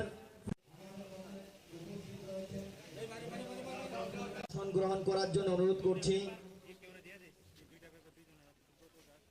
মহোদয়কে অনুরোধ করছি মঞ্চে উপস্থিত হয়ে আসন গ্রহণ করার জন্য। এই এলাকার বিশিষ্ট সমাজসেবী মুকুল রায় মহোদয় মঞ্চে উপস্থিত রয়েছেন। সুপর্ণা দেবনাথ মহোদয়া বরণ করে নেওয়ার জন্য অনুরোধ করছি। আপনারা একে একে সমস্ত মশলার দায়িত্বে হাম্বাই গ্রুপ, গুণমানে সেরা, রান্নার ভরসা। হাম্বাই গুরু মশলা সম্পূর্ণ প্রাকৃতিক, অপার গুণ ও উপকারিতায় পরিপূর্ণ। হাম্বাই গুরু মশলা। যদি কেমিক্যাল ফ্রি, কালার ফ্রি, প্রকৃত স্বাদের মশলা খেতে চান তবে আপনার রান্নাঘরে চাই হাম্বাই গুরু মশলা। রান্নায় শুধুমাত্র তোমাকেই চাই হাম্বাই গুরু মশলা। শ্রী পঞ্জিত রাজি, উদয়পুর জেলা যুব কংগ্রেস সভাপতি ইন্দ্রজিৎ দাস মহাশয়ের নাম। একটা উজ্জ্বল নক্ষত্র সমগ্র দেশকে যিনি আলোকিত করতে চেয়েছেন, বিকাশের পথে নিয়ে যাওয়ার যে স্বপ্ন ওনার ছিল, এই স্বপ্ন পূরণ করার লক্ষ্যে ভারতবর্ষের মানুষকে পাশ্চাত্যের সঙ্গে পাল্লা দিয়ে কিভাবে আমাদের প্রযুক্তিতে এগিয়ে যাওয়া যায়, টেলিকমিউনিকেশনকে কিভাবে যোগাযোগের মাধ্যম হিসাবে সমস্ত বিশ্বের কাছে ভারতবর্ষকে কাছে নিয়ে যাওয়া যায়, ভারতবর্ষের গ্রামীণ উন্নয়নে পঞ্চায়েতের এবং নগরপালিকা আইন প্রণয়ন করে অধিক ক্ষমতা গ্রামীণ প্রতিনিধিদের হাতে তুলে দেওয়া যায়, ভারতবর্ষের যুব সম্প্রদায়কে কিভাবে তাদের অধিকার প্রতিষ্ঠা করার লক্ষ্যে তাদের ভোটাধিকার প্রয়োগের বয়স কমিয়ে এনে পার্লামেন্টে আইন পাশ করে 18 বছর ঊর্ধ্ব ভোটাধিকার পাইয়ে দেওয়ার লক্ষ্যে মধ্য দিয়ে আমরা ওনার বলিদানকে স্বীকার করে এই দেশের মানুষের জন্য যে মানব সেবার অনুপ্রেরণা ভারতীয় জাতীয় কংগ্রেস আজকে দেশব্যাপী এই অঙ্গীকারে আবদ্ধ হচ্ছে। উদয়পুর জেলা কংগ্রেস আজকে রক্তদানের মধ্য দিয়ে মানব সেবার আরেকটা মাইলস্টোন তারা প্রতিষ্ঠিত করতে যাচ্ছে। একটা সময় ছিল যখন এখানে ধারাবাহিকভাবে এই রক্তদান কর্মসূচিটা হতো, কিন্তু একটা সময়ে এখানকার যে রাজনৈতিক পরিমণ্ডল এটাকে বিষিয়ে তোলা হয়েছে। বিরোধী দলের রাজনৈতিক কর্মকাণ্ড করার তাদের অধিকার নানাভাবে এটা যেমন প্রতিরোধ হয়েছে এবং নানা ঘটনার মধ্য দিয়ে বিরোধী দলের নেতা কর্মীদের তাদের আক্রান্ত করে এটাকে রক্তাক্ত করা হয়েছে। সেই দিনও স্বাধীনতা দিবসে আমরা দেখেছি স্বাধীনতার পতাকা উত্তোলন করার জন্য যখন ভারতীয় জাতীয় কংগ্রেসের নেতা কর্মীরা তারা সারা রাত সেখানে কাজ করে সেখানকার পতাকা উত্তোলনের জন্য প্রস্তুতি নিয়েছিল, রাতের অন্ধকারে এসে ভাগমা অফিস ভেঙে দিয়ে জাতীয় পতাকাকে অবমানন করে সেখানে পতাকা আগুন ধরিয়ে দিয়ে পুড়িয়ে দিয়ে সেখানকার মনীষীদের ছবি ভেঙে দিয়ে আগুন ধরিয়ে দিয়ে একটা ঘৃণিত কাজ, নিন্দাজনক কাজ, এত বড় একটা গর্হিত কাজ স্বাধীনতা দিবসের প্রাক্কালে যারা করে তারা দেশের দেশপ্রেমী হতে পারে না, তারা দেশের পূজারী হতে পারে না। স্বাধীনতার আন্দোলনে যাদের কোনো ভূমিকা নেই তাদের দ্বারা দেশের সেবা এটা কখনো সম্ভব নয়। শ্রীলঙ্কার তামিল যে উগ্রবাদ, এই উগ্রবাদ দমন করে শান্তির পরিবেশ কিভাবে সেখানে ফিরিয়ে দেওয়া যায়, পার্শ্ববর্তী রাষ্ট্রগুলির ক্ষেত্রে রাজীব গান্ধীর এই বলিষ্ঠ পদক্ষেপ আজও মানুষ যেমন স্মরণ করে ইতিহাসের পাতায় স্বর্ণাক্ষরে লেখা হয়েছে। এমন একটি ব্যক্তিত্বকে তার জন্মদিনে আমরা স্মরণ করছি যিনি আজও ভারতের মাটিতে প্রাসঙ্গিক। কারণ সমগ্র দেশ জুড়ে চলছে একটা অশান্তির বাতাবরণ, সমগ্র দেশের মধ্যে চলছে বিভাজনবাদ, সারা দেশ জুড়ে আজকে জাত বর্ণ ধর্মের লড়াইয়ে একটা শাসক দল, একটা রাষ্ট্রশক্তি যখন মদত ডুবিয়ে যাচ্ছে, যখন দেশের মধ্যে উত্তর পূর্বাঞ্চলের মণিপুর অগ্নিগর্ভ, উত্তর ভারতের হরিয়ানাতে জাতি দাঙ্গা, উত্তর প্রদেশে ধর্মীয় সাম্প্রদায়িক দাঙ্গা, এহেন পরিস্থিতিতে আমরা রাজীবজিকে স্মরণ করতে যাচ্ছি, মূল্যদিত হয়েছে।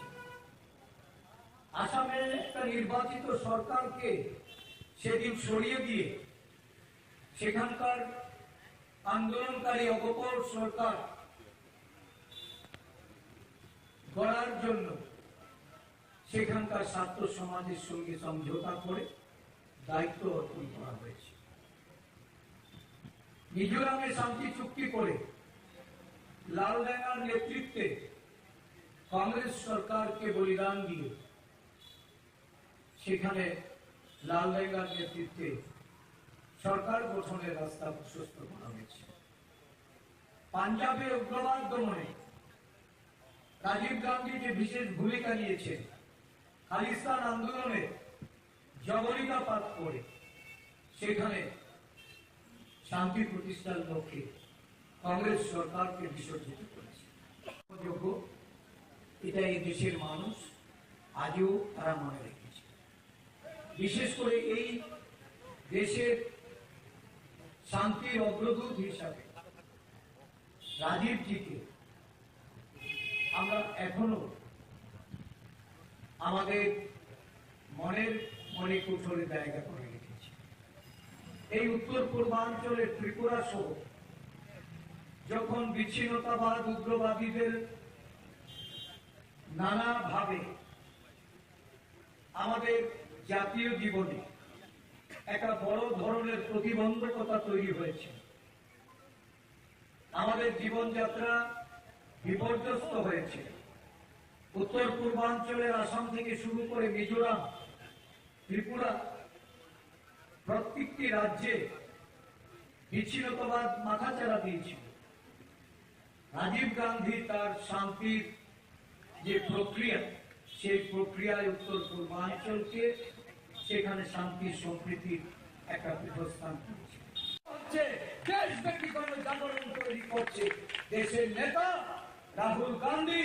ভারত জোড়ো কর্মসূচির মাধ্যমে মানুষকে সংগঠিত করার প্রয়াস নিয়েছি। কে সে রাহুল গান্ধী? রাজীব গান্ধীর সুপুত্র, যে রাজীব গান্ধী মানবতার জন্য নিজের আত্মবলিদান দিয়েছেন, শান্তির জন্য, সম্প্রীতির জন্য দেহটাকে ছিন্ন ভিন্ন করেছেন। ওই পরিবার যারা বারে বারে দেশের জন্য আত্মবলিদান দিয়েছেন, এই ভারতবর্ষের মাটি যাদের রক্তে সঞ্চিত হয়েছে, এই ভারতবর্ষ আজকে ওই গান্ধী পরিবারকে অনুপ্রেরণা হিসাবে নিয়ে দেশের প্রতিটা গরিব অংশের মানুষের জন্য, দেশের প্রত্যেকটা গণতান্ত্রিক প্রিয় মানুষের জন্য, মানুষের সাংবিধানিক মৌলিক অধিকারকে প্রতিষ্ঠিত করার জন্য লড়াইয়ের শপথ নিচ্ছে। ঠিকাদারদের পেট ভর্তি করা হচ্ছে, শিক্ষিত বেকাররা আজকে রাস্তায় রাস্তায় ঘুরছে। তাদের কর্মসংস্থানের জন্য এই সরকারের কোনো পরিকল্পনা নেই। রাজ্য জুড়ে একটা হাহাকার, দুর্নীতি পাহাড় প্রমাণ, অডিট হচ্ছে না। সারা দেশের সরকার যেখানে ট্যাগের রিপোর্টে আজকে প্রমাণিত যে লক্ষ লক্ষ কোটি টাকার দুর্নীতিতে নিমজ্জিত হয়ে একটা দেশের সরকার আজকে দেশের মানুষের কাছে উত্তর দেয়। আজকে এখানে আমাদের বিধায়ক সুদীপ বাবু আসার কথা ছিল, দিবা বাবুদের আসার কথা ছিল। কংগ্রেস ভবন আমাদের প্রধান কার্যালয়ে ট্যাগ রিপোর্টের উপর একটা চর্চা হচ্ছে। বিভিন্ন বিশেষজ্ঞদের নিয়ে আমরা এই রিপোর্ট পুঙ্খানুপুঙ্খানুভাবে বিচার করছি এবং এই রিপোর্টকে সামনে রেখে খুব শীঘ্রই আমরা আন্দোলনে নামছি। সারা রাজ্য জুড়ে আমাদের প্রদেশ কংগ্রেস দেশের সরকারের এই দুর্নীতির মুখোশ করে দিতে চায়। জনজাতি মানুষ আজকে তাদের সমস্ত তাদের কর্মসংস্থান থেকে শুরু করে তাদের আবাস নিয়ে দুর্নীতি, তাদের কর্মসংস্থান নিয়ে দুর্নীতি, রেগার দুর্নীতি, ডুয়েটের দুর্নীতি, গ্রাম উন্নয়নের দুর্নীতি, শিক্ষা দপ্তরে দুর্নীতি, স্বাস্থ্য দপ্তরে দুর্নীতি, এই সরকারটা দুর্নীতিতে আপাদমস্তক ডুবে আছে। আমরা পাহাড় সমতল সর্বত্র একযোগে আমরা রাস্তায় নামছি। চক্ষু রাঙিয়ে আর ভয় ভীতি দেখিয়ে আক্রমণ করে প্রদেশ কংগ্রেসকে রোকা যাবে না, জেলা কংগ্রেসকে রোকা যাবে না। ব্লক কংগ্রেস থেকে শুরু করে প্রত্যেকটা জায়গায় আমরা সংগঠিত ভাবে ঐক্যবদ্ধ ভাবে লড়াইয়ের জন্য প্রস্তুতি নিচ্ছি। এই লড়াইয়ে সাধারণ মানুষকে এগিয়ে আসার জন্য আজকের এই সভা থেকে আমরা আহ্বান রাখছি। আমরা বিশ্বাস করি কংগ্রেসের যুবশক্তি, তারুণ্যে ভরা এই যুবশক্তি তারা আজকে উজ্জীবিত, উদ্বেলিত, তার সংগঠিত হচ্ছে। আগামী দিন এই অনৈতিক দুর্নীতিবাজ সরকারের বিরুদ্ধে লড়াই করার জন্য কংগ্রেস যে প্রস্তুতি নিচ্ছে তাতে দলে দলে শাসক দল ছেড়ে লোক যোগ দিচ্ছে এবং আগামী দিন কংগ্রেস শক্তিশালী হচ্ছে। শক্তিশালী কংগ্রেস গড়ার লক্ষ্যে আমরা আমাদের সমস্ত নেতৃবৃন্দদের নিয়ে আমরা মাঠে অবতীর্ণ হয়েছি। জেলা কংগ্রেসকে শক্তিশালী করতে হবে, ব্লক কংগ্রেসগুলিকে শক্তিশালী করতে হবে এবং আগামী দিন এই লড়াইয়ের জন্য সর্বস্তরে কর্মীবৃন্দ, আমাদের মহিলা নেতৃত্বে, আমাদের এই অঞ্চলের যুব কংগ্রেসের কর্মীদের, আমাদের এনএসসিআই এর ছাত্র বন্ধুদের সকলের কাছে আমি আহ্বান রেখে আগামী বিধানসভার বিজিত প্রার্থী তথা জেলা কংগ্রেসের সাধারণ সম্পাদক শ্রী পঞ্জিত মুখার্জি, উদয়পুর জেলা যুব কংগ্রেস সভাপতি ইন্দ্রজিৎ দাস মহাশয়ের নাম।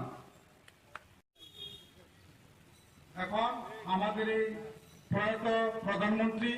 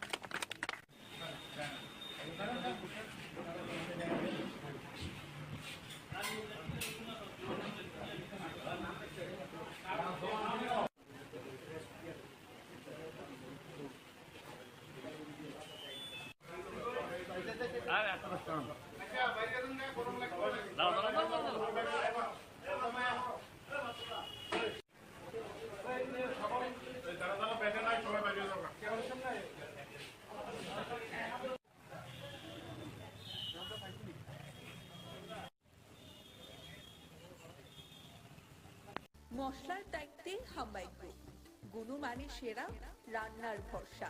হাম্বাই গুরু মশলা সম্পূর্ণ প্রাকৃতিক, অপার গুণ ও উপকারিতায় পরিপূর্ণ। হাম্বাই গুরু মশলা। যদি কেমিক্যাল ফ্রি, কালার ফ্রি, প্রকৃত স্বাদের মশলা খেতে চান, তবে আপনার রান্নাঘরে চাই হাম্বাই গুরু মশলা। রান্নায় শুধুমাত্র তোমাকেই চাই হাম্বাই গুরু মশলা। আজকে 46তম টিএসইউ প্রতিষ্ঠা দিবস, এটা অত্যন্ত আনন্দের বিষয়। গুটি গুটি পায়ে করে আজকে 46 বছর আমরা এগিয়ে চলছি, অনেক সহায় অধ্যায় পেরিয়ে, অনেক তার অপেক্ষা। আমাদের এই সংগঠন করতে গিয়ে আমরা হারিয়েছি সূর্যদেবনের মতো আমাদের টিএসইউ কেন্দ্রীয় কমিটির মেম্বার, অভিজ্ঞত সদরের সেক্রেটারি। আমি তাকে স্মরণ করছি, শ্রদ্ধা জানাচ্ছি। এছাড়া অনেক কমরেড অনেক শারীরিক মানসিকভাবে আক্রান্ত হতে হয়েছে, অনেক তার মধ্যে দিয়ে এই সংগঠন আজকে এই জায়গায় এসে দাঁড়িয়েছে। এটা ঘটনা আমাদের রাজ্যে শিক্ষার আন্দোলন, জনশিক্ষার চেতনা থেকে আমরা সমৃদ্ধ হয়ে উপজাতি ছাত্র ইউনিয়ন গঠন করা এবং তার মধ্যে দিয়ে শিক্ষার যে আন্দোলন, এই আন্দোলনটাকে কিভাবে তার পরিব্যক্তি সেখানে বাড়ানো হয়েছিল। আজকে প্রত্যেক প্রান্তে স্কুল, মহকুমাগুলিতে কলেজ, বিভিন্ন যত শিক্ষা প্রতিষ্ঠান হয়েছে, তার 90% এই জনশিক্ষার চেতনা।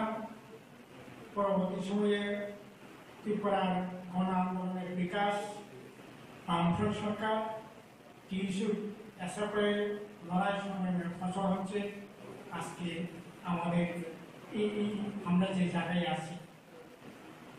কিন্তু অত্যন্ত দুর্ভাগ্যের বিষয় এটা বলতে হয়।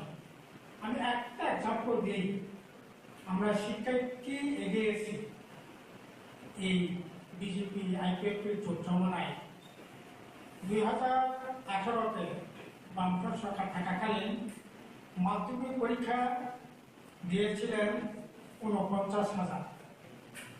6 বছর পর 2023-এ মাধ্যমিক পরীক্ষার্থীর সংখ্যা কত জানেন? 31,600 জন। পরীক্ষার্থীর সংখ্যা তো বাড়ার কথা।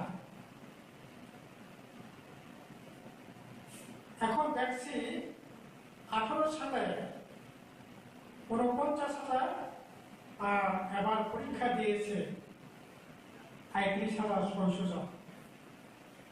মাধ্যমিক পরীক্ষার সংখ্যা, পরীক্ষার্থীর সংখ্যা বাড়ার কথা, সংখ্যা কমেছে। এটা যদি আমি গোটা রাজ্যে ছাত্র সংখ্যা যদি বিচার করি, এর থেকে আলাদা করে যদি উপজাতির ছাত্রদের যদি আলাদা করে দেখি, তাহলে 18 সালে যে পরীক্ষার্থী দিয়েছে উপজাতি ছাত্র সংখ্যা, তার 23 সালের ছাত্র সংখ্যা, গোটা যে সংখ্যা কমেছে তার আনুপাতিক হারে উপজাতি ছাত্র সংখ্যা অনেক অনেক কমবে।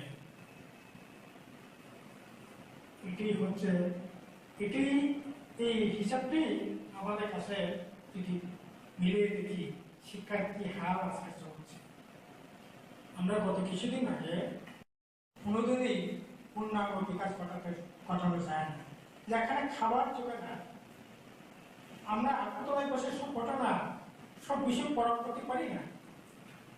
আমরা গিয়েছিলাম, আমি আজকে থেকে 23 তারিখ যাবো ওই গ্রামে। লুংতে বলে একটা গ্রাম আছে খেদাছড়ায়, কি জানেন, ওরা বলেছে আমাদের ওই গ্রামের অভিভাবকরা এখন দুবেলা বেশি ভাত খাওয়া ছেড়ে দিয়েছে। আমি বললাম ছেলেদের কি অবস্থা, যারা লেখাপড়া করছে ওরা তো সকালে খেয়ে যাবে, স্কুল ছুটি হলে আবার ফিরে এসে খাবে, রাত্রে খাবে। না না এরকম কি করে খাওয়াবো? আমরা সকালে 8টায় খেয়ে কাজে বেরিয়ে যাই, বাচ্চারাও স্কুল টাইমে ওরা খেয়ে বেরিয়ে যায়, তারপরে আবার যখন সন্ধ্যা যখন হয় তখন 6টা-7টার মধ্যে আমরা খেয়ে নিই। এর ফাঁকে আর কোনো খাওয়ার ব্যবস্থা থাকে না। তো ছাত্ররা হয়তো মিড ডে মিল কিছু খাবার পায়, কিন্তু প্রাইমারি স্কুল সিনিয়র স্কুলগুলোতে মিড ডে মিলও ঠিক মতো চলছে না। স্কুলে চলছে না ঠিক মতো, মিড ডে মিল চলবে কি করে?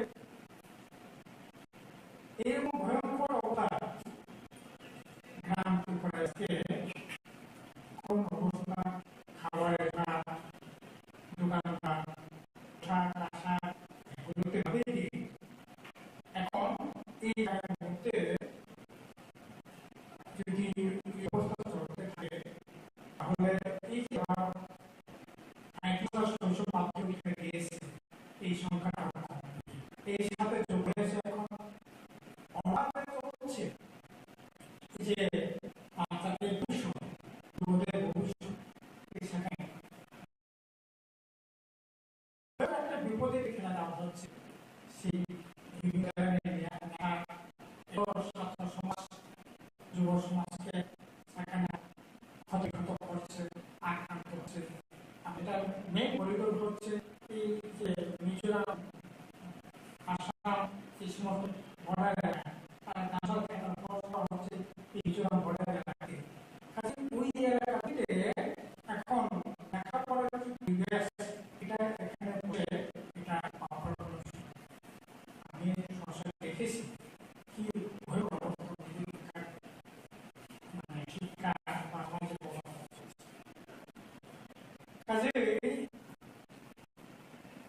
এখন সমস্ত দিকে শিক্ষা, স্বাস্থ্য,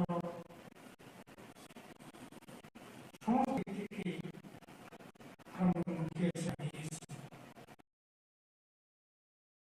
এর থেকে পরিত্রাণতে গেলে পরে আমি দুর্বার আন্দোলন চাই, দুর্বার আন্দোলন চাই, দুর্বার আন্দোলন চাই।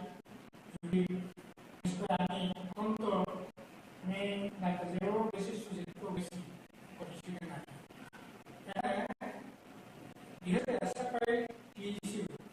আপনারা প্রতিদিন এই এলাকার ছাত্র সমাজের সমস্যা নিয়ে কিভাবে আন্দোলন করছেন, কথা বলছেন, ছাত্র সমাজের বিপদে আমাদের পাশে দাঁড়িয়েছেন, এটা বিগত দিনে আমি খুবই কমই দেখে দিয়েছি। ইভেন আমি সরকার থাকাকালীন পরিস্থিতি থাকাকালীনও এইরকমটা ঘটনা আপনারা যেভাবে করেন সত্যি আমার খুব ভালো লাগে। আমি আপনাদের আন্দোলন এটা সাধন জানাই, এটা খুব ভালো।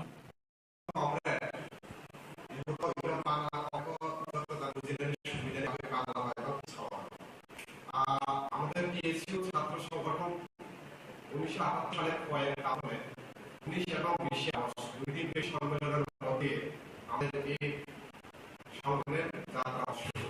আমরা ভেবেছি আগামীকাল ত্রিপুরার প্রত্যেকটা বিভাগ নানান অনুষ্ঠানের মধ্যে আমাদের সংগঠনের প্রতিষ্ঠা দিবস পালন করেছি। এরকম একটা কঠিন সময়ে দাঁড়িয়ে আমরা সিদ্ধান্ত নিয়েছি সদর সেন্টারে যারা রয়েছেন তাদের নিয়ে আমরা একটা আলাদা যদি সবার না সেন্টারে তাহলে এই প্রতিষ্ঠা দিবসের যে পরিপূর্ণ সেটা সম্পূর্ণ না, যার দৃশ্যে বা আজকে আমরা সংখ্যায় কম হতে কিন্তু মনোবল দিক থেকে এবং উদ্দেশ্যের দিক থেকে অনেক শক্ত এবং অনেক দূরদর্শী, এটাই আমি আশা রেখে আজকে শুরু করতে যাব। তবে আমরা যে ত্রিপুরা রাজ্যের এবং দেশের কি অবস্থা, সমগ্র শিক্ষা ব্যবস্থাকে নিয়ে যে স্লোগানকে সামনে নিয়ে আমাদের প্রতিষ্ঠা দিবস পালন করছি, স্লোগান হলো আমাদের সংখ্যাগত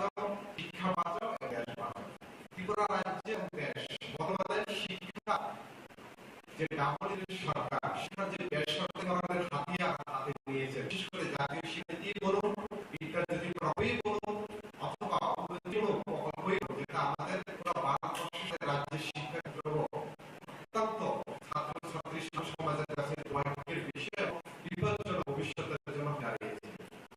এই লড়াইয়ের পাশাপাশি আমরা টিএসইউ করে শুধুমাত্র আমরা ছাত্রছাত্রী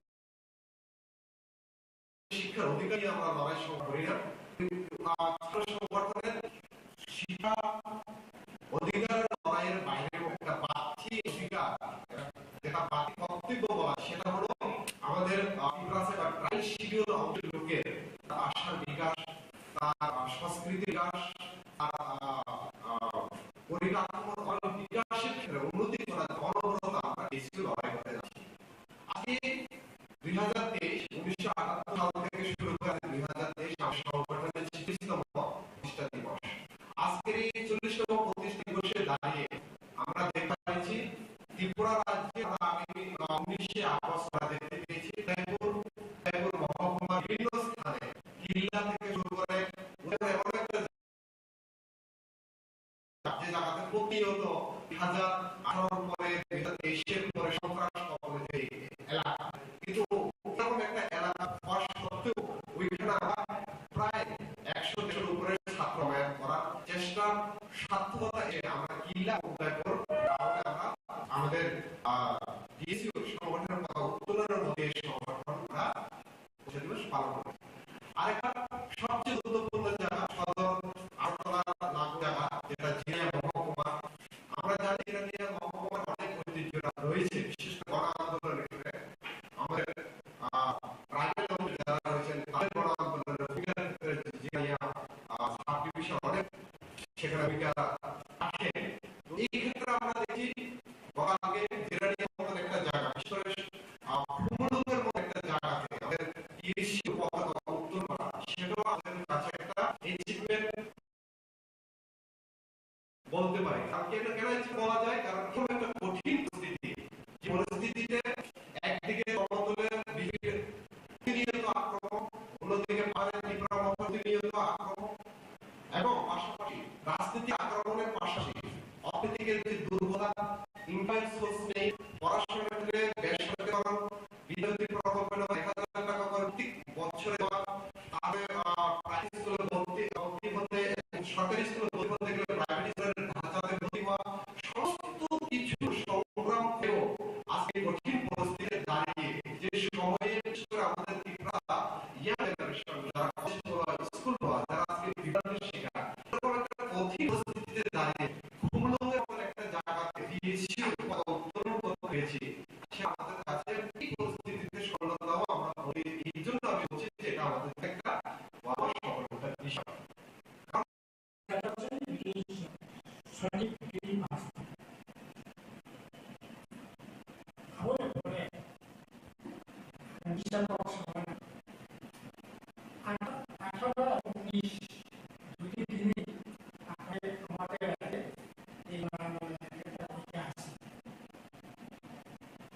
নতুন করে একটা এটাকে আছে হিসাবে দেখলাম সুজিতা আমাকে পাঠিয়েছে, যে বলছে গতকাল মহারাজ বিজেপি পালন করছে, ত্রিপুরা পালন করছে, আইডিএমপি পালন করছে, আপনারা সিপিএম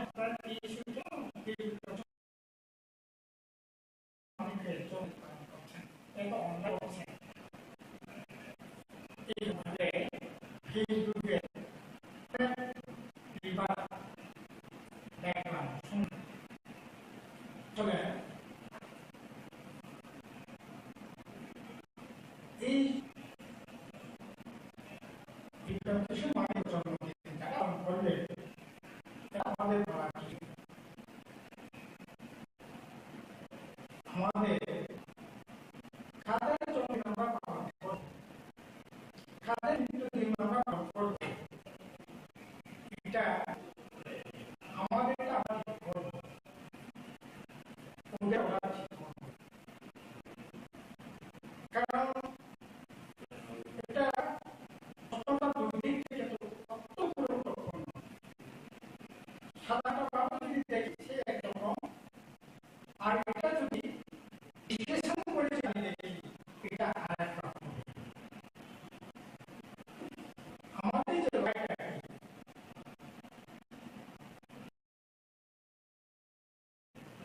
আমাদের লড়াইটা স্বাধীনতা সমাজ, স্বাধীনতা থেকে অর্থনীতি স্বাধীনতা, গণতন্ত্রটা কি? ৮০ ভাগ মানুষের কণ্ঠস্বর,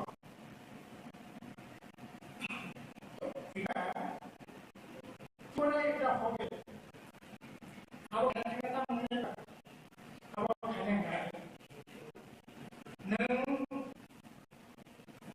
পুঁজিবাদ, সামন্তবাদ, দৃষ্টিভঙ্গি নিয়ে আপনি এই লড়াই করতে পারেন।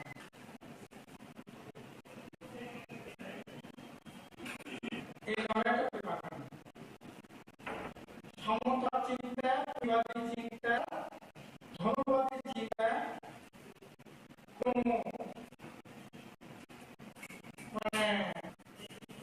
কি বলবো এটা কনজারভেটিভ চিন্তা নিয়ে আপনি যে স্লোগান দিয়েছেন ইন্ডিপেন্ডেন্ট ডেমোক্রেসি সোশ্যালিজম, এটা করতে পারেন।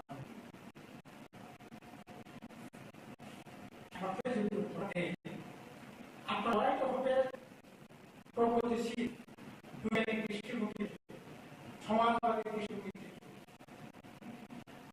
আর ওরা যারা প্রতিষ্ঠা ভিত্তিক করছেন এটা হলো কনজারভেটিভ, সংরক্ষণশীল আর সামন্তবাদী ভাবনা, পুঁজিবাদী ভাবনা, এই ভাবনা থেকে ওরা এই করছে। ক্লাসিক মহারাজ বিশ্ব মানুষ পাওয়ার কথা, এটা নিশ্চিত সম্মান, নিশ্চিত সম্মান, যে সম্মান পাওয়া দরকার এই সম্মান আমরা জানা। তুমি তো আমরা এই মহারাজা বিশ্ব মানে ইউনিভার্সিটি করলাম, মহারাজা ইউনিভার্সিটি, আর তুমি তো মহারাজা বিশ্ব মানে রাজ্য শিক্ষা করলাম, এটা একটা সময় শিক্ষা পর এটা অন্যতম শিক্ষা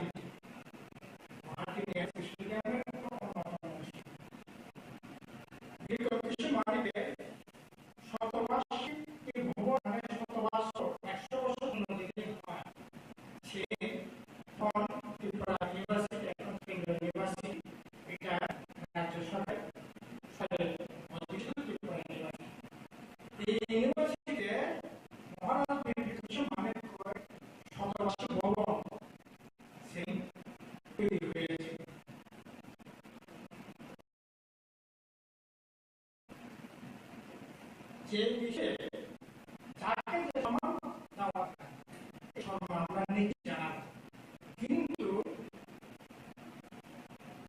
তার জন্য এভাবে আমাদের যে নীতিগত অবস্থাকে যদি বিচার করি, এই যে কনজারভেটিভ দৃষ্টিভঙ্গি, সামন্তবাদী দৃষ্টিভঙ্গি যারা পোষণ করে, যারা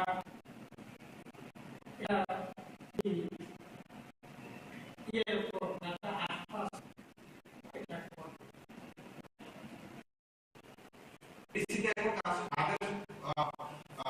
ক্ষমতায় রয়েছে, তাদের হাতে ফসল রয়েছে, সেই ত্রিপুরা যারা বলে না যে দলাদের হাতে প্রশাসন রয়েছে। কিন্তু অত্যন্ত দুর্ভাগ্যের বিষয়, যখন আমরা কিছু জিরানিয়ান মহকুমার উদ্যোগে আমরা যখন প্রতিষ্ঠা বছর উদ্যোগে যখন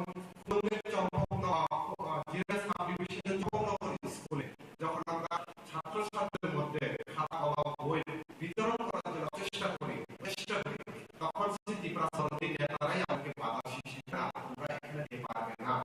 এরকম ছাত্রছাত্রী যারা ক্লাস 8 এ পড়ে, 7 এ পড়ে, 6 এ পড়ে, যারা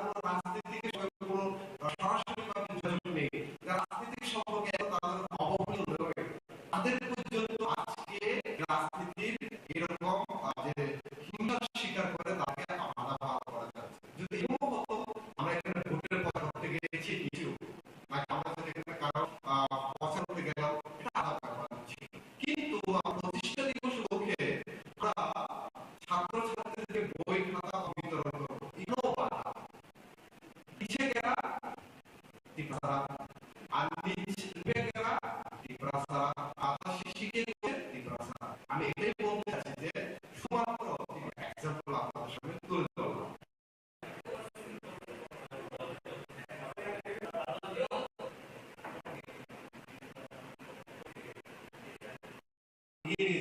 বিগত বছরগুলো যখন আমাদের সরকার অপরাধ থাকে না কোনো ধরনের অসুবিধা হয় না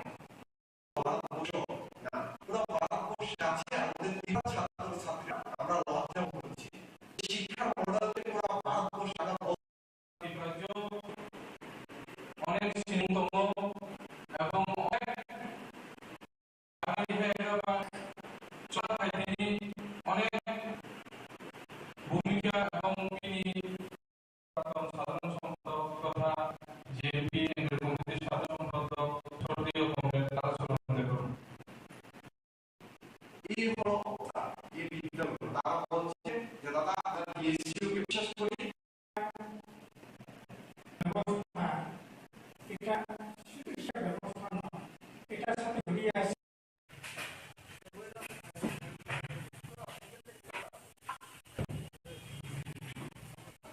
মশার দায়িত্বে হাম্বাই গ্রুপ, গুণমানের সেরা, রান্না ভরসা, হাম্বাই গ্রুপ।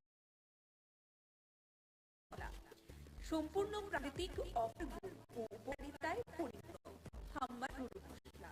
যদি কেমিক্যাল ফ্রি, কালার ফ্রি, প্রকৃতির স্বাদের মশলা খেতে চান তো আপনার রান্না বেচাই হাম্বাই গুরু মশলা। রান্নায় শুধুমাত্র তোমাকেই চাই হাম্বাই গুরু মশলা।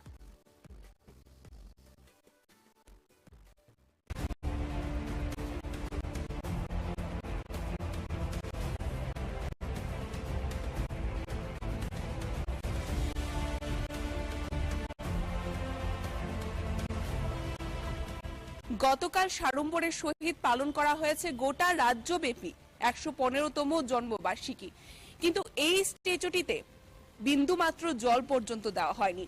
তবে এ কি আমরা এভাবেই কি সম্মান প্রদান করছি আমরা মহারাজা বীর বিক্রম কিশোর মাণিক্য বাহাদুরের জন্মদিনটিতেও?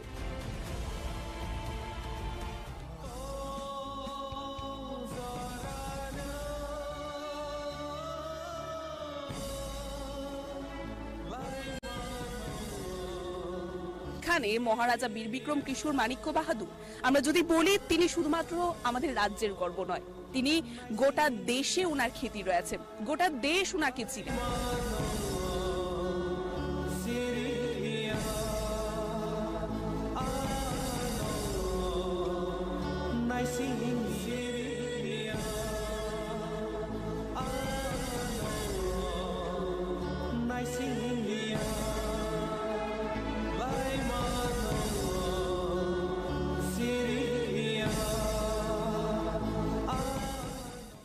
নমস্কার, স্বাগত আপনাদের ত্রিপুরা নিউজ 8-এ। আমি আপনাদের সাথে আছি পূজা।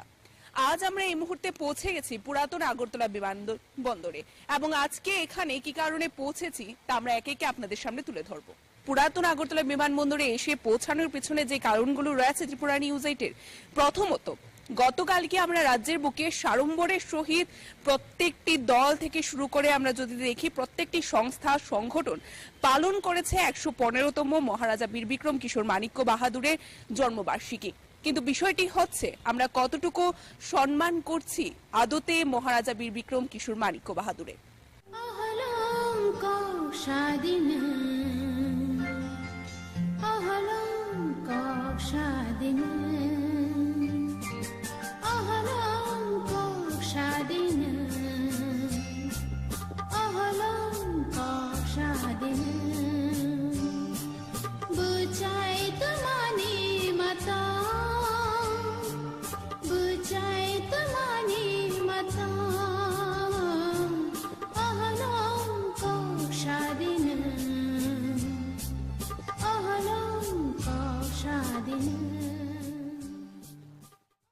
আমরা আপনাদের দেখানোর চেষ্টা করছি একটাই কারণে, কেননা রাজ্যে বর্তমানে আন্তর্জাতিক বিমানবন্দরও উপস্থিত রয়েছে।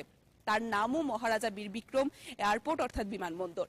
কিন্তু সেখানে এখনো পর্যন্ত কেন এই স্ট্যাচুটিকে স্থানান্তরিত করা হয়নি বা কেন এখনো পর্যন্ত আন্তর্জাতিক বিমানবন্দরে মহারাজা বীর বিক্রম কিশোর মানিকের নাম তো অবশ্যই রয়েছে, কিন্তু সেখানে একটাও স্ট্যাচু নেই বা কোনো মূর্তি বা প্রতিকৃতি নেই, সেখানে কিন্তু অবশ্যই প্রশ্ন উঠে আসে। তবে মহারাজা বীর বিক্রম কিশোর মানিক্য বাহাদুরের নামই শুধুমাত্র রয়েছে শো অফ করার জন্য বিমানবন্দরে, নাকি সেখানে সম্মানও প্রদান করা হচ্ছে মহারাজা বীর বিক্রম কিশোর মানিক্য বাহাদুরকে? তাছাড়াও যদি আমরা দেখি ত্রিপুরার জনগণদের ইমোশন কিন্তু জড়িয়ে রয়েছে মহারাজা বা রাজা মহারাজাদের যে আমরা যদি দেখি তাদের যে বর্তমান পিরিয়ড ছিল সেই তাদের একের পর এক রাজার উপর তাদের ত্রিপুরার জনগণদের একটি ইমোশনও জড়িয়ে রয়েছে।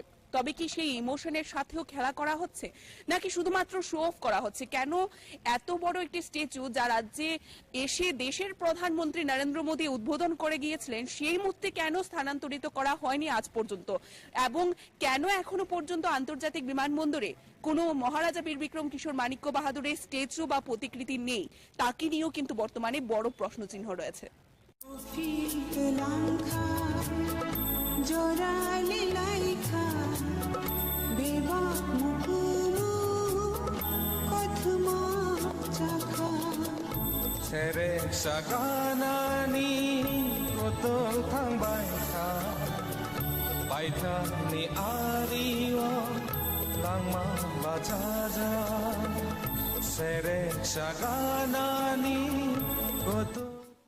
এতক্ষণ পর্যন্ত আমরা আপনাদের সামনে তুলে ধরেছি আগরতলা যে পুরাতন বিমানবন্দর, সেই পুরাতন বিমানবন্দরে যে মহারাজা বীর বিক্রম কিশোর মানিক্য বাহাদুরের যে স্ট্যাচুটি রয়েছে সেই স্ট্যাচু কি ধরনের পরিত্যক্ত অবস্থায় পড়ে আছে, যেখানে 115তম জন্মবার্ষিকী গোটা রাজ্যে বিভিন্ন দল, বিভিন্ন সংগঠন, বিভিন্ন সংস্থা আড়ম্বরের সহিত পালন করছে। কিন্তু প্রত্যেকটি দল, প্রত্যেকটি সংস্থা, সংগঠন, প্রত্যেকেই বা নেতা নেতৃত্বরা বা ত্রিপুরা যারা জনগণেরা রয়েছে, যারা সর্বসময় বুবাগরাদের সম্মান দিয়ে থাকে, তারা কেউই সেখানে মনে নেই বা তাদের কারোরই সেখানে মনে নেই যে আগরতলা পুরাতন বিমানবন্দরেও একটি স্ট্যাচু বর্তমান রয়েছে মহারাজা বীর বিক্রম কিশোর মানিক্য বাহাদুরের। বর্তমানে কিন্তু আমরা উপস্থিত রয়েছি আন্তর্জাতিক যে বিমানবন্দরটি রয়েছে, শুধুমাত্র আপনাদের সামনে তুলে ধরার জন্য আমরা আন্তর্জাতিক বিমানবন্দরে বর্তমানে উপস্থিত রয়েছি। আপনারা সেই নামটি দেখতে পাচ্ছেন, খুব বড় করে বড় বড় অক্ষরে লেখা আছে মহারাজা বীর বিক্রম বিমানবন্দর। কিন্তু আপনাদের দেখানোর চেষ্টা করব যে এই আন্তর্জাতিক বিমানবন্দরে কোথাও কোনো চিহ্ন নেই মহারাজা বীর বিক্রম কিশোর মানিক্য বাহাদুরে, নেই কোনো স্ট্যাচু, নেই কোনো প্রতিকৃতি।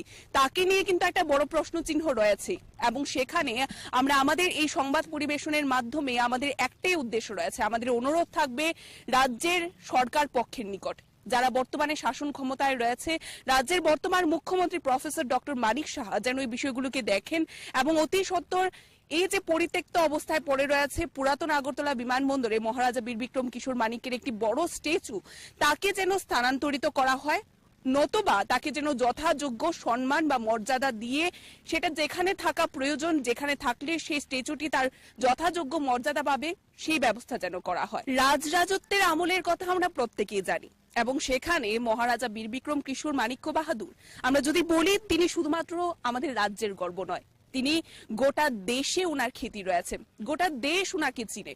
এবং আজকের দিনে দাঁড়িয়ে বলাই যেতে পারে যে গোটা দেশের কাছে উনি একজন আইকন বলাই যেতে পারে, এবং সেখানে দাঁড়িয়ে উনার একটি স্ট্যাচু এইভাবে পরিত্যক্ত অবস্থায় আগরতলার পুরাতন বিমানবন্দরে পড়ে রয়েছে, এবং যে আন্তর্জাতিক বিমানবন্দর বলে নাম দেওয়া রয়েছে সেই বিমানবন্দরে তার কোনো প্রতিকৃতি নেই, তার কোনো চিহ্ন নেই। সেখানে আমাদের অনুরোধ, আবারও বলবো, অনুরোধ থাকবে যেন এই বিষয়টিকে নিয়ে সঠিক পদক্ষেপ গ্রহণ করেন সরকার পক্ষ। এ বলে আমাদের এই বিশেষ রিপোর্ট, আজকে আমরা যে বিশেষ রিপোর্টটি তুলে ধরার চেষ্টা করেছি 115তম জন্মবার্ষিকী মহারাজা বীর বিক্রম কিশোর মানিক্য বাহাদুরের পরের দিন, কেননা আমরা দেখানোর চেষ্টা করেছি যে পরের দিন পর্যন্ত এসে উনার 115তম জন্মবার্ষিকীতে না উনার স্ট্যাচুতে জল, না একটু পুষ্পার্ঘ, না সেখানে মাল্য প্রদান করা হয়েছে। তাকে নিয়ে কিন্তু বড় প্রশ্ন চিহ্ন থাকছে যে শুধুমাত্র কি শো অফ করার জন্য এই স্ট্যাচু তৈরি করা বা নির্মাণ করা, তাকে যথাযোগ্য মর্যাদা কেন দেওয়া হচ্ছে না। এ বলে আমাদের এই বিশেষ রিপোর্ট ত্রিপুরা নিউজ 8-এর আমরা এখানেই শেষ করছি। পরবর্তী বিভিন্ন আপডেটস দেখতে অবশ্যই চোখ রাখবেন ত্রিপুরা নিউজ 8-এর পর্দায়। ক্যামেরায় রাহুলের সাথে আমি রয়েছি পূজা, ত্রিপুরা নিউজ 8। মশলা হাম্বাই গ্রুপ, গুণমানে সেরা, রান্নার ভরসা, হাম্বাই গুরু মশলা। সম্পূর্ণ প্রাকৃতিক, অপার গুণ ও উপকারিতায় পরিপূর্ণ হাম্বাই গুরু মশলা। যদি কেমিক্যাল ফ্রি, কালার ফ্রি, প্রকৃত স্বাদের মশলা খেতে চান, তবে আপনার রান্নাঘরে চাই হাম্বাই গুরু মশলা। রান্নায় শুধুমাত্র তোমাকেই চাই হাম্বাই গুরু মশলা।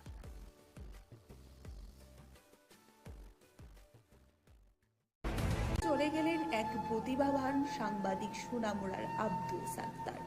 তার এই অকাল প্রয়াণ সোনামুড়া প্রেস ক্লাবের সমস্ত সদস্যরা বর্তমানে গভীরভাবে মর্মাহত, শোকাহত।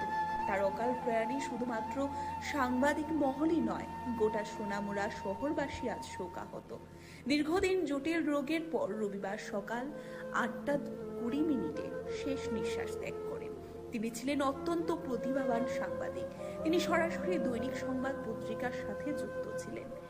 দৈনিক সংবাদ পত্রিকা সকালবেলায় সোনামুড়ায় আসলেই প্রথম গ্রাহকরা আব্দুল সাত্তারকে লিখেছেন চোখ বুলিয়ে নিতে।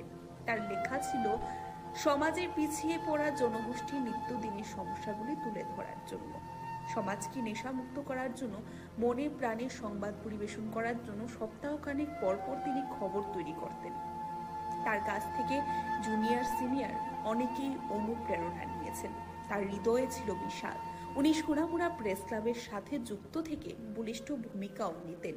তার এই অসামান্য গুণাবলী জুনিয়র সাংবাদিক যারা, তারা আব্দুল সাত্তারের মৃত্যুকে মেনে নিতে পারছেন না। তিনি যেন মৃত্যুর পরেও অমর হয়ে থাকবেন সোনামুড়া প্রেস ক্লাবের সদস্যদের কাছে। রবিবার তার মৃত্যুর খবর শুনে কেন্দ্রীয় প্রতিমন্ত্রী প্রতিমা ভৌমিক তার বাড়িতে গিয়ে প্রয়াত সাংবাদিক আব্দুল সাত্তারকে শেষবারের মতো এক নজরে দেখেন। শুধু তাই নয়, প্রয়াত সাংবাদিকের স্ত্রীকে ও তার শিশু সন্তানকে সমবেদনা জানান। কেন্দ্রীয় প্রতিমন্ত্রী প্রতিমা ভৌমিককে কাছে পেয়ে প্রয়াত আব্দুল সাত্তারের স্ত্রী জড়িয়ে ধরে কান্নায় ভেঙে পড়েন এবং হাউমাউ করে গগনমুখী চিৎকার জুড়ে দেন। প্রতিমা ভৌমিক সান্ত্বনা দিয়ে পাশে থাকার প্রতিশ্রুতি দেন। এদিকে সোনামুড়া প্রেস ক্লাবের পক্ষ থেকে ফুলের মালা দিয়ে মরদেহে শেষবারের মতো শ্রদ্ধার অর্পণ করা হয়।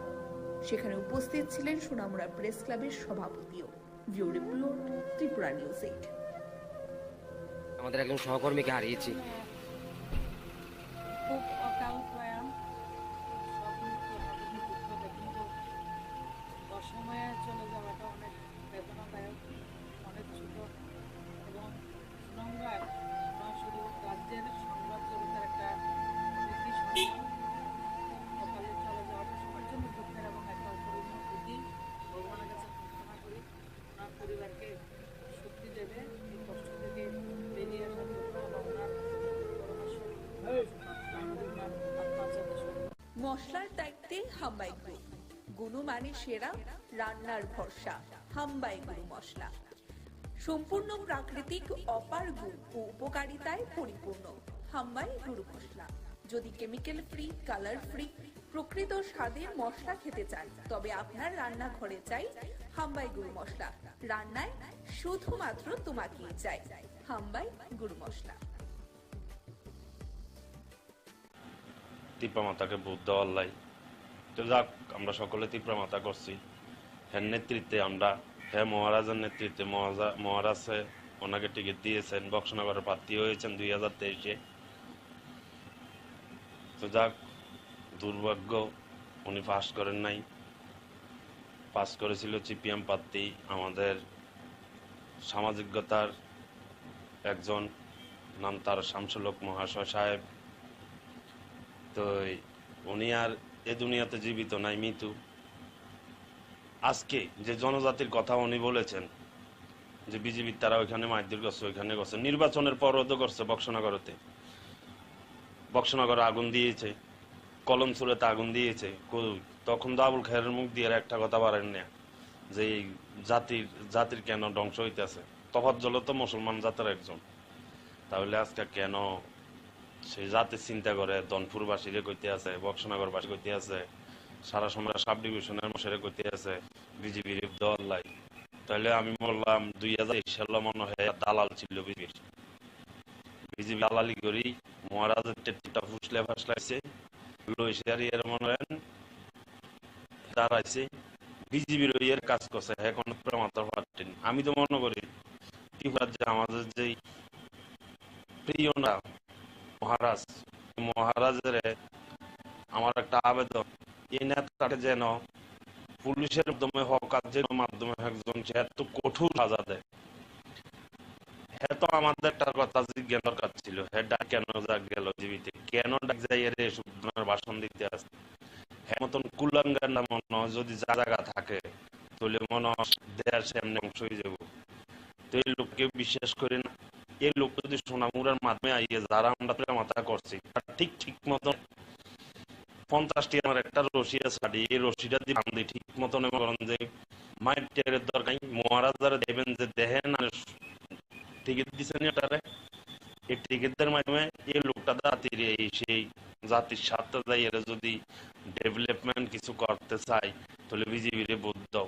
তখন কইছিল 2023 সালে কইছিল, তো যাক 2023-এ বয়ান দিছে উল্টা, এখনো আবার উল্টা। তাহলে আমার মতো এসব নেতা দেশে থাকার দরকার নাই। এডি আছে না, এডি হইলো কুলাঙ্গার, এডি হইলো ডাঙ্গাবাজ নেতা। আবুল খায়ের মতন নেতা আছে না, হইলো ডাঙ্গাবাজ, সে মতন ডাঙ্গাবাজ মনে আর নাই। সে একটা যোদ্ধা সৈনিক, আসাম রাইফেল একটা যোদ্ধা সৈনিক। সে কিন্তু কি আর বলবো, এর মতন হে কি যোদ্ধা সৈনিক হইব। যাক হের বিষয় আর কথাটা আমার বলতে চাই না, আমার মোবাইলের চার্জ নষ্ট হয়, নেট নষ্ট হয়, এর ব্যাপারে কথা কইতাম লাগি। যাক, তো সবার কাছে আমার একটাই আবেদন, এসব নেতার কথা শুনিয়ে রেখে বিজেপির মাধ্যমে বা ত্রিপুরা মাতার মাধ্যমে এসব নেতার কথা শুনি, যে কোনো দলে করুক না এসব নেতারা, কোনো দলে যাওয়াটা ঠিক মনে হয় না। তো হ্যাঁ মনে করে হের মতন আবুল খায় যদি সাপোর্ট করে মনে হয় বক্সনগর এবং দনপুর সিট হাসিলে যাব। হের মতন নেতা গেলে আসসালামু আলাইকুম। আমরা বক্সনগর সোনামুড়া বক্সনগর বাসীরে আমার সালাম রইল সবার প্রতি, বড় ছোট যতজন আছেন সবার প্রতি আমার সালাম রইল। 2023 বিধানসভা নির্বাচনে ত্রিপুরা মাতা দল করেছিলাম আমরা অনেকে। আজকে হয়তো বছরখানিক হয় নাই, কিছুটা কম আছে। আমাদের মহারাজের মাধ্যমে আমরা সকলে বেশ কিছু লোকের ত্রিপুরা মাতা করি, প্রায় অনেকটি যুবক পোলাবাইন বা মুরব্বী, প্রায় 70-80 জন মানুষ আমরা আড়ালিয়া সোনামুড়াতে আমরা ত্রিপুরা মাতার একটা ইউনিয়ন তৈরি করি আবুল খায়ের মাধ্যমে যাই।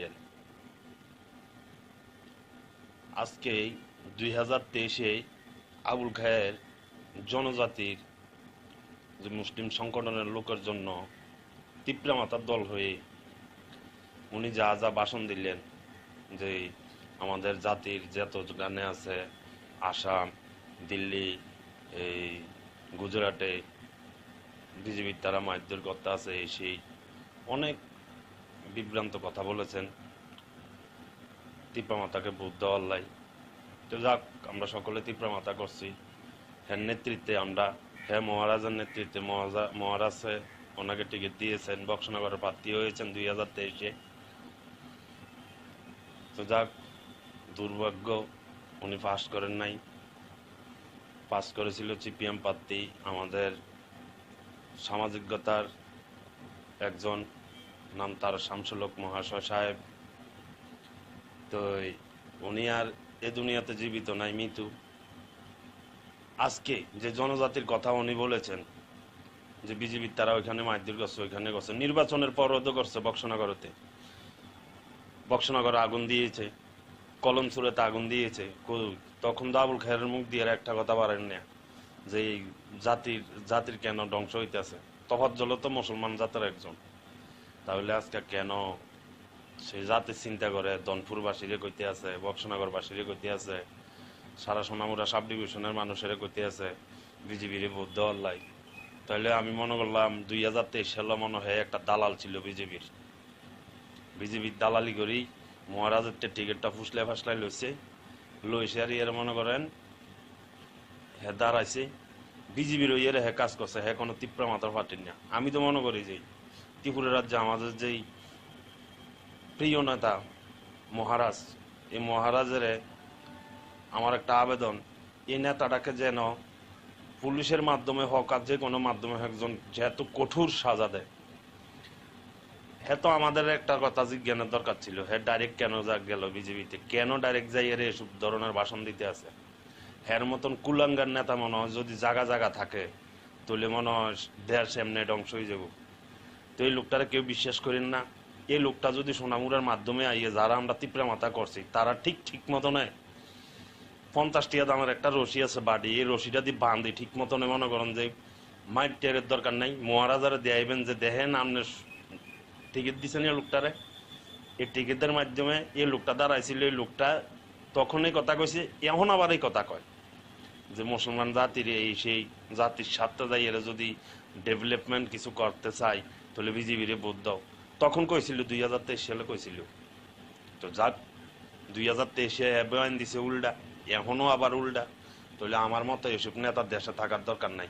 এডি আছে না, এডি হইলো কুলাঙ্গার, এডি হইলো ডাঙ্গাবাজ নেতা। আবুল খায়ের মতন নেতা আছে না, এগুলো ডাঙ্গাবাজ, সে মতন ডাঙ্গাবাজ মনে আর নাই। সে একটা যোদ্ধা সৈনিক, আসাম রাইফেল একটা যোদ্ধা সৈনিক। সে কিন্তু কি আর বলবো, এর মতন কি যোদ্ধা সৈনিক হইব। যাক, এর বিষয় আর কথাটা আমার বলতে চাই না। আমার মোবাইলের চার্জ নষ্ট হয়, নেট নষ্ট হয়, এর ব্যাপারে কথা কইতাম লাগি। যাক, তো সবার কাছে আমার একটাই আবেদন, এসব নেতার কথা শুনিয়ে কেউ বিজেপির মাধ্যমে বা ত্রিপুরা মাতার মাধ্যমে এসব নেতার কথা শুনি, যে কোনো দলে করুক না, এসব নেতারা কোনো দলে যাওয়াটা ঠিক মনে হয় না। তো হ্যাঁ মনে করে হের মতো আবুল খায় যদি সাপোর্ট করে মনে হয় বক্সনগর এবং দনপুর সিট হাসিলে যাব। হের মতন নেতা গেলে আর এর আগে তো তফাজ্জল ভাই মনে করেন 4048 ভোটে ফেল গেছে, বল মনে 9000 ভোটে ফেল যাব। যদি এই নেতাটার লগের এগুলো একটা চোর, এর মতন চোর আর নাই। যাক, আসসালামু আলাইকুম, সকলে ভালো থাকেন। সবার কাছে আমার দোয়া রইল, সবাই আমি দোয়া করি ভালো থাকেন। যাক, এতটুকু আমার কথা। আসসালামু আলাইকুম। আমরা বক্সনগর সোনামুড়া বক্সনগর বাসীরে আমার সালাম রইল সবার প্রতি, বড় ছোট যতজন আছেন সবার প্রতি আমার সালাম রইল। 2023 বিধানসভা নির্বাচনে ত্রিপুরা মাতা দল করেছিলাম আমরা অনেকে। আজকে হয়তো বছরখানিক হয় নাই, কিছুটা কম আছে। আমাদের মহারাজের মাধ্যমে আমরা সকলে বেশ কিছু লোকের ত্রিপুরা মাথা করি। প্রায় অনেকটি যুবক পোলাবাইন বা মুরব্বী, প্রায় 70-80 জন মানুষ আমরা আড়ালিয়া সোনামুড়াতে আমরা ত্রিপুরা মাতার একটা ইউনিয়ন তৈরি করি আবুল খায়ের মাধ্যমে যাই। আজকে 2023-এ আবুল খায়ের জনজাতির যে মুসলিম সংগঠনের লোকের জন্য ত্রিপুরা মাতার দল হয়ে উনি যা যা ভাষণ দিলেন, যে আমাদের জাতির যত গানে আছে আসাম, দিল্লি, এই গুজরাটে বিজেপির তারা মারধর করতে আছে, সেই অনেক বিভ্রান্ত কথা বলেছেন ত্রিপুরা মাতাকে ভোট দেওয়ার লাই। তো যাক, আমরা সকলে ত্রিপুরা মাতা করছি। হ্যাঁ নেতৃত্বে আমরা, হ্যাঁ মহারাজের নেতৃত্বে মহারাজে ওনাকে টিকিট দিয়েছেন, বক্সনগরের প্রার্থী হয়েছেন 2023-এ। তো যাক, দুর্ভাগ্য উনি পাস করেন নাই, পাস করেছিল সিপিএম প্রার্থী আমাদের সামাজিকতার একজন, নাম তার শামসুলক মহাশয় সাহেব। তো উনি আর এ দুনিয়াতে জীবিত নাই, মৃত্যু। আজকে যে জনজাতির কথা উনি বলেছেন যে বিজেপির তারা ওইখানে মারধর করছে, ওইখানে করছে, নির্বাচনের পরও তো করছে। বক্সনগরে আগুন দিয়েছে, কলমসুরেতে আগুন দিয়েছে। তখন তো আবুল খায়ের মুখ দিয়ে একটা কথা বাড়েন না যে জাতির কেন ধ্বংস হইতেছে। তফাজ্জল তো মুসলমান জাতের একজন, তাহলে আজকে কেন সে জাতি চিন্তা করে দনপুরবাসীরে কইতে আছে, বক্সনগরবাসীরে কইতে আছে, সারা সোনামুড়া সাব ডিভিশনের মানুষের কইতে আছে বিজেপির ভোট দেওয়ার লাই। তাহলে আমি মনে করলাম 2023 সালে মনে হয় একটা দালাল ছিল বিজেপির দালালি করি মহারাজের টিকিটটা ফুসলে ফাসলাই লইছে আর এর মনে করেন হে দাঁড়াইছে বিজেপির ওই হে কাজ করছে, হে কোনো তীব্র মাথার ফাটেন না। আমি তো মনে করি যে ত্রিপুরা রাজ্যে আমাদের যেই প্রিয় নেতা মহারাজ, এই মহারাজের আমার একটা আবেদন, এই নেতাটাকে যেন পুলিশের মাধ্যমে হোক আর যে কোনো মাধ্যমে একজন যেহেতু কঠোর সাজা দেয়। হ্যাঁ, তো আমাদের একটা কথা জিজ্ঞানের দরকার ছিল, হ্যাঁ ডাইরেক্ট কেন গেল বিজেপিতে, কেন ডাইরেক্ট যাই এর এসব ধরনের ভাষণ দিতে আছে। হ্যার মতন কুলাঙ্গার নেতা মনে হয় যদি জায়গা জায়গা থাকে তাহলে মনে হয় দেশ এমনি ধ্বংস হয়ে যাব। তো এই লোকটারে কেউ বিশ্বাস করেন না। এই লোকটা যদি সোনামুড়ার মাধ্যমে আইয়ে যারা আমরা তীব্রা মাথা করছি তারা ঠিক মতনে 50 টাকা দামের একটা রশি আছে বাড়ি, এই রশিটা দিয়ে বান্ধি ঠিক মতনে মনে করেন যে মাইট টেরের দরকার নাই, মহারাজারে দেয়াইবেন যে দেখেন আপনি টিকিট দিচ্ছেন এই লোকটারে। এই টিকিটের মাধ্যমে এই লোকটা দাঁড়াইছিল, এই লোকটা তখনই কথা কইছে, এখন আবার এই কথা কয় যে মুসলমান জাতির এই সেই জাতির স্বার্থে যাই এরা যদি ডেভেলপমেন্ট কিছু করতে চাই তাহলে বিজেপির ভোট দাও। তখন কইছিল 2023 সালে কইছিল। তো যাক 2023-এ বয়ান দিছে উল্টা, এখনো আবার উল্টা। তাহলে আমার মতো এসব নেতার দেশে থাকার দরকার নাই। এডি আছে না, এডি হইলো কুলাঙ্গার, এডি হইলো ডাঙ্গাবাজ নেতা। আবুল খায়ের মতন নেতা আছে না, এই হইলো ডাঙ্গাবাজ।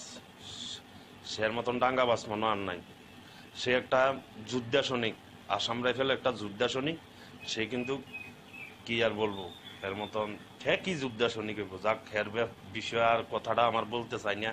আমার মোবাইলের চার্জ নষ্ট হয়, নেট নষ্ট হয়, এর ব্যাপারে কথা কইতাম লাগি। যাক, তো সবার কাছে আমার একটাই আবেদন, এসব নেতার কথা শুনিয়ে রেখে বিজেপির মাধ্যমে বা ত্রিপুরা মাতার মাধ্যমে এসব নেতার কথা শুনি, যে কোনো দলে করুক না এসব নেতারা, কোনো দলে যাওয়াটা ঠিক মনে হয় না।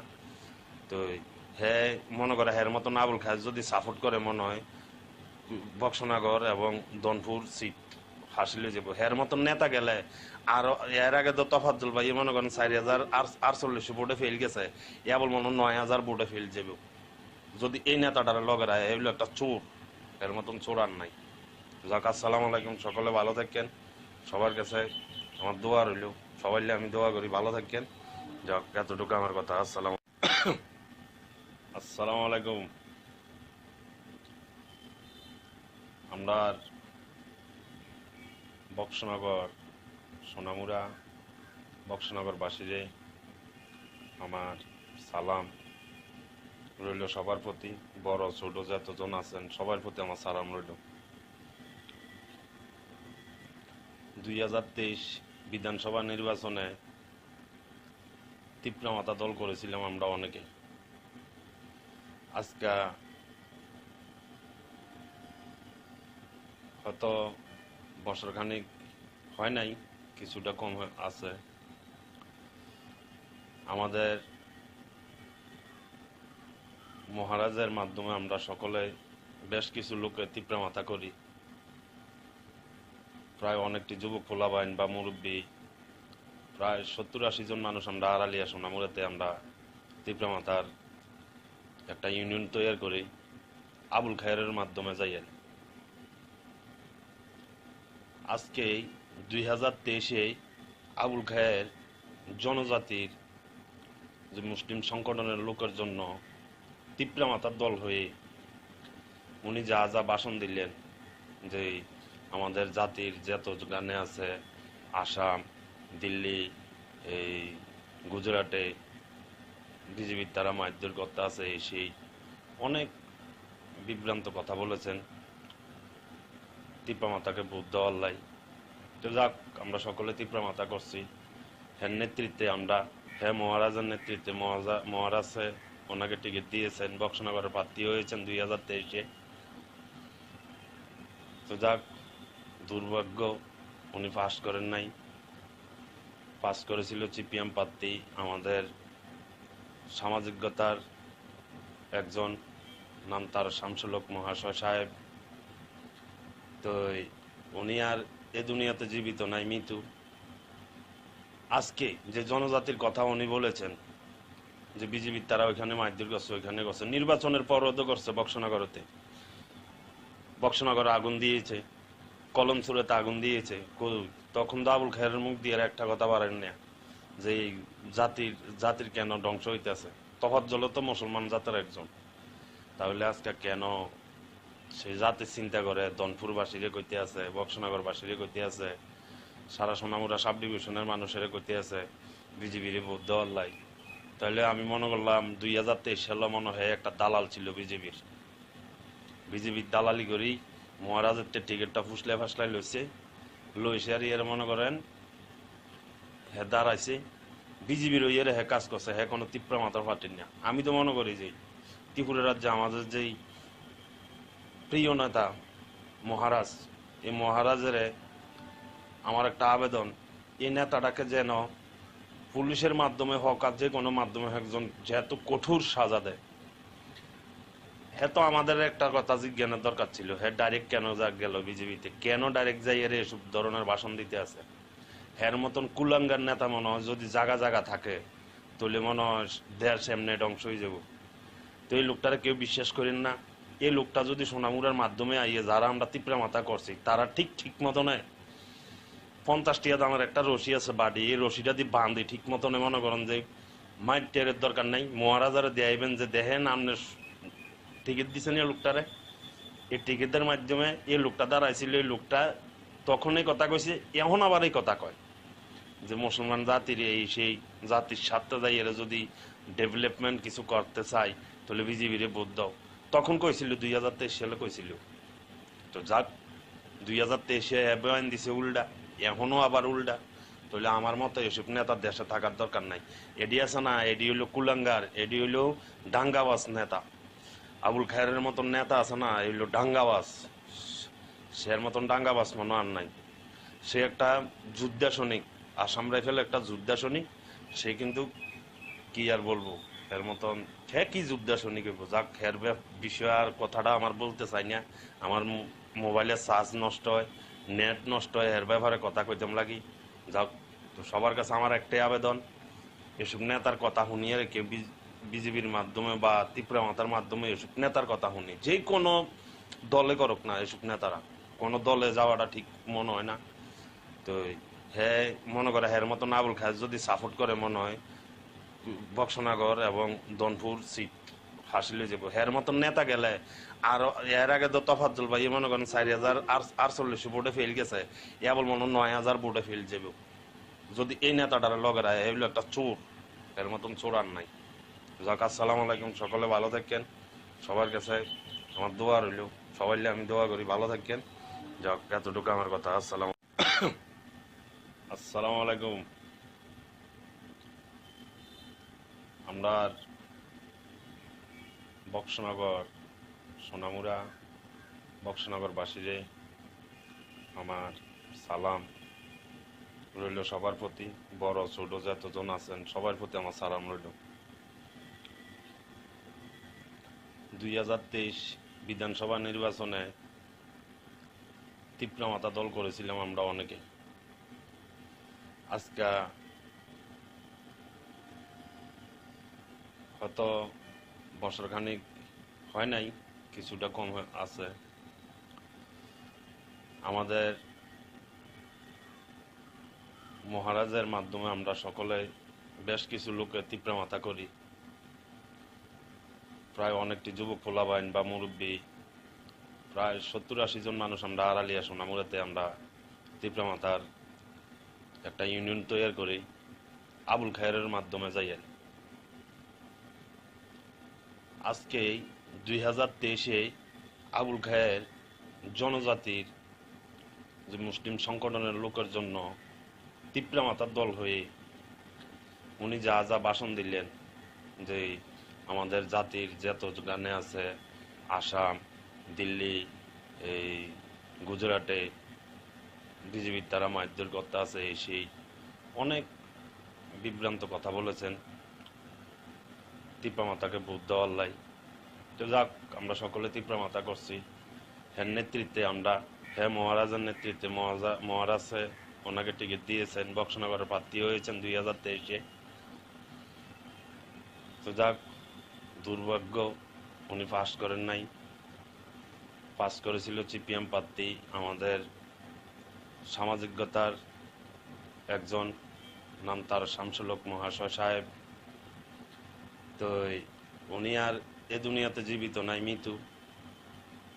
আজকে যে জনজাতির কথা উনি বলেছেন যে বিজেপির তারা ওইখানে মারধর করছে, ওইখানে করছে, নির্বাচনের পরও করছে। বক্সনগরে আগুন দিয়েছে, কলমচুরেতে আগুন দিয়েছে। তখন তো আবুল খায়েরের মুখ দিয়ে একটা কথা বাড়েন না যে এই জাতির কেন ধ্বংস হইতেছে। তফাজ্জল তো মুসলমান জাতের একজন, তাহলে আজকে কেন সেই জাতির চিন্তা করে দনপুরবাসীরে কইতে আছে, বক্সনগরবাসীরে কইতে আছে, সারা সোনামুড়া সাব ডিভিশনের মানুষের কইতে আছে বিজেপির ভোট দেওয়ার লাই। তাহলে আমি মনে করলাম 2023 সালে মনে হয় একটা দালাল ছিল বিজেপির দালালি করি মহারাজের টিকিটটা ফাসলাই লইছে আর ইয়ের মনে করেন হ্যাঁ দাঁড়াইছে বিজেপির ইয়ের হ্যাঁ কাজ করছে, হ্যাঁ কোনো তীব্র মাথার ফাটেন না। আমি তো মনে করি যে ত্রিপুরা রাজ্যে আমাদের যেই প্রিয় নেতা মহারাজ, এই মহারাজের আমার একটা আবেদন, এই নেতাটাকে যেন পুলিশের মাধ্যমে হোক আর যে কোনো মাধ্যমে একজন যেহেতু কঠোর সাজা দেয়। হ্যাঁ, তো আমাদের একটা কথা জিজ্ঞানের দরকার ছিল, হ্যাঁ ডাইরেক্ট কেন গেল বিজেপিতে, কেন ডাইরেক্ট যাই এর এসব ধরনের ভাষণ দিতে আছে। হ্যার মতন কুলাঙ্গার নেতা মনে হয় যদি জায়গা থাকে তাহলে মনে হয় দেশ এমনি ধ্বংস হয়ে যাব।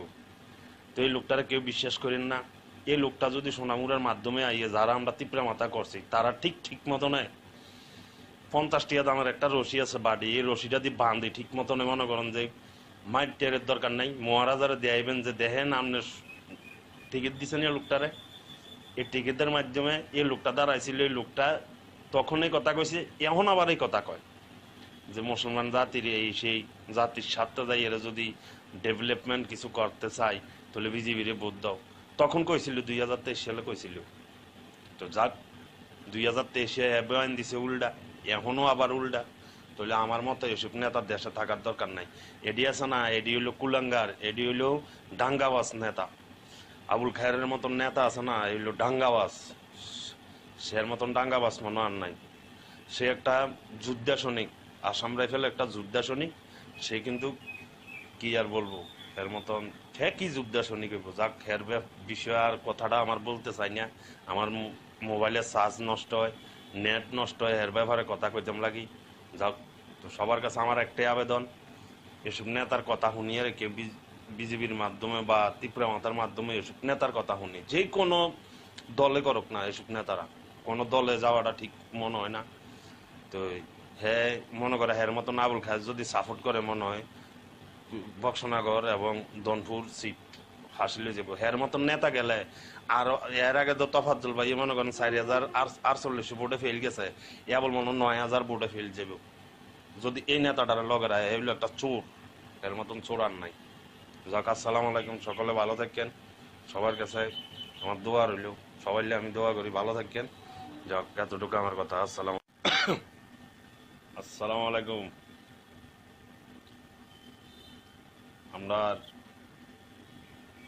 বক্সনগর সোনামুড়া বক্সনগরবাসীরে আমার সালাম রইল সবার প্রতি, বড় ছোট যতজন আছেন সবার প্রতি আমার সালাম রইল। 2023 বিধানসভা নির্বাচনে তীব্র মাথা দল করেছিলাম আমরা অনেকে। আজকে হয়তো বছরখানিক হয় নাই, কিছুটা কম আছে। আমাদের মহারাজের মাধ্যমে আমরা সকলে বেশ কিছু লোকের তীব্র মাথা করি,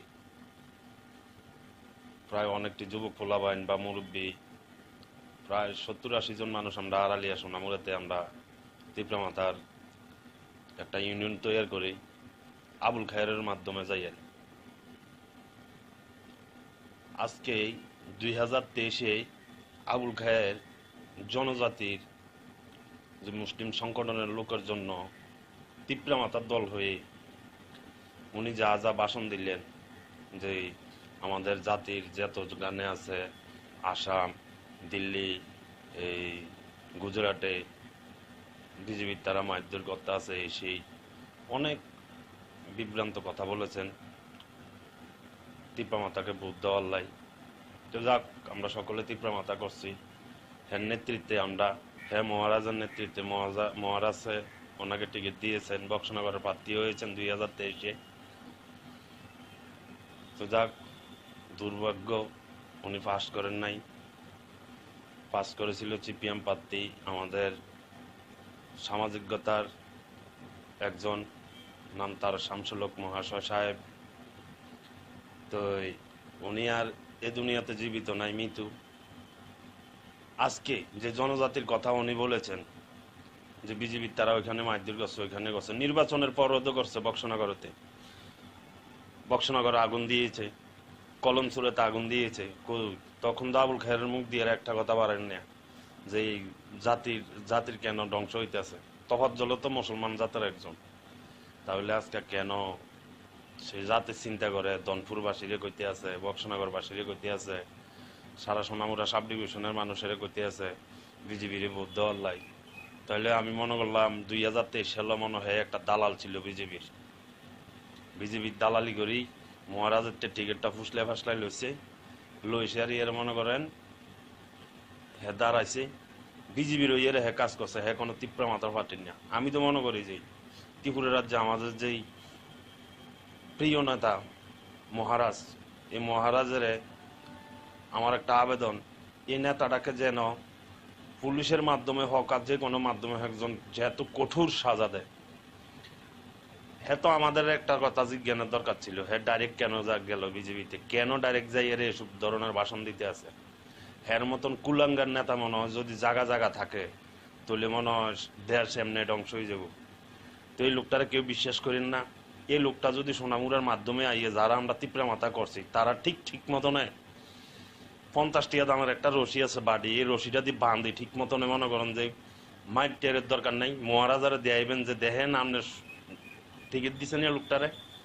এই টিকিটের মাধ্যমে এই লোকটা দাঁড়াইছিল, এই লোকটা তখনই কথা কইছে, এখন আবার এই কথা কয় যে মুসলমান জাতির এই সেই জাতির স্বার্থে যাই এরা যদি ডেভেলপমেন্ট কিছু করতে চাই তাহলে বিজেপির ভোট দাও। তখন কইছিল 2023 সালে কইছিল। তো যাক 2023-এ বয়ান দিছে উল্টা, এখনো আবার উল্টা। তাহলে আমার মতো এসব নেতার দেশে থাকার দরকার নাই। এডি আছে না, এডি হইলো কুলাঙ্গার, এডি হইলো ডাঙ্গাবাজ নেতা। আবুল খায়ের মতন নেতা আছে না, এই হইলো ডাঙ্গাবাজ। সের মতন ডাঙ্গাবাজ মনে আর নাই। সে একটা যোদ্ধা সৈনিক, আসাম রাইফেল একটা যোদ্ধা সৈনিক। সে কিন্তু কি আর বলবো, এর মতন কি যোদ্ধা সৈনিক হইব। যাক, এর বিষয় আর কথাটা আমার বলতে চাই না। আমার মোবাইলের চার্জ নষ্ট হয়, নেট নষ্ট হয়, এর ব্যাপারে কথা কইতাম লাগি। যাক, তো সবার কাছে আমার একটাই আবেদন, এসব নেতার কথা শুনিয়ে রেখে বিজেপির মাধ্যমে বা ত্রিপুরা মাতার মাধ্যমে এসব নেতার কথা শুনি, যে কোনো দলে করুক না এসব নেতারা, কোনো দলে যাওয়াটা ঠিক মনে হয় না। তো হ্যাঁ মনে করে হ্যার মতন আবুল খায়ের যদি সাপোর্ট করে মনে হয় বক্সনগর এবং দনপুর সিট হাসিলে যাব। হ্যার মতন নেতা গেলে আর এর আগে তো তফাজ্জল ভাই মনে করেন 4048 ভোটে ফেল গেছে, এবার মনে 9000 ভোটে ফেল যাবে যদি এই নেতাটার লগেরা এগুলো একটা চোর, এর মতন চোর আর নাই।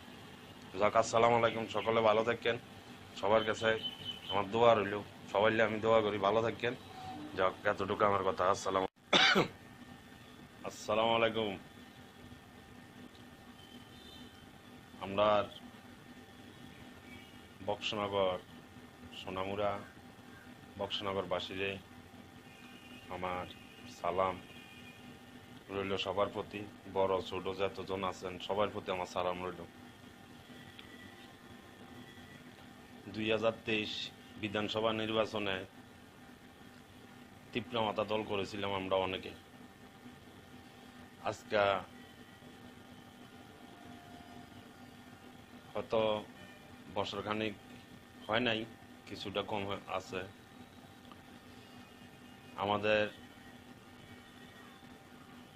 মহারাজের মাধ্যমে আমরা সকলে বেশ কিছু লোকের ত্রিপুরা মাতা করি। প্রায় অনেকটি যুবক পোলাবাইন বা মুরব্বী প্রায় 70-80 জন মানুষ আমরা আড়ালিয়া সোনামুড়াতে আমরা ত্রিপুরা মাতার একটা ইউনিয়ন তৈরি করি আবুল খায়েরের মাধ্যমে যাই। আজকে 2023-এ আবুল খায়ের জনজাতির যে মুসলিম সংগঠনের লোকের জন্য ত্রিপুরা মাতার দল হয়ে উনি যা যা ভাষণ দিলেন যে আমাদের জাতির যত গানে আছে আসাম, দিল্লি, এই গুজরাটে বিজেপির তারা মারধর করতে আছে, সেই অনেক বিভ্রান্ত কথা বলেছেন। ত্রিপুরা মাতাকে দেওয়ার লাই তো যাক, আমরা সকলে ত্রিপুরা করছি। এর নেত্রী আমরা মহারাজার নেত্রী মহারাজে ওনাকে দিয়েছেন বঙ্গবন্ধুর প্রার্থী হয়ে 2023-এ। তো যাক, দুর্গ উনি পাস করেন নাই, পাস করিল সিপিএম পার্টি, আমাদের সামাজিকতার একজন নাম তার লোক মহাসাহেব। তো উনি আর দুনিয়াতে জীবিত মৃত্যু। আজকে জনজাতির কথা বলেছেন যে বিজি তারা ওইখানে ওইখানে করছে, নির্বাচনের পর বক্সনগর আগুন দিয়েছে, কলমসুর আগুন দিয়েছে, তখন তো খেরের মুখ দিয়ে কথা পারেন না যে জাতির কেন ধ্বংস গেছে, তখন তো মুসলমান জাতির জন্য। তাহলে আগে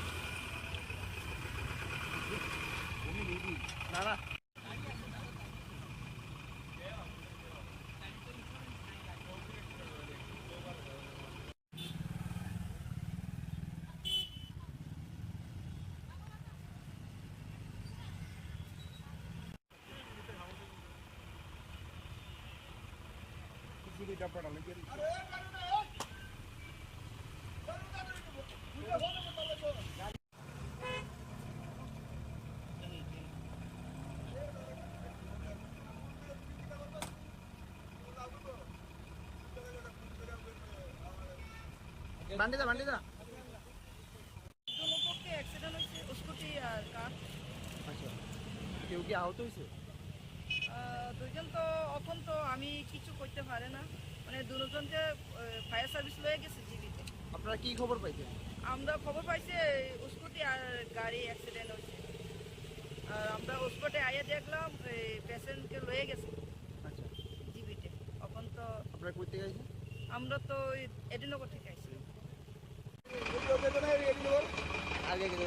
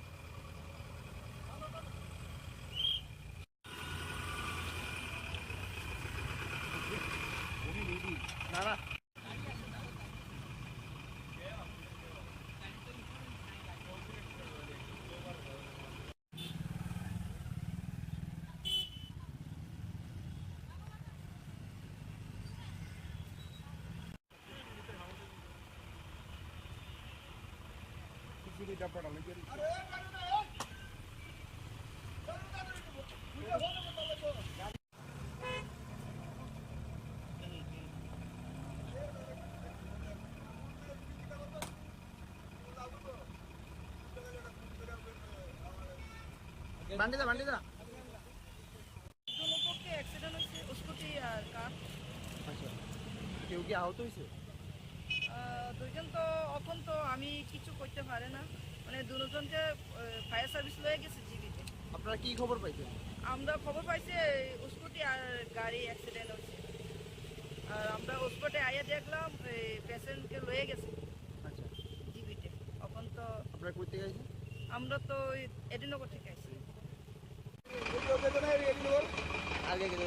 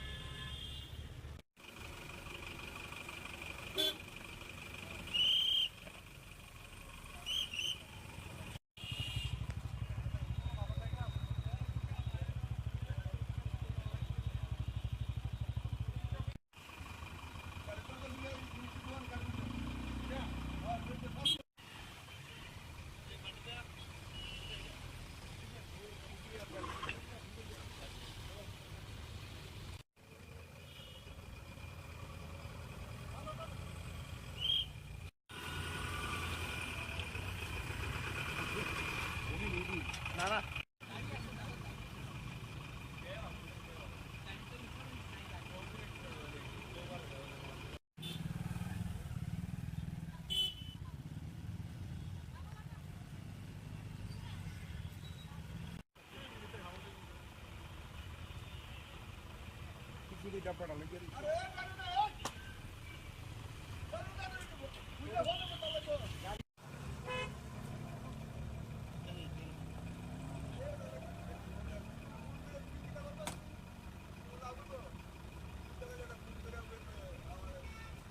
বান্ডিদা বান্ডিদা দুপক্ষে অ্যাক্সিডেন্ট হয়েছে স্কুটি আর কার।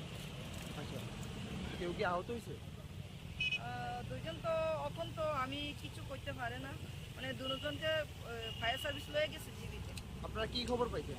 আমরা খবর পাইছি স্কুটি আর গাড়ি অ্যাক্সিডেন্ট হয়েছে, আর আমরা স্পটে আইয়া দেখলাম পেশেন্টকে লয়ে গেছে আচ্ছা জীবিতে। এখন তো আপনারা কই থেকে আইছেন? আমরা তো এডিনগর থেকে আইছি। আগে গেলে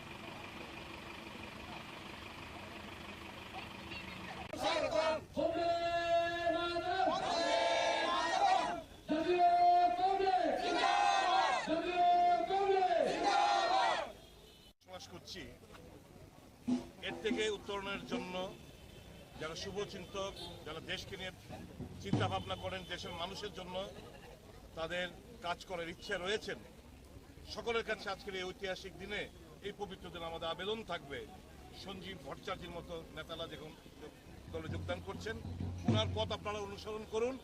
আমাদের দলের প্রতি বিশ্বাস রেখে, আস্থা রেখে আপনারা যোগদান করুন। যাতে করে দেশ এবং দেশের মানুষ রেহাই পায় এবং সত্যিকারের অর্থে গণতন্ত্রের স্বাদ পায়। উপনির্বাচনে প্রদেশ কংগ্রেস প্রচারে যাবে কি বাম প্রার্থীর সমর্থনে? এটা নিয়ে তো আমাদেরকে বামপন্থী বন্ধুরা বলেনও নি। আমার মনে হয় তারাও ওখানে সেলফ সাফিসিয়েন্ট। কাজে আমরা আমাদের কর্মীরা অলরেডি ওখানে যে সিদ্ধান্ত আমরা নিয়েছি, উপনির্বাচন রাজ্য নেতৃত্ব যাওয়ার কোনো লাগে না। ওখানে জেলা কংগ্রেস সভাপতি সহ জেলার নেতৃত্ব রয়েছেন, ওনারা যা যা করার করবেন। প্রয়াত প্রধানমন্ত্রী ভারতরত্ন রাজীব গান্ধীর ৭৯তম জন্মতিথি। সারা দেশের সঙ্গে জাতীয় কংগ্রেসের কর্মসূচি হিসাবে ত্রিপুরা প্রদেশ কংগ্রেসের পক্ষ থেকে প্রধান কার্যালয়ে আজকে সদ্ভাবনা যাত্রার সমাপ্তি অনুষ্ঠানে আমরা মিলিত হয়েছি রাজীব গান্ধীর মর্মর মূর্তির তলে। রাজীব গান্ধীজি এই ভারতবর্ষের সমগ্র দেশব্যাপী জনগণের মনে তার প্রধানমন্ত্রীত্বে এবং দেশের সেবার কাজে আজও প্রাসঙ্গিক। দেশের আধুনিকতার, তথ্য প্রযুক্তির, টেলিকমিউনিকেশনের যুগে এবং ভারতবর্ষের যুব সমাজকে এগিয়ে নিয়ে যাওয়ার জন্য উনি যে স্বপ্ন দেখেছেন, সেই স্বপ্ন উনি ওনার প্রধানমন্ত্রীত্বের সময়কাল থেকে শুরু করে আজও এটা বর্তমান, এটা এগিয়ে চলেছে। রাজীব গান্ধী ছিলেন একজন শান্তির অগ্রদূত। বিশেষ করে উত্তর পূর্বাঞ্চল সহ সমগ্র দেশে এবং ভারতবর্ষের পার্শ্ববর্তী দেশগুলিতে শান্তি প্রতিষ্ঠার লক্ষ্যে ওনার প্রয়াস আজকে সর্বজন বিদিত। উত্তর পূর্বাঞ্চলকে শান্তি এবং সম্প্রীতিতে প্রতিষ্ঠা করার লক্ষ্যে উনি যেমন জাতীয় কংগ্রেসের হাল ধরে জাতীয় কংগ্রেসের জন্য সেখানে আত্মত্যাগ করেছিলেন, ভারতবর্ষের শান্তি প্রতিষ্ঠাতেও উনি আত্মবলিদান দিয়েছেন। এই দিবসে ওনাকে স্মরণ করা, ওনার প্রতি শ্রদ্ধাঞ্জলি প্রদান করা এবং ভারতবাসী হিসাবে আমরা গর্ববোধ করি যে এমন একজন প্রয়াত প্রধানমন্ত্রীকে আমরা এই দেশের জন্য পেয়েছিলাম। যদিও ওনার আয়ুষ্কাল খুব কম ছিল এবং সেই সময়কালের মধ্যে উনি ভারতবর্ষকে পাশ্চাত্যের সঙ্গে পাল্লা দিয়ে উন্নত ভারত, তথ্য প্রযুক্তির ভারত, ভারতবর্ষের যুব সম্প্রদায়ের তাদের অধিক ক্ষমতায়ন, তাদের অধিকার, একটা যুগান্তকারী যে সিদ্ধান্ত 18 বছরের অধিক যারা বয়স তাদেরকে ভোটাধিকার প্রয়োগ করা, ভারতবর্ষের টেলিকমিউনিকেশনে একটা নতুন দিগন্তের উন্মোচন করে দিয়ে ভারতবর্ষকে এমন একটা মাত্রায় পৌঁছে দিয়েছেন যে আজকে ভারতবর্ষ অর্থনীতিতে বলুন, তাদের ভারতবর্ষের যে অবস্থান, এই অবস্থান শক্তিশালী হতে এটা রাজীব গান্ধীর একটা বিরাট অবদান ছিল। কিন্তু ভারতবর্ষের বুকে একটা এমন একটা শাসক দল আজকে ক্ষমতাসীন যারা ভারতবর্ষের ইতিহাসকে বিকৃত করে চলেছে, যারা ভারতবর্ষের প্রাচীন ইতিহাস থেকে শুরু করে ভারতবর্ষের স্বাধীনোত্তর যে ভারতবর্ষের বিকাশের যারা বিকাশ পুরুষ, তাদের ইতিহাসকে আজকে তারা বিলীন করে দিতে চাইছে। এখনো ষড়যন্ত্রের বিরুদ্ধে ভারতবর্ষের জাতীয় কংগ্রেস, ভারতবর্ষের জনগণ আজকে লড়াইয়ে অবতীর্ণ হয়েছে।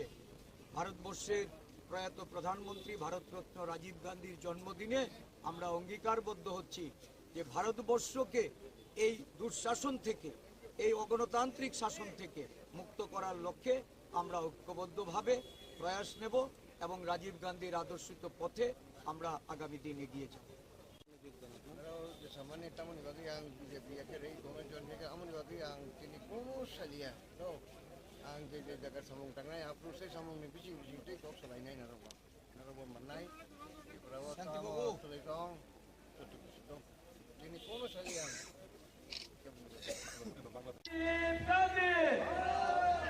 Rajiv Gandhi, Rajiv Gandhi.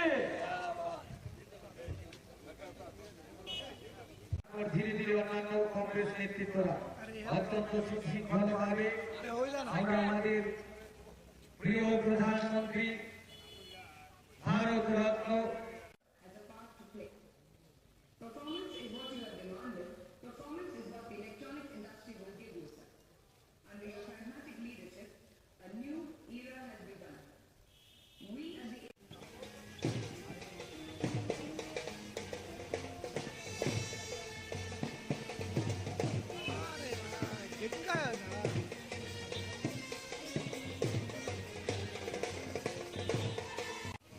রাজ্যের যুব সম্প্রদায় নেশায় আকৃষ্ট হয়ে নেশায় আসক্ত হয়ে নেশামুক্ত সমাজ গঠন করে তোলা। ত্রিপুরাতে নেশামুক্ত সমাজ গঠন করলে পরে প্রধানমন্ত্রী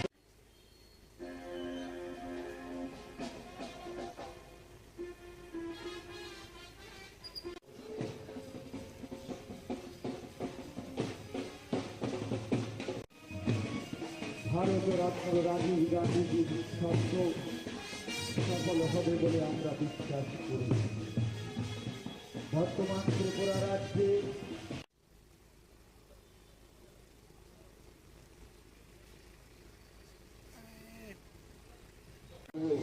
রাজীব গান্ধীজি অমর রহে। জয় হিন্দ, বন্দে মাতরম।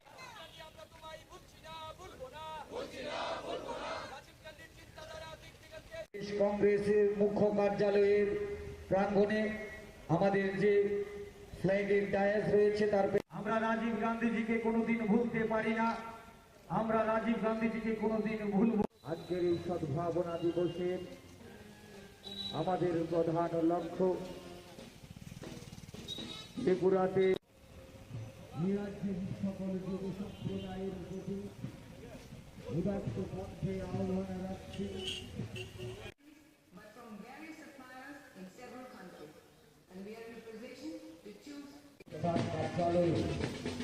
আমরা সদ্ভাবনা বার্তা নিয়ে এখানে উপস্থিত হয়েছি। আর কিছুক্ষণের মধ্যে অত্যন্ত করছি সেবা দলের পতাকা উত্তোলনের জন্য এগিয়ে যাওয়ার জন্য এবং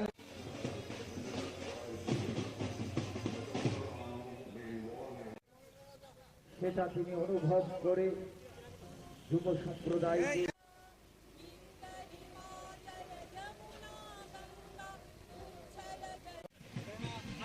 আহ্বান জানাচ্ছি নেশা থেকে মুক্তি থাকার জন্য। রাজীব গান্ধীজি অমর রহে, রাজীব গান্ধীজি অমর রহে, রাজীব গান্ধীজি অমর রহে। আমরা অত্যন্ত কলুষিত করে তুলেছে সমাজের মধ্যে হিংসা বিশৃঙ্খলা।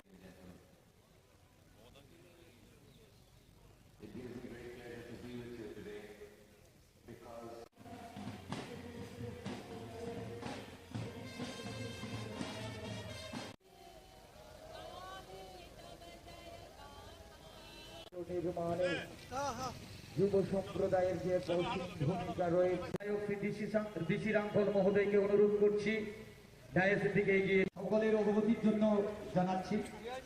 আমরা এখন ধীরে ধীরে আমরা রাজীব গান্ধীজিকে কোনোদিন ভুলতে পারি না, আমরা রাজীব গান্ধীজিকে কোনোদিন ভুলব। অনুরোধ করবো হাতে দলীয় পতাকা দিয়ে ওনাকে বরণ করে নেওয়ার জন্য। বন্দে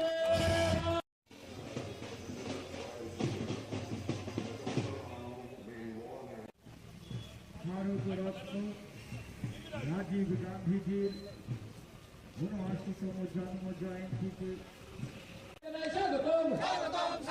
সঞ্জীব ভট্টাচার্য মহোদয়কে জানাই দলে স্বাগতম।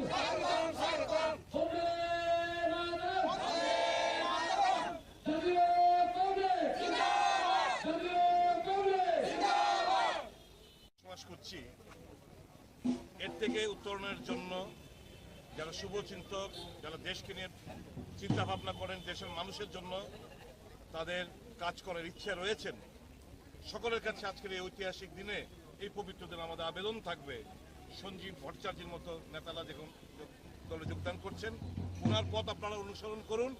আমাদের দলের প্রতি বিশ্বাস রেখে, আস্থা রেখে আপনারা যোগদান করুন, যাতে করে দেশ এবং দেশের মানুষ রেহাই পায় এবং সত্যিকারের অর্থে গণতন্ত্রের স্বাদ পায়। উপনির্বাচনে প্রদেশ কংগ্রেস প্রচারে যাবে কি বাম প্রার্থীর সমর্থনে? এটা নিয়ে তো আমাদেরকে বামপন্থী বন্ধুরা বলেনও নি। আমার মনে হয় তারাও ওখানে সেলফ সাফিসিয়েন্ট। কাজে আমরা আমাদের কর্মীরা অলরেডি ওখানে যে সিদ্ধান্ত আমরা নিয়েছি, উপনির্বাচন রাজ্য নেতৃত্বে যাওয়ার কোনো লাগে না। ওখানে জেলা কংগ্রেস সভাপতি সহ জেলার নেতৃত্বে রয়েছেন, ওনারা যা যা করার করবেন। প্রয়াত প্রধানমন্ত্রী ভারতরত্ন রাজীব গান্ধীর ৭৯তম জন্মতিথি সারা দেশের সঙ্গে জাতীয় কংগ্রেসের কর্মসূচি হিসাবে ত্রিপুরা প্রদেশ কংগ্রেসের পক্ষ থেকে প্রধান কার্যালয়ে আজকে সদ্ভাবনা যাত্রার সমাপ্তি অনুষ্ঠানে আমরা মিলিত হয়েছি রাজীব গান্ধীর মর্মর মূর্তির তলে। রাজীব গান্ধীজির এই ভারতবর্ষের সমগ্র দেশব্যাপী জনগণের মনে তার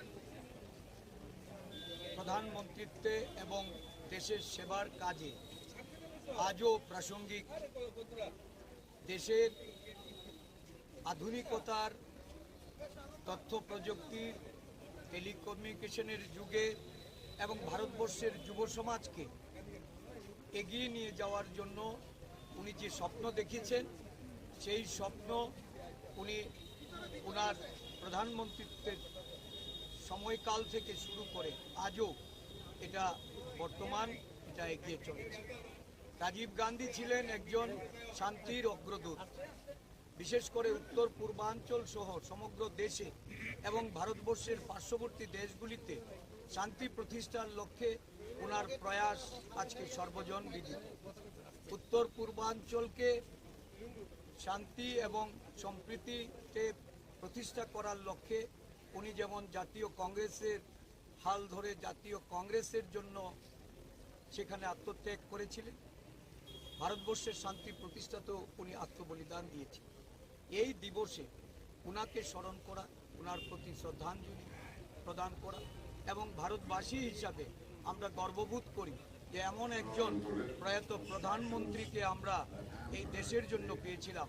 যদিও ওনার আয়ুষ্কাল খুব কম ছিল এবং সেই সময়কালের মধ্যে উনি ভারতবর্ষকে পাশ্চাত্যের সঙ্গে পাল্লা দিয়ে উন্নত ভারত, তথ্য প্রযুক্তির ভারত, ভারতবর্ষের যুব সম্প্রদায়ের তাদের অধিক ক্ষমতায়ন, তাদের অধিকার, একটা যুগান্তকারী যে সিদ্ধান্ত 18 বছরের অধিক যারা বয়স তাদেরকে ভোটাধিকার প্রয়োগ করা, ভারতবর্ষের টেলিকমিউনিকেশনে একটা নতুন দিগন্তের উন্মোচন করে দিয়ে ভারতবর্ষকে এমন একটা মাত্রায় পৌঁছে দিয়েছেন যে আজকে ভারতবর্ষ অর্থনীতিতে বলুন, তাদের ভারতবর্ষের যে অবস্থান, এই অবস্থান শক্তিশালী হতে এটা রাজীব গান্ধীর একটা বিরাট অবদান ছিল।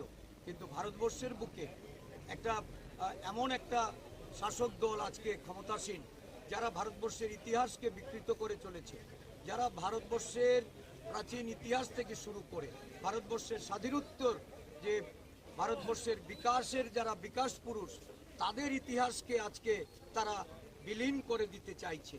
এখনো ষড়যন্ত্রের বিরুদ্ধে ভারতবর্ষের জাতীয় কংগ্রেস, ভারতবর্ষের জনগণ আজকে লড়াইয়ে অবতীর্ণ হয়েছে।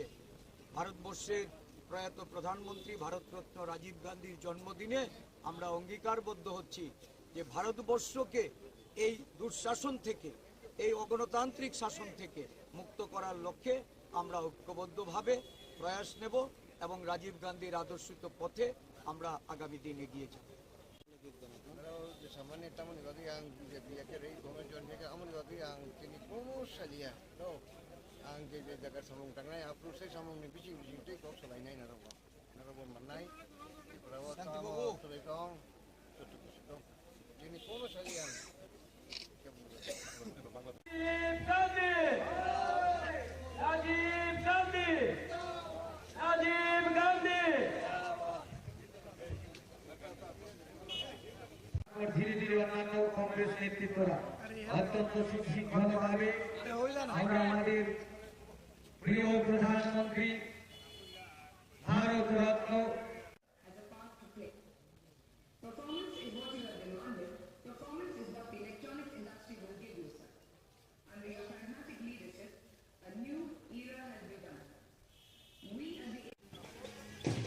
এসেছেন আপনাদের সবাইকে আমি স্বাগত জানাই এবং অভিনন্দন জানাই।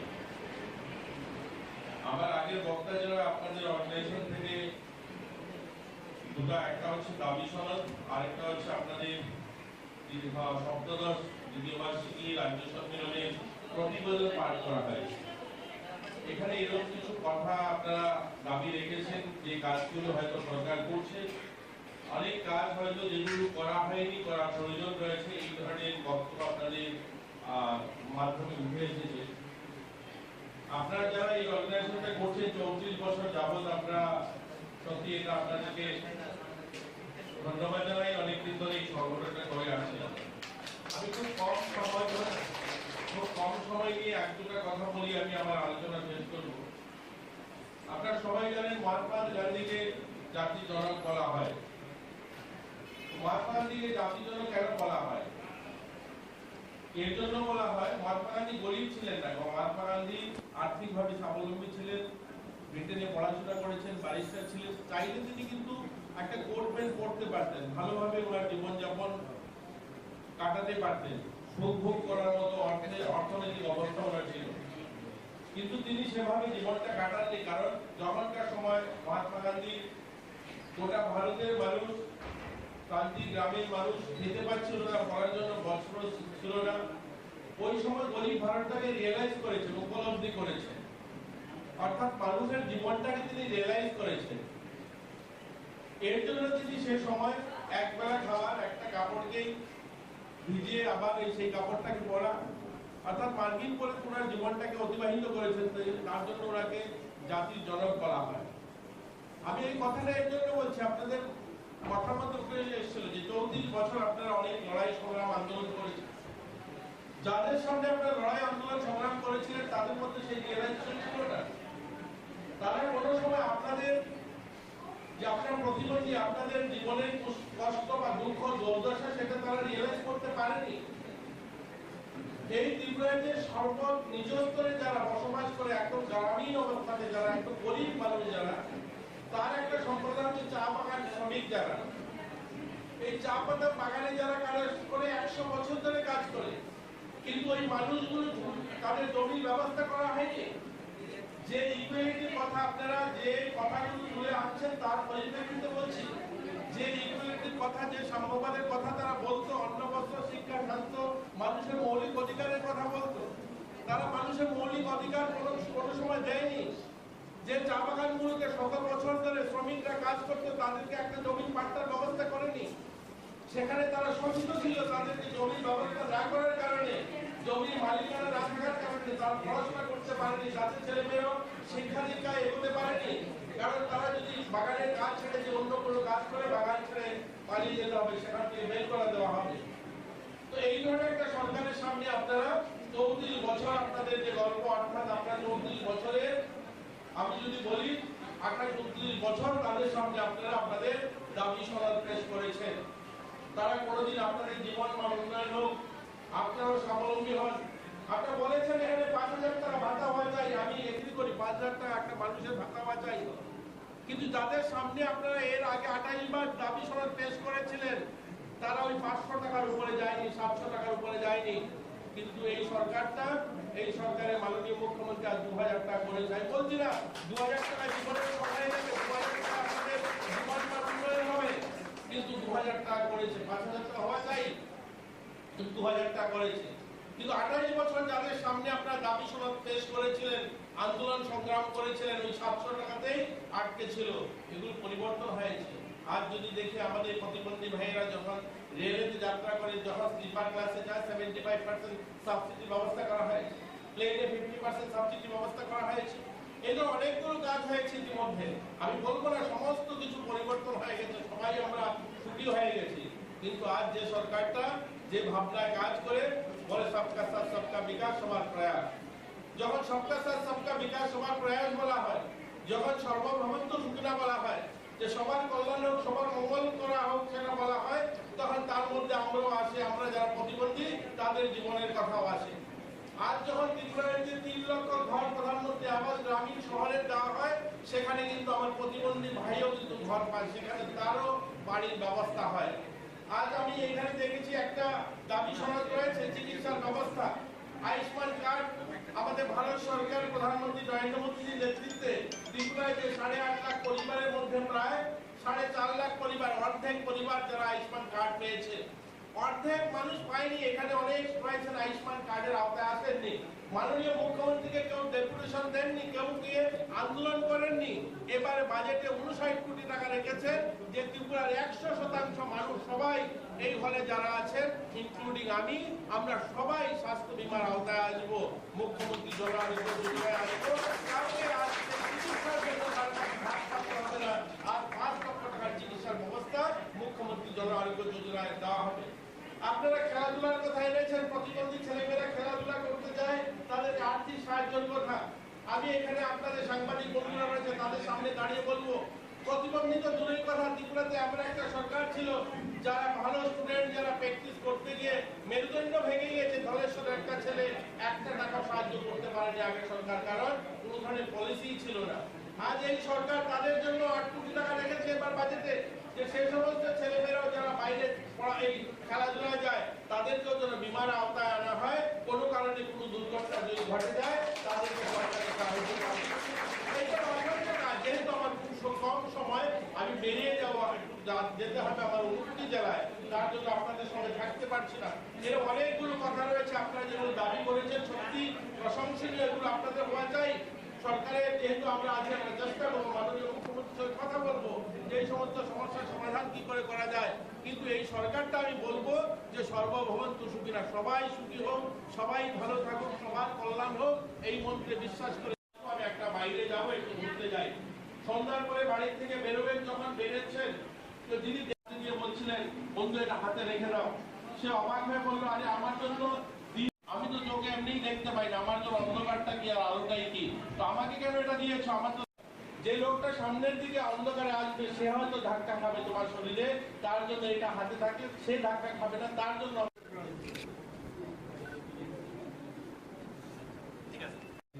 একজন ছাত্রী রয়েছে, তার একটি দাবি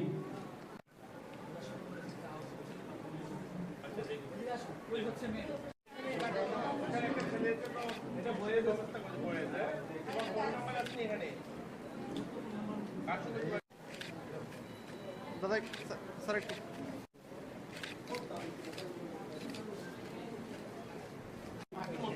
বাসুদেব আচার্য,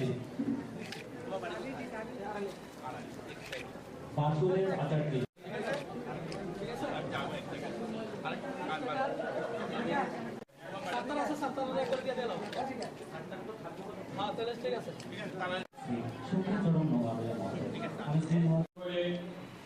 আমাদের বিভিন্ন রাজ্য সরকারি স্কিমগুলিতে, বিশেষ করে এই আমাদের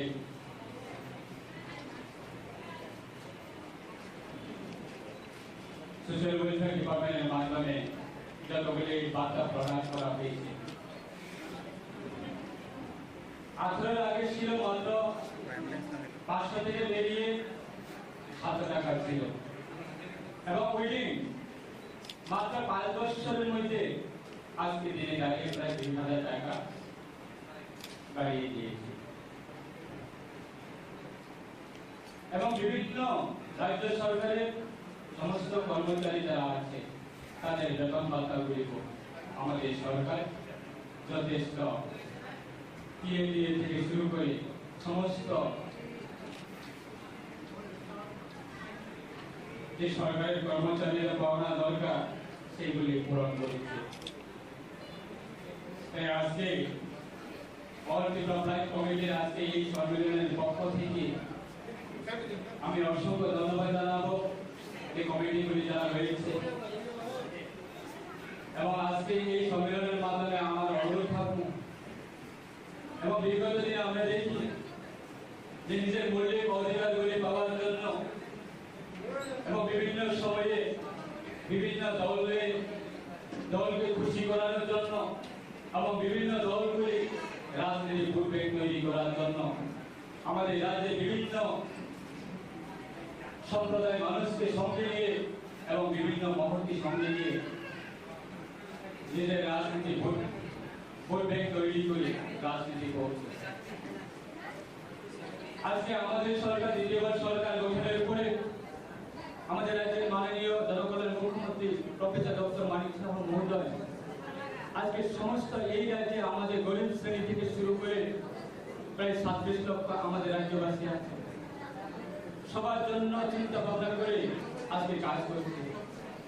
এবং এই দ্বিতীয়বার সরকার গঠনের উপরে আমরা একটা আমাদের বড় অ্যাচিভমেন্ট যে আমরা কোনো আন্দোলন ছাড়াই কোনো দাবি ছাড়াই আমাদের রাজ্যে আমরা দেখি যে পয়সাওয়ালারা, চাকরিওয়ালারা এবং বিজনেসওয়ালারা তারা কেন শুধু বিল্ডিং করে থাকবে, দালান করে থাকবে,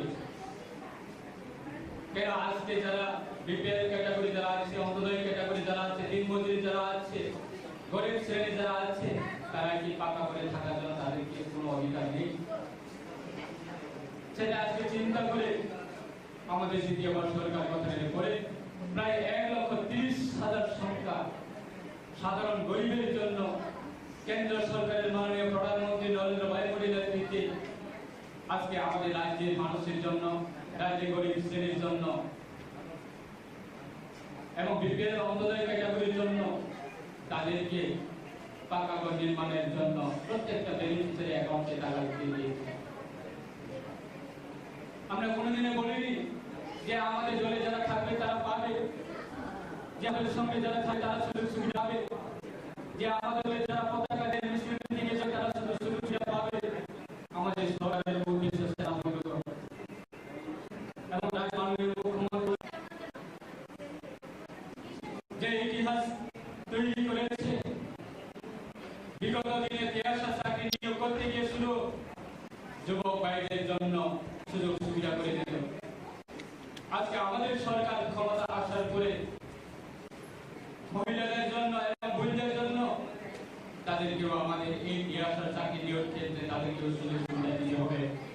সেটা চিন্তাই করে আজকে আমাদের সরকার রাজ্যের সমস্ত অংশের এবং সমস্ত শ্রেণীকে সঙ্গে নিয়ে কাজ করা মানসিকতা, তাই আপনাদেরকে আমার অনুরোধ থাকবে আজকে আপনারা যেগুলো দাবি করে দিয়েছেন আমরা অবশ্যই আমাদের রাজ্যের মাননীয় জনগণের মুখ্যমন্ত্রী ওনার সঙ্গে আমরা আলোচনা বসব এবং এই দাবিগুলি নিয়ে আপনাদের মূল্য অধিকার সেটাকে আমরা বাস্তবায়ন করার জন্য আমরা সরকারের পক্ষে আমরা বিবেচনা করব। রাস্তাপথে গিয়ে অন্য দলের উস্কানি নিয়ে জাতির মধ্যে জাতির কোনো ধরনের মানুষের কথা শুনে সেটা আপনার কাছে আমার অনুরোধ থাকবো। সরকার এখানে উপস্থিত হয়েছেন আপনাদের সবাইকে আমি স্বাগত জানাই এবং অভিনন্দন জানাই। আমার আগের বক্তা যারা আপনাদের অর্গানাইজেশন থেকে দুটো, একটা হচ্ছে দাবি সনদ, আরেকটা হচ্ছে আপনাদের সপ্তদশ দ্বিতীয় বার্ষিকী রাজ্য সম্মেলনে প্রতিবেদন পাঠ করা হয়েছে। এখানে এরকম কিছু কথা আপনারা দাবি রেখেছেন যে কাজগুলো হয়তো সরকার করছে, অনেক কাজ হয়তো যেগুলো করা হয়নি, করার প্রয়োজন রয়েছে, এই ধরনের বক্তব্য আপনাদের মাধ্যমে উঠে এসেছে। আপনারা যারা এই অর্গানাইজেশনটা করছেন 34 বছর যাবৎ, আপনারা সত্যি এটা আপনাদেরকে ধন্যবাদ জানাই। অনেকদিন ধরে এই সংগঠনটা করে আসছে। আমি খুব কম সময় নিয়ে এক দুটা কথা বলি, আমি আমার আলোচনা শেষ করব। আপনারা সবাই জানেন মহাত্মা গান্ধীকে জাতির জনক বলা হয়। মহাত্মা গান্ধীকে জাতির জনক কেন বলা হয়? এর জন্য বলা হয় মহাত্মা গান্ধী গরিব ছিলেন না, মহাত্মা গান্ধী আর্থিকভাবে স্বাবলম্বী ছিলেন, ব্রিটেনে পড়াশোনা করেছেন, ব্যারিস্টার ছিলেন। চাইলে তিনি কিন্তু একটা কোট প্যান্ট পরতে পারতেন, ভালোভাবে ওনার জীবনযাপন কাটাতে পারতেন, সুখ ভোগ করার মতো অর্থনৈতিক অবস্থা ওনার ছিল, কিন্তু তিনি সেভাবে জীবনটা কাটাননি। কারণ যখনকার সময় মহাত্মা গান্ধী গোটা ভারতের মানুষ, প্রান্তিক গ্রামের মানুষ খেতে পাচ্ছিল না, পড়ার জন্য বস্ত্র ছিল না। ওই সময় গরিব ভারতটাকে রিয়েলাইজ করেছেন, উপলব্ধি করেছেন, অর্থাৎ মানুষের জীবনটাকে তিনি রিয়েলাইজ করেছেন। এর জন্য তিনি সে সময় একবেলা খাবার, একটা কাপড়কে ভিজিয়ে আবার সেই কাপড়টাকে পরা, অর্থাৎ মার্কিন করে ওনার জীবনটাকে অতিবাহিত করেছেন। তার জন্য ওনাকে জাতির জনক বলা হয়। আমি এই কথাটা এর জন্য বলছি, আপনাদের মাথার মধ্যে উঠে এসেছিল যে 34 বছর আপনারা অনেক লড়াই সংগ্রাম আন্দোলন করেছেন। যাদের সামনে আপনারা লড়াই আন্দোলন সংগ্রাম করেছিলেন তাদের মধ্যে সেই রিয়েলাইজেশন ছিল না। তারা কোনো সময় আপনাদের যে আপনার প্রতিবন্ধী, আপনাদের জীবনের কষ্ট বা দুঃখ দুর্দশা সেটা তারা রিয়েলাইজ করতে পারেনি।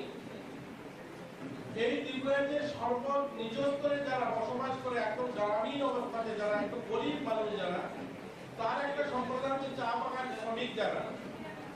এই চা পাতা বাগানে যারা কাজ করে 100 বছর ধরে কাজ করে, কিন্তু ওই মানুষগুলো তাদের জমির ব্যবস্থা করা হয়নি। যে ইকুয়ালিটির কথা আপনারা যে কথাগুলো তুলে আনছেন তার পরিপ্রেক্ষিতে বলছি, যে ইকুয়ালিটির কথা, যে সাম্যবাদের কথা তারা বলতো, অন্ন বস্ত্র শিক্ষা স্বাস্থ্য মানুষের মৌলিক অধিকারের কথা বলতো, তারা মানুষের মৌলিক অধিকার কোনো সময় দেয়নি। যে চা বাগানগুলোতে শত বছর ধরে শ্রমিকরা কাজ করতো তাদেরকে একটা জমির পাট্টার ব্যবস্থা করেনি। সেখানে তারা শোষিত ছিল, তাদেরকে জমির ব্যবস্থা না করার কারণে, জমির মালিকানা না থাকার কারণে তারা পড়াশোনা করতে পারেনি, তাদের ছেলেমেয়েরাও শিক্ষা দীক্ষায় এগোতে পারেনি। কারণ তারা যদি বাগানের কাজ ছেড়ে যে অন্য কোনো কাজ করে বাগান ছেড়ে পালিয়ে যেতে হবে, সেখান থেকে বের করে দেওয়া হবে। তো এই ধরনের একটা সরকারের সামনে আপনারা 34 বছর আপনাদের যে গল্প, অর্থাৎ আপনারা 34 বছরের, আমি যদি বলি 28-29 বছর তাদের সামনে আপনারা আপনাদের দাবি সনদ পেশ করেছেন। তারা কোনোদিন আপনাদের জীবন মান উন্নয়ন হোক, আপনারাও স্বাবলম্বী হন। আপনারা বলেছেন এখানে 5,000 টাকা ভাতা হওয়া চাই, আমি এগ্রি করি, 5,000 টাকা একটা মানুষের ভাতা হওয়া চাই। কিন্তু যাদের সামনে আপনারা এর আগে 28 বার দাবি সনদ পেশ করেছিলেন, তারা ওই 500 টাকার উপরে যায়নি, 700 টাকার উপরে যায়নি। কিন্তু এই সরকারটা, এই সরকারের মাননীয় মুখ্যমন্ত্রী আজ 2,000 টাকা করেছে। আমি বলছি না 2,000 টাকা জীবনের সহায় নেবে, 2,000 টাকা আপনাদের জীবন মান উন্নয়ন হবে, কিন্তু 2,000 টাকা করেছে। 5,000 টাকা হওয়া চাই, কিন্তু 2,000 টাকা করেছে। কিন্তু 28 বছর যাদের সামনে আপনারা দাবি সনদ পেশ করেছিলেন, আন্দোলন সংগ্রাম করেছিলেন, ওই 700 টাকাতেই আটকে ছিল। এগুলো পরিবর্তন হয়েছে। আজ যদি দেখি আমাদের প্রতিবন্ধী ভাইয়েরা যখন রেলেতে যাত্রা করে, যখন স্লিপার ক্লাসে যায় 75% সাবসিডি ব্যবস্থা করা হয়েছে, প্লেনে 50% সাবসিডি ব্যবস্থা করা হয়েছে। এগুলো অনেকগুলো কাজ হয়েছে ইতিমধ্যে।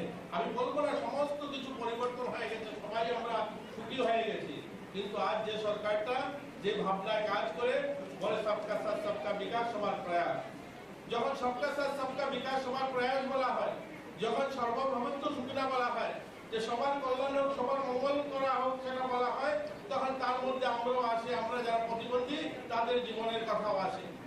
আজ যখন ত্রিপুরার যে 3 লক্ষ ঘর প্রধানমন্ত্রী আবাস রেখেছে এবার বাজেটে, যে সেই সমস্ত ছেলেমেয়েরাও যারা বাইরে এই খেলাধুলায় যায় তাদেরকেও যেন বিমার আওতায় আনা হয়, কোনো কারণে কোনো দুর্ঘটনা যদি ঘটে যায় তাদেরকে সরকারের সাহায্য করে।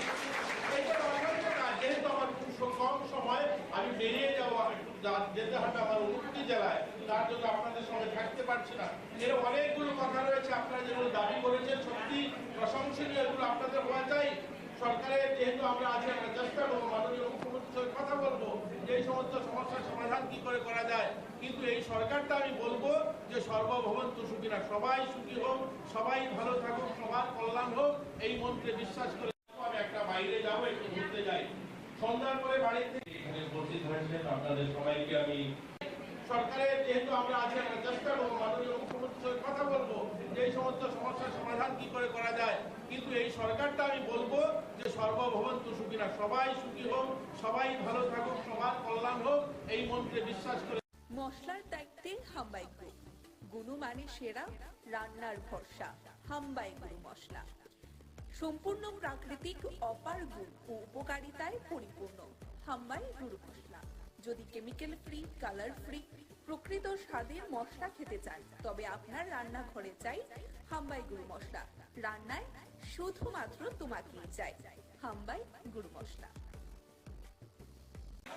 মিনানি সরকারকে বরণ করলেন, বরণ করে নিচ্ছেন দিয়া দাস, সুজিত সাহা, রানা পাল,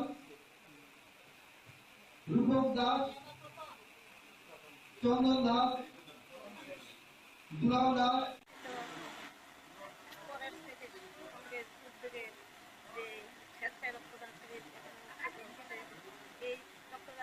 আমি কথাই বলবো যে সামাজিক যত কাজ আছে তার মধ্যে অন্যতম হলো রাখতেছে অন্যতম কাজ হলো রক্তদান।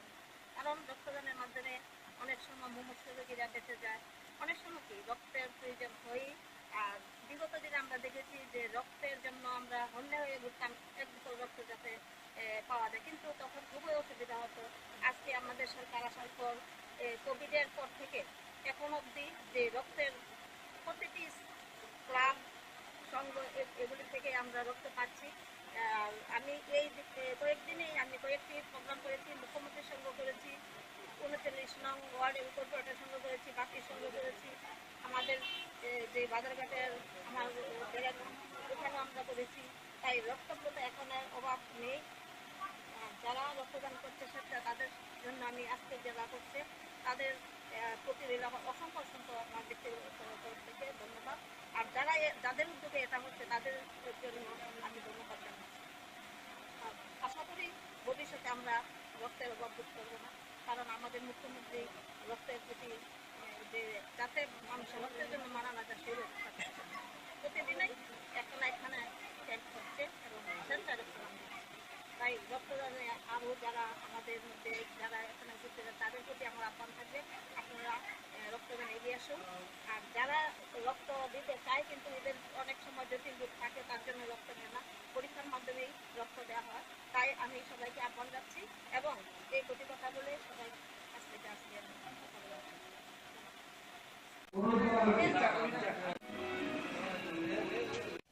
বরণ করে নেবেন মেয়র ইন কাউন্সিলর শ্রীযুক্ত মৃণালী সরকারকে।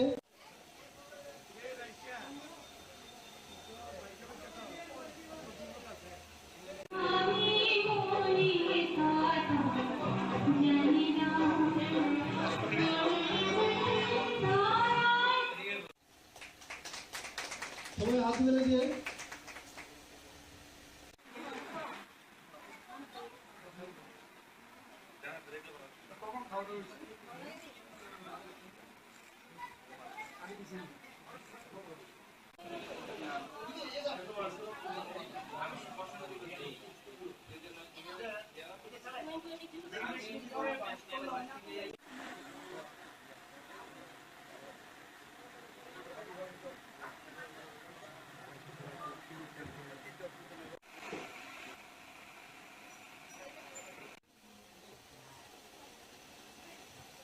উদ্বোধক 14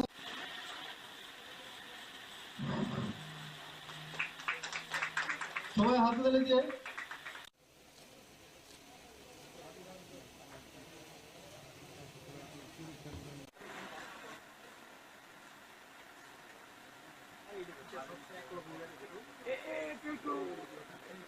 দিদি মাঝখানে যান, আপনার মাঝখানে। মশলার দায়িত্বে হাম্বাই গ্রুপ, গুণমানে সেরা, রান্নার ভরসা, হাম্বাই গুরু মশলা। সম্পূর্ণ প্রাকৃতিক, অপার গুণ ও উপকারিতায় পরিপূর্ণ হাম্বাই গুরু মশলা। যদি কেমিক্যাল ফ্রি, কালার ফ্রি, প্রকৃত স্বাদের মশলা খেতে চান তবে আপনার রান্নাঘরে চাই হাম্বাই গুরু মশলা। রান্নায় শুধুমাত্র তোমাকেই চাই হাম্বাই গুরু মশলা।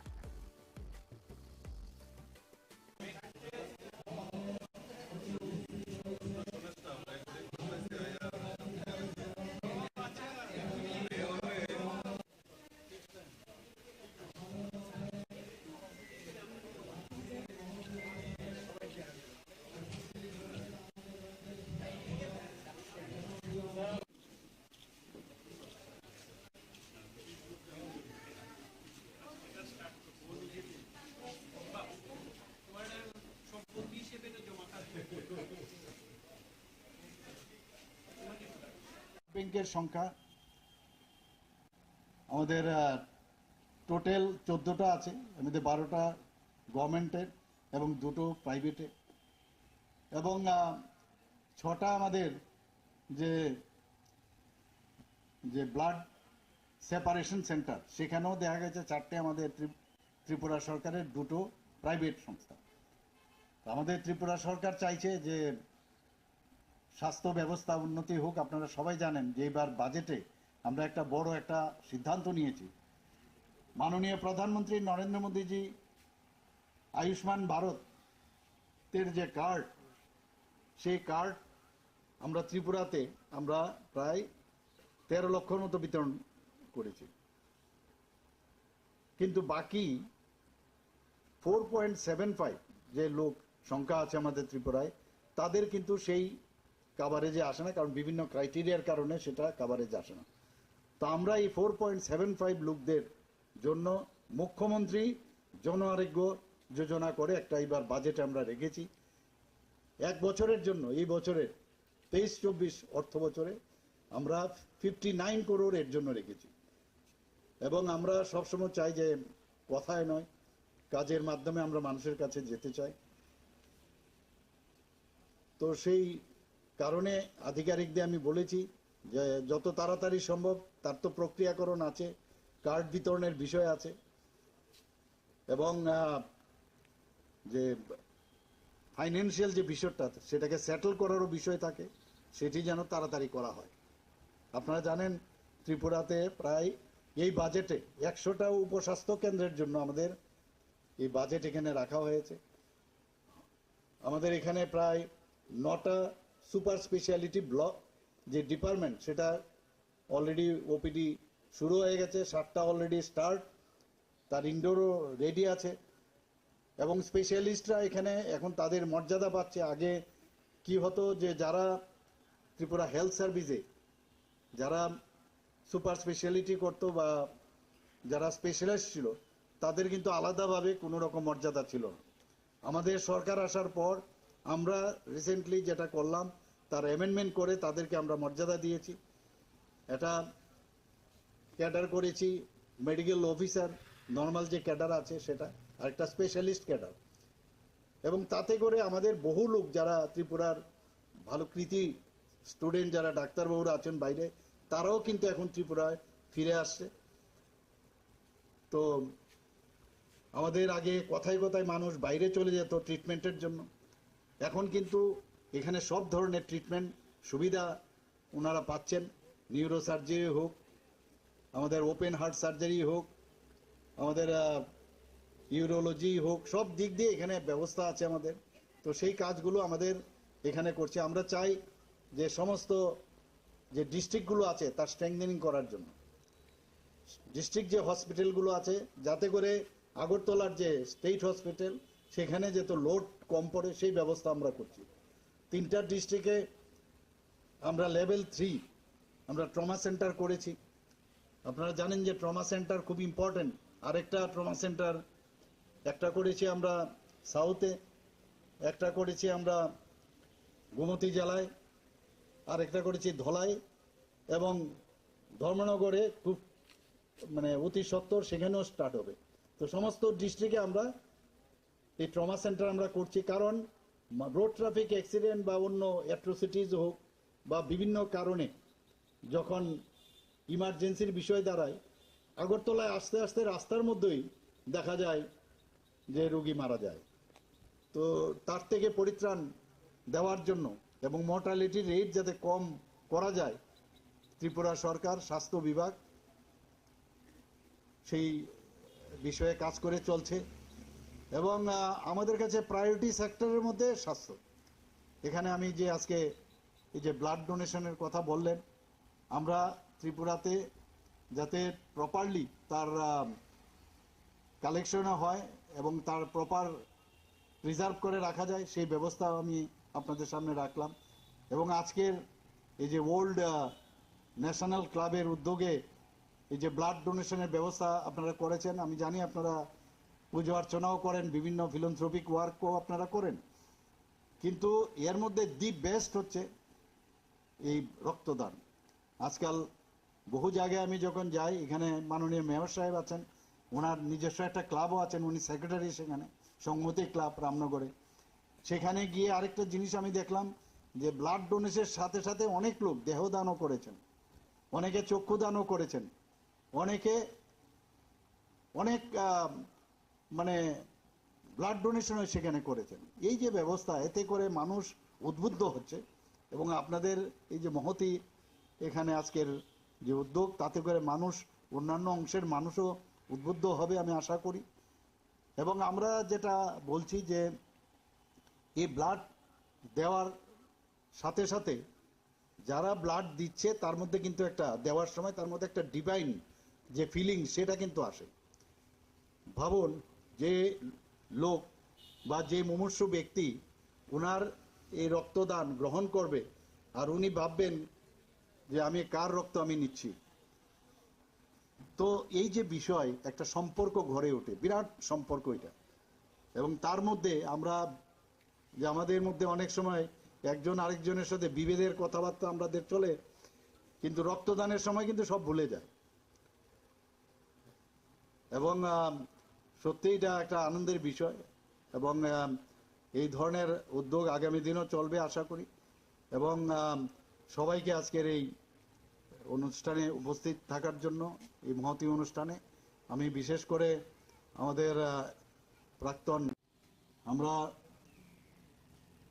যে রক্তদান যারা আজকে এখানে দিতে এসছে তাদেরকে আমি সর্বপ্রথম ধন্যবাদ জানাবো। ভট্টাচার্য মহোদয় মঞ্চে উপস্থিত রয়েছেন এই এলাকার বিধায়ক, প্রাক্তন বিধায়ক তথা ডক্টর দিলীপ দাস মহোদয়।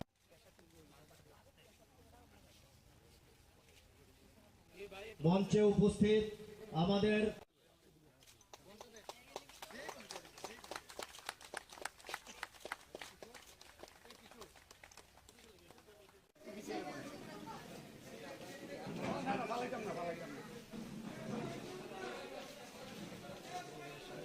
হওয়ার জন্য ধন্যবাদ।